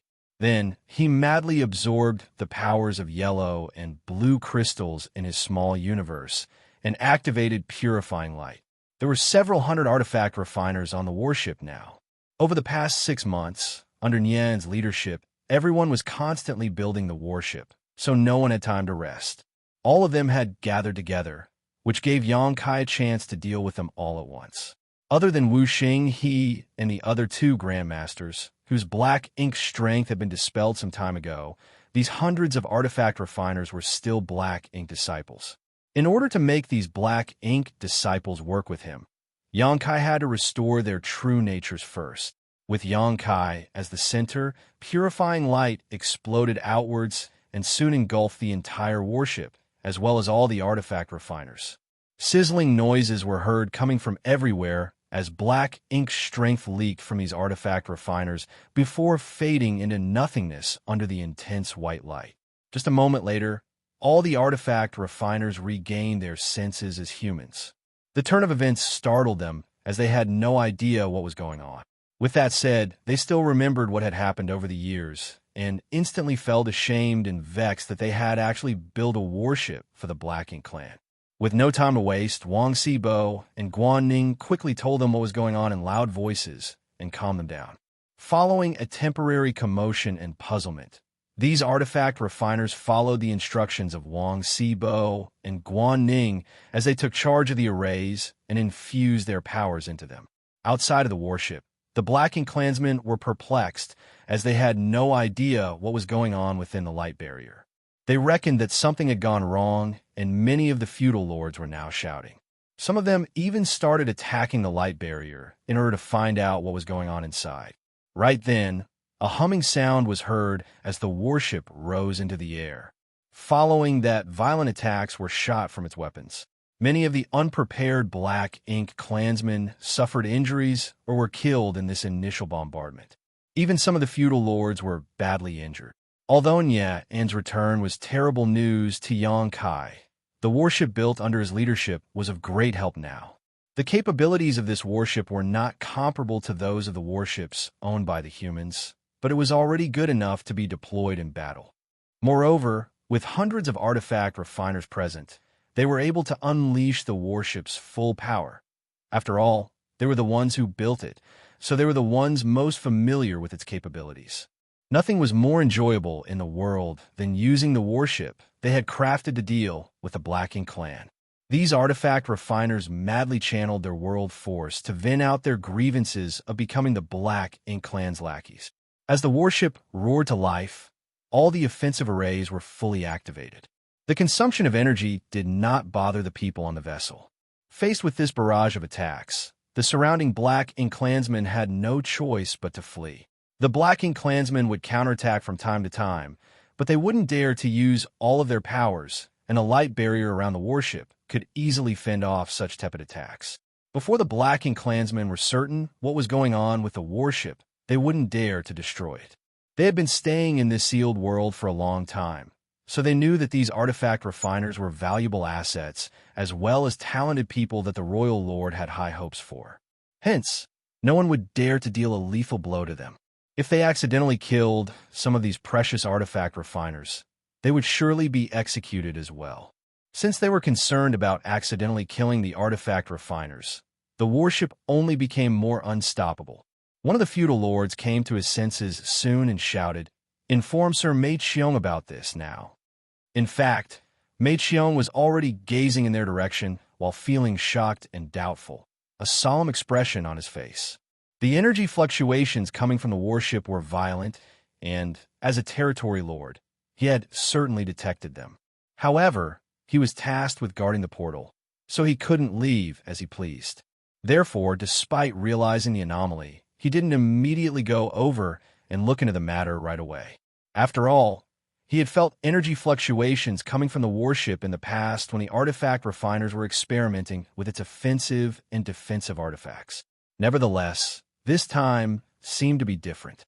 After hesitating for a bit, Mei Qiong said to one of his subordinates, "Go over there and find out what's going on." Upon receiving the order, the feudal lord quickly left to investigate. At this moment, Xianxia was moving around the warship.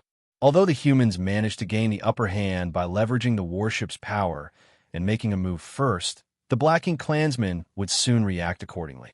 Although Qing Lei was not around, it was not easy to deal with Mei Qiong. Once the territory lord arrived, the humans wouldn't be able to fight against him despite having the warship. After all, this vessel was not complete to begin with, and many of the arrays were damaged after Nian exploded. Xianxia had to transfer these artifact refiners inside his small universe before Mei Qiong realized what was going on so that they would stand a better chance of fleeing. Otherwise, with so many people around, they couldn't possibly flee. Other than Wuxia He and the two Grandmasters, the rest of the 300 or so artifact refiners were below the 7th order. Therefore, Xianxia could easily keep them inside his small universe. Wherever he went, the artifact refiners would disappear as they were stuffed into his small universe. Without these artifact refiners powering it, the warship was weakening rapidly. After just 10 breaths of time, only Xianxia and the 3 Grandmasters were left on the warship. The warship instantly became powerless, which startled the Black Ink clansmen around it. Xianxia quickly shouted, "Please cut your cultivations, senior brothers." Wuxia He and the others were in the 7th Order Open Heaven Realm, which was the same order as Xianxia. Usually, Xianxia wouldn't be able to keep them inside his small universe. However, if they were willing to give up a part of their small universes and force their order to regress, there wouldn't be a problem. This was part of Xianxia's plan, so Wuxia He and the others were aware of it. Therefore, at this moment, they did not hesitate to sacrifice parts of their small universes.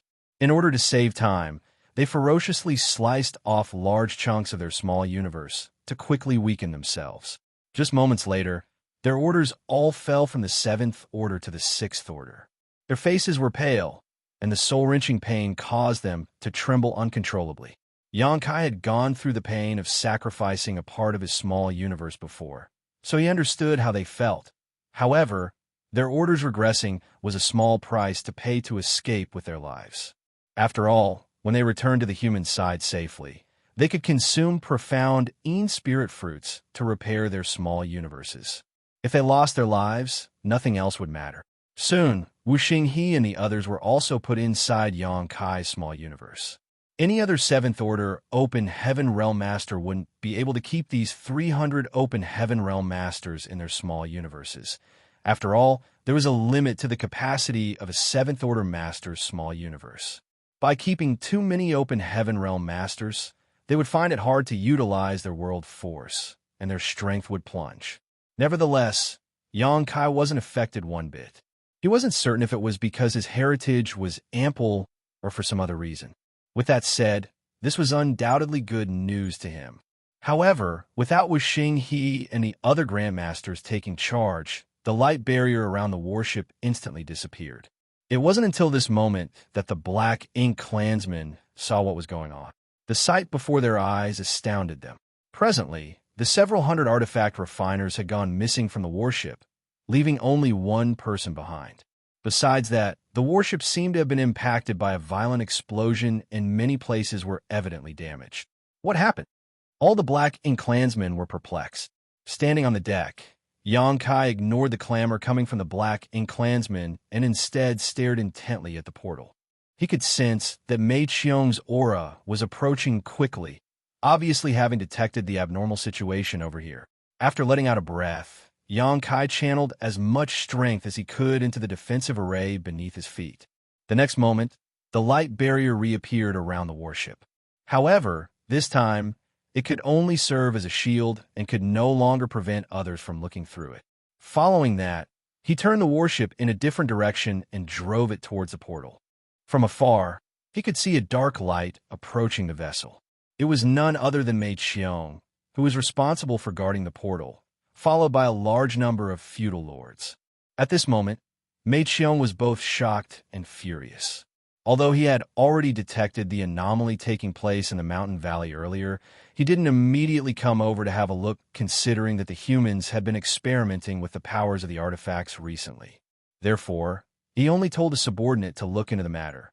However, he was astonished by the news he received. For some reason, the warship started attacking the Black Ink clansmen in the mountain valley and caused a lot of casualties. This was simply intolerable. Were the human artifact refiners out of their minds? How did they have the guts to make a move on the Black Ink clan? What prompted them to do so? Before Qinglei left, he told Mei Qiong that the warship was almost complete, so he had to head to the royal city and share this good news with the royal lord. Nevertheless, such an incident happened not long after he left. As the only territory lord in this place now, how was Mei Qiong supposed to take responsibility? If the royal lord blamed this debacle on him, he would be severely punished despite being a territory lord. Like a rumbling volcano, the fury in Mei Qiong's chest was about to erupt. From afar, he saw that the warship built by the human artifact refiners was coming at him at full speed, and standing on the deck was one person whose expression was cold and indifferent. He was the artifact refiner sent to this place by He Yuan. Why is he the only one here? Where are the others? Marshall Peak, Chapter 5096, Great Escape. Seeing that the warship was coming at him at full speed without showing signs of decelerating, Mei Qiong barked, "Stop!" Yang Kai, who was standing on the deck, curved his lips into a smile. Instead of stopping, he infused even more energy into the warship's arrays, which caused the warship to accelerate further. Something is wrong with him. He's not a Black Ink disciple. An idea flashed through Mei Qiong's mind. If he was really a Black Ink disciple, regardless of who his master was, he wouldn't dare to be impudent in front of Territory Lord. However, instead of obeying Mei Qiong's order, this person became even more brazen. Mei Qiong didn't have time to ponder on this issue, though, as the warship was about to hit him. Roaring, he surged his rich Black Ink strength, which turned into a huge Black Ink cloud and engulfed the warship. At the same time, he pushed out his palms. The giant warship hummed as every part of it creaked upon impact. Mei Qiong was forced to move backwards, but he soon stabilized himself after more than 10 steps. He successfully stopped the warship. Given his power as a territory lord, such a warship with only a single person in charge couldn't cause any damage to him. If he wanted, he could have destroyed this warship. However, this was the treasure that the royal lord had high hopes of. They had spent countless amounts of time, resources, and manpower to build it. This ship was the key to securing the Black Ink clan's future. That was why he wouldn't dare to destroy it. Left with no other choice, he could only stop the warship in such a way. By stopping the vessel so easily, it went to show how powerful he truly was. Separated by only a light barrier, Yang Kai and Mei Qiong stared at one another. One of them was unfazed while the other was infuriated. Mei Qiong said through clenched teeth, "Bastard, you're dead." Yang Kai grinned at him as he madly channeled his power into the warship like a torrent. The next instant, a dangerous aura could be felt coming from every part of the warship. With widened eyes, Mei Qiong roared, "You dare!" As he spoke, he extended his hand towards Yang Kai. The thin light barrier around the warship couldn't possibly fend off the powerful attack from a territory lord and lasted for only one breath before it shattered. As he was about to capture Yang Kai, though, a dazzling light suddenly exploded from the warship. A horrifying force spread out as the entire warship was engulfed in a ball of raging flames. Mei Qiong missed his target and failed in his attempt to capture the insolent human. At the most critical moment, the human seemed to have vanished into thin air. On the other hand, the warship's explosion caused his arm to be injured, and he was also forced to move backward upon impact. The warship was destroyed. Mei Qiong stared at the burning warship. Despite the heat, he felt as though a basin of cold water had been poured onto his heart. He could almost envision how infuriated the royal lord would be upon learning what had happened. He probably would have to bear all the responsibility. Despite being a territory lord, he wouldn't be able to bear what was to come. Up until this moment, he still had no idea what was going on. How did things go so wrong all of a sudden? After all, not long ago, Qinglei told him that the warship was almost completed, so he had to head to the royal city and inform the royal lord about it. Mei Qiong thought that he would not have to stay here much longer. In the future, he could stand on a warship and look down condescendingly at his enemies on the battlefield. Barely 2 hours later, his dream burst like a bubble. It was expected that he was enraged. That human! As long as he could capture that human, he would find out the truth. He suddenly turned his head and gazed at the portal before yelling, "Cordon off the portal. Make sure no one can leave this place." Although the human disappeared as the warship exploded, Mei Qiong didn't think he was dead. The human must have pulled a trick and avoided his detection by using the explosion to cover his tracks. In that case, the human's target would undoubtedly be the portal, for he had to leave this sealed world as quickly as possible. Upon giving the order, Mei Qiong turned around to return to the portal. As soon as he started moving, though, he heard the sound of battle coming from the portal. Following that, the portal in mid-air opened rapidly. The human that had escaped from Mei Qiong had really headed to the portal. The instant the portal was opened, he dashed past it and disappeared. After that, the portal closed abruptly and vanished. A furious Mei Qiong turned into a dark streak of light and reached the portal in just a few breaths' time. Lifting his gaze, he realized that 7 or 8 feudal lords had collapsed, all badly injured. The most severely wounded one had a large hole in his figure as his body was penetrated by some kind of weapon earlier. Black blood was splattered all over the place. That human is so strong. Mei Qiong was startled. As far as he knew, the black ink disciple sent to this place by He Yuan was just a 7th-order Open Heaven Realm Master. Usually, a 7th-order Open Heaven Realm Master was more powerful than a feudal lord. But even if one feudal lord was no match for him, how was it possible that so many feudal lords were defeated at the same time? Moreover, only a few breaths of time had passed since the human escaped from Mei Qiong. How did he disable 7 or 8 feudal lords in such a short time? Mei Qiong didn't have time to ponder on this issue. While gritting his teeth, he ordered, "Open the portal." Since the human had fled, he naturally had to chase after him. Only by capturing the human could he make up for his mistake and find out what had happened. It wasn't necessary for Mei Qiong to give the order. In fact, after Xianxia fled, a feudal lord, who was usually responsible for opening the portal, had been trying his best to do just that. However, the portal that could be opened with ease normally showed no reaction on this day. After several attempts, he still got the same outcome. The feudal lord's forehead was covered with sweat, possibly because of pain, anxiety, or both. Still, he turned to look at Mei Qiong and reported, "Sir, I can't open it." Waste! Mei Qiong directly kicked the feudal lord away and snatched the token. He then infused his power into the token and waved it at the portal. As usual, a dark light shot into the void, but no reaction was seen. The portal, which should have been open by now, was nowhere in sight. Mei Qiong widened his eyes and made one more attempt, but the outcome was the same. A feudal lord came over and said in a hushed voice, "Sir, the portal's restriction was set up by the black ink disciples. They must have tampered with it somehow." Certainly, Mei Qiong realized this as well. Otherwise, he couldn't explain what was going on. He directly exerted more force with his hand and turned the token into dust before demanding, "Break it open." As he spoke, he made a move first by launching an attack on the portal. Seeing that, the feudal lords followed suit. In the void, Yonkai manipulated space principles and repeatedly used instantaneous movement. He was trying to get as far away from the royal city as possible. Previously, when he was led to the royal city to purchase materials, he left behind a trick in the sealed world's portal. Given his mastery in the Tao of space, no one else could possibly notice it. Now that he had to flee from this sealed world, he activated the trick.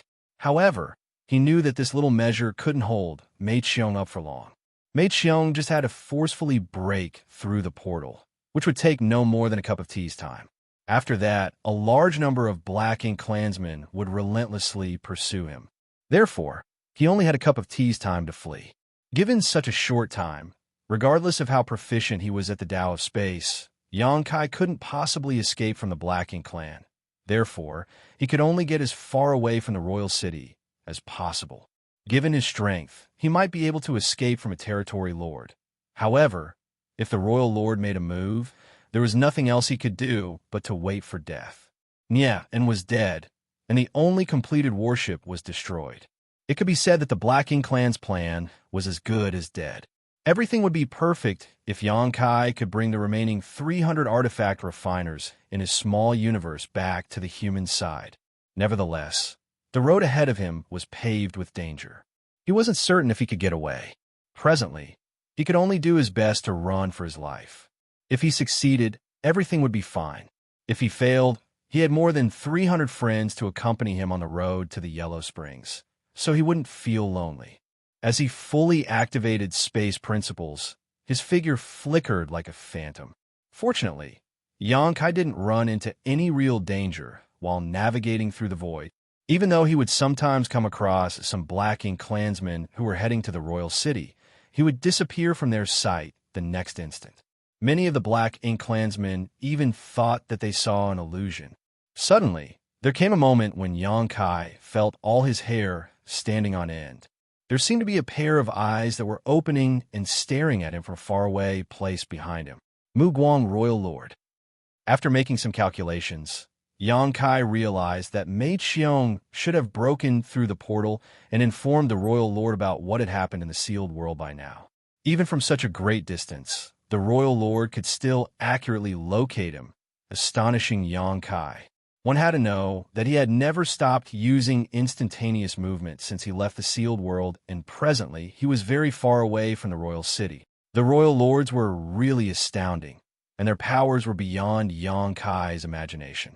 He wasn't certain whether Muguang could really find his exact whereabouts, but he wouldn't dare to stop fleeing. However, after he was targeted by that gaze, he felt that something had been wrapped around his figure, which made him feel a constant sense of discomfort and left him slightly muddle-headed. It was obviously because of the royal lord's aura that had locked onto him. With a solemn expression, Yonkai continued charging forward without worrying about his consumption of energy. Regardless of whether Muguang had really discovered his whereabouts, he still had a chance to flee. After all, Muguang was still far away from him, so it wouldn't be easy for the royal lord to catch up. Half a day after Yonkai escaped from the sealed world, he finally came across a Black Ink clan army that was there to stop him. It wasn't appropriate to call them an army really, as their scale suggested that they were just a feudal lord's private force. There were only a small number of feudal lords, and the rest were high-rank and low-rank Black Ink clansmen, numbering about 300 people. This private force was right in front of Yonkai, as though they had been waiting for him for a long time. The moment Yonkai's figure appeared, the feudal lord at the front shouted, "He's that human. Capture him, and the royal lord will reward you handsomely." Martial Peak, Chapter 5097, Muguang, Royal Lord.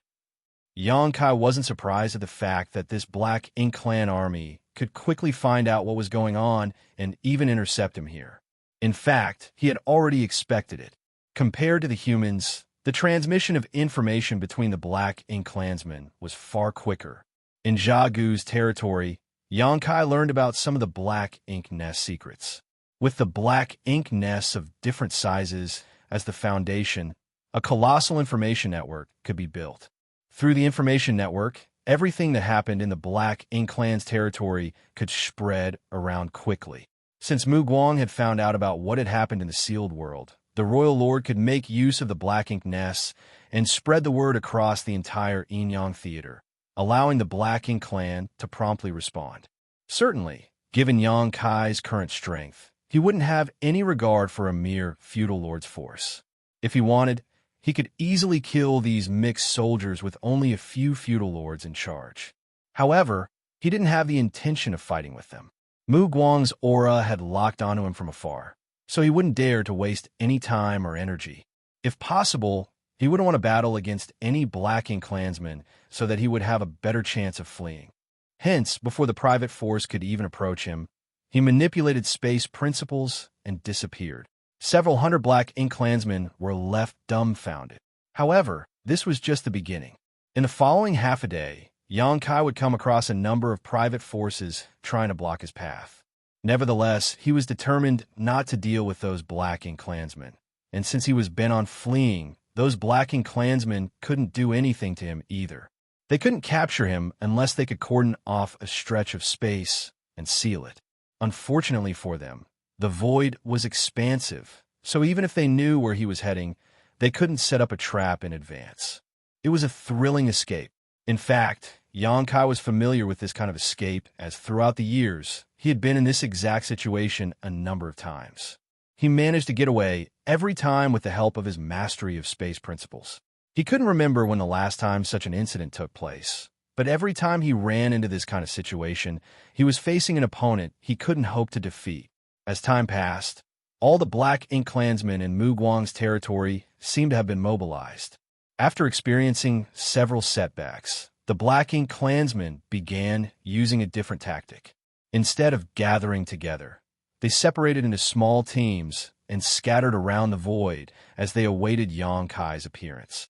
That way, regardless of how reluctant Yang Kai was, he inevitably had to fight at least some of the Black Ink clansmen he happened to bump into. After all, when manipulating space principles, he couldn't be certain whether there would be a Black Ink clansman waiting for him in his next location. Fortunately, he never came across a lot of Black Ink clansmen, and most of his enemies were weak, so it took him little effort to kill them all. This kind of delay wouldn't ordinarily pose a problem, but it was lethal at this moment as he was being pursued by a royal lord. As time passed, he could feel that Mu Guang was getting closer. Although he had no idea about Mu Guang's exact location, Yang Kai realized that the aura that had locked onto him became heavier. He felt a kind of pressure, as though he was held down by something, making it more difficult to manipulate space principles. The entire void felt viscous to him. Despite his calm expression, Yang Kai felt helpless in his heart. As expected, he was unable to escape from a being like a royal lord. The huge gap between their powers couldn't be made up for with space principles alone. While fleeing, he turned his hand around as an ancient coin appeared in his palm. This coin was given to him by the little girl who wandered around the marketplace in Inyang Pass all the time. According to her, she acquired this thing from the old ancestor, and it might save his life if he cast it out at the critical moment.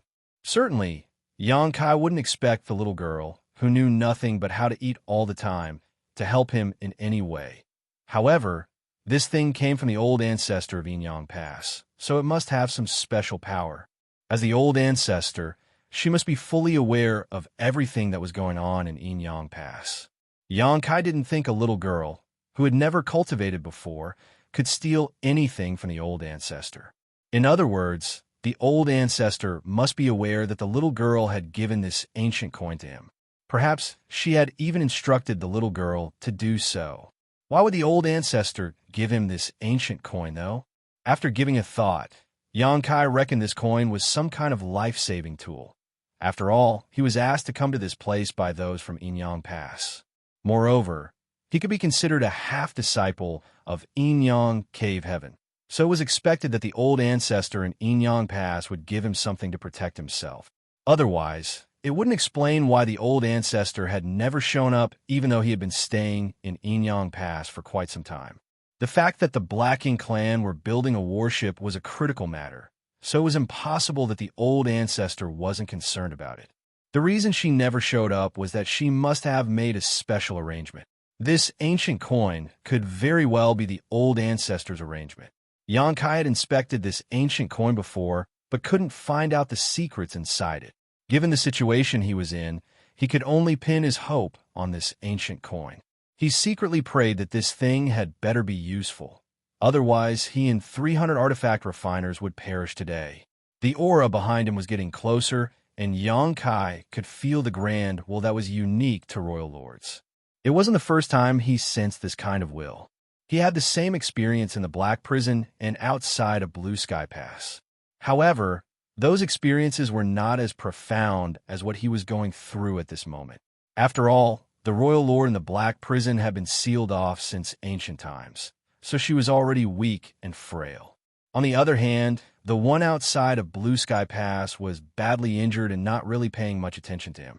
However, Mu Guang, who was behind him, was at full strength and was completely focused on him, which was different from the two royal lords he had encountered before. The pressure coming from this will alone had almost devastated him. Xianxia felt as if he was carrying a huge mountain on his back, which made it extremely difficult for him to take even a step forward, and he could no longer manipulate space principles with ease. After fleeing with difficulty for a bit, he suddenly froze on the spot and became immovable. First of all, he had consumed too much energy by madly manipulating space principles for a prolonged time. Secondly, a pressure had engulfed the entire void and cordoned off the space around him. He didn't even have the strength to turn around. In the void, a figure slowly stepped out of the darkness. Lifting his gaze, Xianxia saw that there was an elegant-looking, curvy woman standing in the void in front of him. The woman was in an imperial dress, which was a form of clothing commonly worn by humans. The imperial dress perfectly outlined her hourglass figure. Xianxia almost thought that he was having a hallucination. Upon closer look, though, he realized that the person indeed looked perfectly human. However, her grand will, indescribably authoritative demeanor, and overwhelming black ink strength suggested that she wasn't just any black ink clansman. She was the royal lord. Mu Guang. Xianxia had heard of the royal lord's name on several occasions from the mouths of the humans in Yinyang Pass, as well as the black ink clansmen. However, it wasn't until this moment that he realized this was what Mu Guang looked like. It was the first time he came across a black ink clansman that looked entirely human. Most of the black ink clansmen were burly and came in various different forms. Xianxia had been living in the black ink clans territory for quite a long time, and he had seen all sorts of black ink clansmen, but he had never seen someone like her before. This was an eye-opener. If Mu Guang never revealed her black ink strength, no one would have thought that she was a black ink clansman. Although the woman was stepping forward in a leisurely manner, her expression was as cold as a frigid winter's day, and she spoke dispassionately. Despite being weak, you're pretty audacious. Apparently, she had heard from Mei Qiong about what happened in the sealed world. She knew that not only had all the artifact refiners gone missing at the same time, but the warship that was almost completed had also been destroyed. It could be said that her centuries-long plan, which could potentially change the status quo and secure the Black Ink Clan's ultimate victory, was ruined right before it succeeded. It was expected that she wasn't pleased with what had happened. Xianxia's figure was stiff as he remained silent. It wasn't that he didn't want to retort, but rather that he didn't even have the strength to speak in front of Mu Guang. Mu Guang stopped in a place that was just 100 meters away from Xianxia and asked grimly, "Where is Nian?" To her, Nian was key to the success of her plan. They could build a new warship and nurture a new batch of artifact refiners, but there was only one Nian. Without this great grandmaster, they would never be able to construct a functional warship. It had to be noted that the Black Ink clansmen had been waiting for countless years before they finally had a great grandmaster like Nian. That was the result they had achieved with the royal lord's full support. Otherwise, Nian couldn't have safely ascended to the 8th Order on his own, let alone become a great grandmaster. As she spoke, Mu Guang slightly retracted her pressure. Xianxia was finally able to speak. Still, his voice was hoarse, as though he hadn't drunk anything for several days. "Nian is dead." "Impudence!" Mu Guang roared. Impacted by the invisible pressure, Xianxia sprayed out a mouthful of blood, and he instantly looked dispirited. Her eyes were burning with fury as she glowered at Xianxia. "I'll give you one more chance. Tell me where Nian is." and I'll spare your life." Yang Kai guffawed. Nian's natural limit was only the 6th order, so he couldn't bear his 8th order open heaven realm cultivation. Why would I lie to you about him being dead? Moreover, he exploded right in front of me. What? Are you going to kill me to avenge his death? Mu Guang was enraged, but she soon thought of something and calmed herself down. She sneered, "You want to die? It won't be so easy. I heard that you're pretty talented in artifact refining. With proper training, you might be the next Nian." After she finished speaking, her eyes filled with an endless darkness all of a sudden. Yang Kai felt a force trying to break into his small universe, but it soon dissipated. Upon coming to his senses, he exclaimed, "Royal Lord's secret technique."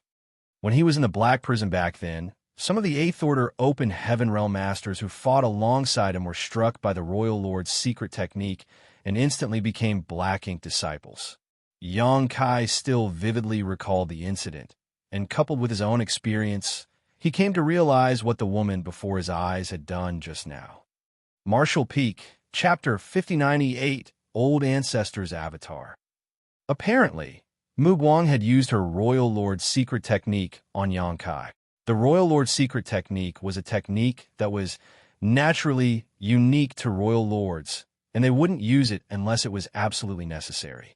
That was because even though this secret technique was powerful, as even 8th Order Masters were powerless to resist it and easily transformed into Black Ink disciples, it would take the Royal Lord a lot of strength to cast it. Therefore, on the battlefield, with a human old ancestor around, the 8th Order Open Heaven Realm Masters didn't have to worry about getting struck by the Royal Lord's secret technique and becoming Black Ink disciples. If the Royal Lord really did so, it would give the old ancestor a chance to land a heavy blow on them. However, without the old ancestor's deterrence, the 8th Order Open Heaven Realm Masters could only rely on themselves if they came across a Royal Lord.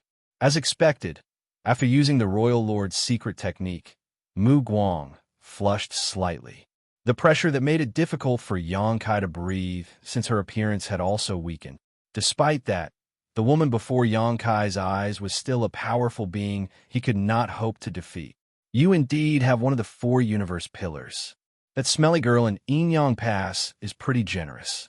Seeing that Yang Kai was still fine, the woman wasn't one bit surprised.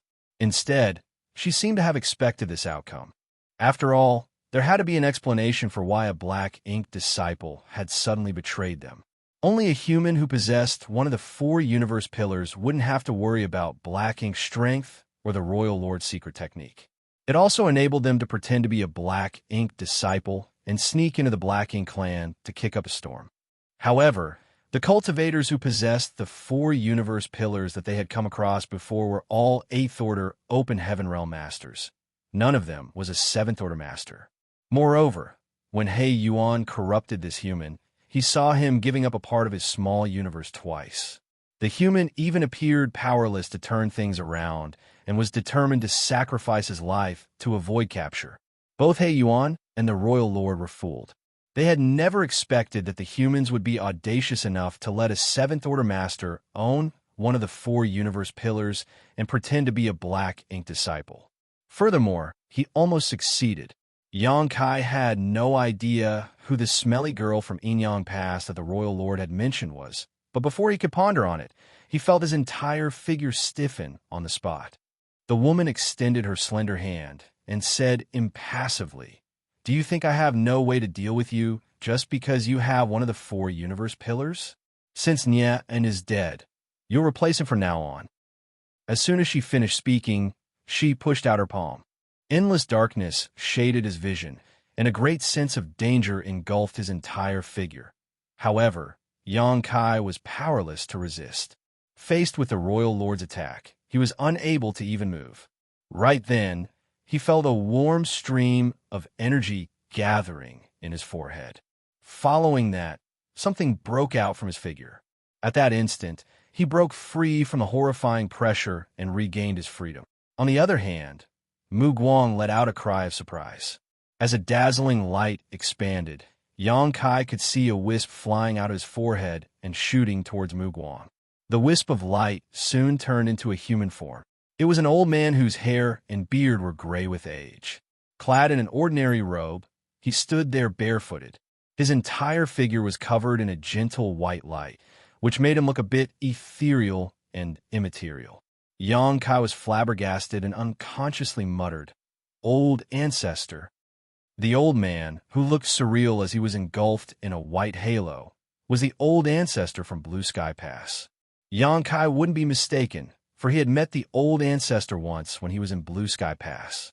Why is old ancestor here? Xianxia was puzzled, but soon he realized that it wasn't the old ancestor's true form. It was more like a projection or an avatar. That was because the figure that was engulfed in the white light didn't look like it had a physical body. In an instant, Xianxia figured out everything. Previously, he was asked to see the blue sky old ancestor. Just when he was ready to leave after the meeting ended, the old ancestor told him that both the dead and the living were contributors to the human race. After that, he poked a finger on Xianxia's forehead and told him to leave. Xianxia had no idea why the old ancestor did that. He had even inspected himself, but did not find anything of note. He reckoned that the old ancestor must have given him something to help save himself. After all, he possessed the purifying light, which was important to the human race. Therefore, it was expected that the old ancestor would treat him differently. The technique was hidden most of the time, but it would be triggered when Xianxia's life was at stake. However, when he and Bai Yi snuck into Zhu Feng's hideout and fought with the latter, Xianxia almost lost his life on several occasions. At the most critical moment, he even spat out his own dragon bead and engaged in a life-and-death clash with Zhu Feng. Xianxia eventually managed to kill Zhu Feng. He was in a perilous situation at that time, but the old ancestor's technique didn't activate. Hence, Xianxia thought that his speculation was wrong. The old ancestor's technique was probably not a way to save his life. Instead, it might have other uses. It just wasn't triggered because the right time hadn't come yet. As time passed, Xianxia almost forgot about that incident. But just when he was in danger this time, the technique was triggered and the old ancestor's avatar appeared. Xianxia was elated. It seemed that his speculation was right. The old ancestor had really given him a life-saving charm, but that technique would only be triggered when he was facing a royal lord and not on lesser occasions. After a moment of thought, Xianxia figured out everything. As the old ancestor's avatar was facing off against Mu Guang, Xianxia heard him say, "I can only delay her temporarily. Run." The next instant, the old ancestor's avatar clashed with Mu Guang and blocked her violent attack. As their ferocious powers clashed, a ring of light expanded. Space trembled, and the entire universe seemed to be cracking apart. Struck by the fallout, Xianxia was sent tumbling away. With determination written all over his face, he forcefully cast out the ancient coin in his hand. Usually, the ancient coin looked just like any other coin, but at that moment, it spun rapidly and enlarged. Despite being a seventh-order open heaven realm master as well as a grand dragon, Xianxia was still dumbstruck after the two powerful masters clashed. However, the ancient coin wasn't affected one bit. In the blink of an eye, the ancient coin expanded to the size of a house. There was a square hole in the middle of the ancient coin, and at this moment, violent space principle fluctuations could be felt coming from it, causing the local space to ripple and warp. A slender figure stepped out from the hole in the coin in the next instant. She looked like she was a young woman in her early 20s. With a smile on her face, she called out to Xianxia and asked, "Are you all right?" A dumbfounded Xianxia gazed at her and replied, although he hoped that the ancient coin could save him. He hadn't expected to see such a sight. He initially thought that the ancient coin was a powerful artifact that could be used to injure the royal lord, but it turned out that the ancient coin was actually a kind of artifact that could be used to build a void corridor that led to somewhere. This woman apparently stepped out of the other end of the void corridor. For some reason, Xianxia found this young woman familiar, as though he had seen her before. Nevertheless, he was certain he had never come across her in his life. That was because the aura exuding from this woman suggested that she was an old ancestor. The woman waved her hand in front of Xianxia's, and with a frown, she asked worriedly, "Did you injure your head or something?" An anxious Xianxia quickly cupped his fist, Junior Yongkai greets old ancestor. He had certainly figured out the woman's identity by now. She was none other than the old ancestor of Inyang Pass. He was somewhat surprised at the fact that the old ancestor of Inyang Pass was a woman, and such a young and beautiful one at that. However, the age of an old ancestor would naturally not show on her face. Despite looking like she was in her early 20s, she must be an old monster that had lived for at least 10,000 years. The woman laughed happily. "You don't have to be overly polite with me." Then, she turned her head and said, "Didn't I tell you to use that ancient coin when you were in mortal danger? Fortunately, that old man left a secret technique in your body. Otherwise, you wouldn't have even had a chance to use the ancient coin." A sheepish Yongkai lowered his head, but he was secretly cursing in his heart. He couldn't help thinking that the old ancestor of Inyang Pass was somewhat unreliable. Since the ancient coin was so important, she should have explained its uses clearly to him. Instead, she actually had a little girl pass it to him, which made him think that those from Inyang Pass never provided any help for him. He even thought that if he couldn't turn things around, he would perish today along with 300 artifact refiners.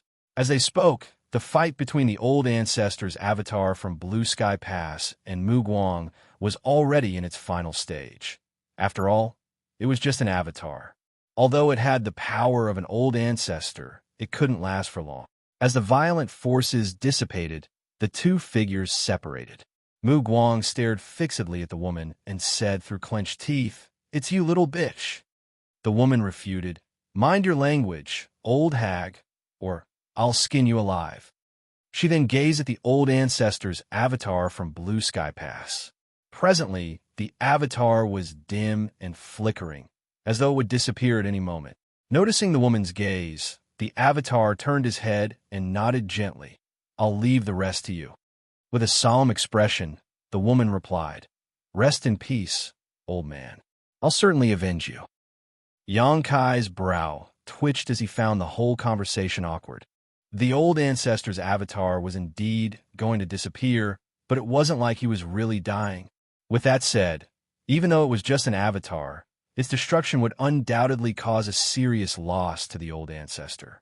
If not for the fact that Yongkai had made a huge contribution to the human race and was of incredible importance, the old ancestor wouldn't have left an avatar with him.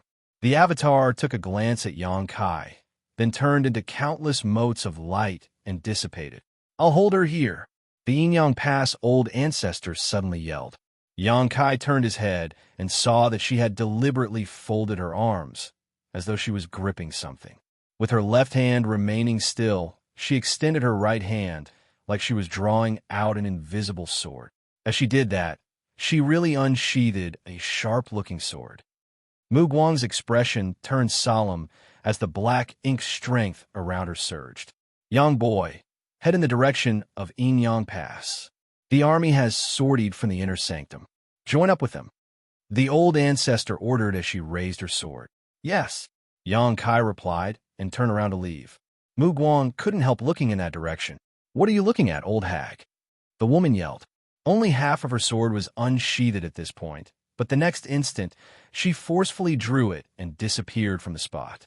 When she reappeared, she was right above Mu Guang as she slashed down with her weapon. Mu Guang roared and lifted both of her hands, blocking the attack with her rich black ink strength. Martial Peak, Chapter 5099, seeing Gue Liao again. Yongkai couldn't possibly intervene in the battle between the old ancestor and the royal lord. What's more, both of them had been fighting against each other for many years. Be it the old ancestor from Inyang Pass or Mu Guang royal lord, the two of them knew practically everything about their opponent, so the outcome of the battle was basically predetermined. It would either come to a draw or be a mutual loss. There wasn't a third possibility. Mu Guang had the advantage in that this was her territory, but it wouldn't be realistic for her to think that she could make the old ancestor of Inyang Pass stay behind. If the old ancestor was bent on fleeing, the royal lord wouldn't have a way to stop her. It was just like what happened outside of Blue Sky Pass back then. When the badly injured royal lord wanted to flee, the old ancestor from Blue Sky Pass was unable to stop him.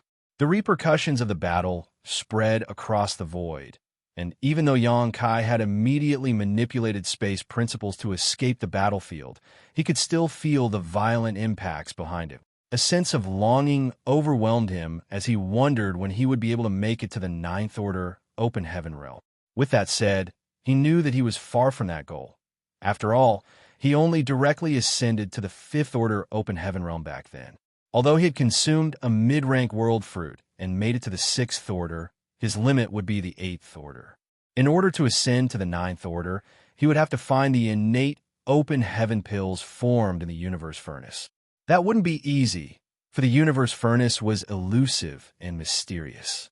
No one knew when it would appear. Casting his wild thoughts away, Yang Kai dashed toward Inyang Pass. The old ancestor said that the army had deployed. If he wanted to survive, he had to join up with them and fight against the Black Ink clan alongside them. However, the road ahead would surely be paved with danger, so Yang Kai wasn't sure if he would successfully join the Inyang Pass army.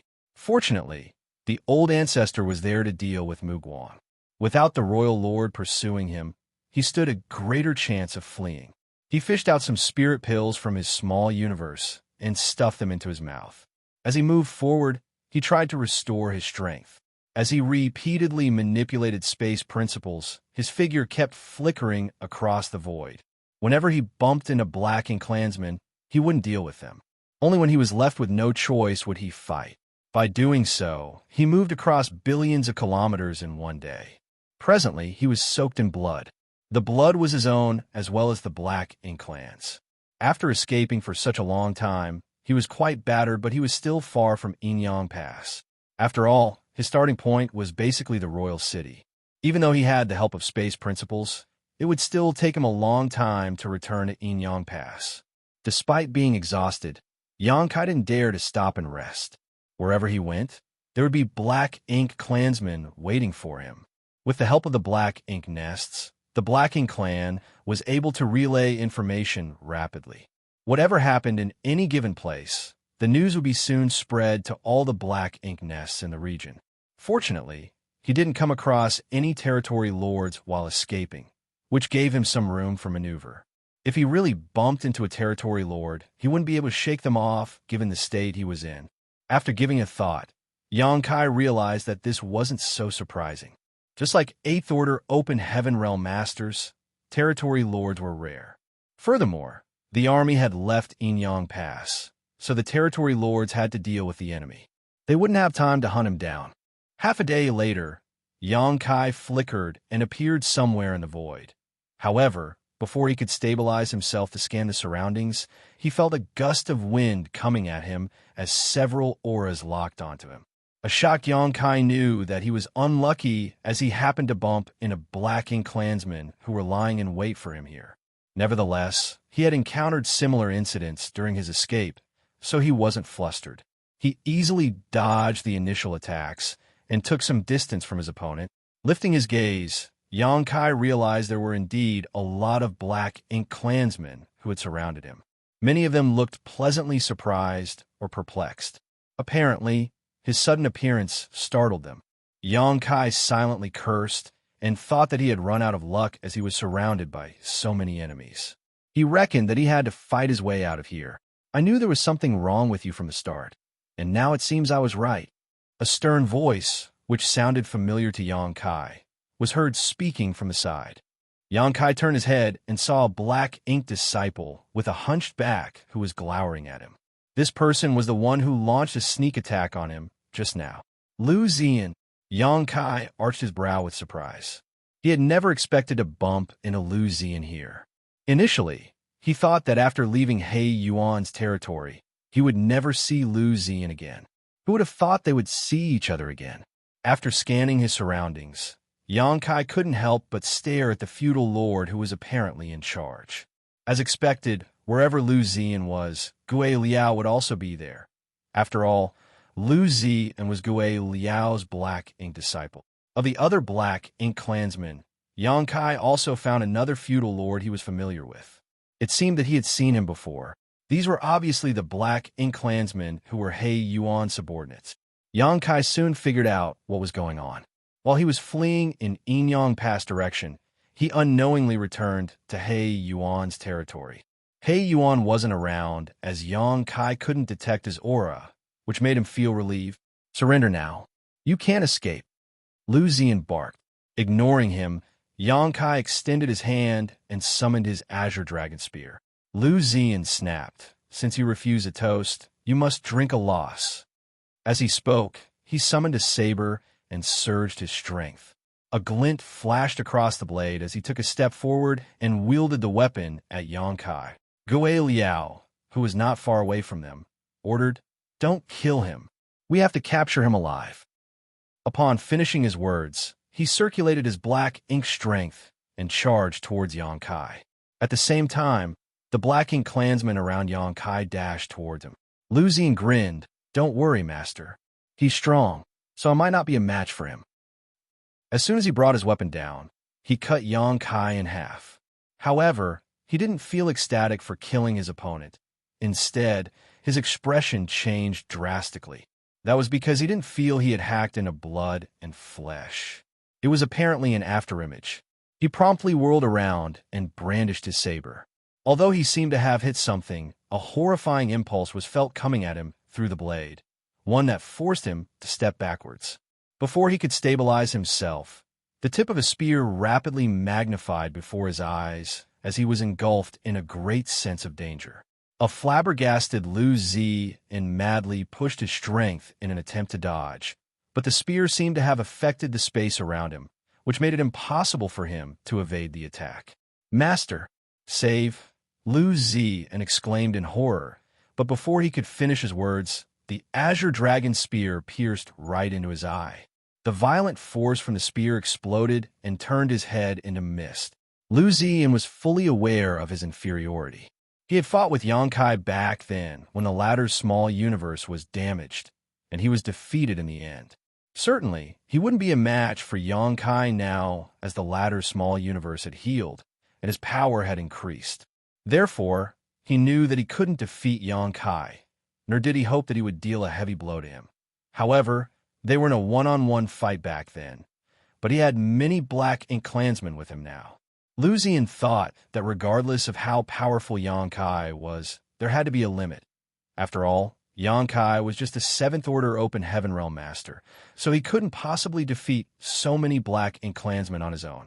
Nevertheless, it never crossed Lu Ziyan's mind that he would lose his life after just 2 exchanges. His demise astounded the black ink clansmen around him. They couldn't even clearly see what was going on when the 7th Order Black Ink Disciple was killed by the enemy. They had a feeling that Lu Ziyan hadn't stood a chance to even resist in front of Yang Kai. It wasn't until this moment that Gui Liao reached Yang Kai and tried to attack him.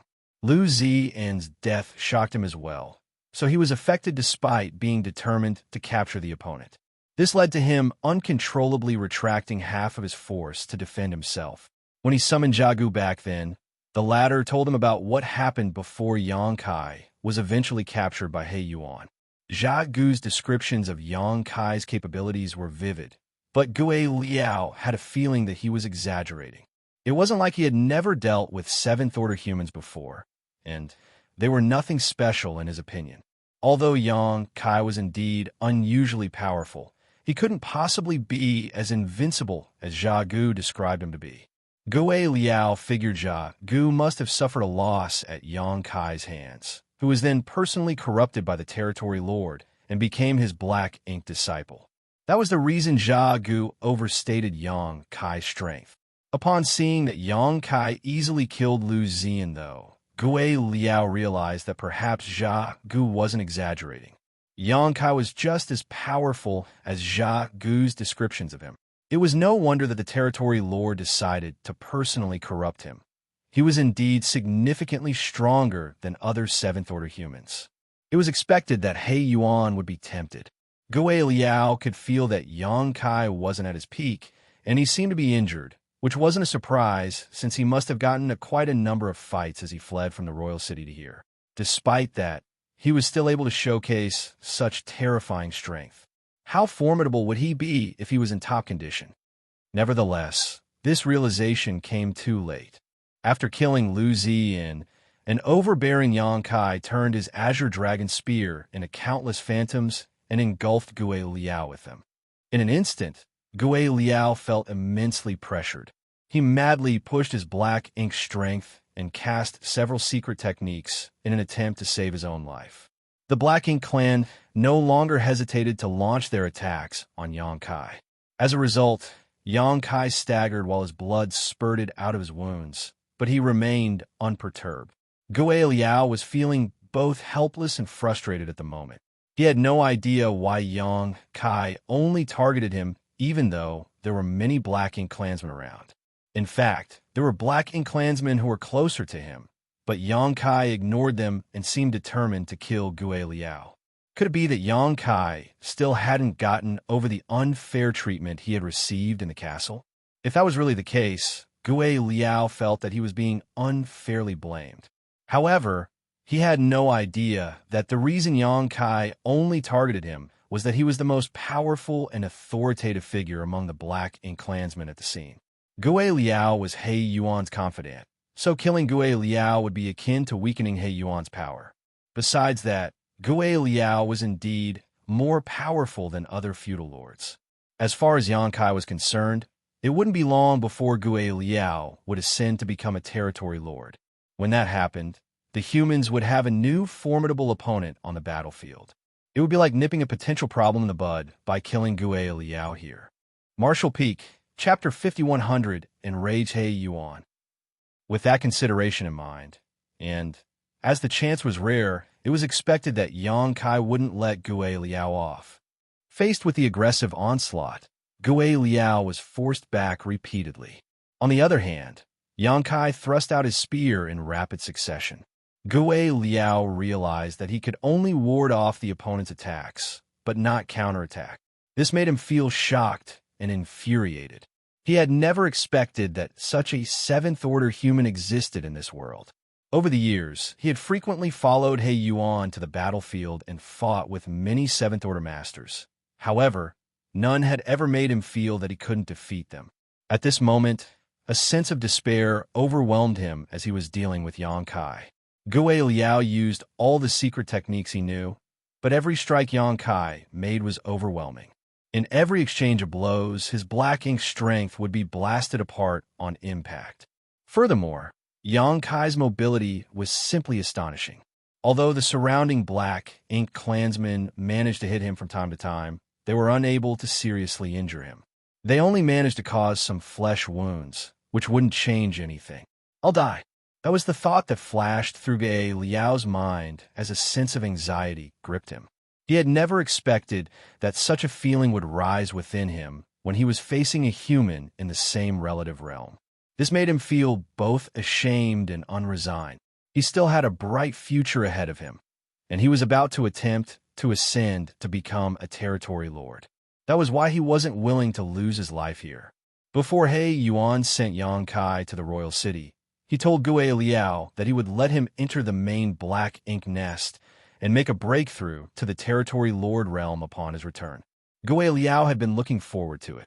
However, several territory lords had recuperated in the Black Ink nest recently, so it was running low on energy. Therefore, He Yuan didn't immediately let Gue Liao enter the Black Ink nest upon his return.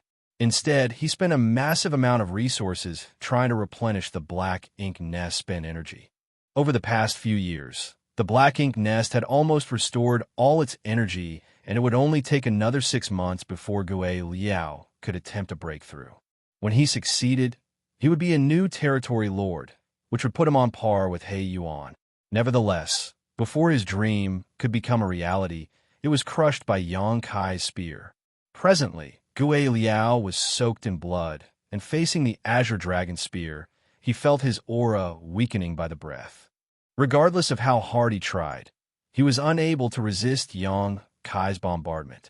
The attacks were both sharp and unpredictable, with the spear always coming at him from the most unexpected angle, making it impossible to counterattack.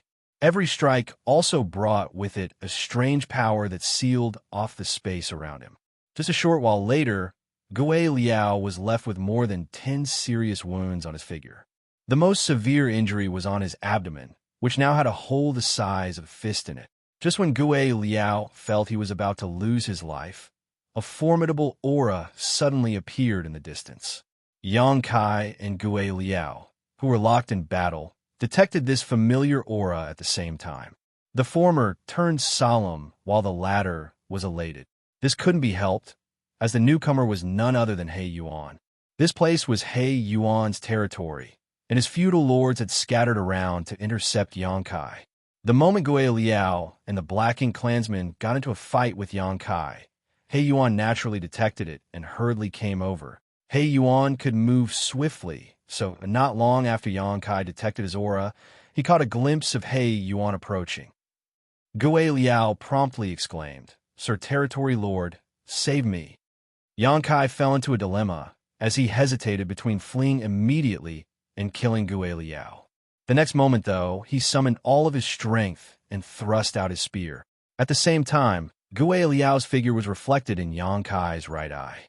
The reflection slightly contorted, and at that instant, Gue Liao, who was attentively resisting Yang Kai's attack, seemed to be struck by an immense pressure. There seemed to be a mysterious force that was contorting his body. His figure stiffened while he was overwhelmed by an excruciating pain.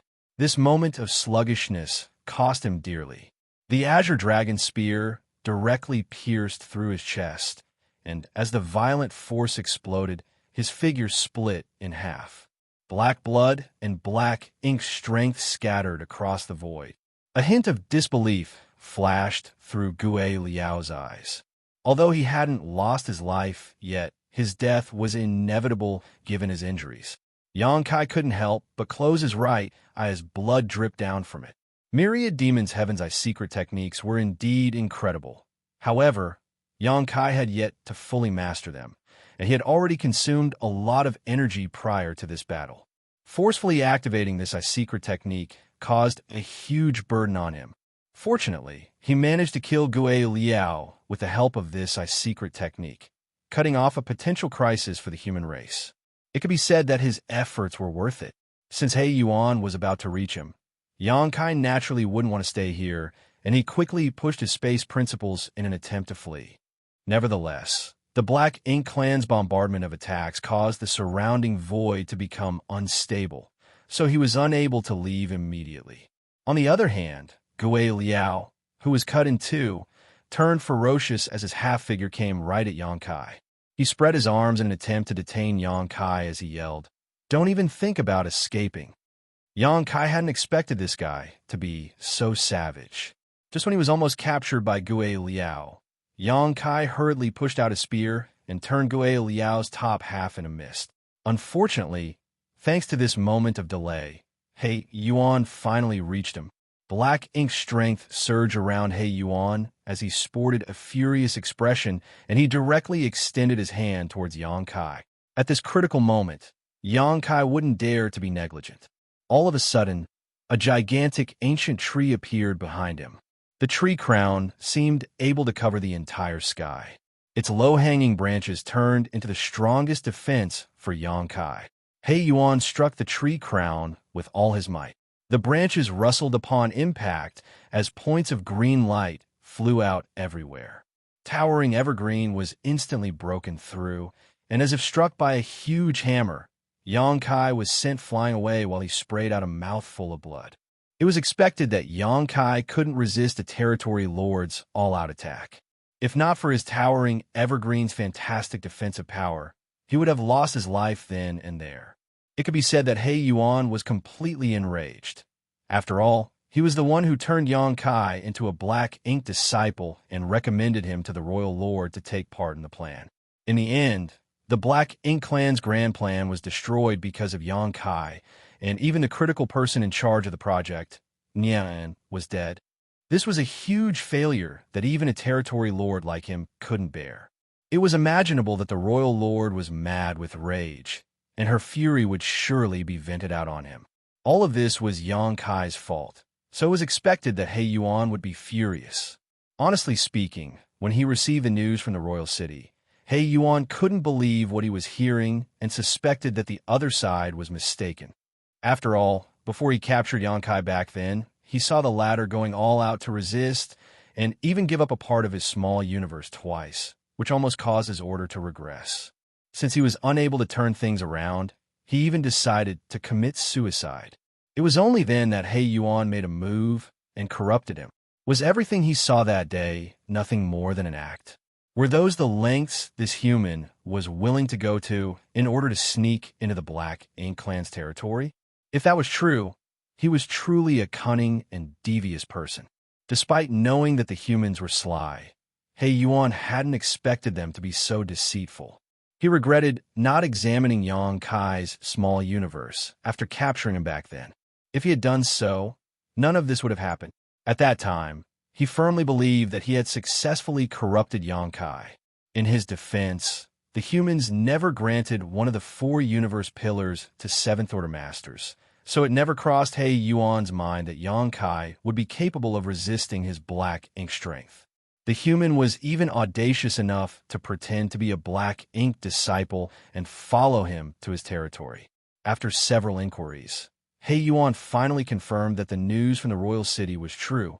It was only then that he realized he had been played by the humans all along. While he was recuperating, Yang Kai tactfully revealed his talent in artifact refining, which must have been part of the humans' plans from the beginning. Everything that had happened made He Yuan feel humiliated. As a result, he was burning with endless fury, which ensured that he did not hold back when sending out his last strike.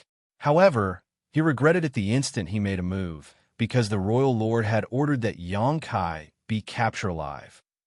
It seemed that the royal lord had the intention of replacing Nia and with Yang Kai, who would be tasked to continue building warships. Fortunately, Yang Kai was unusually strong and had used some kind of secret technique to save himself. Seeing that Yang Kai was still alive, He Yuan breathed a sigh of relief. If he had accidentally killed Yang Kai, he wouldn't be able to explain himself to the royal lord. Now, he could still make up for his mistake. Presently, Yang Kai was overwhelmed by a great sense of discomfort. He had already suffered a setback in front of Mu Guang, and then he consumed a lot of energy and became injured while escaping. Now that he was struck by He Yuan's attack, it was expected that he would be in a terrible state. It had to be noted that He Yuan was one of the top 5 territory lords who served Mu Guang, meaning he was significantly stronger than the average territory lord. If not for the great defensive power of his towering, evergreen divine manifestation, and that Yang Kai had thick skin and strong flesh due to his dragon vein, he would have lost his life after being struck. Even so, he was still feeling dizzy and seeing stars at this moment. Many of his bones were also fractured. Steadying himself with difficulty and lifting his gaze, Yang Kai saw He Yuan standing not far away from him, while he was surrounded by a lot of Black Ink clansmen. As their eyes met, He Yuan suppressed his fury and said grimly, "You're really something." Yang Kai spat out a mouthful of blood and grinned. "Many thanks for your compliment, sir. I never expected that I'd come across you again. It seems that we share some common destiny, don't we?" He Yuan replied impassively, "Since it all started because of me, I'm sure the royal lord will be pleased if this matter is ended by me. Surrender without a fight. You're important to the royal lord, so I don't want to keep damaging you." Upon realizing what the other party meant, Yang Kai arched his brow. "Does the royal lord want you to capture me alive? An artifact refiner is only valuable if he's alive." Yang Kai replied, "It seems that Mu Guang intends to keep building warships." He Yuan looked sympathetically at him. "It's pointless to stall for time. Your old ancestor is still in a fight with the royal lord while the human army is far away from here. You don't stand a chance to flee. The humans have a saying, 'Do not refuse a toast only to be forced to drink a forfeit.' Resisting will only make you suffer. Who says I'm going to flee?" Yang Kai lifted his azure dragon spear and pointed it at He Yuan. With his chin raised, he appeared condescending. "It's not like I've never killed a territory lord before. I don't mind killing one more." He Yuan was slightly surprised. "You've killed a territory lord before?" However, he soon cast the doubt away as he strode towards Yang Kai. "Whatever. I can explain myself to the royal lord as long as you're not killed." As he stepped closer, his territory lord's pressure swept over Yang Kai. Martial Peak, Chapter 5101, like maggots on rotting bones. Yang Kai was on his last legs, so he wouldn't dare to be negligent when he was facing a territory lord. Although He Yuan didn't intend to kill him, as he wanted to capture him alive, Yang Kai certainly wouldn't grant his wish. If he was really captured by He Yuan and sent to the royal city, he would become a servant for the Black Ink clan for the rest of his life. Before He Yuan could get close to him, Yang Kai drew on whatever power was left in his small universe. Strike first to gain the advantage. As the golden crow cawed, a great sun leapt from behind him, burning with a brilliant radiance. At the same time, a full moon rose as well, casting its frigid, cold glow. As the sun and moon appeared simultaneously, space principles madly fluctuated. The sun and moon started spinning around in tandem, transforming into a kaleidoscope where space principles and time principles intertwined and formed in a space-time strength before spiraling towards He Yuan. Sun and Moon Divine Wheel. Faced with a formidable enemy like He Yuan, Yang Kai wouldn't dare to hold back any of his strength and directly used his most powerful method. He Yuan stopped in his tracks and instinctively felt a horrifying power coming from his secret technique. This caused his expression to turn solemn. Covered in the mysterious force, he even felt that his mind and body had been affected. Thick black ink strength erupted from his body and formed into a shield around him. Right after he did that, he was stunned to realize that the secret technique, which had looked far away just now, was already about to strike him. A violent force swept across the void and caused the local space to tremble. He Yuan was forced backwards several steps, while the Black Ink clansmen who were surrounding Yang Kai were instantly vaporized despite only being hit by the attack's fallout. A moment later, the terrifying force settled. He Yuan stood there stiffly, a strange and mysterious force wandering around his figure like arcs of lightning.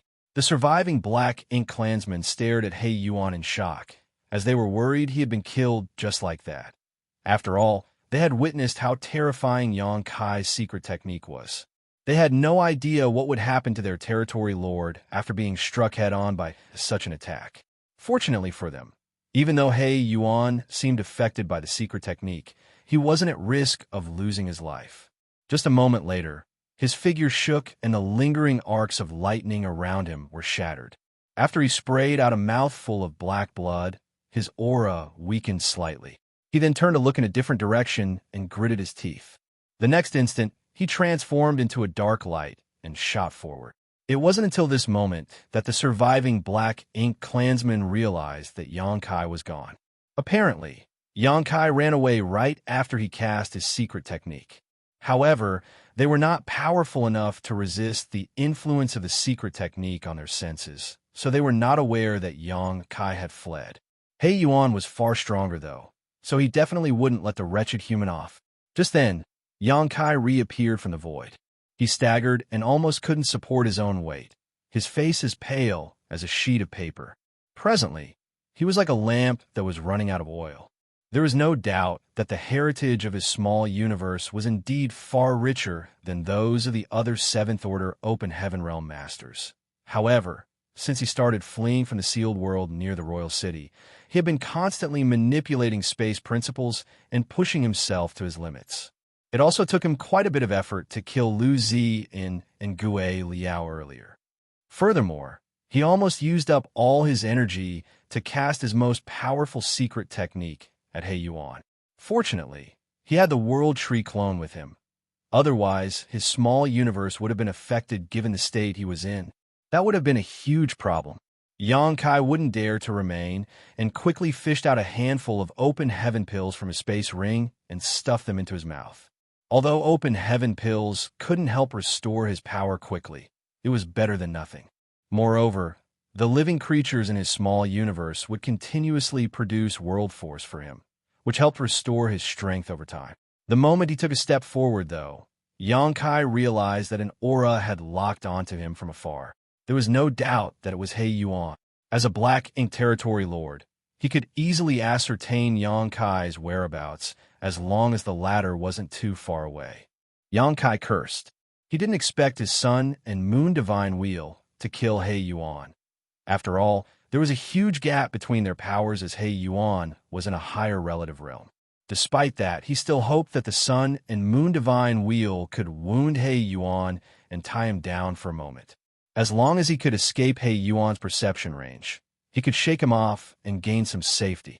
However, Yang Kai hadn't expected that He Yuan would recover so quickly. Now that he had been targeted by He Yuan's aura, it wouldn't be easy to get rid of him, unless Yang Kai could continuously use instantaneous movement to open a large gap between them. Nevertheless, Yang Kai was unable to do so at this moment. He couldn't even activate instantaneous movement once, let alone repeatedly. Left with no choice, he could only try to restore his energy while doing his best to flee. An enraged He Yuan moved across the void swiftly, shortening the distance between them. To add insult to injury, Yang Kai would come across some Blacking clansmen who got in his way from time to time. There was no doubt that they were all residents of He Yuan's territory. Upon receiving He Yuan's order, they started forming into different teams to cover a wide range. There were only a small number of people in every team, ranging from 10 to 30, their leader usually a single feudal lord. Although these Blacking clansmen couldn't harm Yang Kai, they could slow him down.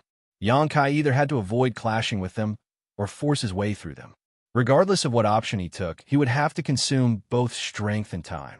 Barely 1 hour later, Yang Kai broke through his third blockade. However, He Yuan was also getting closer to him. Seeing that it would reach a critical point where He Yuan would be able to make a move against him, Yang Kai hesitated no more and pushed his space principles. By using instantaneous movement, he disappeared from the spot in an instant. He used up what little energy he had recovered with that one move. Over the next day or so, such incidents would happen roughly every hour. The gap between Yang Kai and He Yuan would shorten and widen in a seemingly endless cycle. Yang Kai felt extremely bitter as he was unable to get rid of He Yuan, who was just like maggots on rotting bones.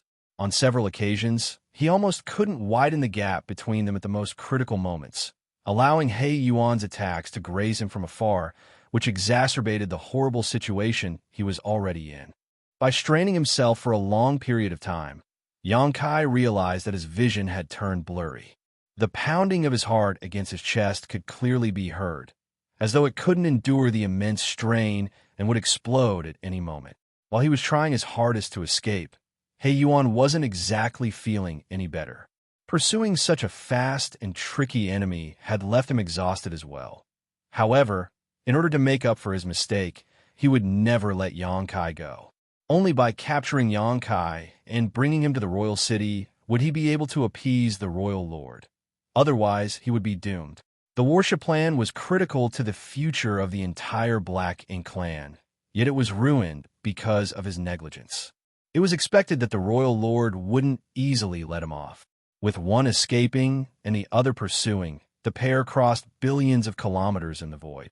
Initially, Yang Kai thought that things would get better after he left He Yuan's territory. After all the Blacking clansmen he came across all along were He Yuan subordinates. However, he realized he was mistaken upon fleeing from He Yuan's domain. Instead of getting better, things actually got worse. The Blacking clansmen he bumped into in He Yuan's territory only came in small teams. Therefore, he was able to force his way out despite being besieged. However, right after he left He Yuan's territory, Yang Kai came across an entire Blacking clan army. It was an army consisting of several tens of thousands of troops. Among all those Blacking clansmen, Yang Kai clearly detected a powerful aura coming from another territory lord. Moreover, the direction they were traveling suggested that they were heading towards Inyang Pass. If Yang Kai rashly charged forward, he wouldn't stand a chance to escape. The territory lord in charge of the army just had to cooperate with He Yuan, who was chasing him from behind, and they would easily capture him. Soon, Yang Kai came to realize something. The Blacking army wasn't there to intercept him. Instead, they were heading to the main battlefield. In order to facilitate the old ancestors' plan and save Yang Kai, the humans had emptied out Inyang Pass. Certainly, the Blacking clan had to meet the humans in battle.